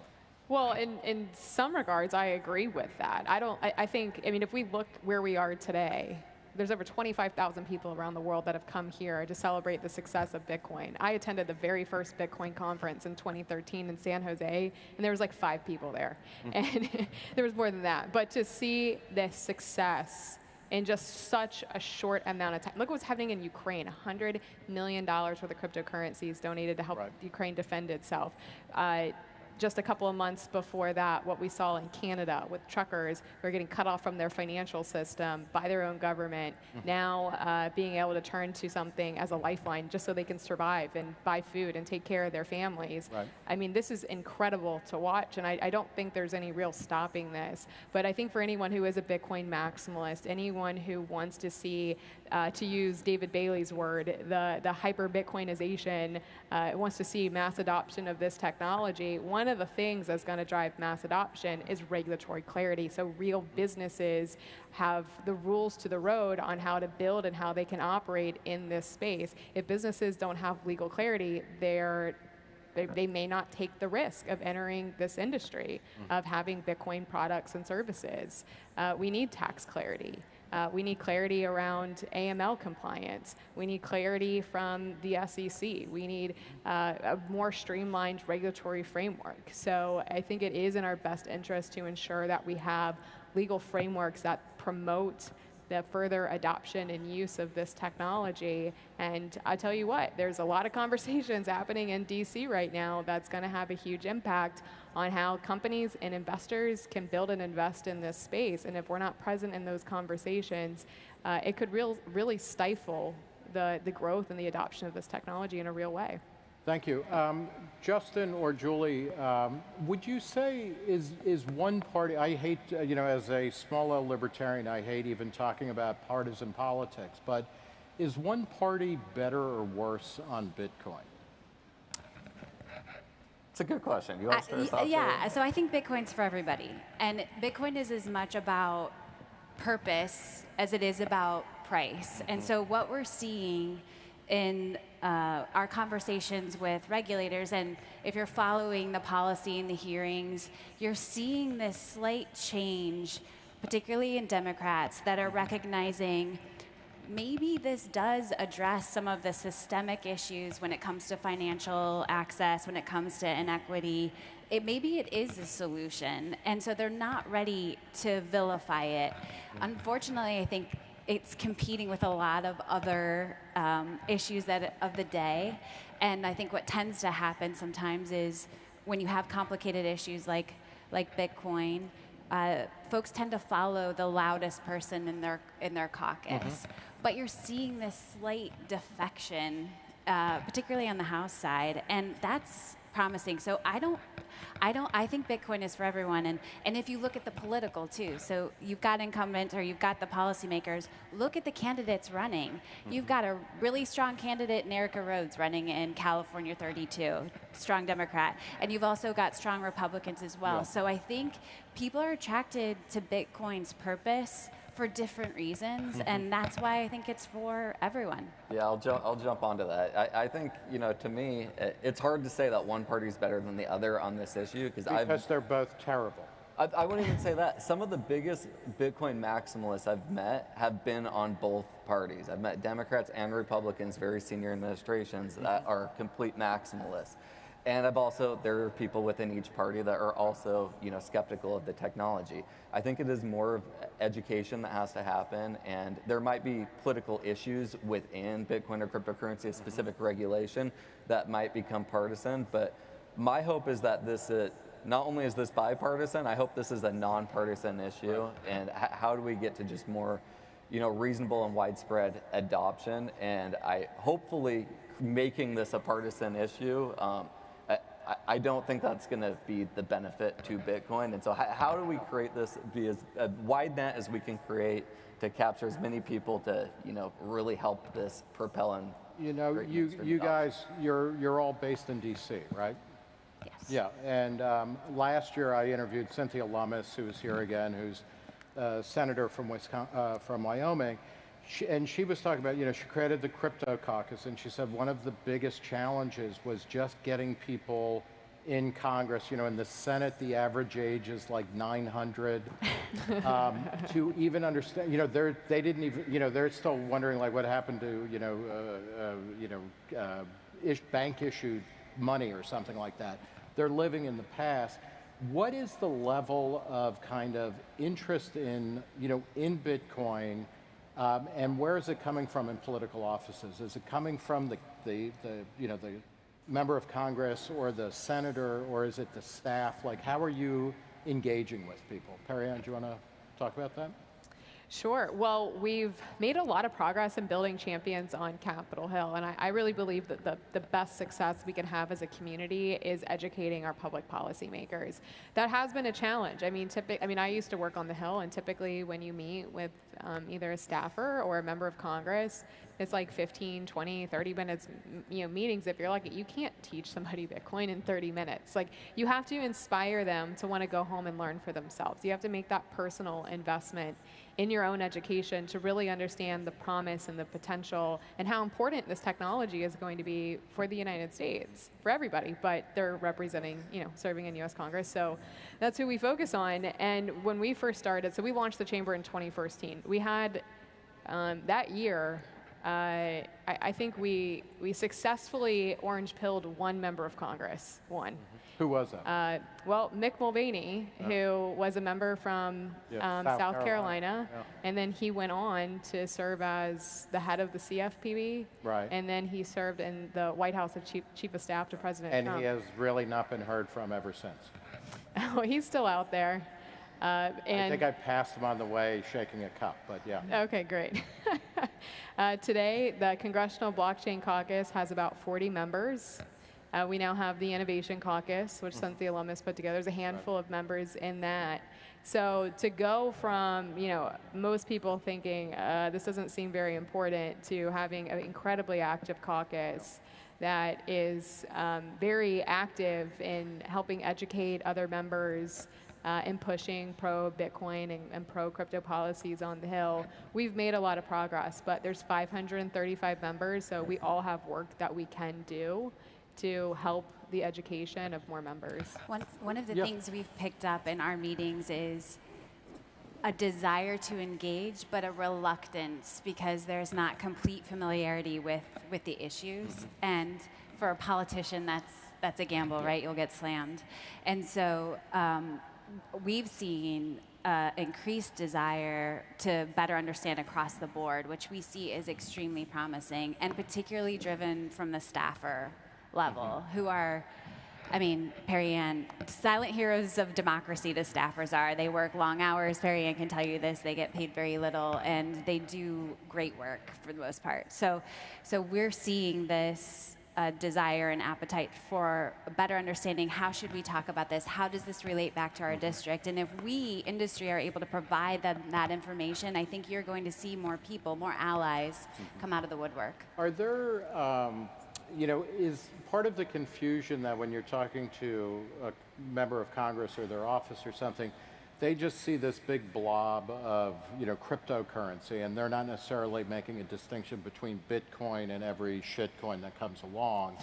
And, you see, Bitcoin's own price is volatile, but then when you have coins that rise and fall, by the minute or by an Elon Musk tweet, does that complicate the message that there is which is itself incredibly revolutionary to say there is this alternative banking system, store of value, that is a direct challenge to a central bank, to a state, a state-controlled currency.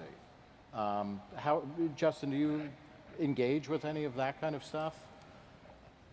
No, I think in large part, I think the government, the administrative agencies, and I also want to piggyback onto those points. Legislators are incredibly important, but also the administrative agencies are very important too. They are the ones that are on the ground dealing with very difficult issues that are naturally coming to them, whereas legislative officials may have just other priorities to push forward. But I think a big reason to get this on the radar of legislative officials and administrative officials is the power of this is bigger than just one asset class, bigger than Bitcoin. We're headed towards a tokenized economy, and it's going to be more than Bitcoin that's tokenized. It's going to be tokenized equities. It's going to be tokenized real estate. The fractional nature of what Bitcoin and distributed ledger technology enabled is going to cause so many use cases that I think these things are now percolating so higher that, oh my gosh, even if I didn't, initially engage in Bitcoin or Bitcoin wasn't my focus, we can't ignore this from a regulatory standpoint because it's going to touch every area of our economy. Is it also a selling point that this is generating a huge amount of cash or value, so that, this is tax revenue? The government obviously shows very little interest in matching outlays, and revenue, but I mean, this, I'm thinking something like marijuana legalization, which the first marijuana legalization bill was actually passed in the House recently, but one of the ways that was sold at the state level was this generate is a powerful source of tax revenue. Yeah, and then you can spend 10 times that, on something. But is that part of the kind of the pitch to DC, that this is, you can get 10 or 20 or 30%? Well, that's certainly not my pitch, but policymakers Right. have definitely realized that there are significant opportunities from a tax perspective. So, for example, with the infrastructure bill, these digital asset tax provisions, they were only 4 or 5 pages out of several thousand, 2,000 page bill, so a very small part of the bill. But it was scored, if I remember correctly, 38 billion? 28 billion. It funded a huge part of the bill itself. So we can all debate if that was the right thing to do or not, but Treasury is absolutely taking note that there is an opportunity to tax this and use that to fund different government programs. But the opportunity is leading with innovation in the United States. It's not. It's. Do you want it here or do you want it somewhere else? And in what other industry do we see that authority? The innovative capital, maybe the economic, or hope ideally the economic gain from GDP growth to job creation. Why would we cede that to another country? Of course we want it here. Because our government is filled with stupid people who make stupid decisions. Well, maybe they just need a little time to wrap their minds around it. Yeah. And that was included in the executive order that was just signed a couple weeks ago, but it recognizes blockchain as one of the leading innovations of the 21st century. And it specifically states that the U.S. needs to be a leader in this innovative ecosystem. And part of the executive order also contains a whole section to U.S. global competitiveness, which I think is really important to address some of those regulatory clarity issues that I was talking about. There is a lot of future regulation coming, but the EO says we need to make sure any future regulations allow businesses to compete globally so we can realize the benefits of this technology in the United States. I don't think the sales pitch should be taxed. I'm not saying it should be, but it People is a have way taken of note getting for them sure. to pay attention and be like, oh, you know what, like I'm scared, but I'll. Oh, that's right. But I think it's a byproduct of with what this industry is allowing. Yes, naturally it's going to be taxed. It's same thing with marijuana, right? The reason we legalized marijuana wasn't solely because of taxes, right? That is a positive thing that came from it. But I think you might be missing the forest through the trees if we try to educate regulators on, hey, you should be interested in this issue because it can raise revenue, but it is kind of a byproduct of allowing the asset class and embracing the asset class. Perry Ann, can I go back to one of the false narratives you talked about? Because, and particularly the one about pollution, or about the idea that Bitcoin in particular, any kind of proof of work system, is going to, and I think it was Newsweek in 2018 or 2017 had a story that said by 2022, all of the world's energy would be used to mine Bitcoin. And obviously that didn't happen. Yeah, I don't think so, right? What are the, in a state like New York, New York has, it's a one-party state. The legislature and the Senate are held by Democrats. How do you start to turn that around to say, no, the premise of this law is so fundamentally wrong? Like, what kind of engagement do you do to kind of get legislators to think differently? So on this particular piece of legislation, it was first introduced last year, and it passed the Senate, but it failed in the Assembly. And I think they just ran out of time. The session ended, and the bill died, but it resurrected this year. But one of the successful pushbacks came from the International Brotherhood of Union Workers. So at mining facilities in New York, these are largely union jobs, and they're also very high-skilled and high-paying jobs. And the union came out and said, this is going to be very bad for people in New York that are relying on these jobs. So there's a job creation argument that's important. There's the economic benefits of stimulating those local economies that Julie mentioned. A lot of times, Bitcoin mining facilities are in rural and underserved areas, so you can reach areas that other industries aren't going to. And this is better than building a prison, which was, a model for kind of rural economic development. Or should not be a privatized business. Yeah. And then in terms of the true goal and the intentions behind this moratorium is because they're pushing a clean and a green energy policies, and they feel like this could contradict that. Yeah. And the reason why we think that's the wrong way to think about that is because Bitcoin mining is helping lead the transition to renewable energy. This is something we've really only seen play out in the marketplace over the past couple of years. But here in the United States, we have multiple public Bitcoin mining companies that are partnering with renewables or using renewable energies to mine Bitcoin. And that is leading to further development of renewable sites around the country. It's increasing the demand. It's increasing demand, and it's increasing investment. Right. So there are a lot of economic challenges to renewables. These are intermittent energy sources, and there's not always a great economic model to build one. But when you have a reliable customer in a Bitcoin miner that can power up and down whenever they need to based on supply and demand, it completely changes the economic model for renewables. Julie, can I, so part of the adoption of Bitcoin has to do with regulatory uncertainty, right? If investors aren't going to go deep on it if they're not sure, if the government is going to do this or that in a couple months. Another part, though, is just the technology and the ease of use. Can you talk a little bit about what Cash App is doing to, and I say this, about myself, like I need this type of technology to be idiot-proof. And one of the reasons I don't use it as much as I would is because I'm really afraid that I'm going to like George Jetson something and see my entire 401k Yeah, you disappear. definitely need to download Cash. So what's going on in the user interface and the deep reach of that to make it easier for people to adopt Bitcoin and crypto? Yeah, well, I'd say Bitcoin at this point, and the reason we lead with Bitcoin is because we see it as the most secure cryptocurrency out there. But so, yeah, the team at Cash, it's been a real privilege to be able to work with them for the past year.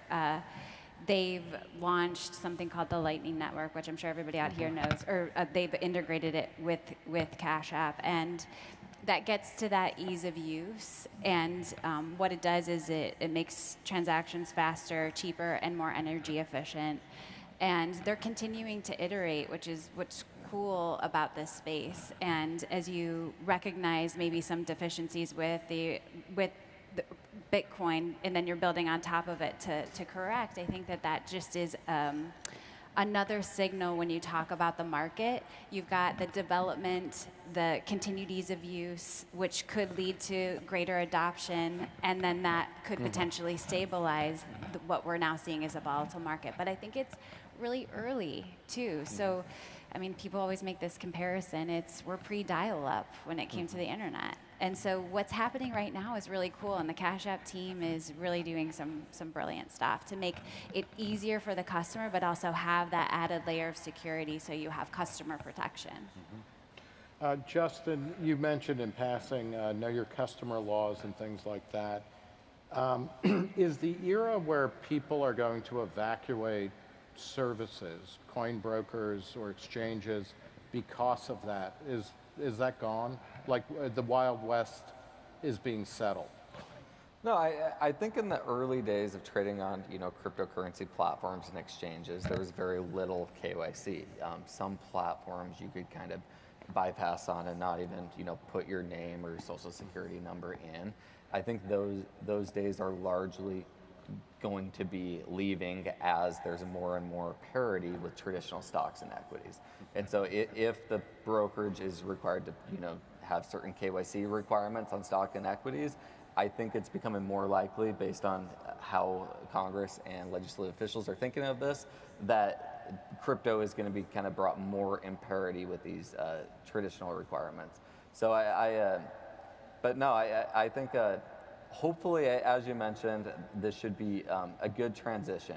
Same with kind of Bitcoin, where in the early days, it wasn't as user-friendly. The user interfaces weren't as friendly, and it's how can we kind of create regulation to be as easy as possible and easy to comply with as possible. And if you can comply all in one space and make it on one platform, then that's really what's going to enhance institutional adoption. And so, yeah, I think those are exciting developments to come. Perry Ann, talking about the Digital Chamber of Commerce, what kind of interaction do you have with the, I don't know what the right term is, like the meat space Chamber of Commerce, or more traditional kind of business interests in DC? Are they increasingly, are they embracing Bitcoin, or are they kind of like, no, I don't like this, and it's somehow getting in the way of our relationship with legislators or policymakers? Like with other industries outside of cryptocurrency? Yeah, I mean, it's been interesting. I mean, from a policy perspective, if we are able to align forces with other industries, that's always helpful when you have a unified message. We always kind of play those on like a an issue by issue basis. But I think we relied on that more in the early days. Today, we're such a bigger industry, and we definitely have a lot more resources in public policy that it's less needed. But any time when you can have other industries outside of just your native group saying this is bad for us for these reasons, that's certainly helpful. What are the industries or the industry trade groups that you're dealing with that are most kind of bullish on Bitcoin? What industries are most bullish? I mean, I think traditional financial services. I mean, at this point, if you're not an institutional player and you don't have some type of Bitcoin product or offering, you're well behind, and they realize that and they recognize that.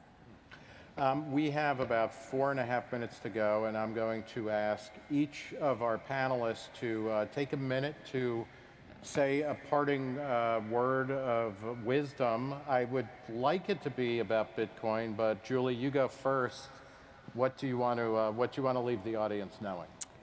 Well, I'm sure this audience knows as much or more than me about Bitcoin, so I think I'll lead with Block's sentiment in that we believe that Bitcoin, just like all of our business units, which are designed to allow people to access the economy to fulfill our mission of economic empowerment, Bitcoin's attributes mirror that as well. And so that's why we are leaning in, and we see it as its attributes as having the ability to be the native currency of the internet in the future. Thank you. Justin? I think the takeaway is just that responsible regulation can actually, really propel the industry forward. Especially, I think what we've seen the last couple of years, Bitcoin really went from this retail phenomenon to an institutional phenomenon.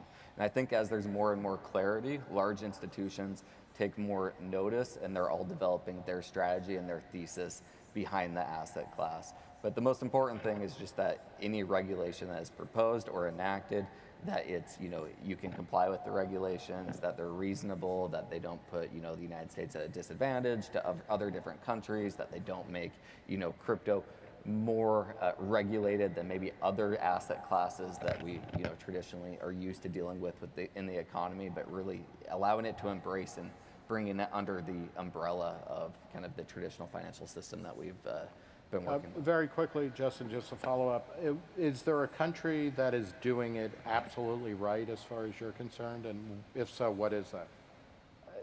It's a great question, and I think I'd say no. I don't know if there's a perfect example. There's countries that do it better than other countries, certainly. But name one that's doing it better. I mean, you look at like Estonia's tax system. I'm not even talking about Bitcoin in general, just how much more efficient the tax system is and tax reporting is from the broker level to institutional level. They just are more efficient and far less waste than the United States system that we currently operate in. Thank you. Marianne? So I believe our current global financial and monetary system faces severe systemic issues. And our monetary and financial system is going to evolve greatly over the next 10, 20 years. And I think Bitcoin is ultimately going to be a part of the future of the financial system. Money has evolved a lot just in the past generation. We've only been on fiat currencies since the 80s. A lot of people don't even realize just how much of an experiment our current system is. Before that, we've largely been on a gold standard. Gold has been used as currency for literally thousands of years. And before that, we always used things of scarcity, like salt and seashells or other things that were of value back in early civilizations. So it was the breakdown of Bretton Woods. So Bretton Woods was established in the 40s, and the world came together and said that gold would be $35 an ounce, the US dollar would be the world reserve currency, and all other countries would peg to the dollar and could legally exchange their currencies for gold from our treasury. That is what the monetary system was in the 40s. So in just one generation, look at how much money has changed. And now we have advanced technologies like the internet itself and artificial intelligence and Bitcoin and blockchain technologies. We can expect the financial system to evolve just as much, if not more. So definitely keep an open mind when it comes to what Bitcoin's role is going to be and its impact it will have in all of our lives. Okay. That is going to conclude this panel about infrastructure and all sorts of other things. I want to thank Perry Ann, Justin, and Julie. And for Reason, I'm Nick Gillespie. And thank you, Bitcoin Conference, and thank you, mostly people out there buying and selling and innovating. Thanks very much.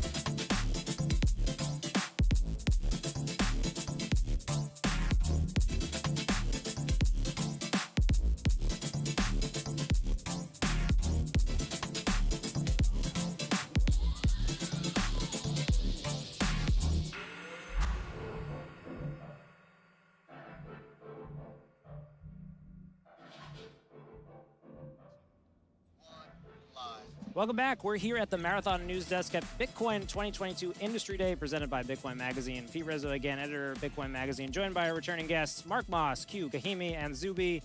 Like and subscribe. We're going to break down what you just saw on stage. We just finished watching the infrastructure bill, Reckoning. Got to zoom in on a quote there that I liked on the conversation. Bitcoin is about purpose as much as price. I think we wanted to zoom out and talk about that purpose, talk about post-COVID, something that wasn't touched on, trust being broken. Zuby, can you tell us your insights of what's going on right now? Yeah, sure thing, man. Trust is so important for every single society. Yeah. It's important on an individual level. Any type of relationship that you have between individuals, groups, nations, everything is actually built on trust. That also goes for money as well. It's purely all based on a concept of trust. Every time you drive a car, you trust other people are going to obey the signals and are going to follow the rules. Otherwise, the whole thing's a mess. If you are not able to trust, it doesn't work. I think a huge problem that we're having right now, certainly in the USA, but across the entire West, perhaps across the entire world, and this is an age-old problem, is one of trust. Trust in institutions, trust in the government, trust in politicians, trust in the media. A huge problem we have right now is that so much trust has been broken over time. And I think something that's super important about Bitcoin is the trust factor. And so when it comes to any type of regulation, we already discussed about the fact that some of that is antithetical to the concept of Bitcoin. But I think if we can address trust in society, I think that's, I don't know the perfect way to do it all, but I believe Bitcoin is certainly a part of that when it comes to the financial aspects. Trust is broken. Bitcoin is entering the picture. Mark, your take. Well, what Juby's trying to say is that Bitcoin is trustless. So it doesn't require trust. And so what happens in a world where there's no trust, we talked about that when trust is broken, it's not instantly just given back. Trust is something that's going to take a long time to get back. So Bitcoin is something that's trustless, doesn't require trust. So kind of like in that movie where you have the drug deal and it's like, give me the drugs, no, give me the money, right? And we don't trust each other. And so Bitcoin doesn't require that. And, you know, Zuby's been nailed it on that, where trust has been this kind of declining scale, but now it's just broken. And we, on top of what's happened with the pandemic and censorship, you know, the more that they censor, the more it loses trust as well, right? Because truth would win in open discussion. But even more so now we've seen on a global stage what happened in Canada and then so much in the Russia-Ukraine war. And so now, you know, the whole world was just put on notice that you can't trust any nation with your wealth. The UK just seized $2 billion of gold from Venezuela because it was in the UK vaults. The Biden administration seized $7.5 billion from the Afghanistan Central Bank and $600 billion from Russia. And so how can we trust anybody with our money? And the answer is we can't. And so what are we going to do? We're going to hold our own gold in my own possession. But how would the world work that way? How can we move forward in an information age with no trust? And the answer is we can't. It's almost like we need a decentralized ledger that nobody could control. If only we had one of those. Yeah, if only we could find one. Amidst a system of broken trust, Q, your take. You know, we just heard our panelists talk about the infrastructure bill, a lot of different regulations getting slipped into this. Our bill, so the infrastructure bill is slipping in all these different regulations, but at the same time, to Mark's point, we have found a moment in time where trust has been broken. And whatever your priority is, whether it was the fact that lockdowns came in and shuttered your business, affected your family, whether it's the fact that we're watching now nation states seize people's hard-earned money in their capital, whatever that sort of priority is personally, that is that moment where trust has been broken. And now you have these same actors who broke their trust trying to, again, ask for, hey, trust us when we go and affect this new industry that we're not even involved in yet. And we know what we're doing, when in reality, as we've all agreed upon, and as everyone here, everyone at home watching, we all agree, stay the fuck away from Bitcoin. Let us operate as we should so that we can grow and show the world what the capabilities of this network are and can be. Well, if I could just add on to what he was saying right there, right? And it's like these regulators passing laws, regulations, policies on something they don't know anything about. None of us know anything about it. And so what do I mean by that? I mean, we've been studying this for a really long time, but it's so new. It's a technological revolution. It's so new. We don't know where it's going. None of us do. We try to make sense of it by comparing to something that we know. And what happens is, for progress to happen, you have to have as many choices, as many chances as possible. So by them putting in guardrails in the beginning, before we even really know what's going to happen, it limits the amount of tries, the amount of progress that we can have. And so not only does it hurt the people today, it hurts the progress we could have in the future. Absolutely. Quick take before we wrap it up. Politicians here running on a Bitcoin platform, incorporating it into their model. Can Bitcoin overcome the broken incentives in our political system? Quick take. Well, I would say, first of all, I think running on a single issue is dangerous. What I would do is I'm definitely for Bitcoin, and so I would look at that and I would give somebody credit for that, and I'd weight that maybe as a pretty big issue, but definitely not as a single issue. We've seen problems with that. In the mayor of New York, for example, ran on a pro-Bitcoin platform. Next thing you know, he's trying to ban Bitcoin mining. And so it's very dangerous. Never have a single issue. Look at it holistically, I think, is a better way to do it. Q, Zuby, final thoughts? I think what's most important is for politicians to not be hostile towards Bitcoin. I think if they're messing with a complex system, they're more likely to do bad than to do good. And I think Bitcoin needs to be left alone and allowed to flourish within people who know about it, care about it, are interested in it, and just leave it be. I've said it before and I'll say it again. Why now? Why is this the issue that we start to trust politicians? Why is it that you think this politician is going to follow through on the promises? They have not followed through in the past. They are grifting for votes, in my opinion. We will see. I would love to be proven wrong, but my money's on there just grifting. Speaking of broken trust, shout out to our users on Rumble. Appreciate you watching, and thanks for everyone who tuned in on the homepage. Next, we're going to throw it back to the main stage. We have a panel on onboarding institutions moderated by Dan Held, one of the great Bitcoin advocates. Stay tuned and keep it tuned to the live stream. We'll be here all day for the rest of the week. Smash that subscribe button.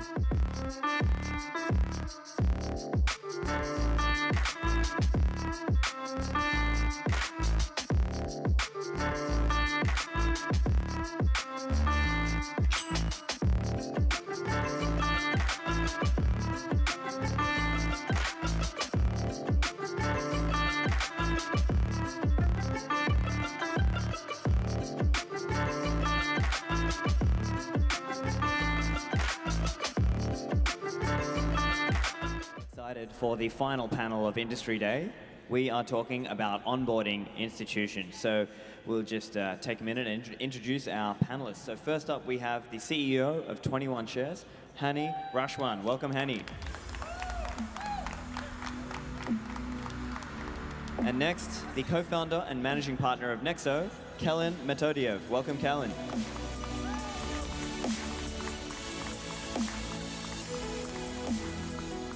And third, we have the Senior Director, Treasury and Investor Relations for MicroStrategy, Shirish Jajodia. Welcome, Shirish.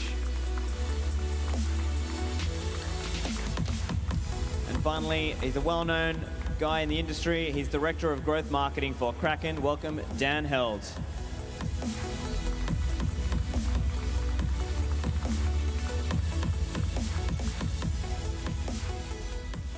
All right.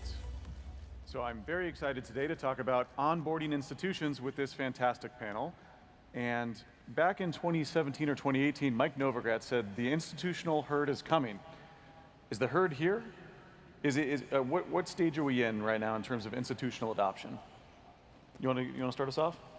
Yeah, sure. So should I start with my introduction first? Sure. So yeah, I'm from MicroStrategy. I'm responsible for the Treasury and Investor Relations function in MicroStrategy. Prior to that, I come from investment banking and capital markets experience for over a decade. And I kind of bring all that, and I'm seeing firsthand at MicroStrategy of what the institutions are doing. So MicroStrategy is so it's a leading software business analytics company, and it's the largest corporate holders of Bitcoin in the world. And we are the first publicly listed corporate to adopt Bitcoin as our core treasury reserve asset. So we are kind of leading the way in this, and we see more and more adoption happening.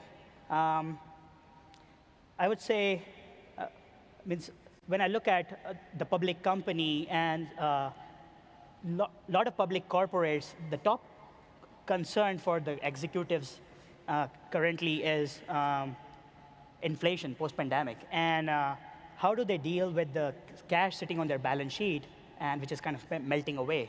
So one stat is currently the US corporates hold over $4 trillion of cash on their balance sheet, and means that needs to be addressed.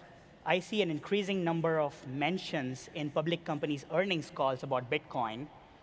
That's an indicator.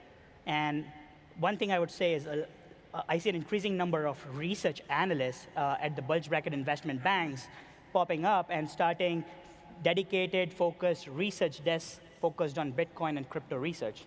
So that makes me believe that the institutions are now waking up, and we are kind of at an inflection point for likely a massive institution adoption. Really appreciate the insight there. And yeah, sorry, I should have introduced the folks in terms of what their roles are, but if, Colin, if you want to go ahead and give a brief introduction, then I'd love to hear your perspective on this. Sure, thanks, Dan. My name is Kellen Metodiev. I'm a co-founder and managing partner at Nexo. We are mostly known in the ecosystem for being the largest retail-oriented crypto-backed lender. But the reason I'm being here is because we do have quite a substantial substantially sized operations on the institutional side. We have been engaged in OTC trading, for at least 3 years, and we also have, to some degree, secretly been building our prime brokerage platform. I actually have the pleasure and the privilege today to make a formal announcement. As of today, formally, we're rolling it out. It's a complete platform for institutions, from various asset managers and hedge funds, trading on it. It's a smart order routing system with access to 20 exchanges. We have advanced order placement, fixed interest rate margin, which is quite important. It has been asked by the community. We have delivered. We're quite excited, obviously, about the volumes, that we have been generating for the last few months in our beta mode. So, now that it's officially out, of course, we'll be happy to continue working with all institutions in the space. And just to address Dan's question directly, yes, the institutions definitely have an interest in the space. I think that, the herds, coming into the space, it still sounds a little optimistic. It's definitely not a pack, but it's not a herd just yet. I would say it's somewhere in between. And the reason for that is that, obviously the space, delivers a lot of promises. Obviously innovation and economic perspectives are amazing, and this is why all of us are involved in this industry, but at the same time, it still has a lot of shortcomings, and I'm sure we'll address a number of them today. But, just to sort of, outline, obviously risk management protocols, KYC, AML practices, all of these risks that institutions do not and will never accept. I mean, institutions are good at managing risks that they know how to manage, risks that they can accept, non-market risks. As long as they, permeate the industry, institutions will mostly sit on the sidelines and just kind of, dip their toes and, wait for the temperature to become, more suitable. And then finally, Haney, would love to hear your perspective and also a little bit of background on you and your company. Absolutely. So I'm Haney Rashwan. I'm one of the co-founders of 21 Shares, which is the world's largest crypto exchange-traded product provider. They're like ETFs, ETPs, ETCs, and all the like. I would say the institutions are here. We'd have to talk about what kind of institutions are investing in this space today, but of our AUM, we would predict 85% of the funds are institutional. They're family offices and less corporate treasuries and the like. Obviously, MicroStrategy is a very early adopter of this, but I would say the institutional herd is coming. It is very obvious. They're engaged, they're ready, they're preparing. Certain ones, like family offices, which may have less of a hurdle on investing, there's less of an investment committee and all of those various procedures that should be in place. And they're here with a vengeance, especially on the family office side, and everyone else is dipping their toes. But we remain excited, and the way we will go from 2 trillion to 10 trillion is very clearly institutions. Really appreciate that perspective. And I want to start with Colin this time. Colin, what were some of those hurdles that you see? Because I think you brought up a few of those. What are some of the hurdles that prevent institutions from getting into Bitcoin?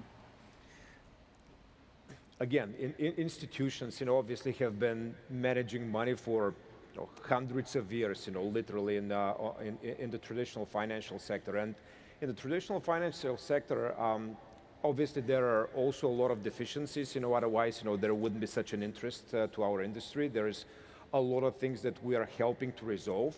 But at the same time, there is an infrastructure that exists and has existed for a while that institutions feel comfortable with. So, for example, when it comes to, let's say, payments, settlements, custody, there are no surprises. And again, in our industry, everybody loves, the returns. Everybody loves, the potential of, let's say, 10x capital gains or 20% current income rates, but at the same time, we read literally every other week, how a protocol was hacked, and let's say 600 million was stolen, and this isn't something that institutions would accept. And I remember, speaking with, investment banks, early in my corporate finance and investment banking career, and talking to more experienced bankers, and they were saying, something at that time that has stuck with me throughout my career, that, for the most part, institutions are interested of,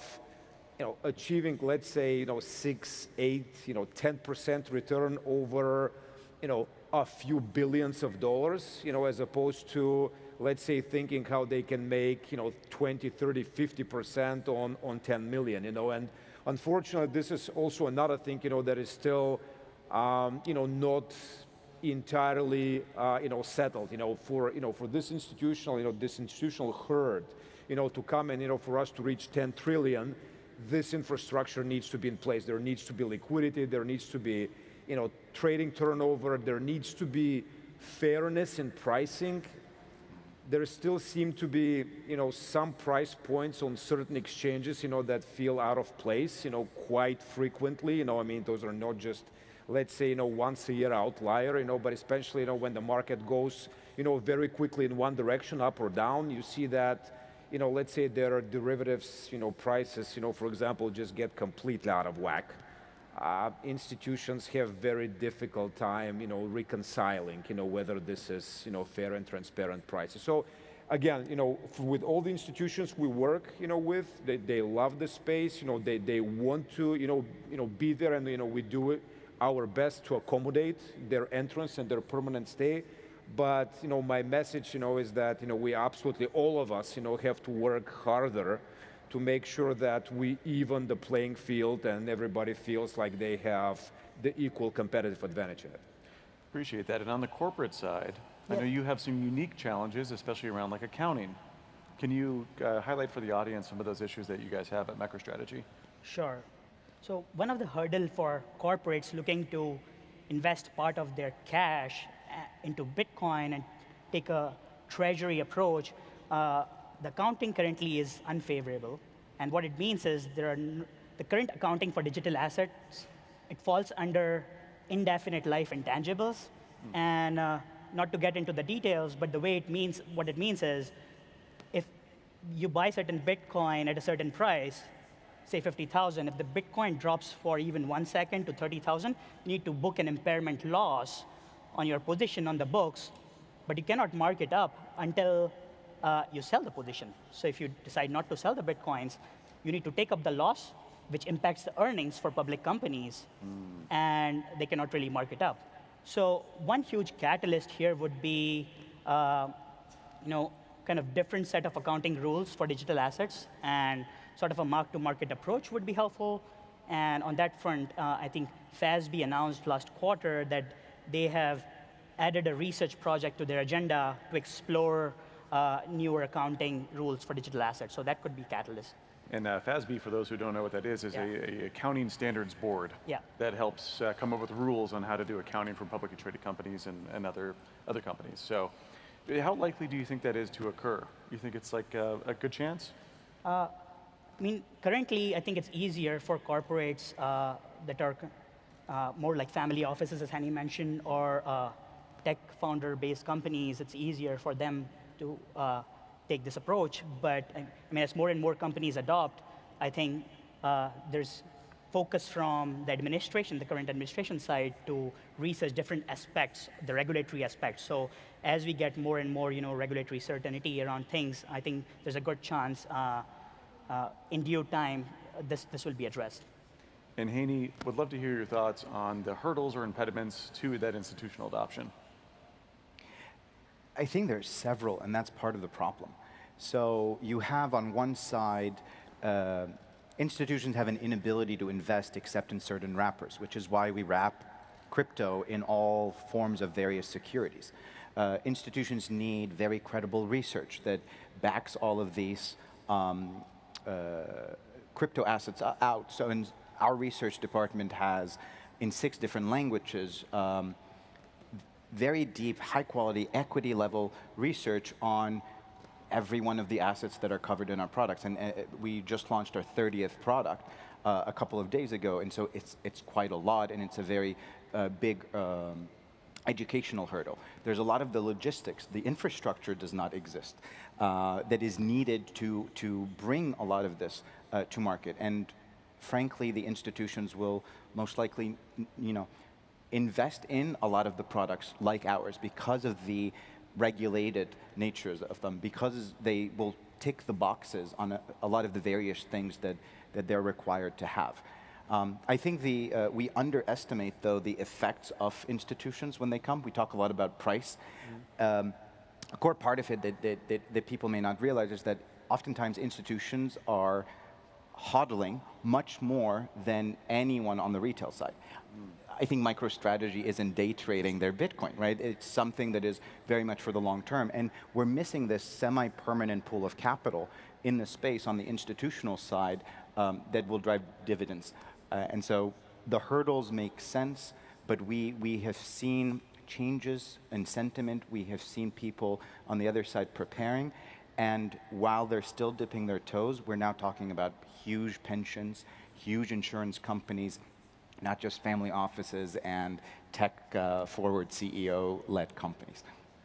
And the audience may not understand the gravity or like what the impact would be if the institutions start to dip their foot into the water instead of their toe. What will happen when they start to put their feet in the water, once they start to dive in a little bit more? And I'll leave this open for whoever would like to answer first. Well, let's have the institution answer. Sure. Yeah. What I was going to say is that I mean we're all waiting for this. I mean this is our ultimate game. This is why we're all here. We want this to start looking and feeling more like an established industry, like a new asset class, and not just some offshoot, where a bunch of kids are playing around with new shiny marbles, called something else, this day.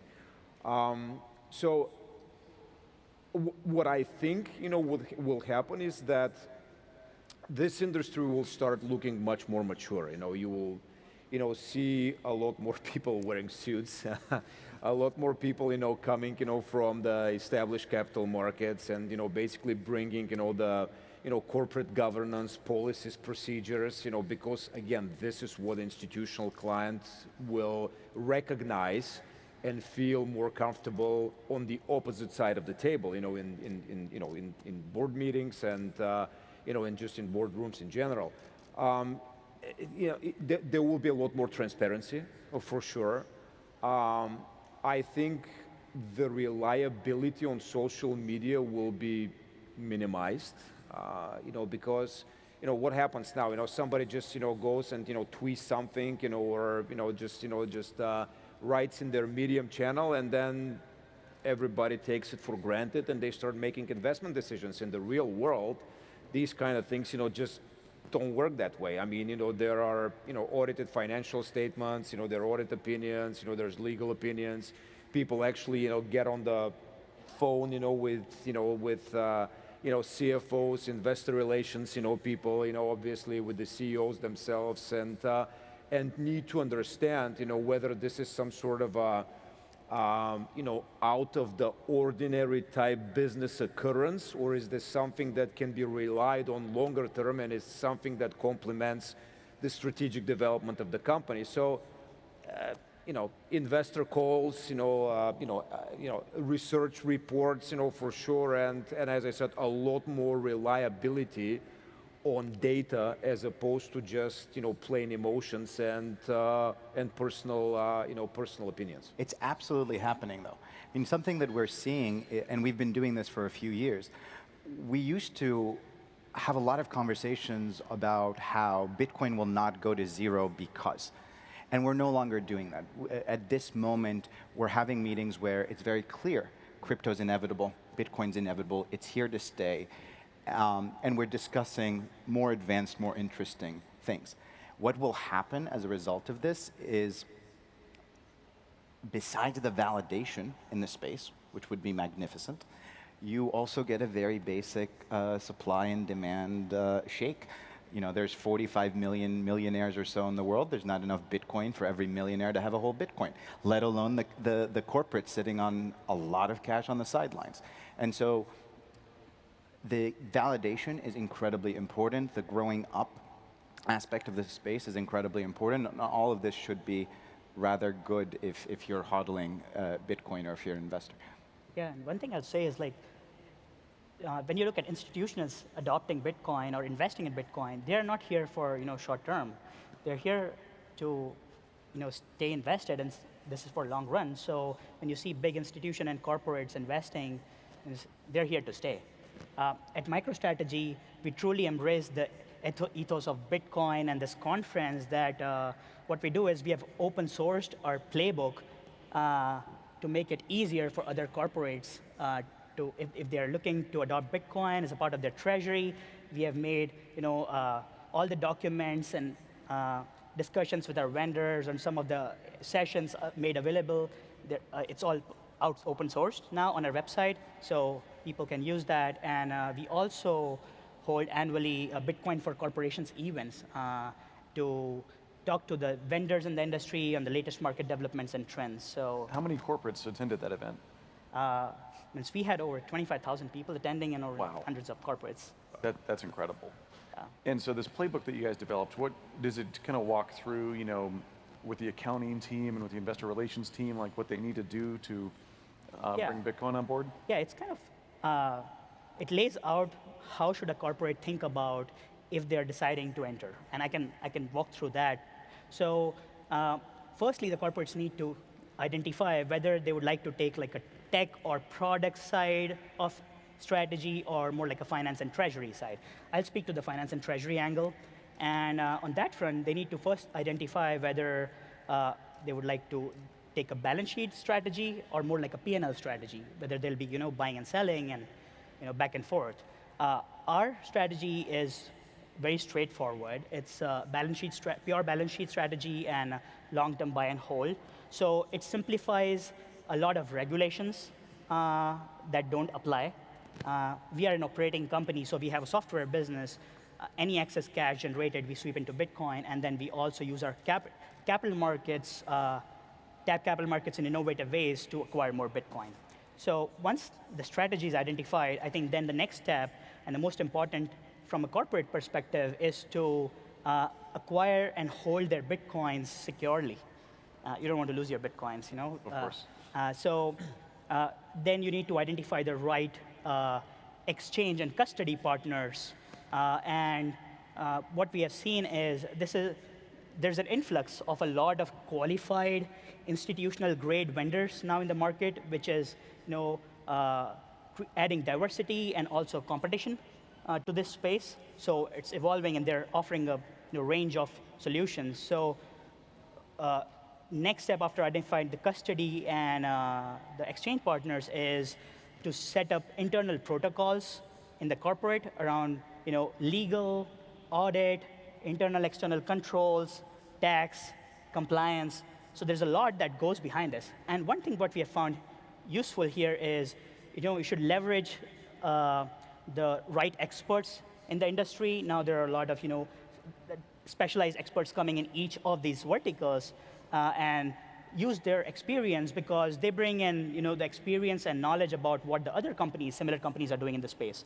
So once that is done, I mean, then the corporates can follow. And this is all kind of laid out in a redacted version of our playbook, which is available publicly. That's fantastic. If you think, you asked, what are the effects when the institutions are coming? Just listen to how MicroStrategy is talking about Bitcoin. They're treating it like a cash equivalent. This is the point. This is exactly why we are so excited about the incoming herd. And Haney, this is our last question. And I'd ask that you all keep it kind of brief. We've only got a few minutes left. Haney, will Bitcoin change the institutions? I think Bitcoin's going to change the world. I think it's a lot of the old models that we have are obviously broken. A lot of the old models that we have are obviously broken. The stock exchange being closed more hours of the day than it is open is obviously broken. No one would have built this system this way if they were building it today. Bitcoin fixes all of that. With new emerging, especially highly disruptive technologies, we often underestimate by a wide margin just how big they will get. If any of us, in 1990, tried to predict the market cap of the internet-based economy today, we would be orders of magnitude lower. And so Absolutely. It's not just going to change finance. Bitcoin, crypto, the blockchain will change everything as we know it over the next 10, 15, 20 years. I fully agree. I believe, that this is, Bitcoin and,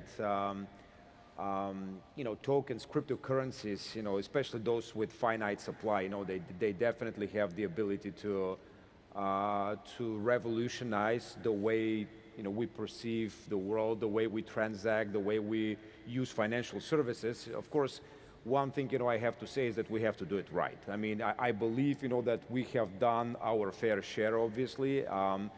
Development has been amazing. The innovation coming from the space, it holds a great promise, but we just have to figure out how not to mess it up and how to align it with the best, business practices of professionalism, transparency, and of course, ethical conduct.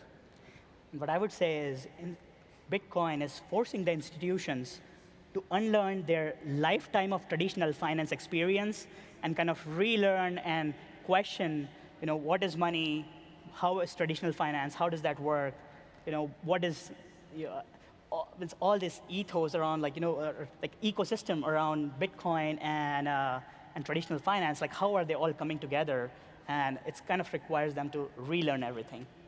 Bitcoin does indeed fix this. It fixes a lot of these problems that we have. And wanted to say thank you. Let's give a round of applause to our panelists. Really appreciate the in-depth conversation. Loved having you all, and thank you all for attending. Thank you all for attending. Thank you so much. Thank you, Dan. Thank you.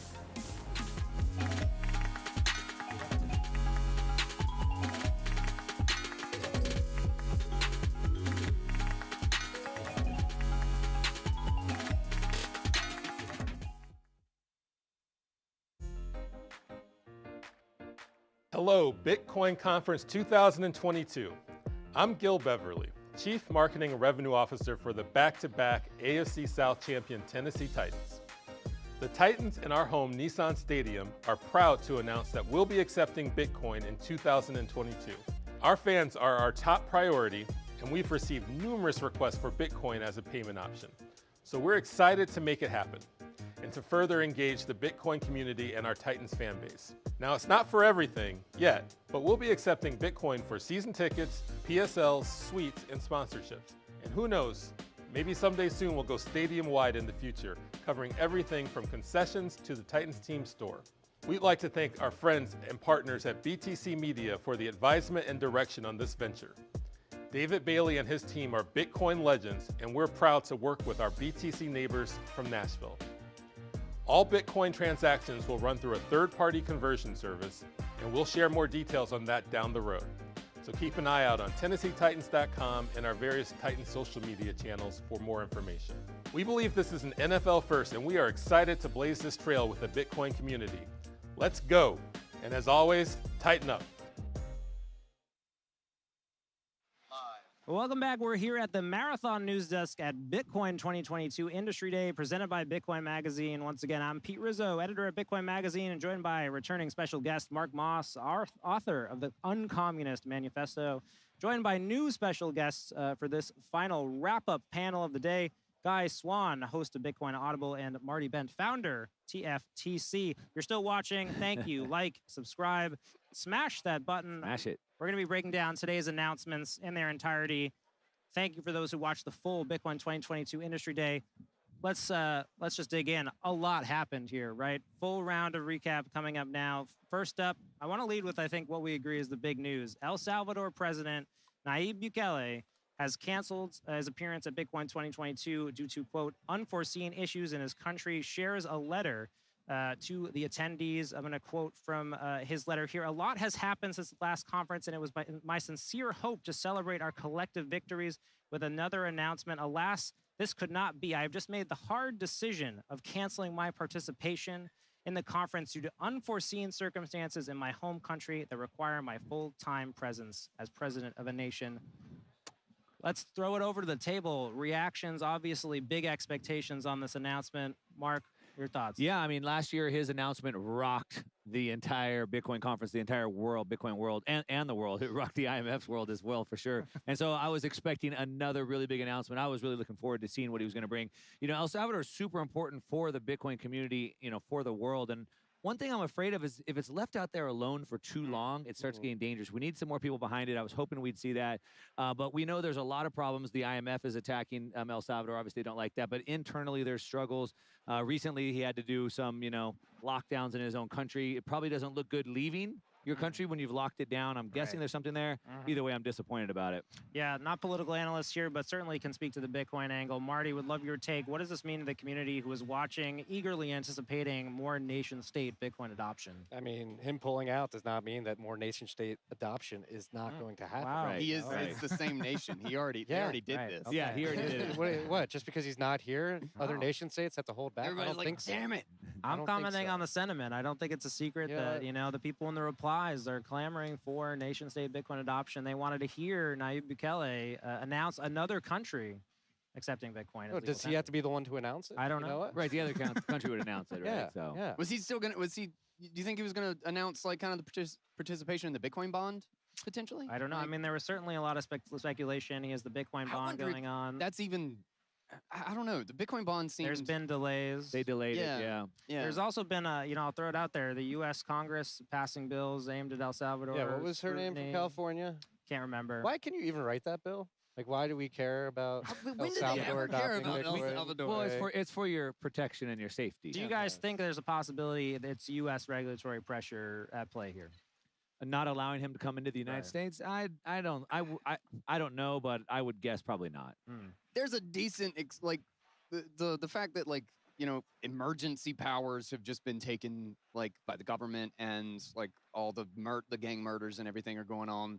I don't know. That seems like a sufficient enough explanation, you know? Yeah. Like if I was in the position, I certainly like it would seem like a very dumb idea to be like, oh yeah, lockdown, and now we've got I'm gonna go to Miami. all Now these taking a restrictions. holiday. I'm gonna go to Miami and stand in front of a volcano. But it did mean a lot for him to be here, right, Mark? You touched on that. This is somebody who's become important for the Bitcoin community because he seems to really get it, Marty. He does, but I'm guessing, you know, Bitcoin's important, but his country first. Yeah, Sure. country first. You're the president. You got to be there. Bitcoin has no heroes. He's a great ambassador, but hey, whatever country's going to announce it, they could step up and say it themselves. We'll go around bullish or bearish. We'll do a one word. Where are you guys on Bukele pulling out of Bitcoin 2022? Neutral.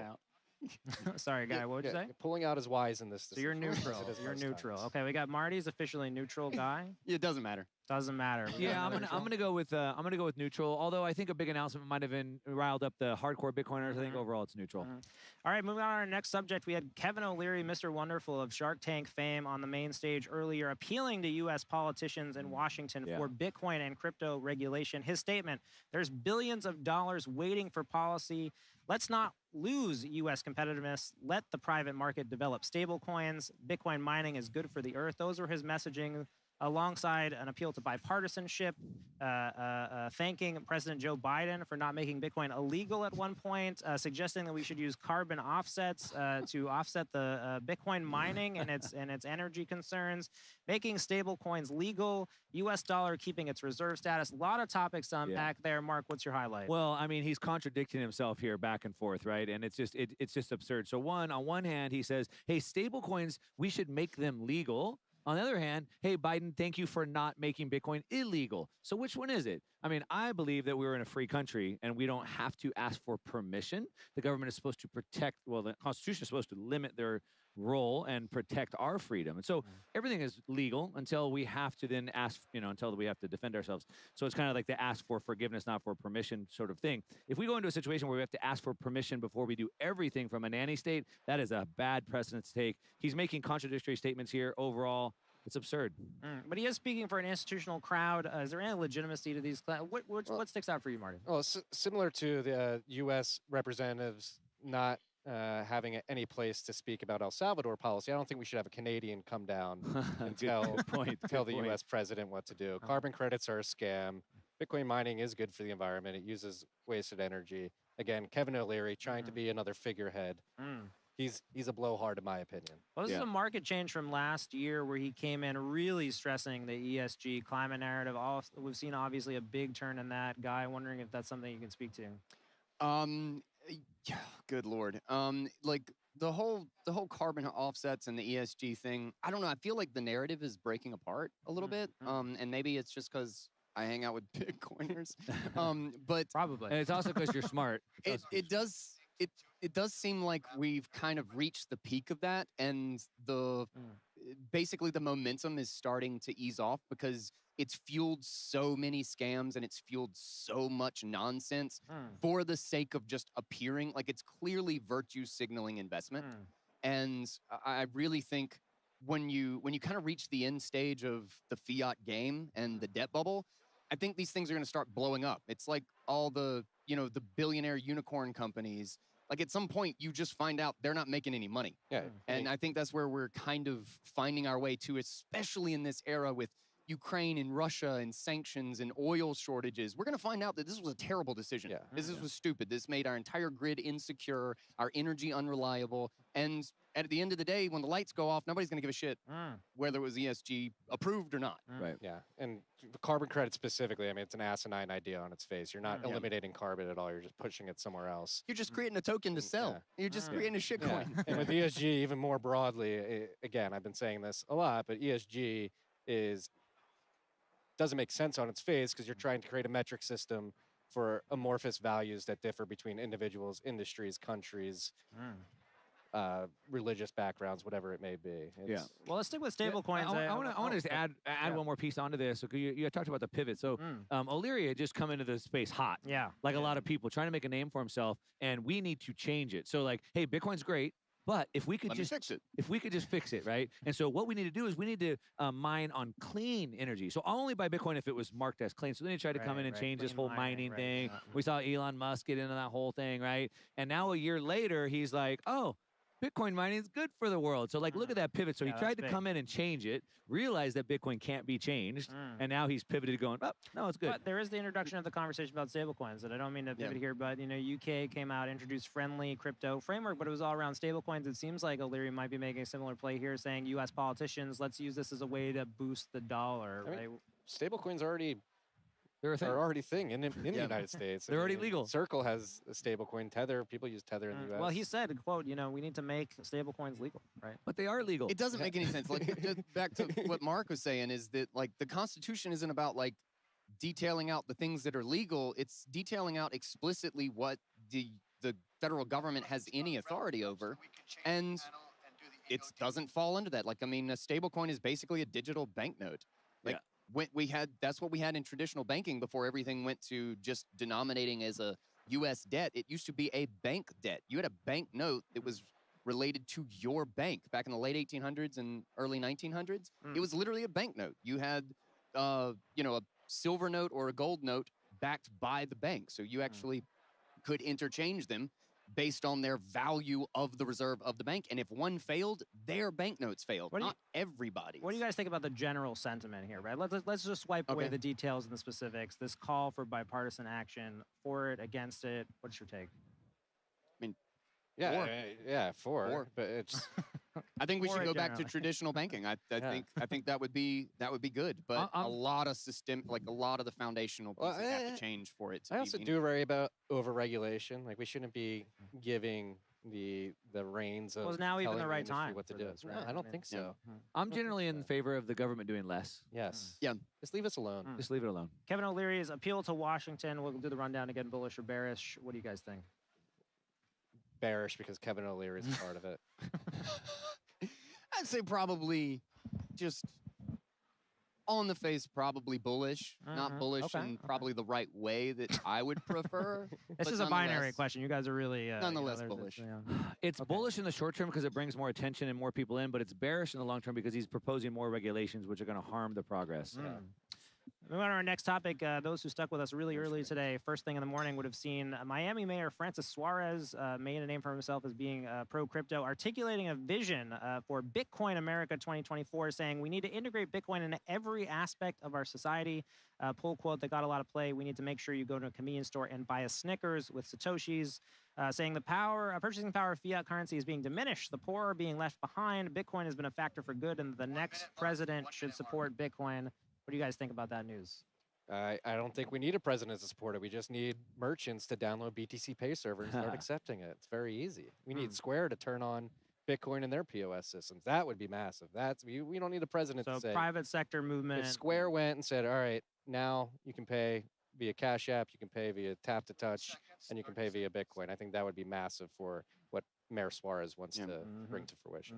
I'm curious who the first president was that had an email address, and if anybody cared. Good Might have been point. Bill Clinton, right? Maybe. Good point. I think there was like a thing about that. Well, and nobody should care. But back to Mr. O'Leary saying, "Hey, please legalize it for us," right? I have some inside information because I was hanging out with Mayor Suarez last night, and he said that That's what you get if you're at Bitcoin. He 22, he for those said of you that it was going to be DeSantis in the White House in 2024. So does this mean that DeSantis is actually a Bitcoiner already? Interesting. So you said that you think this could mean something for the political environment, even portraying a run in 2024. Maybe. I mean, imagine if a president. We know there's probably about 50 million Americans that are Bitcoiners now. Presidential memes around the halving. Can you imagine? Oh my God! Unbelievable bullishness. There. Hey, we It'd be undershot so on the great. last halving cycle. Maybe the next one overshoots, right? Meme factory is gonna go nuts. All right, guys, what do you think about this? We're going to do a final round here, bullish or bearish. Before we wrap it up with Francis Suarez, what do you guys think about this idea of the next president being for Bitcoin or having Bitcoin as part of the platform? I mean, it's bullish, but the president's going to need to own Bitcoin because the dollar is inflating at such a it's just natural. Everybody's going to be a Bitcoiner at the end of the day, including the president. Natural progression, Guy. Your take? Bullish. Okay, fair enough. I would say bullish. A Bitcoin president, you heard it here first. Thank you for joining in this news recap.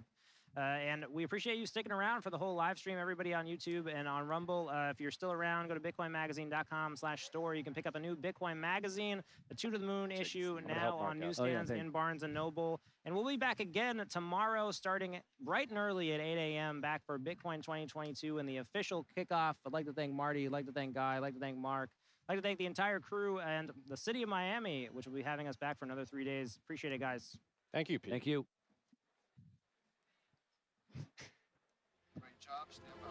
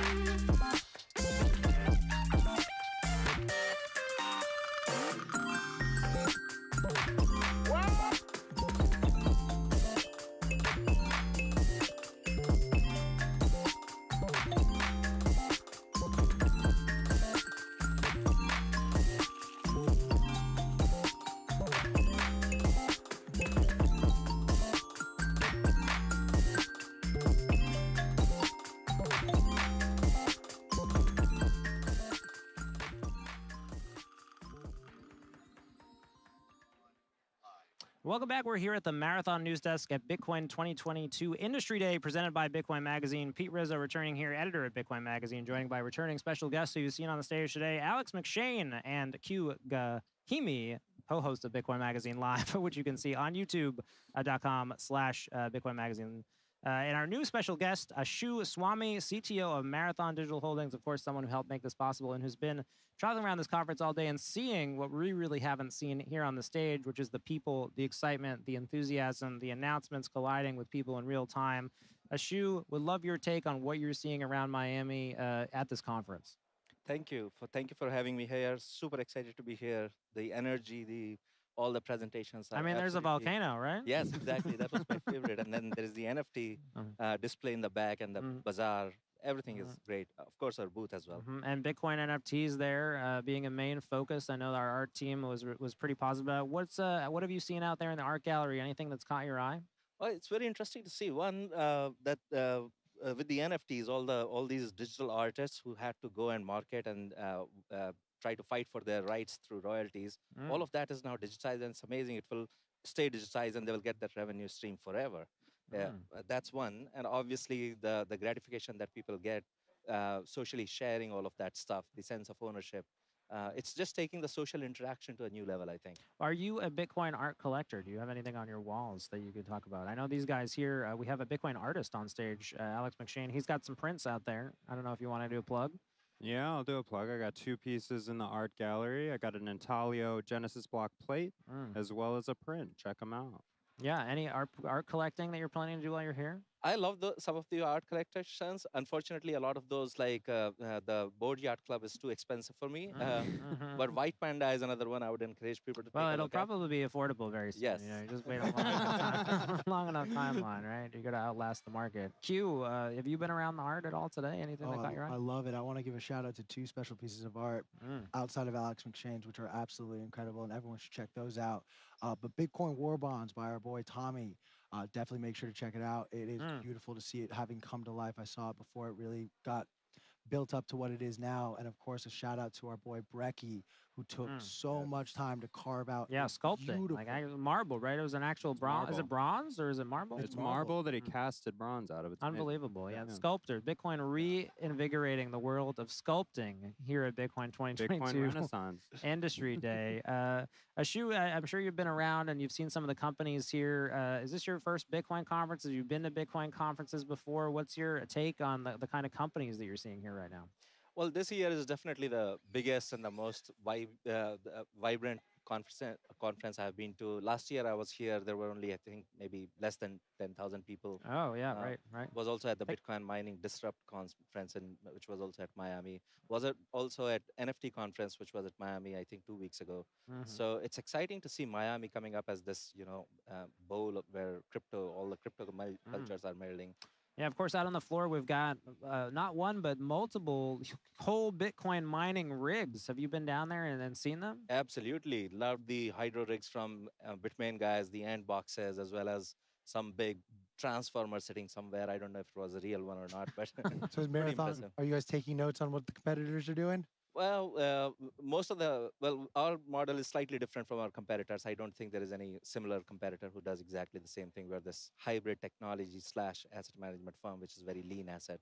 But a lot of our competitors, yes, they are hosting companies as well as miners. So we know pretty much what each one of us does and where our strengths and real core competencies. But it's good to see all of them coming together: the vendors, the engineers, the people with the money, and a lot of powerful interactions are happening today, I think, which is going to shape the future tomorrow.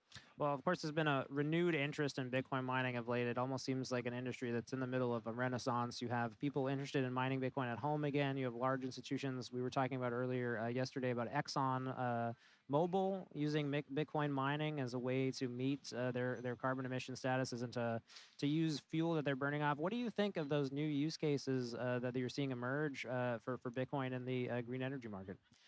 Those are all very exciting to see, and those are all very legit. I think people are just beginning to realize all the positive externalities that come from mining industry, either it be for the energy industry or for people to actually improve their current technologies. Like I know 3M, Cargill, Exxon, they're all building these mining immersion cooling fluid, which can have implications for traditional data centers as well. People are building next generation ASICs, photonic chips, all sorts of things. Innovation is happening, and we are keeping an eye on all of those. And at some point, they will go from labs to real commercialization. And I have to ask for anybody on the panel: are you a Bitcoin miner at home, or have you been ever? Anyone here? I am not. No, I no cannot Bitcoin. say I am. Okay, Ashu. Well, I consider myself a late convert, but I started mining in 2016. Okay. Which is kind of maybe somewhere in between, along the average age of this in this conference. But yes, we mined Bitcoin back in the day when ASICs were coming up, and we also mined Ethereum with rigs, built our own rigs, and Litecoin to some extent. Well, I know maybe not your core business, the at-home market, but what's your take on that? What would you say to somebody who's maybe thinking about, should I buy a mining rig? Should I get involved? What would you say? I love that, actually. I support that cause. One, from a decentralization point of view, it's really important. In fact, there was this article, I think I came out from blog, that they want to put these chips on a USB where people could just plug them into their laptops and mine away. That's great, but also it's just people become more aware. And it could be social, something people can chat after hours. How many coins did you mine? Are you guys thinking about it? Is at-home mining something on your personal sovereignty roadmaps through Bitcoin?